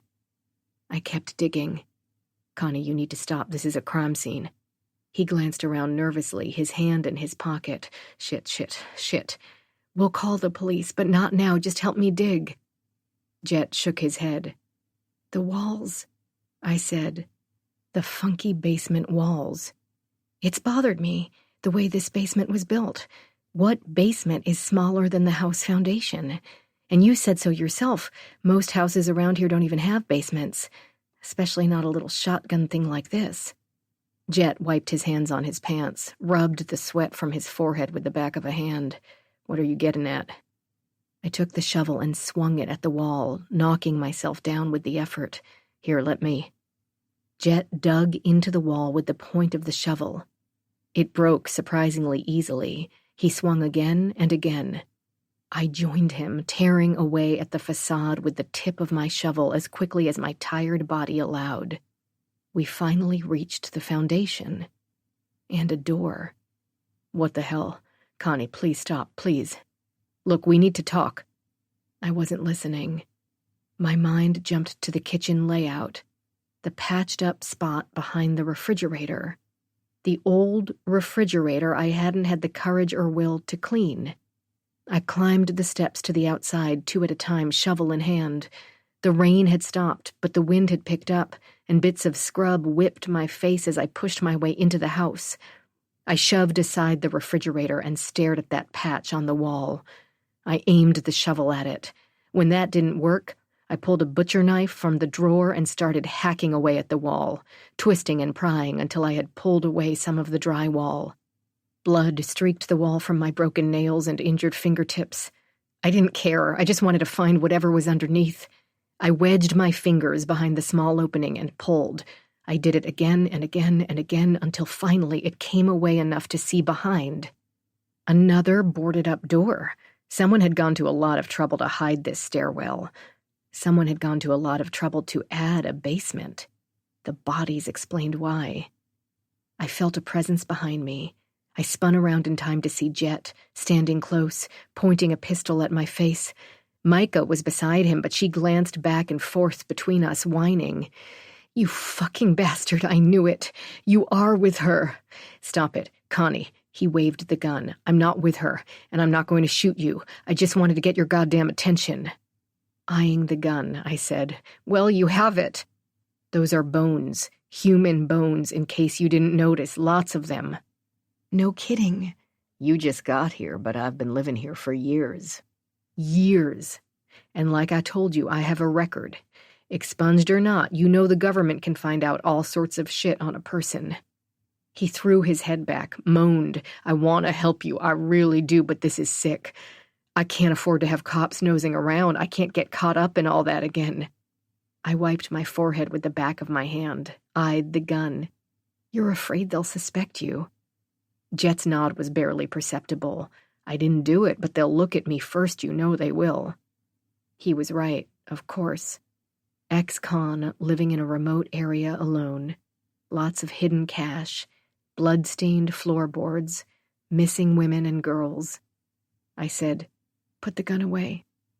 Jet looked from the dog to me to the gun. His resolve was wavering. I could see it in his eyes. My earlier anger and panic had subsided, and I was left feeling exhausted and annoyed. Even if it hadn't been for Jet's pleas, how could we call the local cops? Not after what James had told me. Not after what had happened to James. I needed a better plan. Jet tucked the gun into his pocket. I said, "All right, I get it. But we can't sit on this for long. Covering up a crime scene is a crime, and I'm not going to prison for Eve." "Then what?" "Derek," I said. "Derek?" "James's friend. He's a cop. James said he's trustworthy." He eyed me questioningly, and I gave him a quick recount of my time with James. "It's all we have." Jet didn't look convinced. I eyed my newly destroyed wall, thought about the bodies in the basement. How could I sleep here tonight knowing what was underneath my floor? They had to be tied to the serial killings, to Flora Fuentes and Kyle Summers and Kelsey Foster. If the murder or murderers had buried bodies here then, would they be back now? Amy's murder so close to my house said the connection remained. What other bodies had been left behind in this house of horrors? Had they been killed here? Tortured? The bloodstains in the workshop? The fact that there were only bones in the basement? Had someone used the shop to kill the victims? Dissolve the flesh from their bones so they wouldn't smell? Maybe this house wasn't just a burial pit. Whoever was to blame had used it as their lair at some point. "The little girls," I said, horrified. Jet cocked his head, frowned. "The woman who owned this house years ago, Flora, she had 2 daughters. They disappeared." My body gave an involuntary shiver. What if they're down there too?" "Nothing would surprise me." He tapped his hand against the hidden doorway, its opening raw and exposed. "Nothing at all." "You can have the bed. I'll sleep out here." Jet threw a blanket and a pillow down on his couch. He'd changed into sweatpants and a t-shirt, and now his pistol sat on the small kitchen counter. "I'm fine on the couch. Really, I'd prefer it." "Suit yourself. Want some tea? I don't do alcohol, or I'd offer you a drink." I really wanted a shot of something harder than chamomile. "I'm fine." While he made himself a cup of tea, I arranged the blanket and pillow on his couch. I didn't know how I was going to sleep. It was after 2 and my mind was still swirling. Jet seemed calmer, but I was watching him. And the gun. He brought the tea to the couch and sat down on the blanket. "This is some fucked up shit." He shook his head. "All this time. I had no idea. After a day like this, how do you not add a little something to that tea? A little something is what got me in this mess." He looked at me over the rim of his mug. "After a day like this, how do you not run from that house in this town?" Why indeed? Tonight I was too tired to evade the question. It was a good question, and it deserved a thoughtful answer. "I don't know," I said finally. "I've been a pawn in Eve's evil chess game for so long, I think I've lost sight of what's real."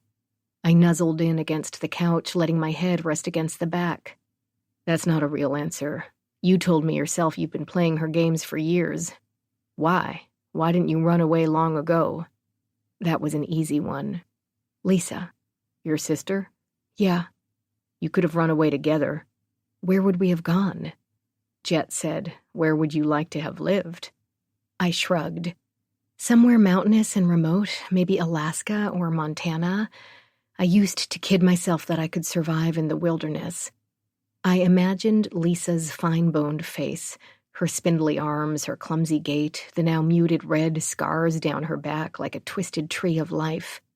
Lisa's not built like me. She's vulnerable. Eve knew that. She used it to her advantage. "How so?" How do you explain years of psychological warfare to someone who hadn't lived through it? I knew I sounded like one of those kidnapping victims who did their kidnapper's bidding. For some reason, I wanted Jet to understand. It seemed at that moment the most important thing that he comprehend what we were up against. Even dead, Eve was a formidable enemy. I threatened to run when I was 16. I'd met a friend whose parents would have helped me. I was being homeschooled, and I'd just gotten back from 4 days stranded in some small town outside Detroit. I'd had enough. You didn't go through with it, obviously, Jet said. I made the mistake of arguing with Eve, letting her know I had someone on the outside. Jet put his cup down on his knee. Let me guess, she paid off the family to go away and leave you alone? That would have been better.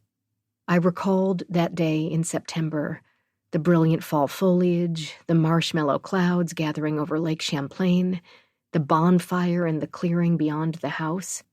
The gardener was burning some brush, probably illegally. He left the area, and my sister conveniently tripped over something and fell into the fire. I wrapped my arms around my chest. It was a clumsy accident, Eve said. Lisa, always so ungainly and unobservant, she said. It wasn't an accident? I stood up, feeling claustrophobic in the tight space. I peeked out the windows toward the little red house, but all was dark. Its secrets held close for now. Nothing with Eve was an accident. I don't know how she managed it, but she did. Lisa was hospitalized with severe burns on her back and thighs. The gardener never returned. I stopped seeing my friend. A veiled threat. I turned toward him, a not-so-veiled threat. I shrugged. Anyway, you wonder why I did the things I did at Eve's direction? Because she held someone over me. She never really cared about Lisa, I knew that, and I think deep down Lisa knows that too. But I also knew that if I didn't do what Eve wanted, she would take it out on my sister. And my sister is all I have. Jet got up and placed his mug in the sink. He leaned back against the counter, looking thoughtful. The rain had stopped, and a pack of coyotes howled in the distance. I was getting used to their noise. Jet said, Ever wonder why she wanted you to do these things, the travel games in particular? It had been such an integral part of my relationship with Eve that I always just assumed it was her strange, sadistic form of control. I said, She hated us. Then why adopt you? I have no idea. Someone to torture, maybe? Jet shook his head. I knew Eve as a controlling, highly organized woman. She did nothing without a reason. What are you getting at? Jet sat back down on the couch, and Micah immediately hopped up and curled next to him. He looked tired, but his dark eyes had taken on a spark. Think about it, Connie. Think about the big picture. Eve adopts twin girls. Why? Why would such a sadistic woman adopt 2 little girls? Seems awfully altruistic. Horrible people adopt pets all the time, and then they treat them cruelly. One could say the same thing about them. Fair enough, but think about it. Eve takes one of the girls and sends her out into the world with nothing. A destitute throwaway in a strange region. Sound familiar?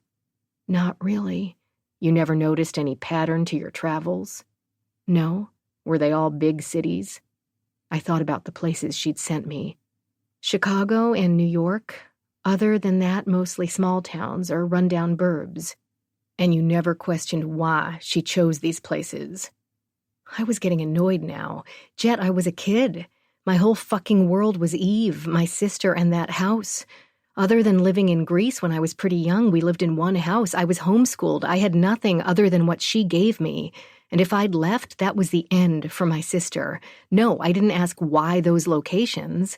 I assumed they were the worst spots on Earth, or she wouldn't have made me go. Jet disappeared into his bedroom for a moment. When he came back, he was carrying his laptop and a pad of paper. Tell me the places she sent you, in order.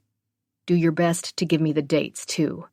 Why? Just do it. I have a hunch, and I want to see if I'm right.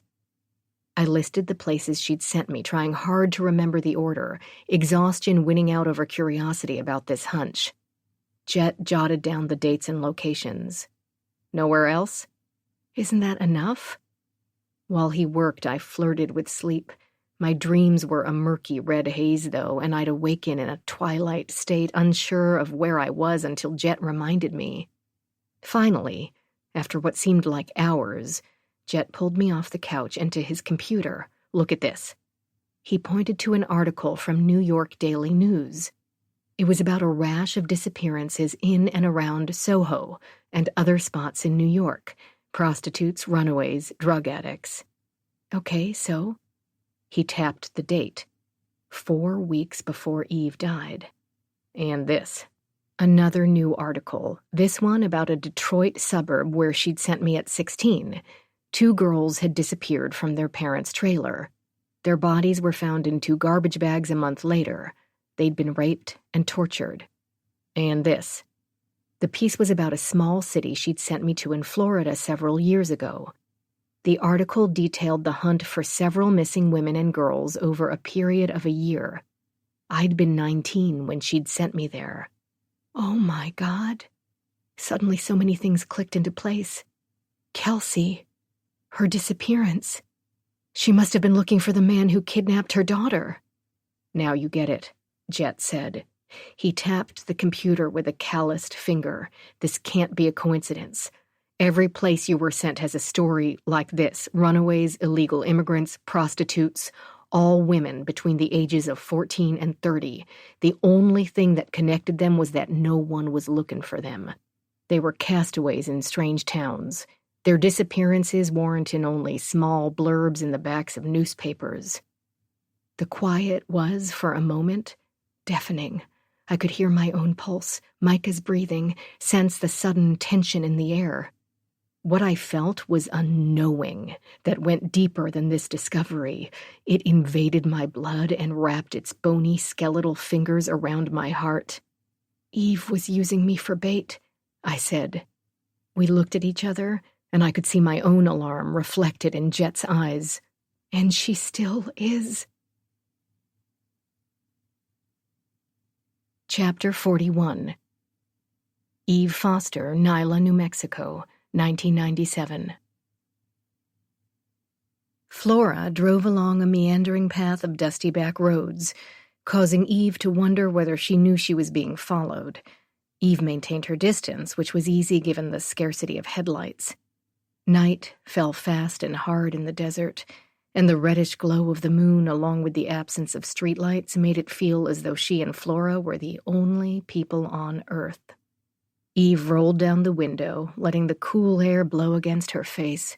She was getting closer to her daughter. She felt it deep down in her gut, that buzzing sense of anticipation that heralded things to come. Good or bad, she couldn't tell, but that was always the way with Kelsey. No one was as predictable in her unpredictability as Kelsey. One way or another, though, Eve would find Kelsey, and then she'd make every last one of these people pay. Flora braked suddenly and turned down another dirt road.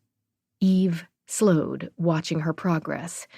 The road was narrow, dark, and lined with only 3 houses, each modest and 1 story. Flora parked in front of the last one. Not willing to risk being seen, Eve drove past the turnout, pulled over, and killed the engine. In this part of Nyla, the land was flat and open, and even without her binoculars, Eve could see the house, which sat forlornly in a dead end, against a backdrop of shadowy cacti and brush. A ramshackle set of buildings loomed behind the house like an ominous set in a horror movie. She watched as Flora opened the front door and turned on the indoor and outdoor lights, the children still in the car. She juggled a bag of groceries against one hip and left the front door open. A moment later, she was back outside for the children, whom she wrangled inside the house with a few impatient nudges. The front door closed. The outside light went dark. Eve climbed out of the car and leaned against the side, her binoculars trained on Flora's home. Through backlit open windows, she watched Flora's pretty head bob about as she went about her evening. Coyotes howled, their eerie collective voices too close for comfort.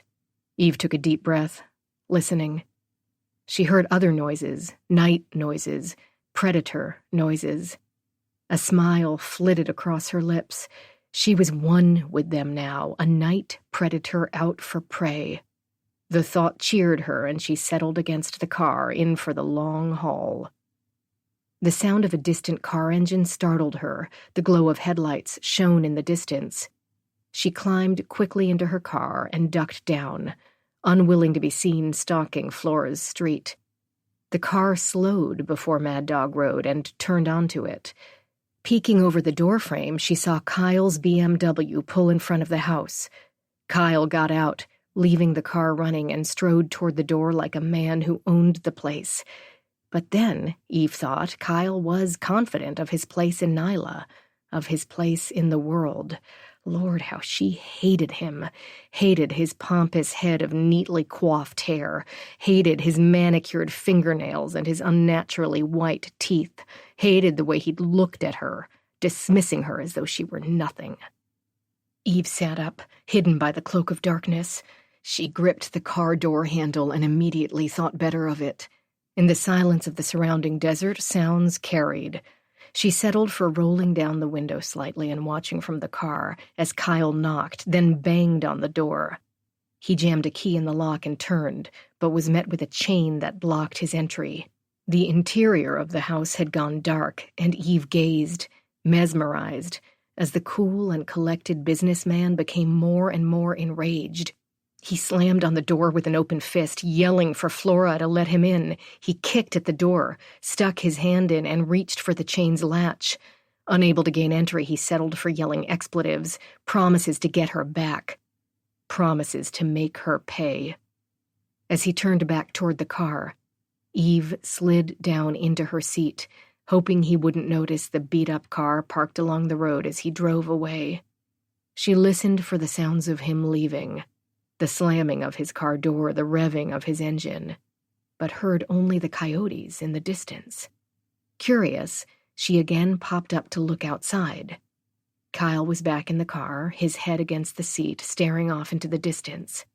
He'd turned off the engine, waiting for Flora to change her mind. Eve debated what to do. Wait and watch, risking eventual discovery, or leave and risk bringing attention to herself and her car. She was hungry and she had to pee, but she knew she was trapped. If he heard a car pull away now, he'd know someone had been inside, sitting in a car parked in the middle of nowhere. As camouflaged as she felt she was, she couldn't risk it. Food would wait. She'd have to hold her pee. She reached for her purse and pulled out her small handgun. Eve settled in on the floor of the car, the gun in her hand. She reminded herself that she was the predator, not the prey. Then why did she feel so vulnerable? At 10:46, Flora turned on the outside light and finally let Kyle inside her home. Eve snuck out of the car and relieved herself in the desert before climbing back into the car. How low I've sunk, she thought, and aimed her binoculars back at the house. At 10:51, she heard screaming. At 11:07, the front door slammed again, and Flora stormed outside. She stood against her car and smoked a cigarette, sucking on the stick in short, angry puffs, her face half illuminated by the watery yellow glow of the porch light. Flora threw the half-used cigarette on the ground and stomped on it, kicking it under her car. A moment later, Kyle opened the door, a towel draped over his midsection. He said something Eve couldn't hear. Flora looked toward the desert before heading back inside the house.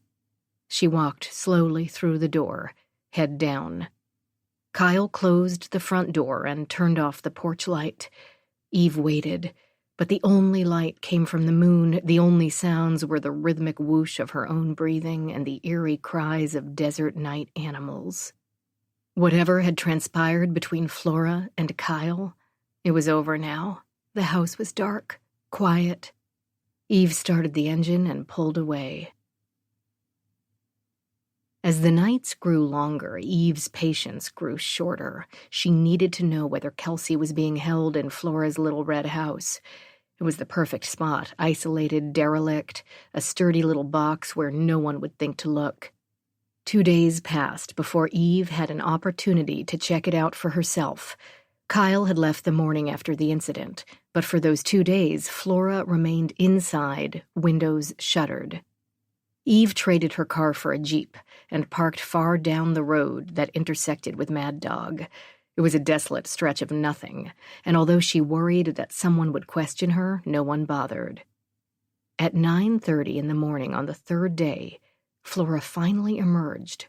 Her girls each straddled a hip, the blonde one half asleep against her chest, and the brunette picking at Flora's hoop earring. An overstuffed diaper bag and beat-up black purse hung from her elbow. Eve watched as Flora strapped the children into their car seats and climbed behind the wheel. Her movements were stiff and robotic, the movements of someone in pain. Flora hadn't walked that way when she had gone into the house 2 days ago. A parting gift, perhaps? Eve felt a frisson of pity. Weak or not, Flora was dealing with a sick bastard. Flora pulled away from the house and made her way slowly down Mad Dog Road. At the intersection, she turned left, heading toward town and presumably the daycare. Eve didn't follow. Instead, she waited until Flora was out of sight before pulling a Mary Kay Cosmetics sign from the back of the car and placing it inside the Jeep's rear window. She'd dump the car later, but if anyone saw it, they'd remember that pink sign and hopefully little else. She drove the car to the house and parked in front. She glanced at the other 2 houses on the street. No one seemed to be home. Eve turned the knob, but the door was locked. She walked around the side of the house, taking in the simplicity of the design, searching for entry. 1 story, longer than wide, its paint peeling in places. Behind the house sat 2 outbuildings, a small garage, and a 1-room shack. Both were boarded up. Eve would start with them. The small shack was empty. The boards on the backside had been pulled away, and the rising sun provided enough illumination to make out a vacant, dusty space. Eve moved on. The garage presented more of a problem. It was tightly boarded up, its main entrance padlocked. Eve cursed herself for not bringing a tire iron or something she could have used to wedge apart the boards. She paced around the far side of the building, careful not to step on the cacti that dotted the landscape like stray hairs on an old chin. She was about to give up when she noticed a board that was incompletely nailed across a window on the rear side of the garage. She pulled at it with her fingers. It started to come away further at the cost of 3 fingernails and a splinter. She pulled her keys from her pocket and used them instead, digging down under the wood and pulling up as hard as she could. Finally, with a squeaky groan, the board tore away. She used that board as a wedge under the next board, slipping it under and moving it roughly back and forth until the dry wood split. She heard a creak, and with one more pull it broke off, leaving only a jagged edge hanging from the window. The window wasn't big enough to climb through, but with the sun shining from that side of the garage, she could see through the murky glass. She pressed herself against the building and, cupping her hands around her face, peered inside. She gasped, stepped back. The outline of a woman had stared back at her from behind the streaked and dust-coated glass. From somewhere behind her there was a rustle in the sage bushes. A snake slithered out of the sun and darted under a rock. She stepped closer to the garage, away from the rock. Again she peered inside, blinking repeatedly. There it was, the female figure shrouded in shredded linen. It was an old dress form, now colored by dust and neglect, and partially shrouded by a piece of gray cloth. Eve put her hands against the glass and scanned the rest of the interior. She saw cardboard boxes, large buckets, a garden shovel, a broken desk, and a box of tools. A pair of pliers stuck out from beneath a wooden hammer next to a wash bin. Normal garage junk. She'd started to turn away from the garage when her eye caught motion, the sun reflecting off an object inside the building. She squinted, but unable to clearly make it out, she spit, then rubbed at the dirty glass with her blouse and looked inside again. Clearer now, she saw a silver stone-studded earring, bright and new, amid the old clutter in the garage. It could be Flora's, Eve thought, although it looked expensive and not Flora's style. But what caught her eye more than the earring was a stain on the flooring underneath. A dark red snake that, like that reptile, slithered from the bright middle of the garage to a spot somewhere under the shell of the old desk. She was familiar with that hue. Too familiar. Blood. She backed away from the building. Suddenly, the rest of the objects in the garage took on a more ominous tone.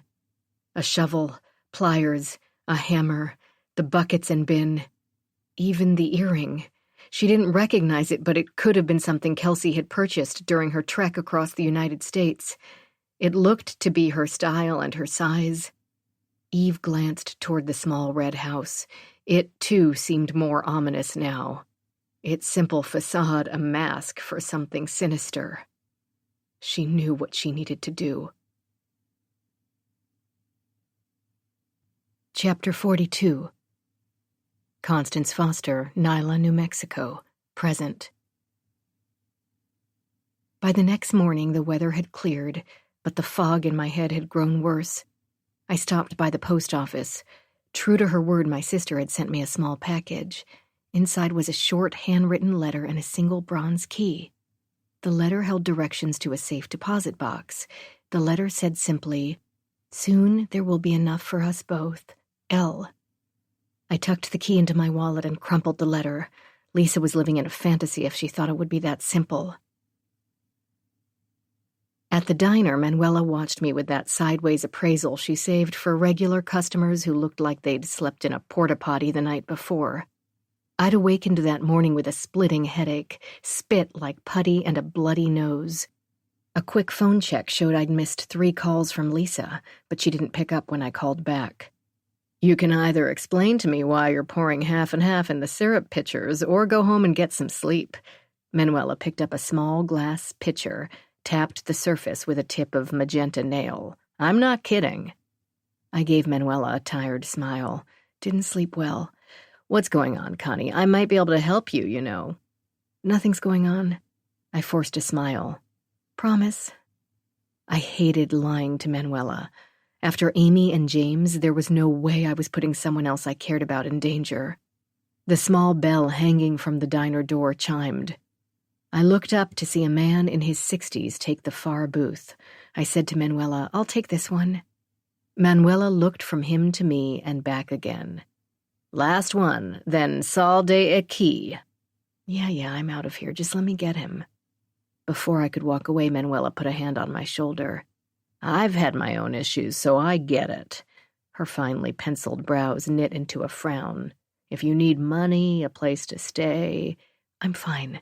I shrugged her off. Really, just exhausted. The customer was an older guy with a full head of blonde gray hair and stingy lips, the kind of lips that disappeared into his face. I'd seen him in here before. His fussy sweater vest seemed out of place at Manuela's, and I reminded myself not to screw up his order. I didn't need a pissed-off customer today. After ordering a cheese omelet and hash browns, hold the toast, he watched me intently as I jotted down his requests. "You wrote down extra cheese?" "Yep," I said. "I want the eggs buried in it." "Okay, got it." As I turned to go, I felt his hand on my elbow. I spun back around. "What's the nicest hotel in the area?" "Best you're going to do is a roadside motel unless you head to Taos or Santa Fe." "How about that rooming house on the main street?" "Wouldn't know." The guy looked annoyed and more than a little disappointed. It was my day, it seemed, to let people down. I passed the message about cheese to Manuela in the kitchen and helped her pull together the hash browns. When I returned to the dining area with the food, the customer was gone. At his seat were 2 $20 bills. Nothing else. "Asshole," I muttered. "Wonder what I did to piss him off. Do you know him?" Manuela shrugged. "Not that I recall. But some days they're all just hungry mouths, chewing and talking. I learned to ignore the chatter, concentrate on cooking." When I frowned, she smiled and poked me gently with 2 fingers. "Doesn't matter, Connie. Lighten up, eat the omelet. Now you get a good meal and a hefty tip." I nodded, my thoughts on those miserly lips. There was something familiar about the man, but my harried mind was too worn to figure out just what. I stared down at the bones. Dirty white splinters poked from beneath their graves and reflected the light from my flashlight, calling me to make this right. My eye caught a sparkle just under the surface of the dirt. I wiped the spot with the toe of my shoe, pulling the dirt away from the skeletal remains. My breath caught in my throat, and I felt like someone was sitting on my chest, like I was suffocating. Buck the hell up, Connie. It was the gold bracelet. It had fallen off when we'd been digging the night before. I bent down to get a closer look, then pulled it from the ground and wiped it with my shirt. Small rubies were centered on a delicate gold chain. I stared at it a moment, debating whether to put it back, when my phone rang. On impulse, I stuck the bracelet in my pocket. It wasn't doing anyone any good here. A call from an unknown number. I raced upstairs and into the daylight. I'd just stolen a bracelet from a dead person. Bones littered my basement. I was in a strange state and a strange town and a strange house, living next to a practical stranger who was somehow my only confidant. But all I could think about was James. I answered the call. A baritone voice said, "I'm looking for Nora." "This is she," I said, breathless. "Nora, this is Officer Derek Pressman. My wife said you called." He paused, then in a hushed tone, "About mandatory counseling?" "Yes, see, this is actually about James. I'm not a grief counselor. My name is Constance. I'm a friend of James. He said I could trust you." Silence on the other end. I was beginning to think he'd hung up when he said, "Go on." "How is he?" "Not well."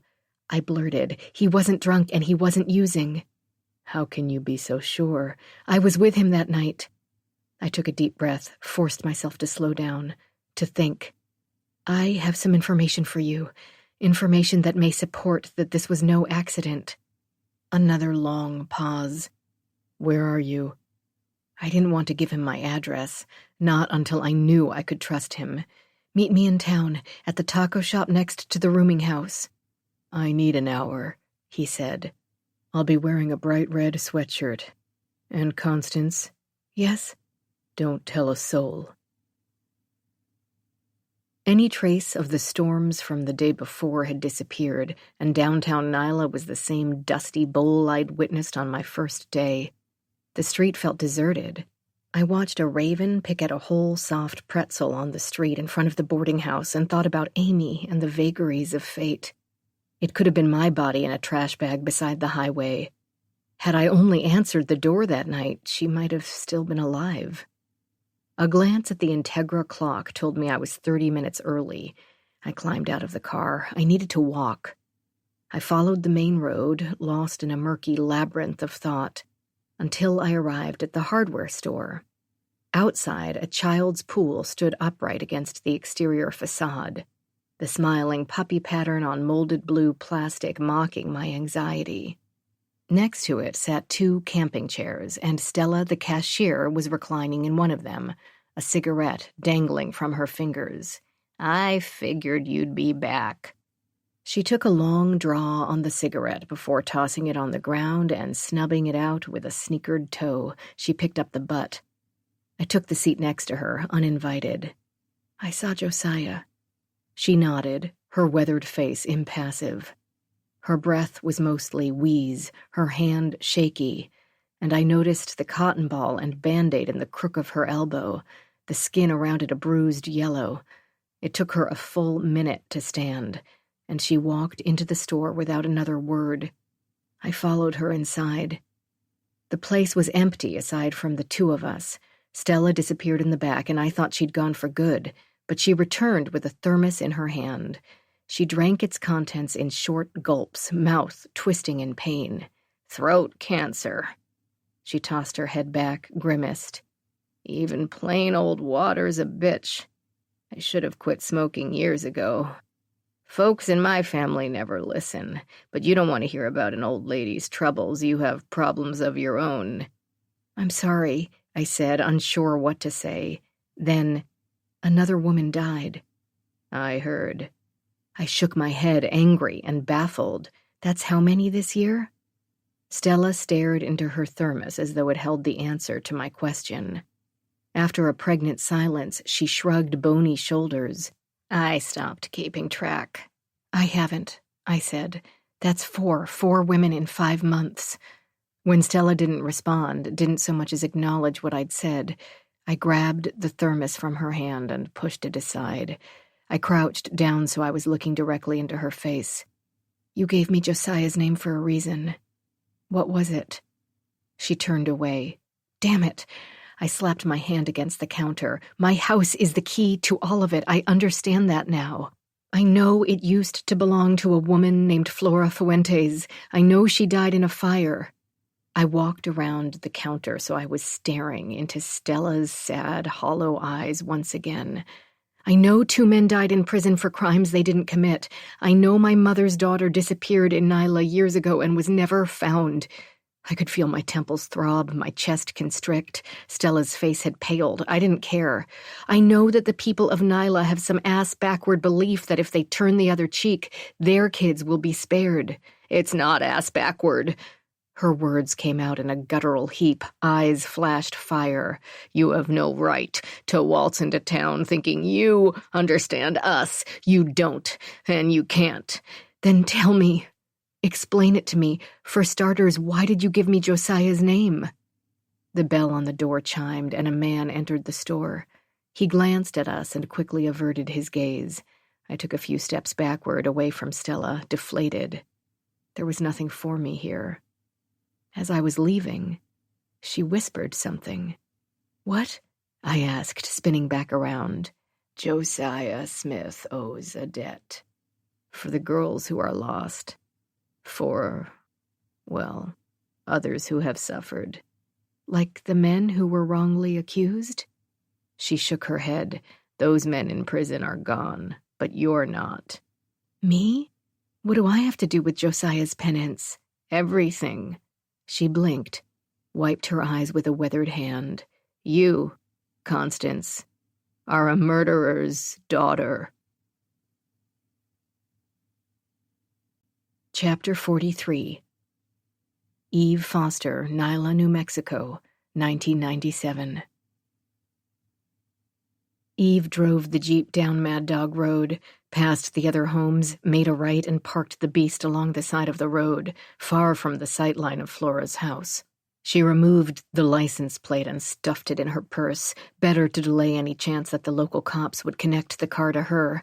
Then she pulled a charcoal gray knit poncho from the trunk, slipped it on, and pulled the hood over her head, ensuring that the dark curly wig would stick out beyond the hood. To this, she added large sunglasses and a scarf. Hopefully, if she was seen by any neighbors, their description would throw the locals off her tail.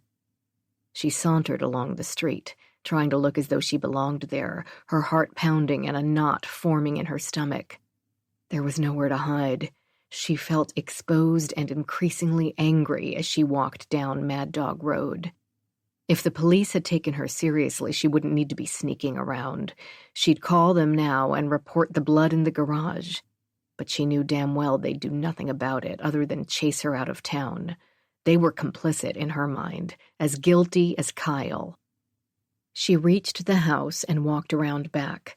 There was only one window at the rear of the building, and it was too high off the ground for her to reach. The other long side of the rectangle, however, was protected from the neighbor's line of sight, but visible from the road. 2 larger windows sat close to the ground. No cars were coming, and only the desert, stretching on for what felt like eternity, was there to witness. She'd take her chances. She removed the poncho, wrapped it around her wrist and hand, and punched the window closest to the rear of the house. She did this 2 more times, careful to avoid slivers of glass until she could reach in, through the curtain, and unlock and raise the window. She skirted over the threshold, landing in a cramped bathroom. She did her best to clean the glass from her clothes and the sill before drawing the curtain closed. The bathroom smelled of lemon disinfectant and baby shampoo. A plastic basket had been tucked in the corner and held a handful of rubber toys and waterproof books. A single yellow towel was draped over a stainless steel sink, and a baby's plastic comb lay under the sink's exposed pipe. A water stain meandered from the ceiling to above the window, making the cheerful yellow wall paint feel like it was trying too hard. Seeing the kids' things only fueled her resolve. Eve opened the door into a kitchen. Like the bathroom, it was clean and neat and utterly depressing. White paint had turned gray and dingy. An old stove and a beat-up refrigerator were the only appliances. A linoleum-topped table for two had been propped against a wall. The only thing on its surface was a glass bowl that doubled as an ashtray, the remnants of someone's cigarette floating on top of a small pool of ashes. Eve followed the simple path of the house, moving from the dark kitchen to a bedroom. On one side of the bedroom stood two small cribs, their metal bars painted the same yellow as the bathroom. A plastic basket, the twin to the bathroom basket, sat under a window and was filled with worn toys. Two Majolica crosses hung on the wall, one over each crib. On the other side of the room was a double bed. It was placed up against the wall, its covers mismatched but neatly made. A single dresser was wedged between the bed and the wall. A single dresser for everyone, Eve thought. Again, she almost felt sorry for Flora. Almost. But then she thought of the blood in the garage and her missing daughter and Flora's refusal to even speak to her, and her pity morphed back into rage. She moved on. The final room was the living area.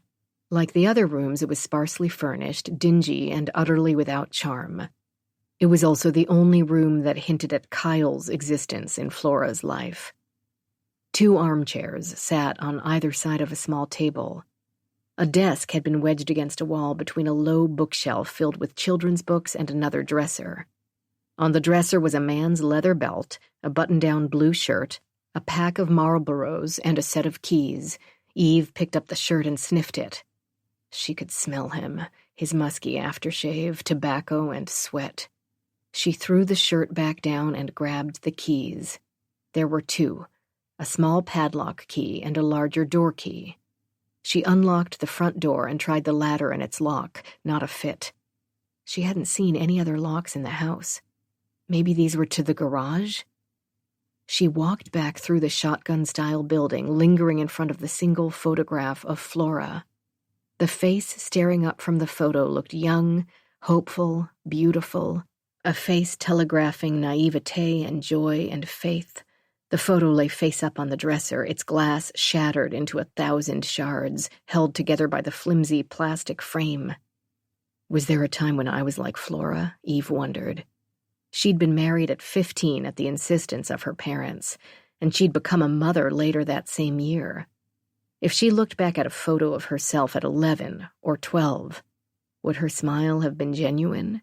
Had she ever been guileless and hopeful? Perhaps if she went back far enough, before her father's threats and daily shame sessions. I have no illusions about who I am, Eve thought. In her mind, she had made the choices she needed to make in order to keep Kelsey out of poverty. That's what separates me from Flora. I never enabled Liam. I fought back. But what do I really know about Flora's life? Her choices? Eve forced herself away from the photograph and back into the kitchen, the keys in her hand. She was reluctant to go back outside for fear Flora would return and her plan would be ruined. But she needed to see where this key led. As she made her way to the back door, something in the kitchen caught her eye. Behind the refrigerator, she could see a line of cracks in the wall. Faint but unmistakable. A glance down at the floor confirmed her suspicion. Lines had been etched into the wood flooring, scrapes from repeatedly dragging the refrigerator away from its spot. Eve glanced outside, satisfied that no one was here or coming down the road. She pushed the refrigerator aside to expose a small entryway. It looked as though that wall had been reframed and moved forward, and a small door, half the size of a regular one, had been fashioned from matching drywall. A piece of rope hung where a doorknob would typically be. Eve tugged on the rope, and after a few pulls, the door opened a crack. Pulse racing, she pulled the door open farther, her hand shaking. She felt around for a light switch. Finding none, she searched the kitchen for a flashlight, which she located under the sink. The light revealed a rustic, cobwebbed staircase. Eve held her breath, listening. For what, she wasn't sure. Her daughter's breathing, the rustle of cloth, a moan, any sign of life. Instead, only silence. Steeling herself, Eve pulled the door open all the way and placed a foot on the top step. The wooden stair, though narrow and low-ceilinged, felt solid. She held the flashlight with one hand and the wall with the other as she descended. The air felt dry and hot, the tomb-like space claustrophobic. Light-headedness threatened, but with sheer will, Eve kept her focus on the task ahead. She'd been in other basements, other tomb-like spaces, after all, and had lived to tell about it. She'd lived through this ordeal, too. Beneath her, the steps creaked. At the bottom of the staircase was another door. This one had no handle. She moved the flashlight beam along another makeshift wall until she could see the edge of the door. She pushed with one hand. Nothing. She kicked at it. Still nothing. Reluctantly, she pressed her body against the door until she felt it give way. The smell hit her first, acrid and musty with an underlying stench of something sweet, like a trough of decaying apples.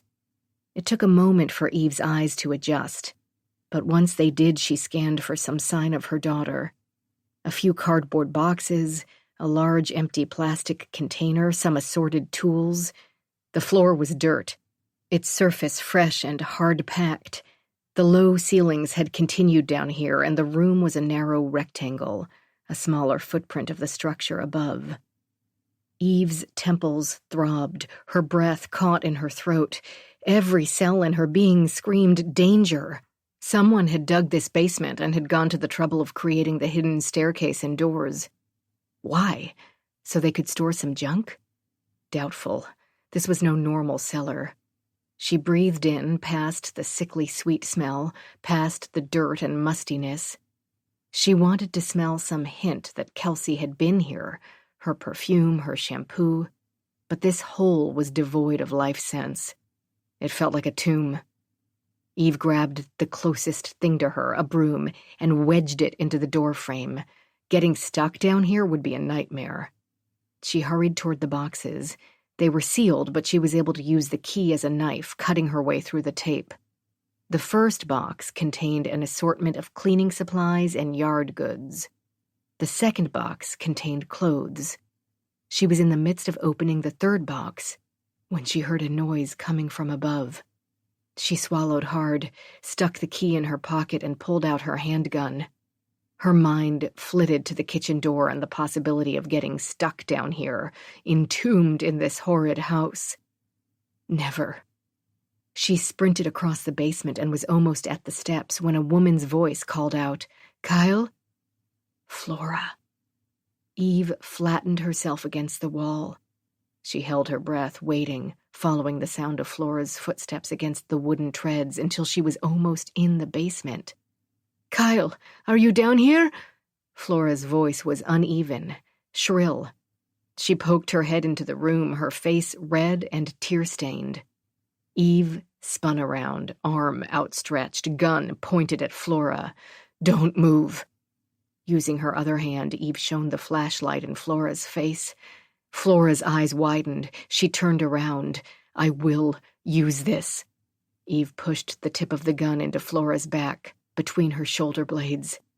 Flora's body tensed, but she continued her slow progress up the steps. "No, you won't. What makes you so sure?" Flora's face half-turned into the unforgiving light. "Because with one phone call, I can get you what you want." Chapter 44. Constance Foster, Nyla, New Mexico. Present. Derek still hadn't arrived. I'd waited at the designated spot for over an hour, Stella's words ringing in my ears like a bad case of tinnitus. Deep down in my gut, I knew she was telling the truth. I was the daughter of a murderer. It was the reason Eve had treated me so badly. It was the reason for her cruelty and obsession.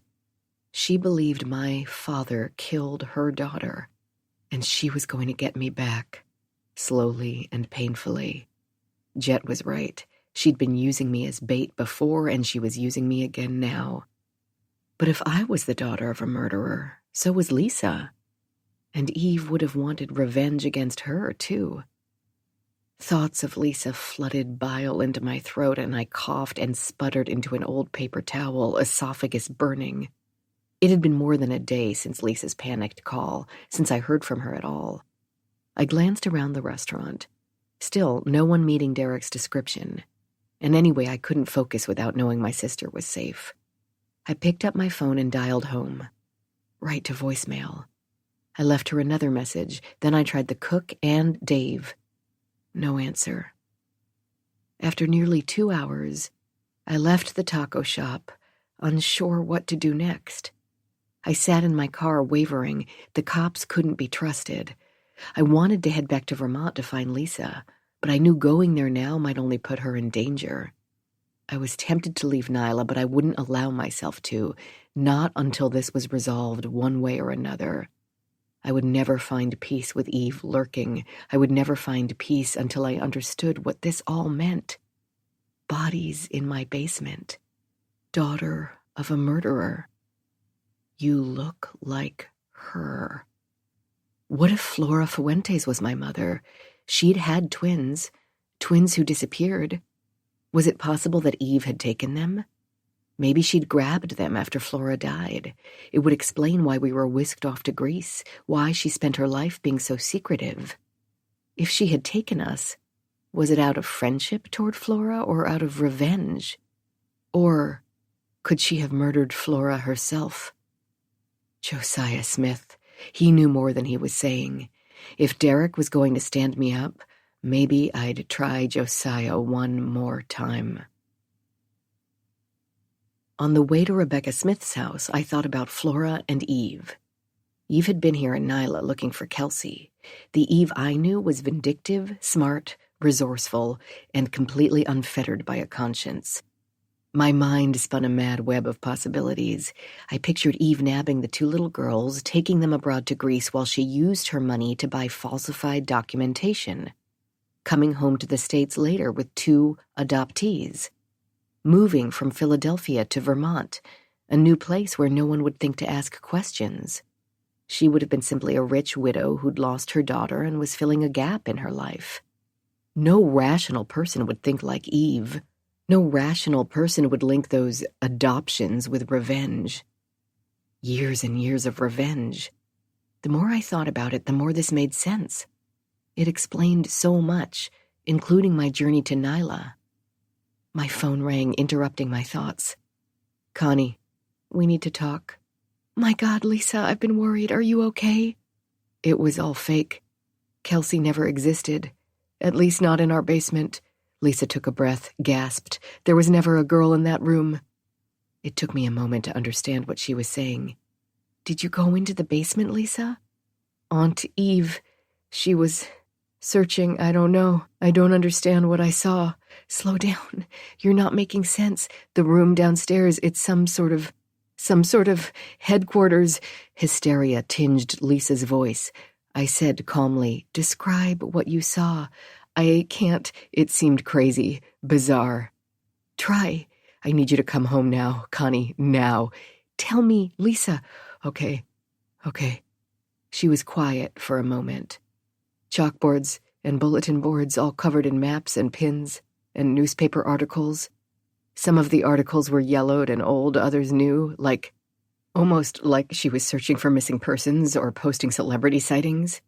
Could she have been searching for Kelsey? I thought that at first, but Kelsey would be 40 by now. The girls in these recent articles were younger, teens, 20s. She groaned. And dead. Murdered. Stay with me, Lisa. Okay, I'm going to ask you some simple questions. You said chalkboards and bulletin boards. Was that all you saw? She hesitated. A tape recorder. At first, I was so relieved that there wasn't a dead girl in there that I looked around. I saw the tape recorder, pushed it, and moans and screams. The moans and screams we'd grown up hearing, believing it was our mentally ill sister, believing Eve would lock us up there too. So many punishments I'd endured lying on that horrid cot and listening to those awful sounds. I pulled over, the sudden tightening in my temples causing my vision to blur. Eve's mindfuckery knew no bounds. I envisioned my poor sister down in that basement alone, pushing the button that would bring back all of the memories. Fragile Lisa. Impressionable Lisa. And I knew in that moment that Eve's will, her decision to give Lisa alone the keys to her kingdom, was as much about punishing Lisa as it was about persecuting me. The daughters of a murderer. What was she looking for? Lisa asked. She was tracking a killer. I was sure the map matched the places Eve had sent me. Only Lisa didn't need to worry about that, too. I don't know. The more I thought about it, the surer I was right. For all these years, Eve had been keeping tabs on a killer, tracking our father, trying to draw him out, keeping us away from the basement room to scare us and to hide what was going on. If Flora was our mother, then this man, Kyle Summers, whoever he was our father. I wanted Lisa to send me photos. I wanted so badly to know if I was right, but I couldn't ask her to go down there again. I feared for her sanity. Lisa, listen to me. You need to find Dave. Get out of the house. Go to a hotel or somewhere far away. Do you understand? Can't you just come home? You know I can't. It's not that simple.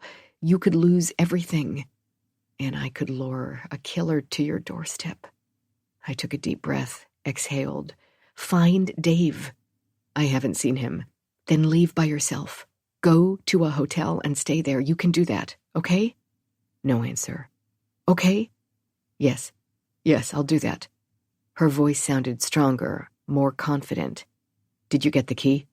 Yes, but I've hidden a lot of jewelry. They won't miss that. I could have lost it, sold it. Don't worry, Connie. I can do this. She hung up. Her resolve should have given me hope. Then why did I feel so despondent? Josiah Smith wasn't expecting me. I hoped surprise worked in my favor. This time I found Rebecca's car gone and the house dark and closed up, except for 2 open windows. Knocking brought no response. I was about to leave when I heard Josiah cough from inside. I slammed a palm against the window frame of one of the open windows and yelled his name through the screen. I continued until he screamed back, "Knock it off, Becky's not here." "It's Constance Foster, Mr. Smith. Can I talk to you?" "Who the fuck is Constance Foster?" "You know who I am." I waited a beat. "Flora's daughter." Another phlegmy cough. "Go away." There was less venom in his voice. "I need to talk to you." "No." "The little red house on Mad Dog, the basement. Please." I took a deep breath. "You were right." "Go around to the garden," he said finally. "The back entrance. She always leaves it open." The back door was indeed open, although I had to climb over a locked garden gate to get to it. The house was unlit, the smell of cat urine battling it out with disinfectant and the lingering scent of sausage. I found Josiah in his recliner, head tilted back against the worn velour. "Josiah." I flipped on a lamp and squatted on the couch next to his chair. "Tell me what you found." He opened his watery eyes. His skin and the whites of those eyes were yellow. He gave a hoarse cough, wiped his mouth with the back of his hand, and said again, "Tell me." "Bones. In the basement." "I knew it." There was triumph in his tone. "How many?" "I don't know. I only dug down enough to see some. Just bones, as though the flesh had been dissolved right off them."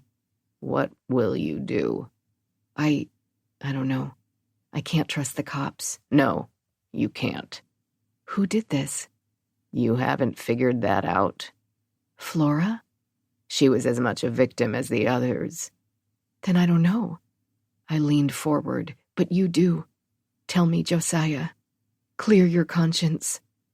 The old man snorted, barely lifting his head from the chair. "You think telling you will clear my conscience.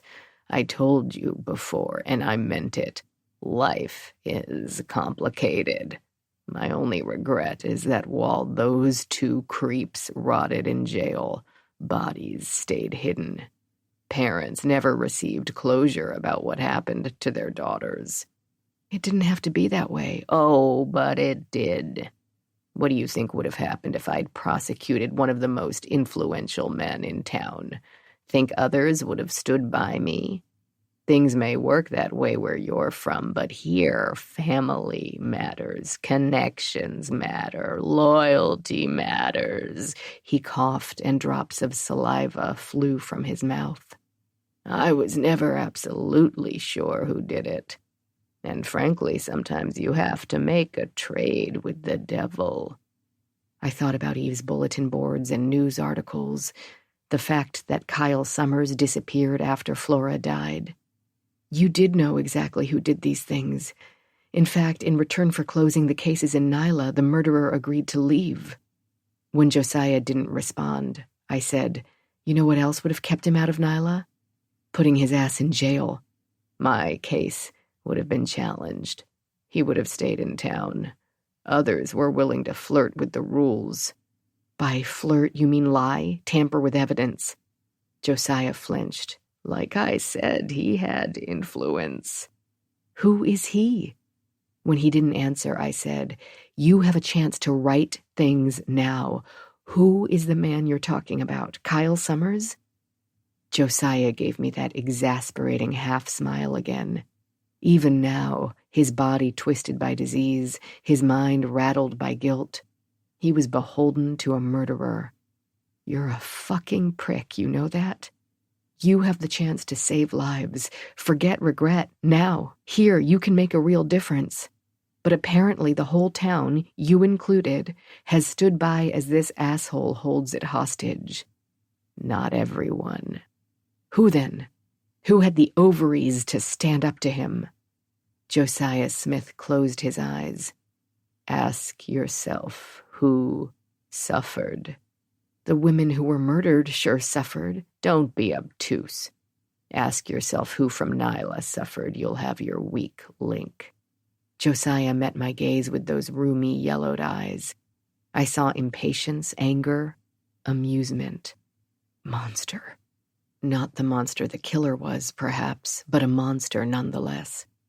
He said, "Ask yourself who suffered in the worst way possible, Constance, and you'll understand who traded a loved one's life for the chance to ease their conscience. You'll understand why the town has kept its silence." He closed his eyes. Why I have kept my silence. Chapter 45. Constance Foster, Nyla, New Mexico, present. The nearest hospital was almost 30 miles away, and I drove there at max speed. I needed to see James. The nurse at the front desk refused to give me his room number, even after I lied and told her I was his fiancé. "Call the police station," she said. "I'm not at liberty." At least I knew he was there and still alive. A uniformed officer walked through the lobby as I was getting ready to leave. He was older and overweight, and I recognized him as the cop who'd investigated Manuela's ex-boyfriend at the diner. While the receptionist helped someone else, I hid in the tiny gift shop, then followed the cop at a distance. He pressed the button for the 4th floor. I sprinted for the stairway and climbed to the 4th floor, making certain he was gone before emerging into the hallway. The passage was dimly lit, a patchwork of gray vinyl tiles lining the floor, their edges worn. I hated hospitals. Ever since Lisa's experience with the fire, I've been terrified of doctors, terrified of the hopeless loss of control hospitals represented. Nevertheless, I followed the hall toward the sound of men talking outside a room around the corner. I stood with my back against the wall, pretending to look at my phone while I eavesdropped on their numbing, mundane conversation. The weather, the latest sports scores, what they'd last had for dinner. Finally, I heard his name mentioned. "Jamie's still in a coma," someone said, someone who sounded like the partner Jamie had come to the diner with all those days ago. "Better for him. The press loves to crucify a crooked cop," someone else said. "It's a shame it has to be this way," said a deep voice, a voice I recognized. "He just wouldn't let up." Derek, the cop James had trusted. My chest tightened. James must have called him, told him what he suspected. If that was the case, it meant Derek was dirty. It also meant James was a threat, that whoever was responsible for the murders 2 decades ago was back at it, and James had gotten too close for their comfort. Otherwise, why silence him? Footsteps echoed down the hall. I turned and sprinted back toward the stairwell and disappeared inside, letting my breath out as I ran down the steps, taking them 2 at a time. Outside, I bolted for my car. James was alive. For now. But he was under guard and being branded a crooked cop, all for asking questions. Aside from helping me, trusting Derek had been James's biggest mistake. I unlocked my car and started to slide into my seat when I noticed a piece of folded paper under the window wiper. I reached around, snatched the paper, and sat behind the wheel, locking my doors as I turned on the ignition. I opened the paper. Neat, rounded letters spelled out, "Little Red House." The house was silent. I half expected to find police staking out the place or the front door smashed open. Instead, the shotgun house stood like a bastion against a brewing dust storm, as I imagined it had for decades. I could feel the wind picking up. Down Mad Dog Road, Oliver's chickens were squawking away, but aside from that, the brothers' houses were silent as well. Even Jet's little shack seemed barren, although his truck was parked in its usual spot. No sound came from the workshop. Maybe he was asleep. Little Red House. The words had become a mantra in my mind. I dreaded going inside. I sat in the car for a long minute. So many emotions to process, so many threads to connect. Flora was my mother. I looked like her, and although Lisa did not, we were fraternal twins, and she might have looked like our father. Alberto had mentioned Kyle Summers, and I guessed that was my father's name. Eve had sent me to Nyla, to this house, for one reason. Revenge. She knew my presence would draw the killer out, so whoever it was, I merely had to wait for him. If I had the courage. My father, the killer, was playing with me, trying to turn any safe havens, my home, my car, Manuela's, into places of fear. But I wouldn't let him do that to me. After all, I'd been through worse. I called Manuela and left her a message that I wouldn't be at work for the next few days. She'd be worried and maybe even a little angry, but she'd manage without me. I had enough food and water to last a week. I still wasn't certain I could trust Jet, but having him around gave me some comfort. I wished I'd found a way to purchase a gun, but it was too late now. If Kyle was my father, perhaps he'd spare me. Perhaps I wouldn't need one. I put my head back against the seat, groaned. Maybe this was all my imagination. Maybe the whole town was conspiring to make me go mad. Only I didn't think so. I had to hand it to Eve. Pitting me against him was ingenious. One of us would die, and it was likely to be me. But she would have forced him to be killed or murder his own daughter. One way or another, she'd get retribution. Since I could remember, Eve always won in the end. My earliest memories were from our time in Greece. I don't recall people exactly, but rather images and sensations and feelings that left ghost imprints on my mind. Not all memories were bad. The warmth of sunshine and the coolness of saltwater spray, the joy of seeing my sister's face first thing in the morning, the day spread before us in the same way the ocean reached out to the horizon, the burst of sweet brightness the first time I remember eating freshly picked watermelon, the alien but comforting chatter of Greeks in the Corfu town marketplace. My mind will recall colors and shapes and smells and sounds, and always, always, the way they defined my emotions. Within the patchwork of these early recollections lurked the shadows. I saw a red orb hanging suspended in the air over an angry ocean. I saw long, blonde hair, gold and wavy like one of Lisa's Disney princesses. I heard a sharp voice, full of venomous anger and at the worst times cruel amusement. I remembered mesmerizing, hateful eyes. Cat eyes that watched me constantly, always ready to pounce, always waiting. I stared at the red paint on my house, remembering all of the ways Eve had tried to tear Lisa and me apart.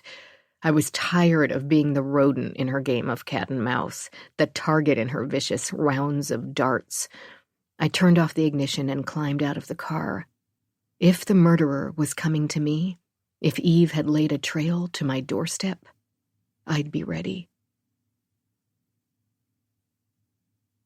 Chapter 46. Constance Foster, Nyla, New Mexico, present. The wind was picking up, and along with it, needle-like dust and sand. I pulled open the door to the house and slipped inside, pausing to listen, but the wind blocked out all other sounds. I grabbed a scarf from my dresser and wrapped it around my face, leaving only a slit for eyes, and left through the back door. I pounded on Jet's door, but he didn't answer. The door was locked. Micah was going nuts inside. After checking the cab of his truck, I swung by the workshop, shielding my face with my hand to keep the stinging sand out of my eyes. He wasn't in his workshop either, but the door was open. I let myself inside and closed it behind me. The place felt different. I looked around, trying to decide why. His tools were still neatly stored in their cabinets. Half-finished projects still sat stacked by the wall, and cans of finishes still lined the shelves next to his workbenches. I couldn't put my finger on what had changed exactly, but something had. I didn't have time to dwell. I scoured the cabinets and shelves for things I could use. I pulled a plane, a nail gun, and 2 chisels down from an overhead cabinet, along with a can of paint thinner, a box of nails, and a hammer. Old boards stood against one wall, and I grabbed as many as I could carry. On the way out, I took some tacks, a flashlight, and a roll of electrical tape. I was about to leave when I thought of one more thing. I glanced back at the cabinet where Jet kept his cash. The drawer sat partially open, unlocked. I pulled it the rest of the way and stared inside. Empty. Had he run with his cash, leaving me here to face Eve's vengeance on my own? No, whatever my misgivings, Jet would not do that, and he certainly would never leave without Micah. For now, though, I was in this alone. I started with the windows. Using Jet's hammer and nails and some of the plywood, I nailed every window shut and secured plywood across the glass, leaving myself a peephole in each window. I took a larger piece of wood and nailed it across the back door before taping my bear bells to the doorknob, just in case. I left the front door untouched, but secured bear bells to the knob and aimed a nail gun toward the entrance, its trigger attached to a string around the knob. Tired, I stood back to judge my handiwork. It was sloppy and amateurish, but it would do. When this asshole arrived, he would have one way in, and I'd be ready. Outside, the wind continued to howl, and a frenzy of dust whipped at the house, rattling the windows. I pressed my face against the peephole, but the storm blocked what remained of the sun, and I couldn't make out anything other than a faint light coming from Oliver's house. My exhausted mind wandered from Oliver to Jet to Lisa. Lisa made me think of the bodies in the basement, and in a panic, I remembered the basement door. If someone got into the basement, they could climb up the hidden staircase to the kitchen. Quickly, I hammered a board across the interior door that led to the basement. The Bilko doors already had a lock, but it was a flimsy one. I needed to check the exterior doors just to make sure they were secure too. I wrapped the scarf around my head and face again and pulled on a hoodie. My hand was on the knob to the front door when I heard a sharp sound coming from somewhere toward the back of the house. Scratch, scratch, scratch. I stopped, pausing to listen, straining to hear over the wind raging outside. Scratch, scratch, scratch. I felt it more than heard it. It was coming from behind me. I tore off the scarf, tucked a razor in my pocket, and picked up a chisel. Holding the chisel over my head, I walked quietly through the house. Silence mocked me. A mouse, perhaps, or a loose board grating against the house because of the wind, or my pumped-up imagination. I returned to the living room, pulled a chair in front of the door, ready for a long wait.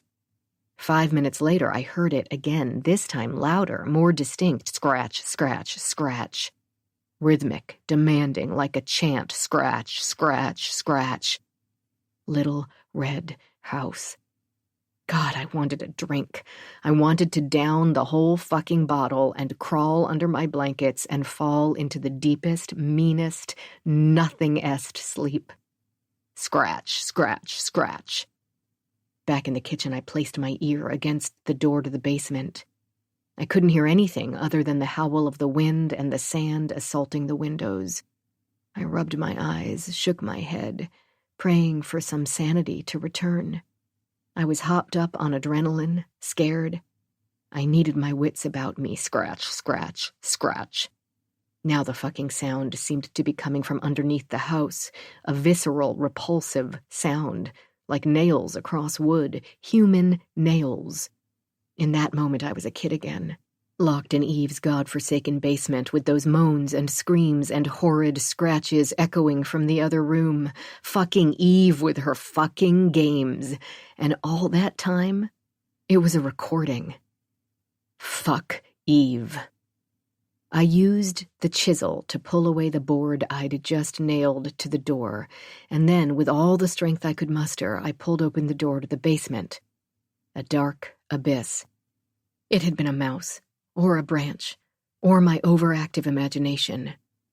I was about to close the door when I heard the unmistakable sound of a human moan. The light switch wasn't working, so I grabbed a flashlight from my kitchen table and aimed the beam onto the stairwell. Just dust, and the imprint of a man's shoe in that dust. Jets from last time we were here? Another moan, masculine and deep and pained. It sounded like Jet. I needed help, but who could I ask? Not the cops. Manuela? She'd come, I was sure, but I didn't want to drag her into this mess. Oliver and Raymond? They would sooner kill me than help me. It was just me. And if Jet was down there and needed saving, I was all he had. I'd need something better than a chisel. I sprinted toward the living room to grab the nail gun. I was 2/3 of the way through the bedroom when I felt a hand grip my ankle. I tripped, fell, and slammed onto the floor, hitting my head on the old cast-iron tub. Didn't your mother teach you that the boogeyman always hides in the shadows? Terror and confusion gripped me. I knew that voice. I struggled to stand, to catch a glimpse of my attacker. Blood trickled down my scalp and into my eyes. I groped for the chisel, came up empty. I scrambled on all fours toward the living room and the front door, but I felt myself being pulled backward. A hand tugged viciously at my hair, yanking me up. The sense of cherry pipe tobacco and menthol. Familiar smells. Dave? My attacker placed cold metal against my temple. It would be best if you didn't give me a hard time. My eyes had cleared enough to see him. Dave, Eve's driver. My mind reeled with the implications. Was Dave the man responsible for all these deaths? Had he been the powerful Nyla presence everyone seemed so scared of? Dave, the driver who lived in the guest house and spent his time taking orders from Eve? I said, I don't get it. Why? Dave pushed me toward the kitchen. He opened the door to the basement and shoved me through, the gun now aimed at the back of my skull. Down, he said, and waved the gun toward the dark, narrow basement steps. No, he pushed me. I tripped and fell, slamming my hip against the wall and my knee on the step. He pulled me up and pushed me forward, his hand an iron claw around my arm. My knee throbbed. I was starting to feel wobbly and nauseous from the hit to my head. He said, "Get down there." I walked obediently in front of him, biding my time, looking for a way out. At the bottom of the steps, he flipped on the light. It took a moment for my eyes to adjust. Jet sat on one of 3 chairs placed toward the exterior wall of the basement.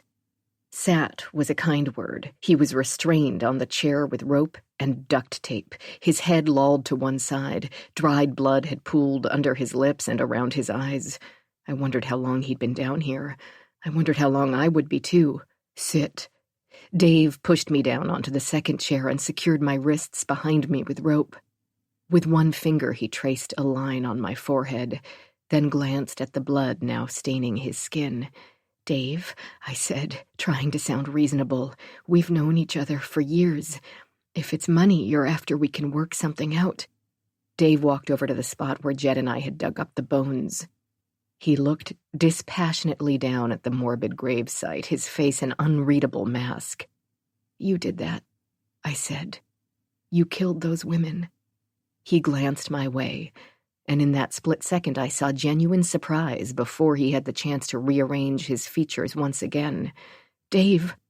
He strolled back to the steps with that rambling gait I knew so well. He flicked off the light, then made his way back upstairs, leaving me with an unconscious Jet in the blackened basement of this hell house. "Dave!" I screamed. "Let me go!" A low moan escaped Jet's lips. That moan and the howling of the wind outside were the only answers to my desperate plea for freedom. The darkness swallowed me. Jet's moans were more sporadic now, his voice weaker than before. Something scurried along the dirt floor. The asshole's heavy tread echoed from upstairs. My throat was dry, my head pounding. I had to pee. "Jet!" I hissed. Then louder, "Jet!" He groaned. What had Dave done to him down here? I thought of the years Dave had been with us. Plain vanilla Dave. Dependable, quiet Dave. The antidote to Eve's erratic moods. Dave was a serial killer? Nothing he had done ever indicated his part in all of this. And if he had come after me now, then that meant he'd been hiding in plain sight of Eve for the past 5 years. While she played secret agent in the basement, he'd been driving her around, laughing behind her back, which meant Eve didn't recognize him. Either he was very good at disguise, or she'd never met the man who'd killed her daughter. But if Dave was Nyla's serial killer, why hadn't he done something before now? He'd had 5 years to go after Eve, 5 years to kill me and Lisa, 5 years to finish what he'd started with the Foster family. Either he was like a cat playing with his prey, or I was missing some crucial element of the story. My head throbbed, thoughts rushed at me, nonsensical, half-formed, fluid. Thinking in any organized fashion was like swimming upstream against the current. I closed my eyes, forced myself to concentrate. Currents. Waves. Lisa's head bobbing just above the water. A flash of blonde hair. Red all around us, consuming us. Smoke, so much smoke. Bits of memories swirled with pervasive, pummeling thoughts. I tried to anchor myself in the here and now, feel the wood under my thighs, the rope against my wrists, but I couldn't focus, couldn't hold on. Currents. Waves. A red door and a red roof and a red sun over an impossibly aqua Ionian sea. Red blood in a bland hallway. A red slash of a mouth, open, yelling. Smoke. Suffocation. Terror. I tried to open my eyes against the assault, but they were heavy, so heavy, and I was tired. Hold on, Connie. For the absolute briefest of moments, like an illuminating flash of lightning overhead, I knew everything there was to know about what had happened. Some kind of truth was buried, like these bodies, right beneath the surface of my psyche, buried under veils and veils of red. Chapter 47. Eve Foster, Nyla, New Mexico, 1997. The gun felt heavy in Eve's hand. This is too easy, she thought, as she sat beside Flora in a car that smelled like spoiled milk and baby powder. Her head hurt from the tension and excitement and knowledge that she'd finally find her ungrateful daughter. What the hell would she do with Kelsey once she was found? Lock her in the basement until she was 21? She'd already disowned her, and that hadn't done a damn thing to change her behavior. That decision could be made later. Once she saw what shape Kelsey was in, once she understood whether this little adventure, this fucking fiasco, had made Kelsey repent her ways at all. Doubtful. Kelsey, like her father, was what a psychiatrist had once called a sociopath in the making. Sociopaths don't repent. They just go on hurting people until someone makes them stop. Eve took a long look at Flora.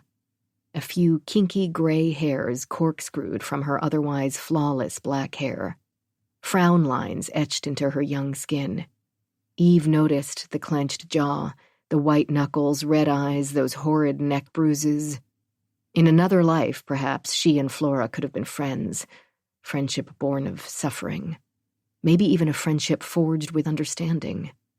But right now, Flora was her enemy, and Eve would do what she had to do to protect her own. Flora drove silently along Nyla's main road. She pulled down an alley and behind a row of houses, wedging the car between two dumpsters. Eve recognized the back of Jack's bar.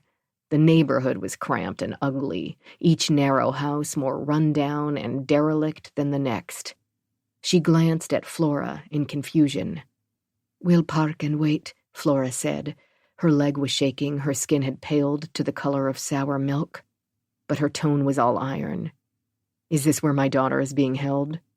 "We park and wait." Eve waved the gun. "You remember who's in charge. Use it.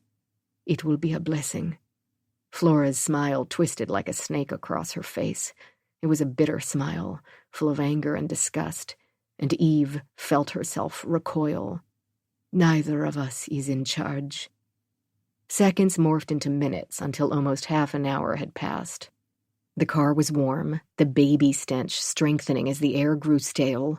Eve reached for the window handle, and Flora's arm shot out to stop her. "Leave it," she said. Like her neck, her wrist, visible beneath the cheap material, was mottled by a circular bruise. Eve looked up from her wrist to her face. "He likes to tie me up," Flora said, voice flat. "He wasn't always like this. Once he was kind, generous. But now, I never know what I'm getting." Eve took a deep breath and stared into the deserted alleyway. "My late husband was fond of games, too. His favorite game involved tying me up for hours on end and leaving me like that, with no idea when he would return." She turned her attention to her own hands.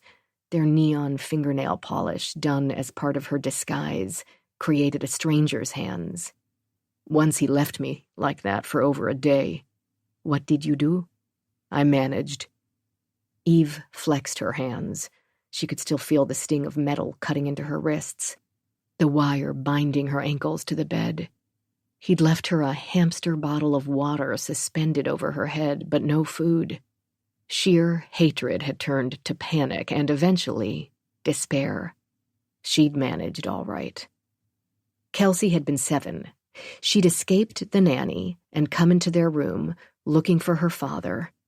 Instead, she'd found her mother tied to the bed in a pool of her own waste. "Help me," Eve had said, swallowing her shame. "The key is over there on the bureau. Give it to me, Kelsey." Kelsey's look was one of surprise, then disgust, then cool appraisal. Her little chin had jutted forward. "Why'd Daddy do this?" "He forgot about me, that's all." "Were you bad?" "Of course not." "Huh." Kelsey had walked over to the dresser, picked up the key. She'd turned it over, studied it. "Kelsey, give me the key." "Daddy tells me that half the fun is doing it yourself. He must have wanted you to figure it out." "Daddy is a monster." "Daddy lost track of time, that's all. This is no game, Kelsey. Give me the key." Kelsey placed the key on the edge of the bed, outside Eve's reach, and turned to leave. "Kelsey, damn it, give me the key." "You have to earn it, Mommy, by figuring it out yourself." She left the room, closing the door behind her. Liam had returned 4 hours later. He'd laughed when he heard about Kelsey. "Did you hate him?" Flora asked, interrupting Eve's thoughts. "Yes." "How did he die?" Eve stared at the rundown houses. When she found Kelsey, would she bring her home? Would she make her pay? "Eve, how did your late husband die?" Eve turned toward the younger woman. "He had an unfortunate car accident." Flora nodded, slowly. "I'm sorry for your loss." This time it was Eve's smile that was reptilian and ugly. "Don't be," she said. I'm not. Chapter 48. Constance Foster, Nyla, New Mexico. Present. Call me mother.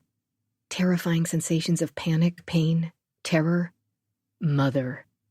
I couldn't wake up, couldn't escape. I slept for hours, maybe a day, trapped in a nightmare. Cold water splashed me lucid. Get up, Connie. Come on. Don't make it worse than it has to be. Mother. Cold water, searing heat, suffocation, panic. Mother. Not a dream, a memory, a series of memories. A series of memories that swam in and out of focus like an impressionist painting or a fuzzy photograph. Call me mother. A red slash of mouth, a red door. 2 little red wires. Call me mother. I blinked against the harsh light. Dave's voice came through as though he were speaking through a tunnel. My head hummed, my heart was pounding. Dave's fingers clenched my jaw, pulling my head up and forward. Come on, Connie. Look at me. I forced my eyes to open. Dave's gaze met mine before darting away guiltily. Do you know why you're here? He asked. No. With his gold watch gone, his tattoo was visible. A mermaid, her blue and silver tail wrapped around his wrist and meeting at a pair of perky tits, smiled from tan flesh. A mermaid I'd seen before. I saw Amy's face, remembered our conversation at the bar. Jack's place. The mermaid painted on the wall over the pool table in the back. Mermaid. Surf. Waves. Lisa's head being forced under the water. Wild, terrorized eyes. My own screams, high-pitched and frenzied. Call me mother. You're Jack Cosby. You owned the bar. Why are you here, Constance? I didn't respond. He tossed more water on me. I shut my eyes and was transported again. Thick, choking smoke. A red pump, sitting in a pool of red liquid. 2 eyes staring. Mommy. My mommy. Stingy red lips. Call me mother. You're the serial killer, I managed, trying to ignore the chaos in my head. You're the fucker who's been murdering these women, these girls. But even as I said the words, I knew they weren't right. Deep down where the memories were buried, I knew. He shook his head slowly back and forth. I thought for sure you'd have it all figured out by now. You were always the smart one, too smart. Your mother couldn't keep up with you. He said mother with a sneer. She didn't deserve you. He reached his mermaid hand out and caressed the side of my face. My skull was still tender and I flinched. He said, I'm not going to hurt you, not if you cooperate. What do you want from me? You'll see in time. A sound escaped Jet's mouth. You're killing him. He'll be fine. Let him go. Dave rose, disappearing into a dark corner of the basement. He returned with a thermos of water. He held the water to my mouth and I clenched my lips together. I didn't trust whatever was in the container. Suit yourself. He pulled Jet's head back and poured liquid into his mouth. Jet sputtered, spit, and coughed. Dave did it again, this time pouring some of the water on Jet's head, splashing his face. Jet's eyes opened. He blinked, turned toward me, blinked again. His eyes looked bloodshot and unfocused. Dave gave Jet another sip before offering it to me. I accepted this time. I needed my strength if I was going to get out of this alive. The water was lukewarm, but I gulped at it hungrily. How long have I been down here? I asked between gulps. Maybe not long enough, Dave said. Tell me, why are you here, Constance? Things will be much easier if you just remember. I took a deep breath. My ribs hurt, pain like knife stabs seared behind my temple. I think I have a concussion, and I pissed myself. You're fine. He squatted down, gazed into my face. Why are you here? I looked away, said softly, Because I'm his daughter. Dave stood and stepped back. Good girl. You are his daughter. In more ways than you know. I don't care. I don't even know who he is. I spat on the ground. Get me the fuck out of here. Calm down. Don't tell me to calm down. What is this all about, and why is Jet here? You're killing him, can't you see? Let him go. But Dave was finished talking to me. He reached again into the shadows, and this time he brought over a black bag. His hand disappeared inside and came out holding a syringe. Just a small pinch and you'll feel better. Do you know why I'm here yet? I refused to answer him, refused to look at him. He held my arm in one hand and squeezed the flesh before jabbing the needle beneath my skin. Good night, Anna. Anna? I tried to tell him to fuck off, but I was already flailing beneath the current again. Anna? A red orb over a raging sea, searing heat, this time in my chest. The hand that holds is holding me down, holding me under, pulling me up again and again and again. Call me Eve. I woke up in a cold sweat. My body ached and my head throbbed, but otherwise, I was still alive. It was pitch black in the basement, but I could hear Jet's ragged breath. He was alive, too. Jet, I whispered, are you okay? Been better. I think the motherfucker broke my wrist. Jet's voice was weak and uneven. Bashed my head pretty good, too. Ribs as well. How'd you end up down here? It was a moment before he responded. I heard something at your house. Came to check. He groaned. He caught me by surprise from behind. Hit me over the head, whacked me with a bat. Who the hell is he? Eve's driver. I don't know why he's here. Eve's driver. Jet's voice trailed off. Really? That can't be right. I strained against the rope around my wrists. Why? His tattoo. The mermaid one on his wrist. Did you see that? He's from Nyla. Yeah, I noticed that. The same design as the mermaid in the bar. I never noticed it when he was at the estate. His watch covered it. I think he's the bar's former owner, Jack Cosby. Does that mean he's the guy? Jet gasped in pain, let out his breath slowly. Is he the one doing all of this? I don't know. It doesn't really add up. Eve would have known who he was.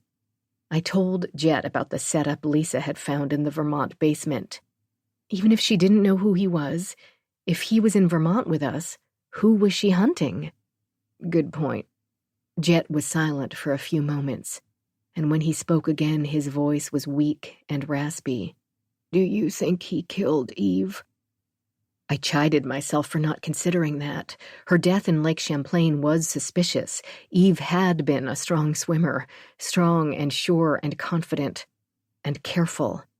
She wore an open water swim buoy tethered to her waist, which is how they located her body. The buoy was still bobbing. Lisa said that day the wind had been gusty and the lake's chop had been higher than normal. We all, I guess, assumed she'd gotten a mouthful of water and lost control. But Eve never lost control. Biding his time, like a predator, I said.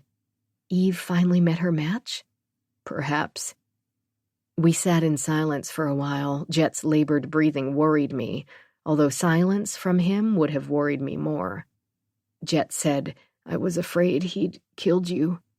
I smiled, despite the situation, and even though he couldn't see me. I was afraid you'd run with your money. But I heard Micah. I knew you'd never leave her. Considered it.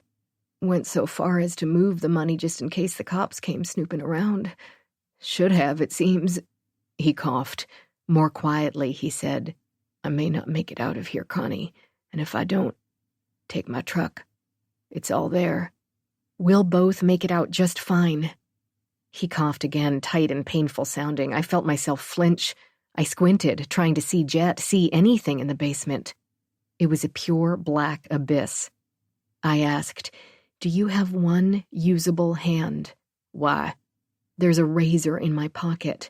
Maybe you can reach it if I can get myself behind you. In the dark? Next to the pit? He made a half-hearted attempt at a laugh. I don't see that working. So we sit down here waiting for him to kill us? I didn't say that. Let me try then. My ankles aren't secured. I think I can move the chair. I took a deep breath, pushed my feet against the hard-packed dirt floor, and scooted the chair backward about 5 inches. I could picture the layout of the basement, the pit, Jet's chair next to mine, and the ominous third chair. I just needed to move back about a foot. That would be the easy part. And then over about 3 feet. It was the latter move that would be tricky. Somewhere near the pit we'd left our shovels. If I dumped the chair over, or worse, fell into the pit, I wouldn't be able to right myself. I shifted backward again, sensitive to the sound of the chair's feet scraping against the ground. Say something, I hissed. I need to check your location. Jet muttered a few nonsensical words, and I angled myself in the direction of his voice before scooting the chair to the side a few inches. Again, I whispered. He coughed, then said, fuck, fuck, fuck, over and over. Nice. I reached out with my foot, hoping to feel for anything on the floor. I could only extend my leg so far to the left, but from what I could tell, the floor near me was clear. I moved to the side a few more inches. We did this a few times until I felt like I was behind him. I just needed to turn the chair 90 degrees and back it up so he could reach into my pocket. I swept my foot out, then moved the chair at an angle, picturing an axis in my mind. I did this again and again. I said, say something. Shit. Very original. I didn't like the sound of his voice. He was weakening. Whether from dehydration, blood loss, pain, a concussion, or some combination, I wasn't sure. But I was sure he needed to get out of this basement, or he would be joining the bodies in the pit. Hold on, okay? I thought I had the right angle, but now I needed to edge closer to Jet so he could reach my pocket. Only I couldn't remember which pocket I'd slipped the razor in. I closed my eyes, tried to picture picking it up, slipping it inside, but my brain was forging ahead too quickly, and no image came to mind. I moved an inch, swept with my foot, and felt the back of Jet's chair. Good, just a few more inches. I repeated the process twice, and I could feel heat from his body nearby. I reached a foot out and was met with the sturdy wood from his chair. Ready? Why not? Which is your good hand? My left. I pressed the side of my chair and my hip against his chair, trying to avoid his injured wrist in the dark. I heard him gasp, then let out a slow, deliberate breath. I said, sorry. Jet didn't answer, but I could feel his hand against my pocket. I shifted, trying to move closer. His fingers swept the top of my jeans. It's no use. I can't get in there. Keep trying. Connie, your pockets are too tight, and I don't have enough give. I can't reach. Damn. What the hell are we going to do now? I stopped. Sounds overhead caught my attention. It was the sound of the front door opening and footsteps overhead. Shh, I said. Listen. I heard 3 sets of footsteps. 2 sets of steps were heavy and 1 light. A child or a woman. A man spoke. I could hear the tone and pitch, conversational and deep, but not what he was saying. The reply came from another man, a man Dave called Kyle. The tone was authoritative, the voice surprisingly high-pitched, voices escalated, and I heard the unmistakable plea from a woman. She was sobbing. Hear that? I whispered to Jet. Yes, 2 more people. 1 is a woman. Kyle Summers is upstairs. With another victim? I didn't even want to consider that possibility. There was a thud overhead, followed by a scream. The sound was a knife stab to my temples. Again, I saw a red orb above a roiling ocean, a mean slash of a mouth. Call me Eve. I closed my eyes, clenched my fists. A face barely bobbing above the sea, melding with a hot red sun, eyes wide with terror. Jet said, Connie. A tiny mouth trying to let out a scream, a hand holding her under the water, pulling her up. Over and over again. I knew the hand. I knew the cruel slash of a mouth. I knew the tiny head being held under the water. Call me Mother. Call me Eve. The woman above screamed again, bringing me back to the here and now. I'd recognize that scream anywhere. Chapter 49. Eve Foster, Nyla, New Mexico, 1997. A pair of headlights flashed in the alley entrance. Flora sat up straighter. She crossed herself. "Gracias a Dios," she said. "He did it." Eve glanced at her. Did what? But Flora was already opening the car door. She stopped, her hand on the handle, and glanced over at Eve. "Do you want to see your daughter again?" Eve nodded. "Leave the gun. Leave everything. You do what he says. I mean it. You understand?" Eve nodded again. But Flora's sudden shift in tone and demeanor was not lost on her. The other car had pulled into a spot next to one of the houses and killed the lights. Flora was straining to see inside the vehicle, her eyes searching in panic.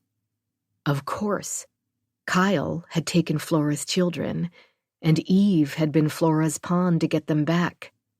Through gritted teeth, she said, "You used me." "I did what I had to do, just as you have done." Eve considered running. She could easily open the car door and sprint into the night, find a way back to the rental car, and leave this god-forsaken hellhole for good. She said, "Is Kelsey even here?" "She's here, with my girls." Eve took a deep breath, nodded. She'd come this far. She needed to let go of the fear and harness the anger. Isn't that what she had done with Liam? Her mother's only practical advice ever had been that some people feed on fear. Don't give it to them. Don't feed the monster. She wouldn't give it to Kyle now. "Let's go," she said as she opened her door. "I want to see my daughter." Chapter 50. Constance Foster, Nyla, New Mexico. Present. "Lisa. My God, it's my sister." I felt Jet's hand stroking my side, his touch gentle. It was a small gesture of comfort, and I appreciated it, but it did nothing to quell the wave of nausea and fear rising inside of me. My body started to shake, and the pain in my head that I'd been trying to ignore hit me again in waves. He had Lisa. "Connie, keep it together. Now isn't the time to lose your shit." "Seriously, Jet? My sister is at the hands of these cretins, and I'm tied in a basement with no fucking way out." "There may be a way out." "What do you mean?" I waited, willing deep, calm breaths. "Can you reach my right pocket?" "Maybe." "I have a lighter in there. We may be able to use it to burn through a rope." I considered what he was saying. Even if I could reach it, that meant one of us had to hold a lighter long enough to burn through rope. Rope that was next to skin. Pain was better than the alternative. "Let's try." I shuffled the chair backward a few inches. I couldn't sweep the floor behind me with my foot, so I was banking on a clear path. I repeated the process, little movements at a time, until I was next to Jet's right pocket. "Can you reach?" he asked. "Not quite." Carefully, quietly, I angled myself around Jet, holding my breath out of fear that I'd catch a chair leg on the pit or against a shovel. When I was close enough to reach his pocket, I exhaled, tears blurring my eyes. Upstairs, I could only hear the despicable murmurs of the men. I knew now that the third chair was meant for Lisa, and it wouldn't be long before they came down with their latest prey. By extending my wrist as far as it would go, I could just reach into his pocket. I focused on the painful stretch, ignoring the ropes tearing my skin. My fingers touched something hard and plastic, but I couldn't quite grasp it. I said, "Can you shift your hips?" Jet wiggled closer to the edge of his seat. I reached farther, managed to get a finger underneath the lighter. The ropes were digging more deeply into my wrists, and blood trickled down my hand, making it slippery. I clenched my eyes shut, pictured Eve's face, and fought past the pain. I could feel the lighter moving, and I applied steady pressure until it was at the top of the pocket. This was the crucial moment. If I pushed it too hard, it would fall on the floor, and there was no way we'd find it in the dark.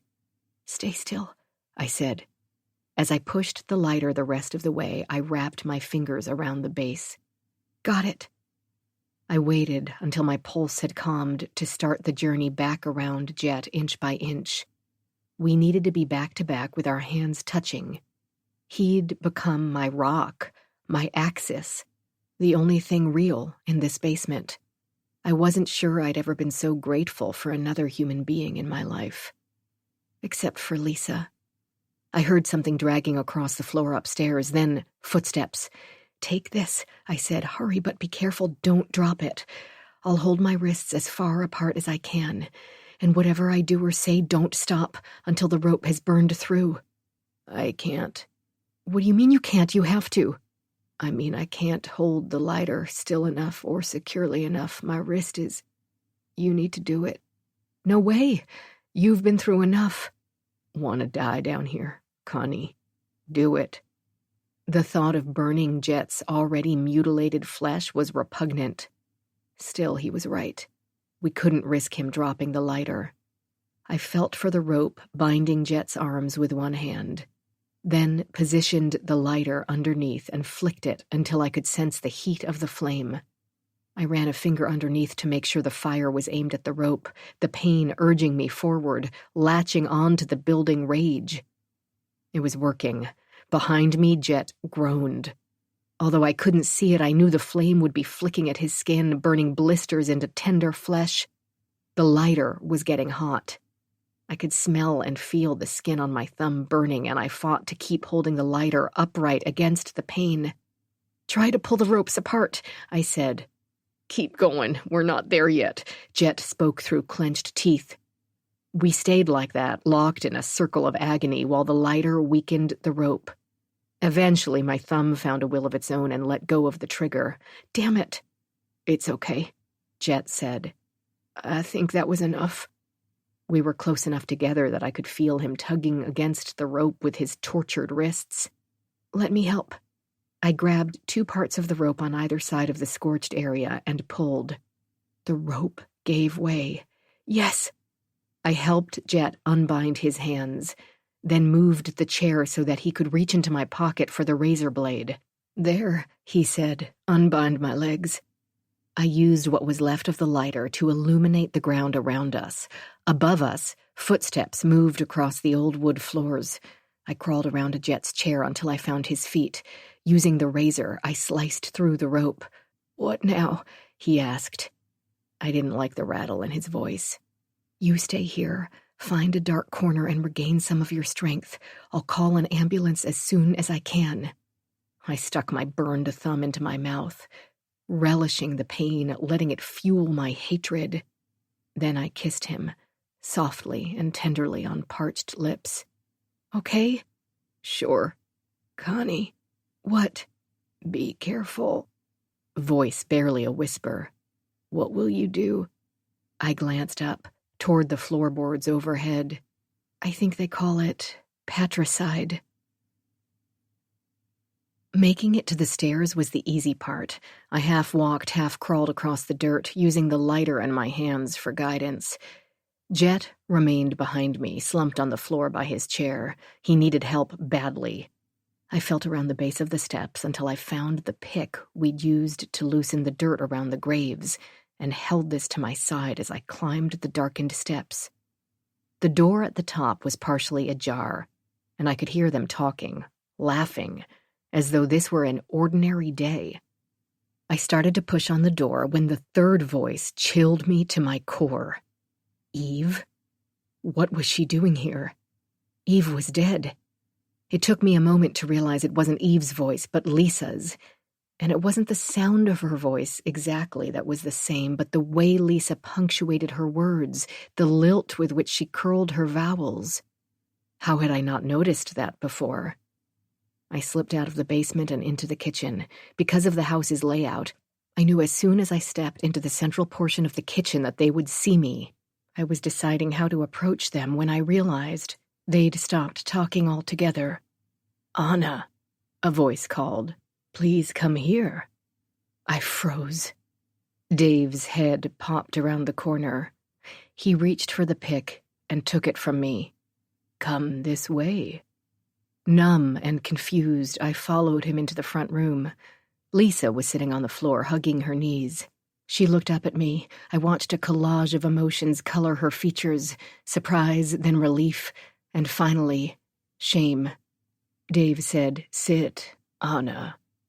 I turned to the second man, recognizing him as the gas station attendant near Manuela's diner. Blonde gray hair, medium build, pale skin, nondescript, tidy, maybe a little on the paunchy side. Kyle. My father. He was every man and no one. A human chameleon. He certainly didn't look like a serial killer. But then I guess they never did. He said, "I'm glad you decided to join us. This makes things easier. How is your friend?" I refused to answer. "A travesty of circumstances. Your fault, you know. The basement. Let's just say there are a lot of memories down there." I met his gaze with a cool one of my own. Try as I might, I saw little resemblance between us. Lisa, perhaps, with her blonde hair and fair complexion. He smiled, and his eye teeth shone sharp and cruel. I had eye teeth like that. Perhaps we shared something after all. Dave pulled a chair from the kitchen and placed it next to the wall. He pushed me down. I skirted to the edge. Kyle said, "I was just offering your sister a deal." I turned my attention to Lisa. She seemed a smaller version of herself, collarbones jutting, her hair in a thin, wispy ponytail, her linen blouse hanging on her narrow frame. My first inclination was to comfort her, but I couldn't get her to acknowledge me, much less meet my gaze. I wondered about this deal. I wondered what was happening. Kyle said, "You've hurt yourself." "Look, I don't know what the fuck is happening here, but I don't know you and you don't know me, so stop feigning concern." "You do know me, Anna Maria. Granted, it's been a while." I stood up and reached for the pick in Dave's hands. He moved at the last second, throwing me off balance. I stumbled. "We're not going to tie you up again," Kyle said. "There's no need for the drama. Just sit, please." "No, sit." When I remained standing, Kyle said, "Fine, have it your way. As you've probably figured out by now, you and I have a blood bond." He nodded toward Lisa. "Same with Teresa here." "Kyle Summers, I know your name." I turned to Dave. "How are you two connected?" I glanced at his wrist, which was once again covered by the gold watch. "You owned the bar in Nyla, that much I've figured out, but what's your relationship with him?" Dave smiled, but it was Kyle who answered. "Jack and I have been friends since grade school. Right, Jack?" Jack nodded. "I financed his first business, the bar, downtown, and he gave me access to certain real estate." Kyle gave Jack a solemn nod. Now he's just a friend who wants in on the deal. "You killed those girls," I said to Dave. "Their blood is on your hands." Dave shook his head. "I never touched any of them. You made it possible. You looked away while he did vile things." Josiah believed there had been more than one murderer. He had been half right. "We're not here to talk about Jack," Kyle said. I saw the slightest shift in that sanguine demeanor. He had a sharp edge. A narcissist's need to be the center of everything. It would be a matter of getting him to go over that edge. "Why didn't Eve recognize you?" I asked Dave. "Because I looked different back then, and because your adoptive mother had never really spent much time with me." "She wasn't my adoptive mother, was she? The orphanage in Greece, a lie." Kyle said, "Sit. Let's be civilized. We are, after all, family. Or at the very least, we're soon to be business partners." I turned my attention to Lisa, who'd retreated into her shell. "What deal did you make with him? You can't believe a word that comes out of his mouth. Tell me what you agreed to." I shook her shoulders. "Tell me." Kyle said, "I merely told her she could stay with you from now on. That you and she could live together at the Vermont estate. That she didn't have to be alone." "How could you promise her that? That won't ever happen." I glanced at Dave. "You know that. Tell him it's in the will, in the terms of Eve's trust." Kyle shook his head. The will is void, or at least it can be. I glanced from him to Dave to my sister, who had retreated further from reality. I needed to get her out of here, but if we were going to escape this, we needed to act together. She had to help me. I don't care about the will, I said to Kyle. I know you're a killer, a cowardly asshole who let 2 men go to prison for what you did. You murdered my real mother along with countless other women. I stared at him, the full horror of his actions becoming clear. You murdered Amy. Kidnapped her, tortured her. You've been stalking me. I know you wrote Little Red House on the paper at the diner. You put that snake in my house. You know more than that. Kyle's voice was chillingly soft. He stood and walked to where I was sitting. Think, Anna. Think. I shook my head. Lisa started to sob. Anna. He said the name sharply, and I looked up. Gently, almost lovingly, he said, Do you remember that night? It was so long ago. As before, I could feel the memories pressing inside me, straining toward the light. A jumbled, infuriating collection of disparate thoughts and phrases. Underneath the chaos, underneath the flashes of memory, lurked the truth. Whether a 2-headed monster or an angel of rebirth, the truth I believed would set me free. Help me remember, I said. Are you sure? I glanced again at my twin sister, who was rocking back and forth, her arms locked around her knees. Yes. Why do men feel the need to possess beauty? Why isn't it enough simply to admire it, appreciate it, acknowledge it? Why must there always be a game, a competition, a conquest? Big game hunter and prey, fisherman and catch, art collector and objet d'art, pimp and prostitute. And why do the worst of men feel the need to not only possess beauty, but destroy it? Kyle posed these questions as we sat in my living room, as though there weren't dead bodies in the basement and a nearly comatose man in the house, as though my sister and I were his loving daughters rather than hostages. I watched his lips move, fascinated by his self-absorption, his complete lack of understanding of how fucking abnormal this all was. Kyle said, Stop and ask yourself, Anna, why men do these things, what drives them. Is it a diseased mind, as many psychoanalysts would have you think, or is it, perhaps, simply because they can? Simply because you can. He sat back against his chair, crossed his legs. But why? And not just men, some women as well. I'm not sure I care why. Kyle smiled. That was an answer your mother would have given. She had no curiosity about the why of things, which is something, sadly, that triggered me on occasion. I regret that. I didn't think sociopaths could feel regret. Kyle laughed. I hardly consider myself a sociopath. I feel regret, even shame, on occasion. While I appreciate Jack here, he glanced at Dave, I only ever met one person who was a match for my hunger. Eve? Kelsey. Eve's daughter. She was a glorious girl. Intelligent, gorgeous, spiteful, and very bright. She was the only girl who ever challenged me, and I'm afraid I let her get the better of me. Meaning I let her have certain liberties, certain freedoms.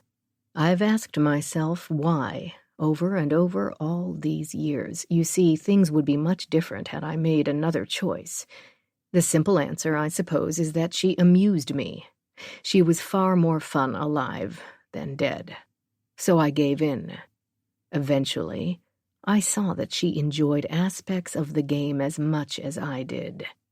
Kyle's eyes took on a gleam, a perfectly sculpted neck, a particularly expressive set of eyes, a deliciously tight cunt. He turned those gleaming eyes on me. She liked the mental part of it, like a cat torturing a mouse before the kill. Kelsey liked to taunt and tease Nice 1 minute, cruel the next. He smiled. We were a pair, she and I relished the partnership almost as much as I enjoyed tormenting her. Nice 1 minute, cruel the next. Blonde hair, red lips, a red orb over a choppy sea. You're a sick bastard, I spat out the words. Lisa let out another sob. Her eyes had gone blank, her mouth slack. Was she remembering what I could not?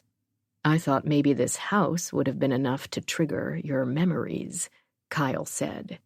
When Jack told me Eve had left it to you, I was admittedly excited by her choice. She knew, of course, that this house held meaning for me. She knew I would find you here. She had, but I already knew that. While Eve was busy searching for Kyle, he'd already found her, had placed a spy in her house. If I wasn't so twisted up inside, I might have appreciated his cunning.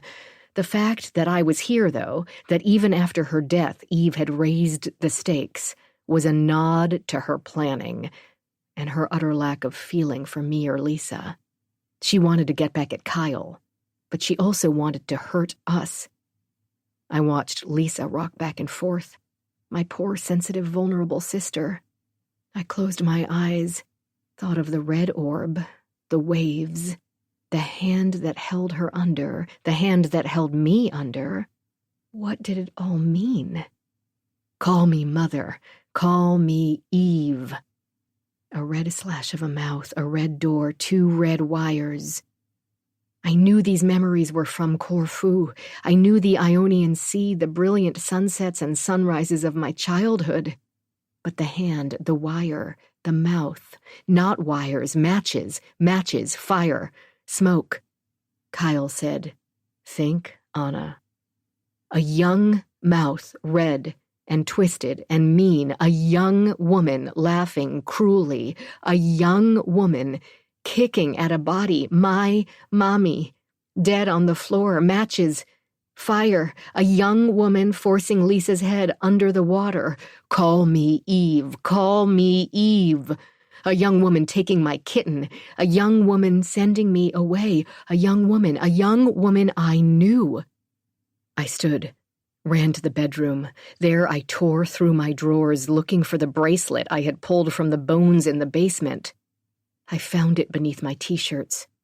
I turned it over, held the back to the light. There they were, the initials, E.F. E.F. Eve Foster. It wasn't Kelsey whose bones were buried in the basement of the little red house. It was Eve, the real Eve Foster. Chapter 51. Eve Foster, Nyla, New Mexico, 1997. She felt the cold metal against her temple at the same time his chest pressed against her back. Kyle was a small man, but she hadn't noticed just how small he was before now. His chest fit perfectly against the curve of her spine, his slight frame a complement to her own. Such a little man had taken down Kelsey. Who would have thought that was possible? The funny things you think about when you're in danger, Eve thought. She reached up and touched the gun aimed at her brain. Really? She asked. Is that necessary? Kyle shoved her toward the rear entrance of the house. Flora was pulling on the door ahead of her, crying. Where are they? Flora hissed. You fucking gilipollas. You said they'd be here. You said you'd give them back if I brought her. Kyle reached around Flora, opened the screen door, and unlocked a padlock on the bottom of the back door. A padlock, securing the house from the outside. Eve's skin prickled. She noticed the barred windows, the drawn shades. Normal people didn't do these things. Hadn't the neighbors noticed? But then who were the neighbors? A bar? The rest of the houses along this strip looked run down, condemned, or abandoned. These people had other things on their minds. Kyle, where are they? Please tell me. Flora was crying softly now, her shoulders heaving with each word. They're here, just like I promised. I don't hear them. Enough, Flora. Flora's face paled. You killed them. Enough. Oh, God, what did you do? She punched him in the back, pounded her fists against his spine over and over. What did you do to them, my babies? Eve's head was pounding from the tension of the gun against her skin. She fought to focus. Whatever she'd find inside, she needed to stay calm. She had one goal, she reminded herself. Get Kelsey out of there. She couldn't be distracted by Flora or Flora's daughters or even fear. Kyle opened the door and pushed Eve through. The house smelled of mothballs and Lysol and madness. It was dimly lit inside, and her footfalls against the wooden floors echoed. She blinked, her eyes adjusting to the darkness. Kyle flipped a switch, and the sudden brightness burned. They were standing in a narrow hallway. Flora was alternating between sobs and curses, her back against the wall. Kyle grabbed her hand roughly and pulled her forward. The house was a labyrinth with a series of small, wood-paneled rooms jutting off a central corridor. It was bigger than Flora's house, but not by much. It felt cramped and hot and claustrophobic. Eve's eyes watered from the musty air, and her head was pulsing now. She wished Flora would shut the fuck up. You are mad, Flora muttered. I should have had you killed when I had the chance. You are both mad. You are both fucking monsters. Kyle reached back and smacked her. Flora's face reddened. She put a palm to her face, and, wide-eyed, she slapped him back. He pulled back and punched her, knocking her to the floor. Her head snapped backward and hit the bottom wooden step with a loud crack. See what you made me do? Kyle poked at Flora with an Oxford-clad toe. Damn it, Flora, get up. Eve wasn't so sure Flora would ever get up. Her eyes were glassy, her mouth open, and blood was trickling down her forehead. Kyle nudged Flora in the ribs. Her head lolled to the side. Damn it, Kyle hissed. He shoved the gun harder against Eve's head. This is your fault. Move now. Still staring at Flora, Eve said, You need to call an ambulance. Kyle grabbed both of her wrists with one hand. He pulled them behind her back. No funny stuff. You killed your girlfriend. Kyle shoved her hard farther down the hallway. The rooms she passed were barely furnished. A singular dingy chair, a floor cushion.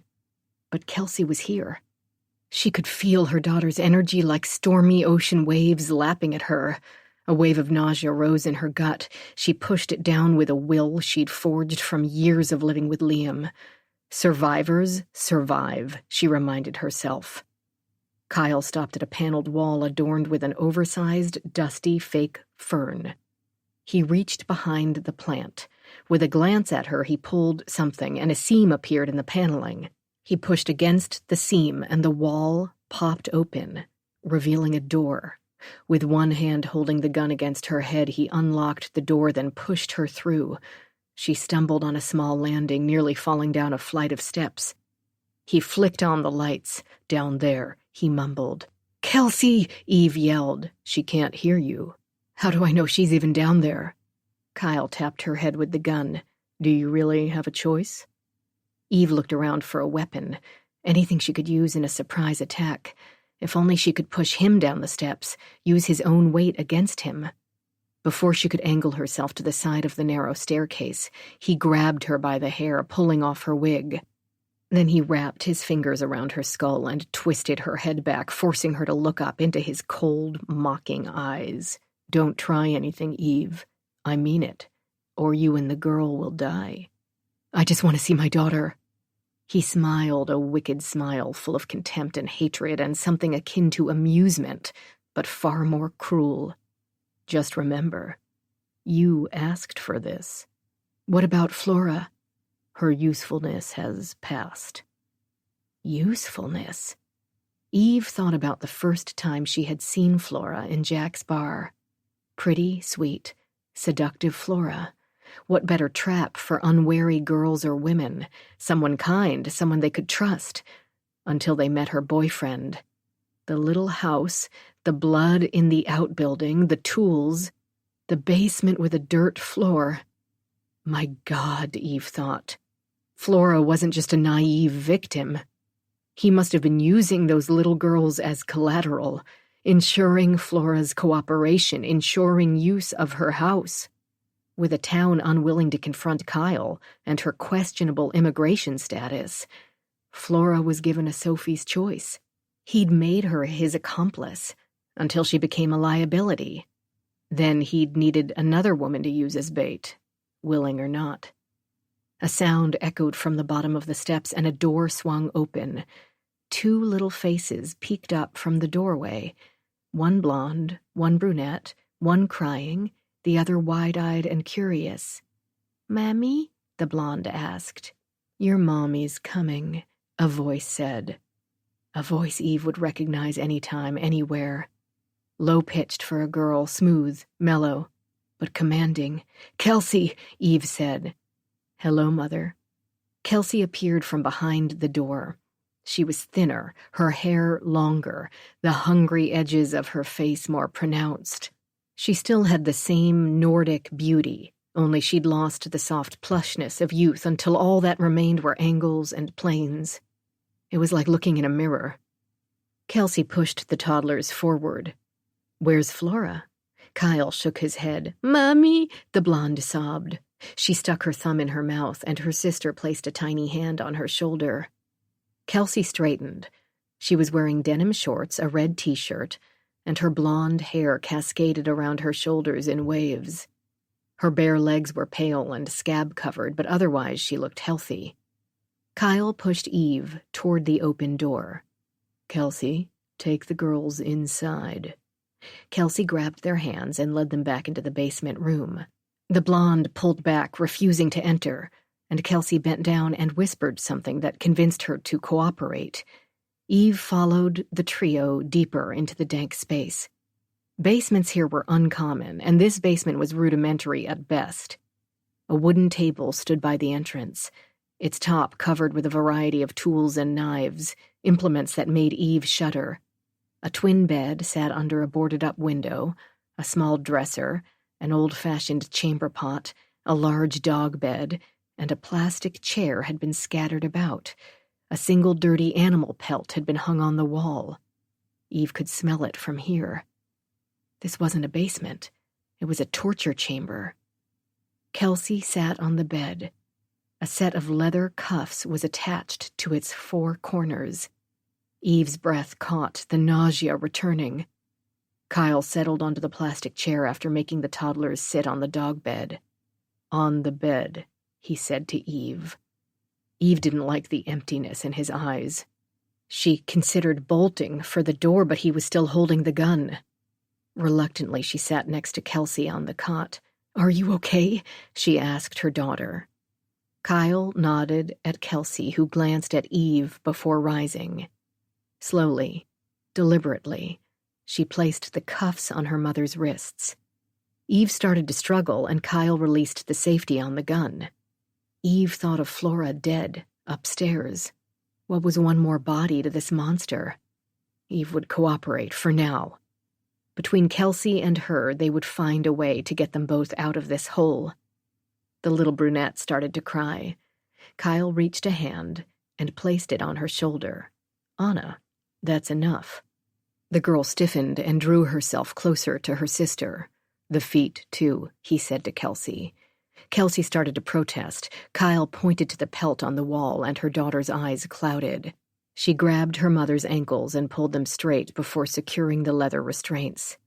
"Your turn first," Kyle said to Kelsey. "Whatever you'd like. Sky's the limit." "I'll pass." "Wasn't that the prize for this last round? You get to go first, have your fun. You don't want your prize?" "I want more time upstairs." "That wasn't what we agreed on." "I didn't think she would be the next one." "Now, Kelsey, prisoners can't be choosy." Kelsey jutted out her chin defiantly in a way that was all too familiar to Eve. "You need me." "Don't forget your place." Kyle stood, walked toward the pelt. He touched it gently, ran a pale hand down its filthy surface.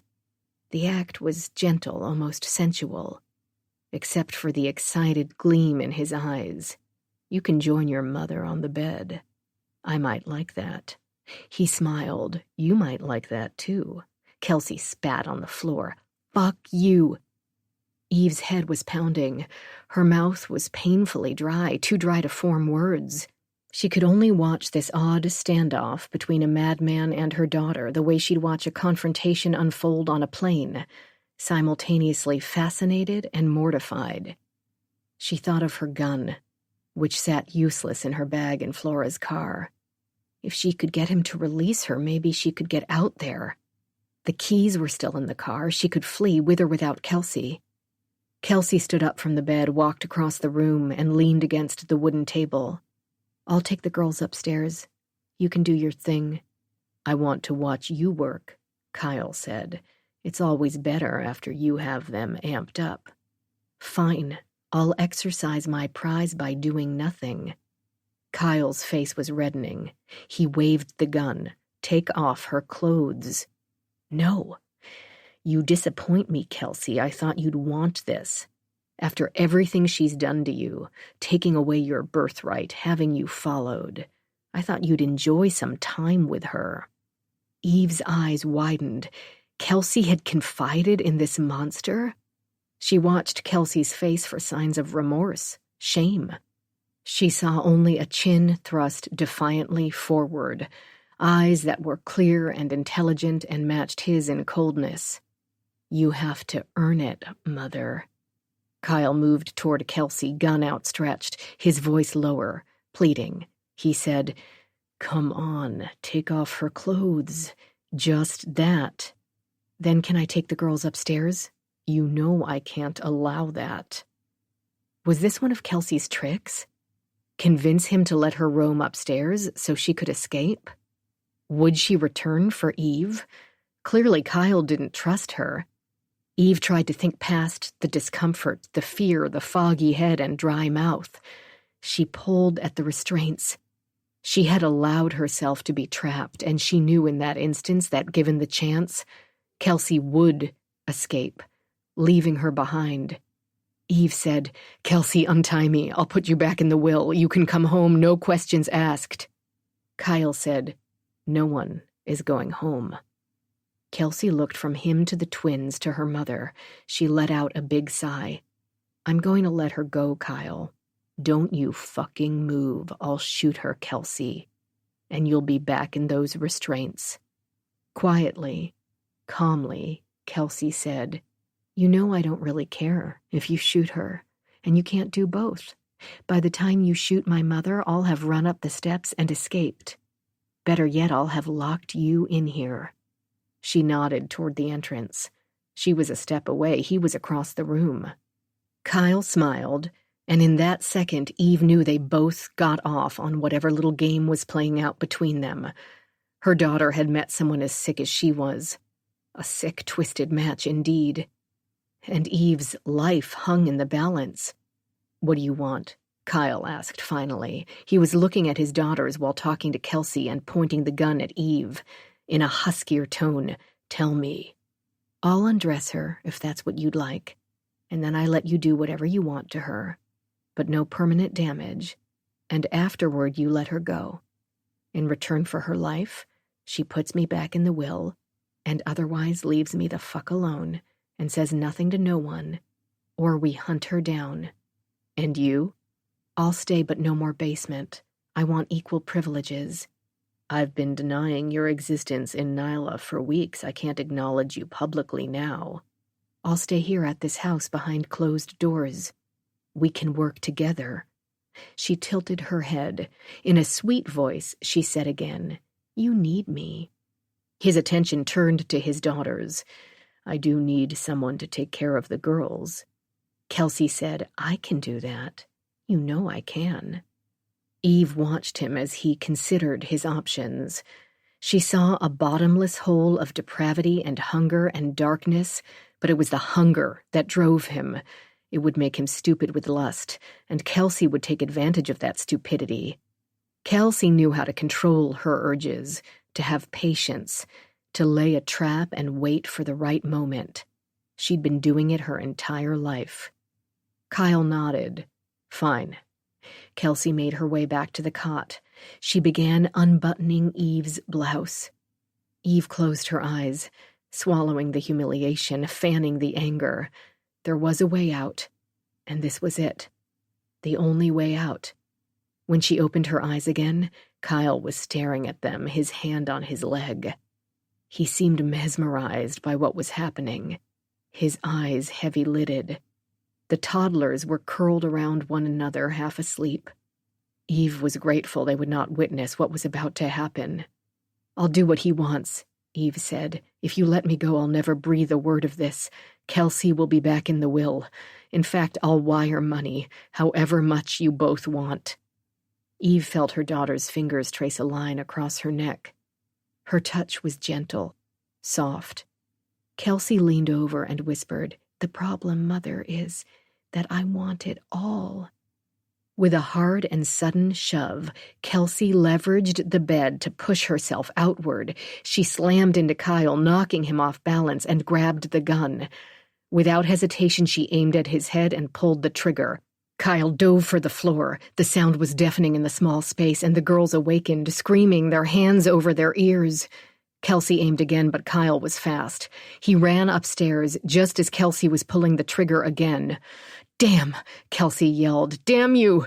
The girls were crying. "Shut up!" Kelsey hissed. "Just be quiet!" She cocked her head, listening before running up the stairs after him, gun cocked. Eve heard footsteps overhead, a door slam. She pulled against the cuffs. "Kelsey!"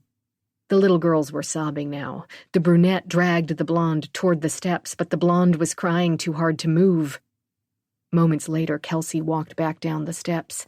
Her face was flushed, her mouth set in a frown, but she seemed calm and unhurried, like a woman who'd been planning this for some time and had confidence her plan would work. No doubt she had been planning an escape, Eve thought. Weaving her web, patiently waiting. As Kelsey picked up the blonde toddler and took the hand of the brunette, she said over her shoulder, "I'll be back, Mother." Kelsey's footsteps echoed all the way up the stairs and into the rooms above. Eve smelled smoke, just a hint at first, then heavy enough to make her cough and gag. Kelsey wasn't coming back. She'd die in this hellhole. It was her penance, she supposed, for raising a beast. She was feeling lightheaded, her throat burned. More footsteps, a door closing, an engine starting. A shuttered window over the cot blocked out even the moonlight. Here in the dark depths of Kyle's hell house, Eve wanted more than anything to feel the warmth of the sun, taste fresh air, experience a gentle breeze against her skin. All the things she had taken for granted just hours ago. Instead, she felt herself sinking deeper into the muck of despair. This is what Kelsey dealt with, Eve thought, searching for understanding. Most beings crave the sun. In the depths of a pond, even the slimiest plants reached hopefully upward, toward the surface, toward the light. How Kelsey must have suffered. Day after day, tied to this bed, longing for sunlight. Could she blame her daughter for her depravity? Yes, the potential had been there, but it was Kyle who'd watered it and nurtured it until it bloomed into a full case of sociopathy. Smoke filled her lungs. She could hear things falling above, then footsteps on the stairs. Her head felt hot and swollen, her tongue thick and parched, her eyes stung. Her breath came in short gasps. As her mind clawed against the depths, she felt hands on her, unbinding her, lifting her. She would be saved after all. "Come on, Mother," Kelsey said, through a scarf covering her mouth and nose. "You need to walk. Let's go." Eve half smiled in her delirium. She used the rest of her strength to help Kelsey drag her up the stairs, past Flora's body, past the flames that were already climbing paneled walls. Her chest hurt, her vision was blurred. Hot air seared her throat, her lungs. Outside, Eve choked down cool air. She whispered, "Home." Kelsey pushed her into the front seat of the car. The girls were hysterical in the back. "Mommy, Mommy," the blonde called over and over. Kelsey told them to be quiet. "Home," Eve said again. Kelsey climbed into Flora's car and threw it into reverse. She pressed thin, stingy lips into a tight, mean line. "In your condition, you're not going home, Mother. Not ever again." As the last of the blackness enveloped her, Eve saw Flora's little red house in its stolen spot in the desert, and she knew that was where she'd rest for eternity, away from Liam, away from Kelsey, alone. Chapter 52. Constance Foster, Nyla, New Mexico, present. I waved the bracelet at Dave. "You knew all along. You knew that Eve wasn't really Eve, that Eve was Kelsey." I knelt down by my sister.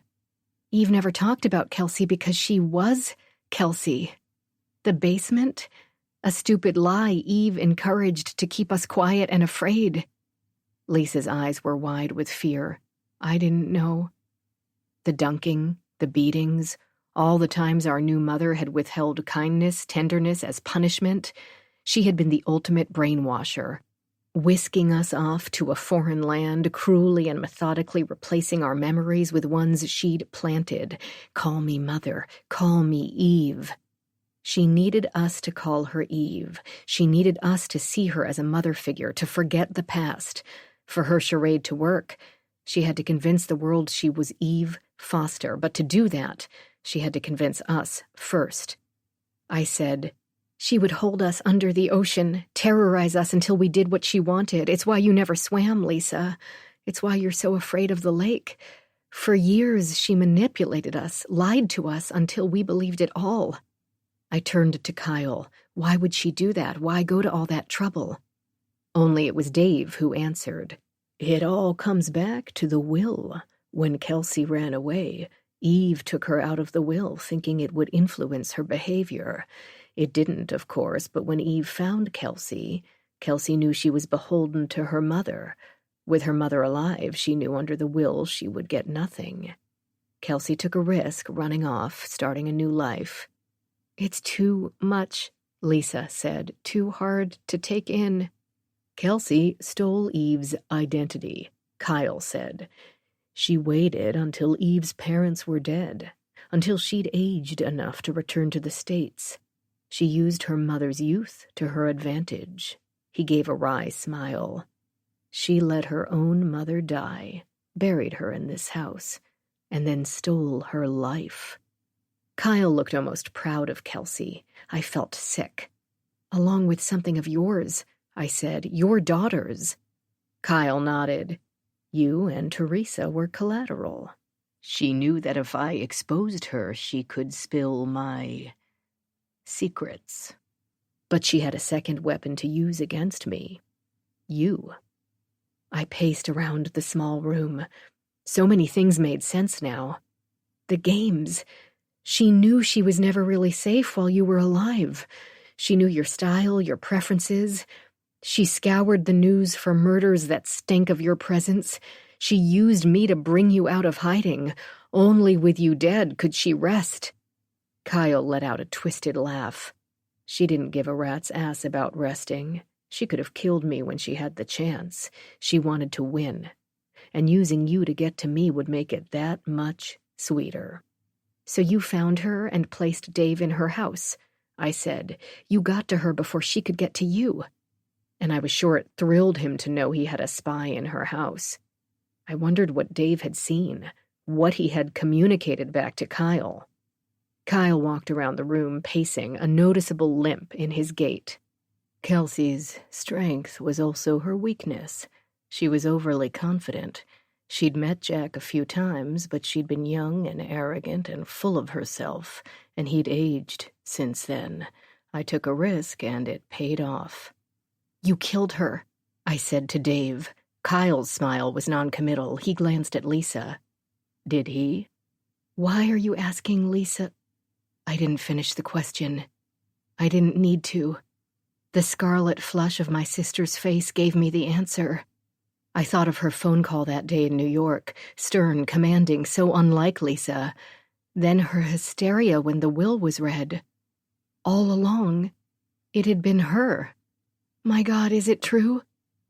Lisa was looking down at her hands. Like her face, they were blotchy and red.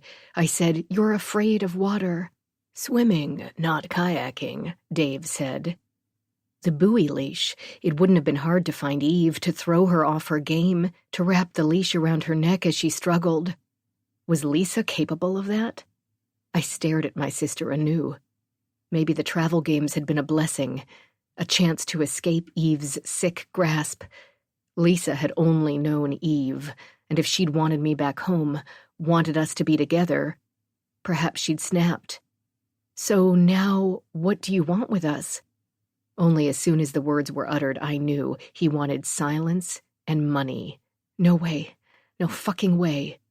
It's a win-win, Anna. Call me Connie. Fine. Have it your way, Connie. Kyle stopped pacing and pulled his shoulders back. It's a win-win. You and your sister, as the never legally adopted daughters of Kelsey Foster, who herself had been disinherited, are technically entitled to nothing. The entire Foster estate will go to some distant cousin. You and Lisa will be pulled apart. I said, "And you'll be exposed as the murderer you are. That's your real fear, that these bodies, all the evidence that Kelsey had against you for all these years, will get into hands outside of this town and be used to put you away forever. Am I right?" I walked closer to him. "You want the money, sure, but more than that, you want to blackmail us into staying quiet." His eyes narrowed, a shadow fell across his features.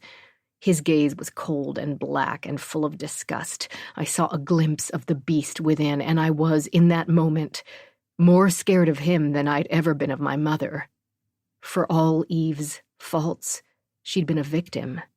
His victim. Perhaps, someday, I would find some sympathy for her, or at least some understanding. For now, it was enough to know. Kyle looked at Lisa, and before I could move, he'd pulled her upright, hugged her against him. She looked frail and pale, and surprisingly calm.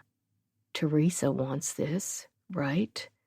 He spoke softly into her ear, and my sister nodded. "She wants this all to be over. She wants to go home to Vermont and the estate and her comfortable life, right?" Lisa nodded again. "Please, Connie, if we don't tell, we can follow my plan. The jewels, the money. Little by little, I can transfer her wealth. Eventually, we can leave and be together." She sobbed. "It's all I've ever wanted." "He's lying. Lisa, we can't trust him. He will never let us be free, not with what we know. If we do what he wants, he gets away with raping and torturing and killing innocent people. And for what? He can't change Eve's will. All the fucking trust stipulations. All he can do is blackmail us and use our compliance against us." But Lisa's eyes were pleading. I knew if it was money he was after, he only really needed Lisa. But his real fear was this house, those bodies. I was the time bomb. He'd leave Lisa alive to get to the Foster fortune. I, however, presented unnecessary risk.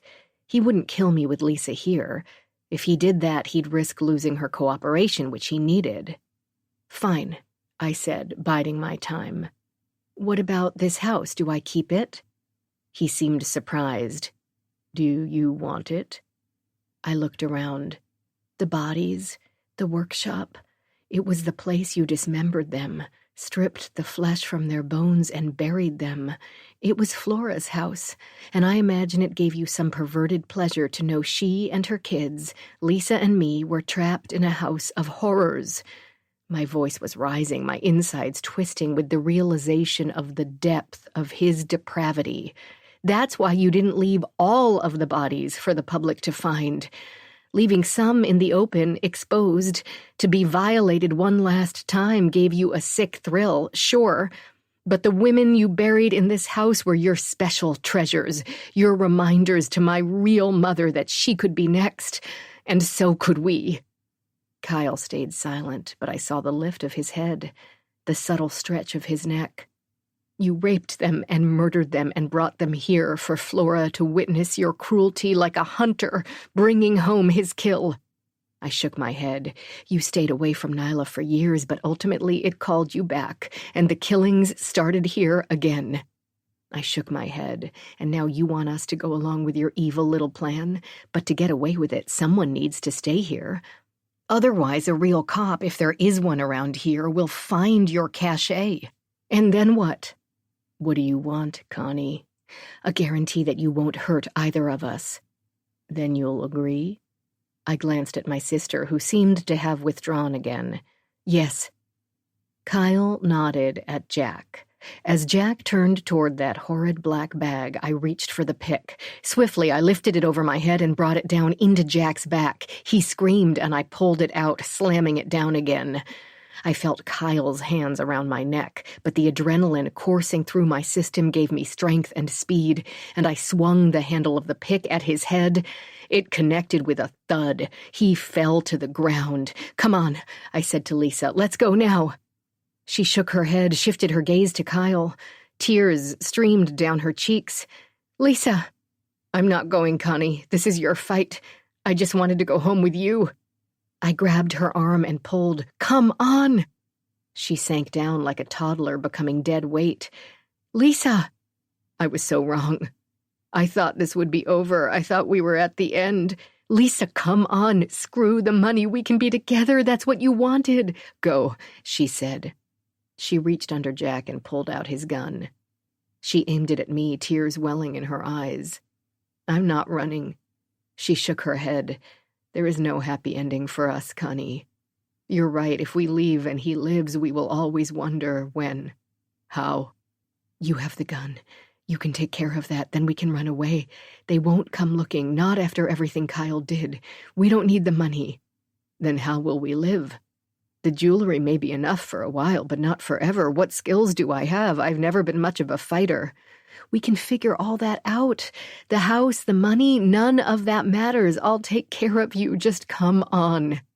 She shook her head again, her eyes set and stubborn, and raised the gun higher, aiming it at my heart. "Go."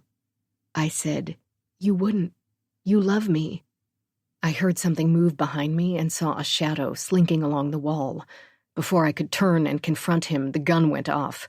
Kyle's body slid down, his head hitting the chair. She'd shot him in the side. He was alive but bleeding heavily. When I glanced back at my sister, she was holding the point of the gun on her own forehead. "No!" I lunged, and in that instant she fired again. I stared at my twin's body, now a heap on the floor. Blood and brain matter were splattered on the wall behind her. Bright red, like the matches Kelsey had used to set the fire. Like the lipstick on her sorry slash of a mouth. With one last glance at Lisa, I ran into the kitchen and down the steps to the cellar. Jet was crumpled on the last step, his body slumped to the side. I pulled him up, pleaded with him, but he was lifeless, his eyes open and glassy. I bit back tears.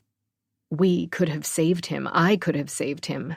I took the steps two at a time and glanced around the kitchen. Jack and Kyle had removed the wooden planks from the rear door, and I pulled it open. The storm had abated. Jet's truck was still sitting in its parking spot covered in sand, and the key was under his seat where he always kept it. "It's all there," I remembered him saying. I opened the glove box. Nothing. Same with under the seats. On impulse, I pulled the lever that opened the hood. The bag sat on top of the engine, flat and full. I opened the door to the driver's side. Micah barked and whined from Jet's shack, and I paused to listen. What would I do with a dog? I had no idea, but I owed Jet. It took me a few moments to convince her to come with me. Finally, she climbed in Jet's truck and huddled against the door.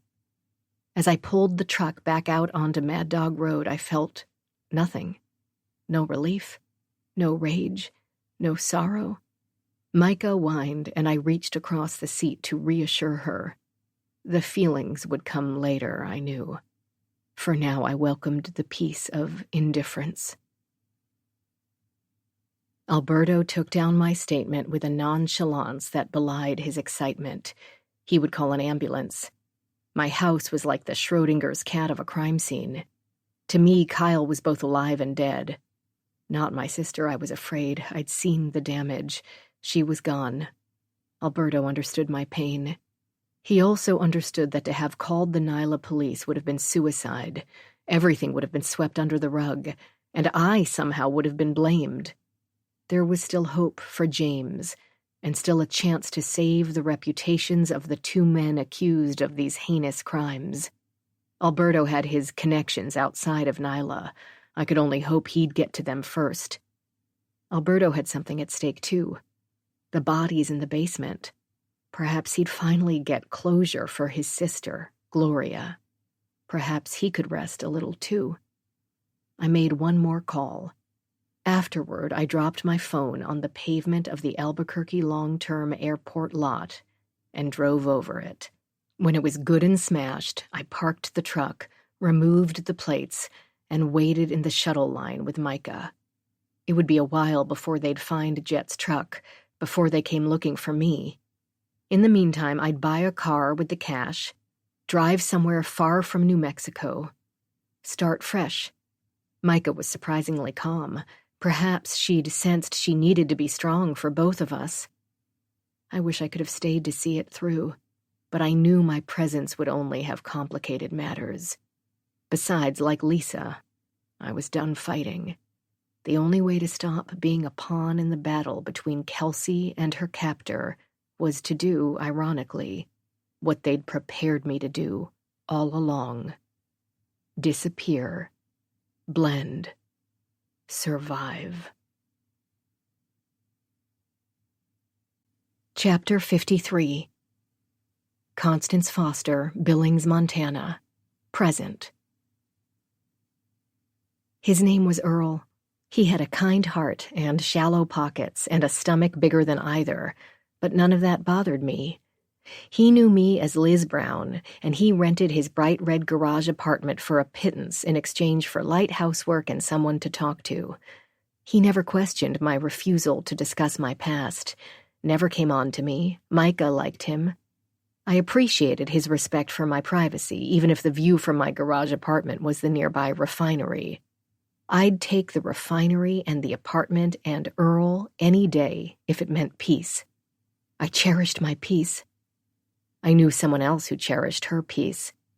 Perhaps now, as she neared the end of her life, she'd finally have it. Someone lost everything, Josiah had said all those months ago.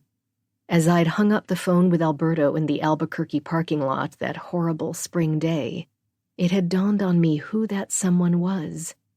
Stella, from the hardware store, with her pained eyes and her dry cough and her kind demeanor. She'd mentioned a daughter in passing, but never again.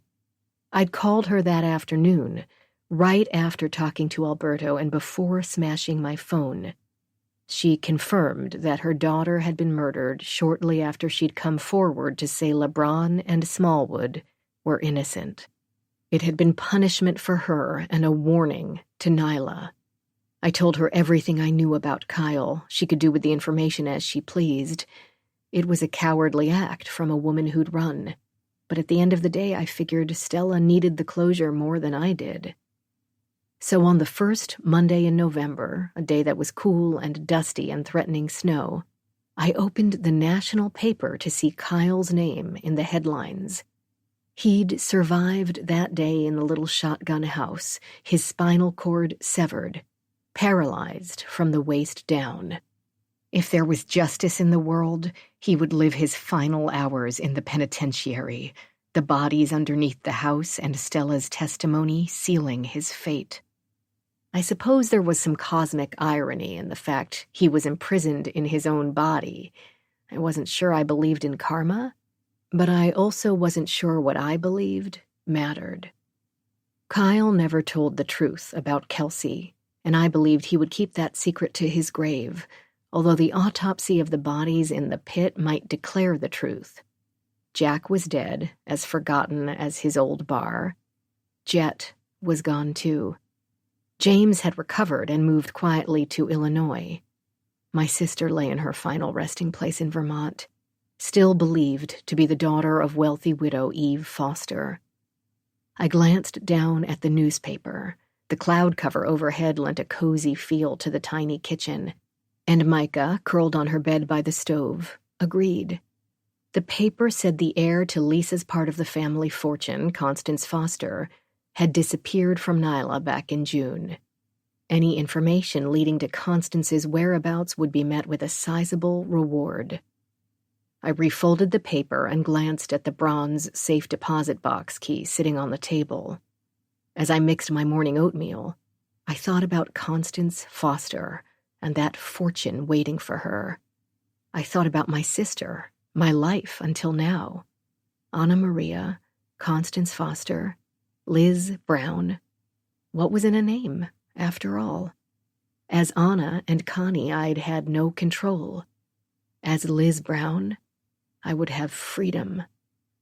I rose, lit a gas burner, and held the end of the paper in the fire. I watched it burn for a moment, mesmerized by the flames, before tossing it into the sink. The edges of the newspaper curled, turned black, then scattered into ashes. I turned on the faucet and washed the bits down the drain. Constance Foster, I thought. A half-smile played on my lips. Little does the world know the Constance Foster I once was is now dead and buried, like all the other unfortunate souls under the little red house.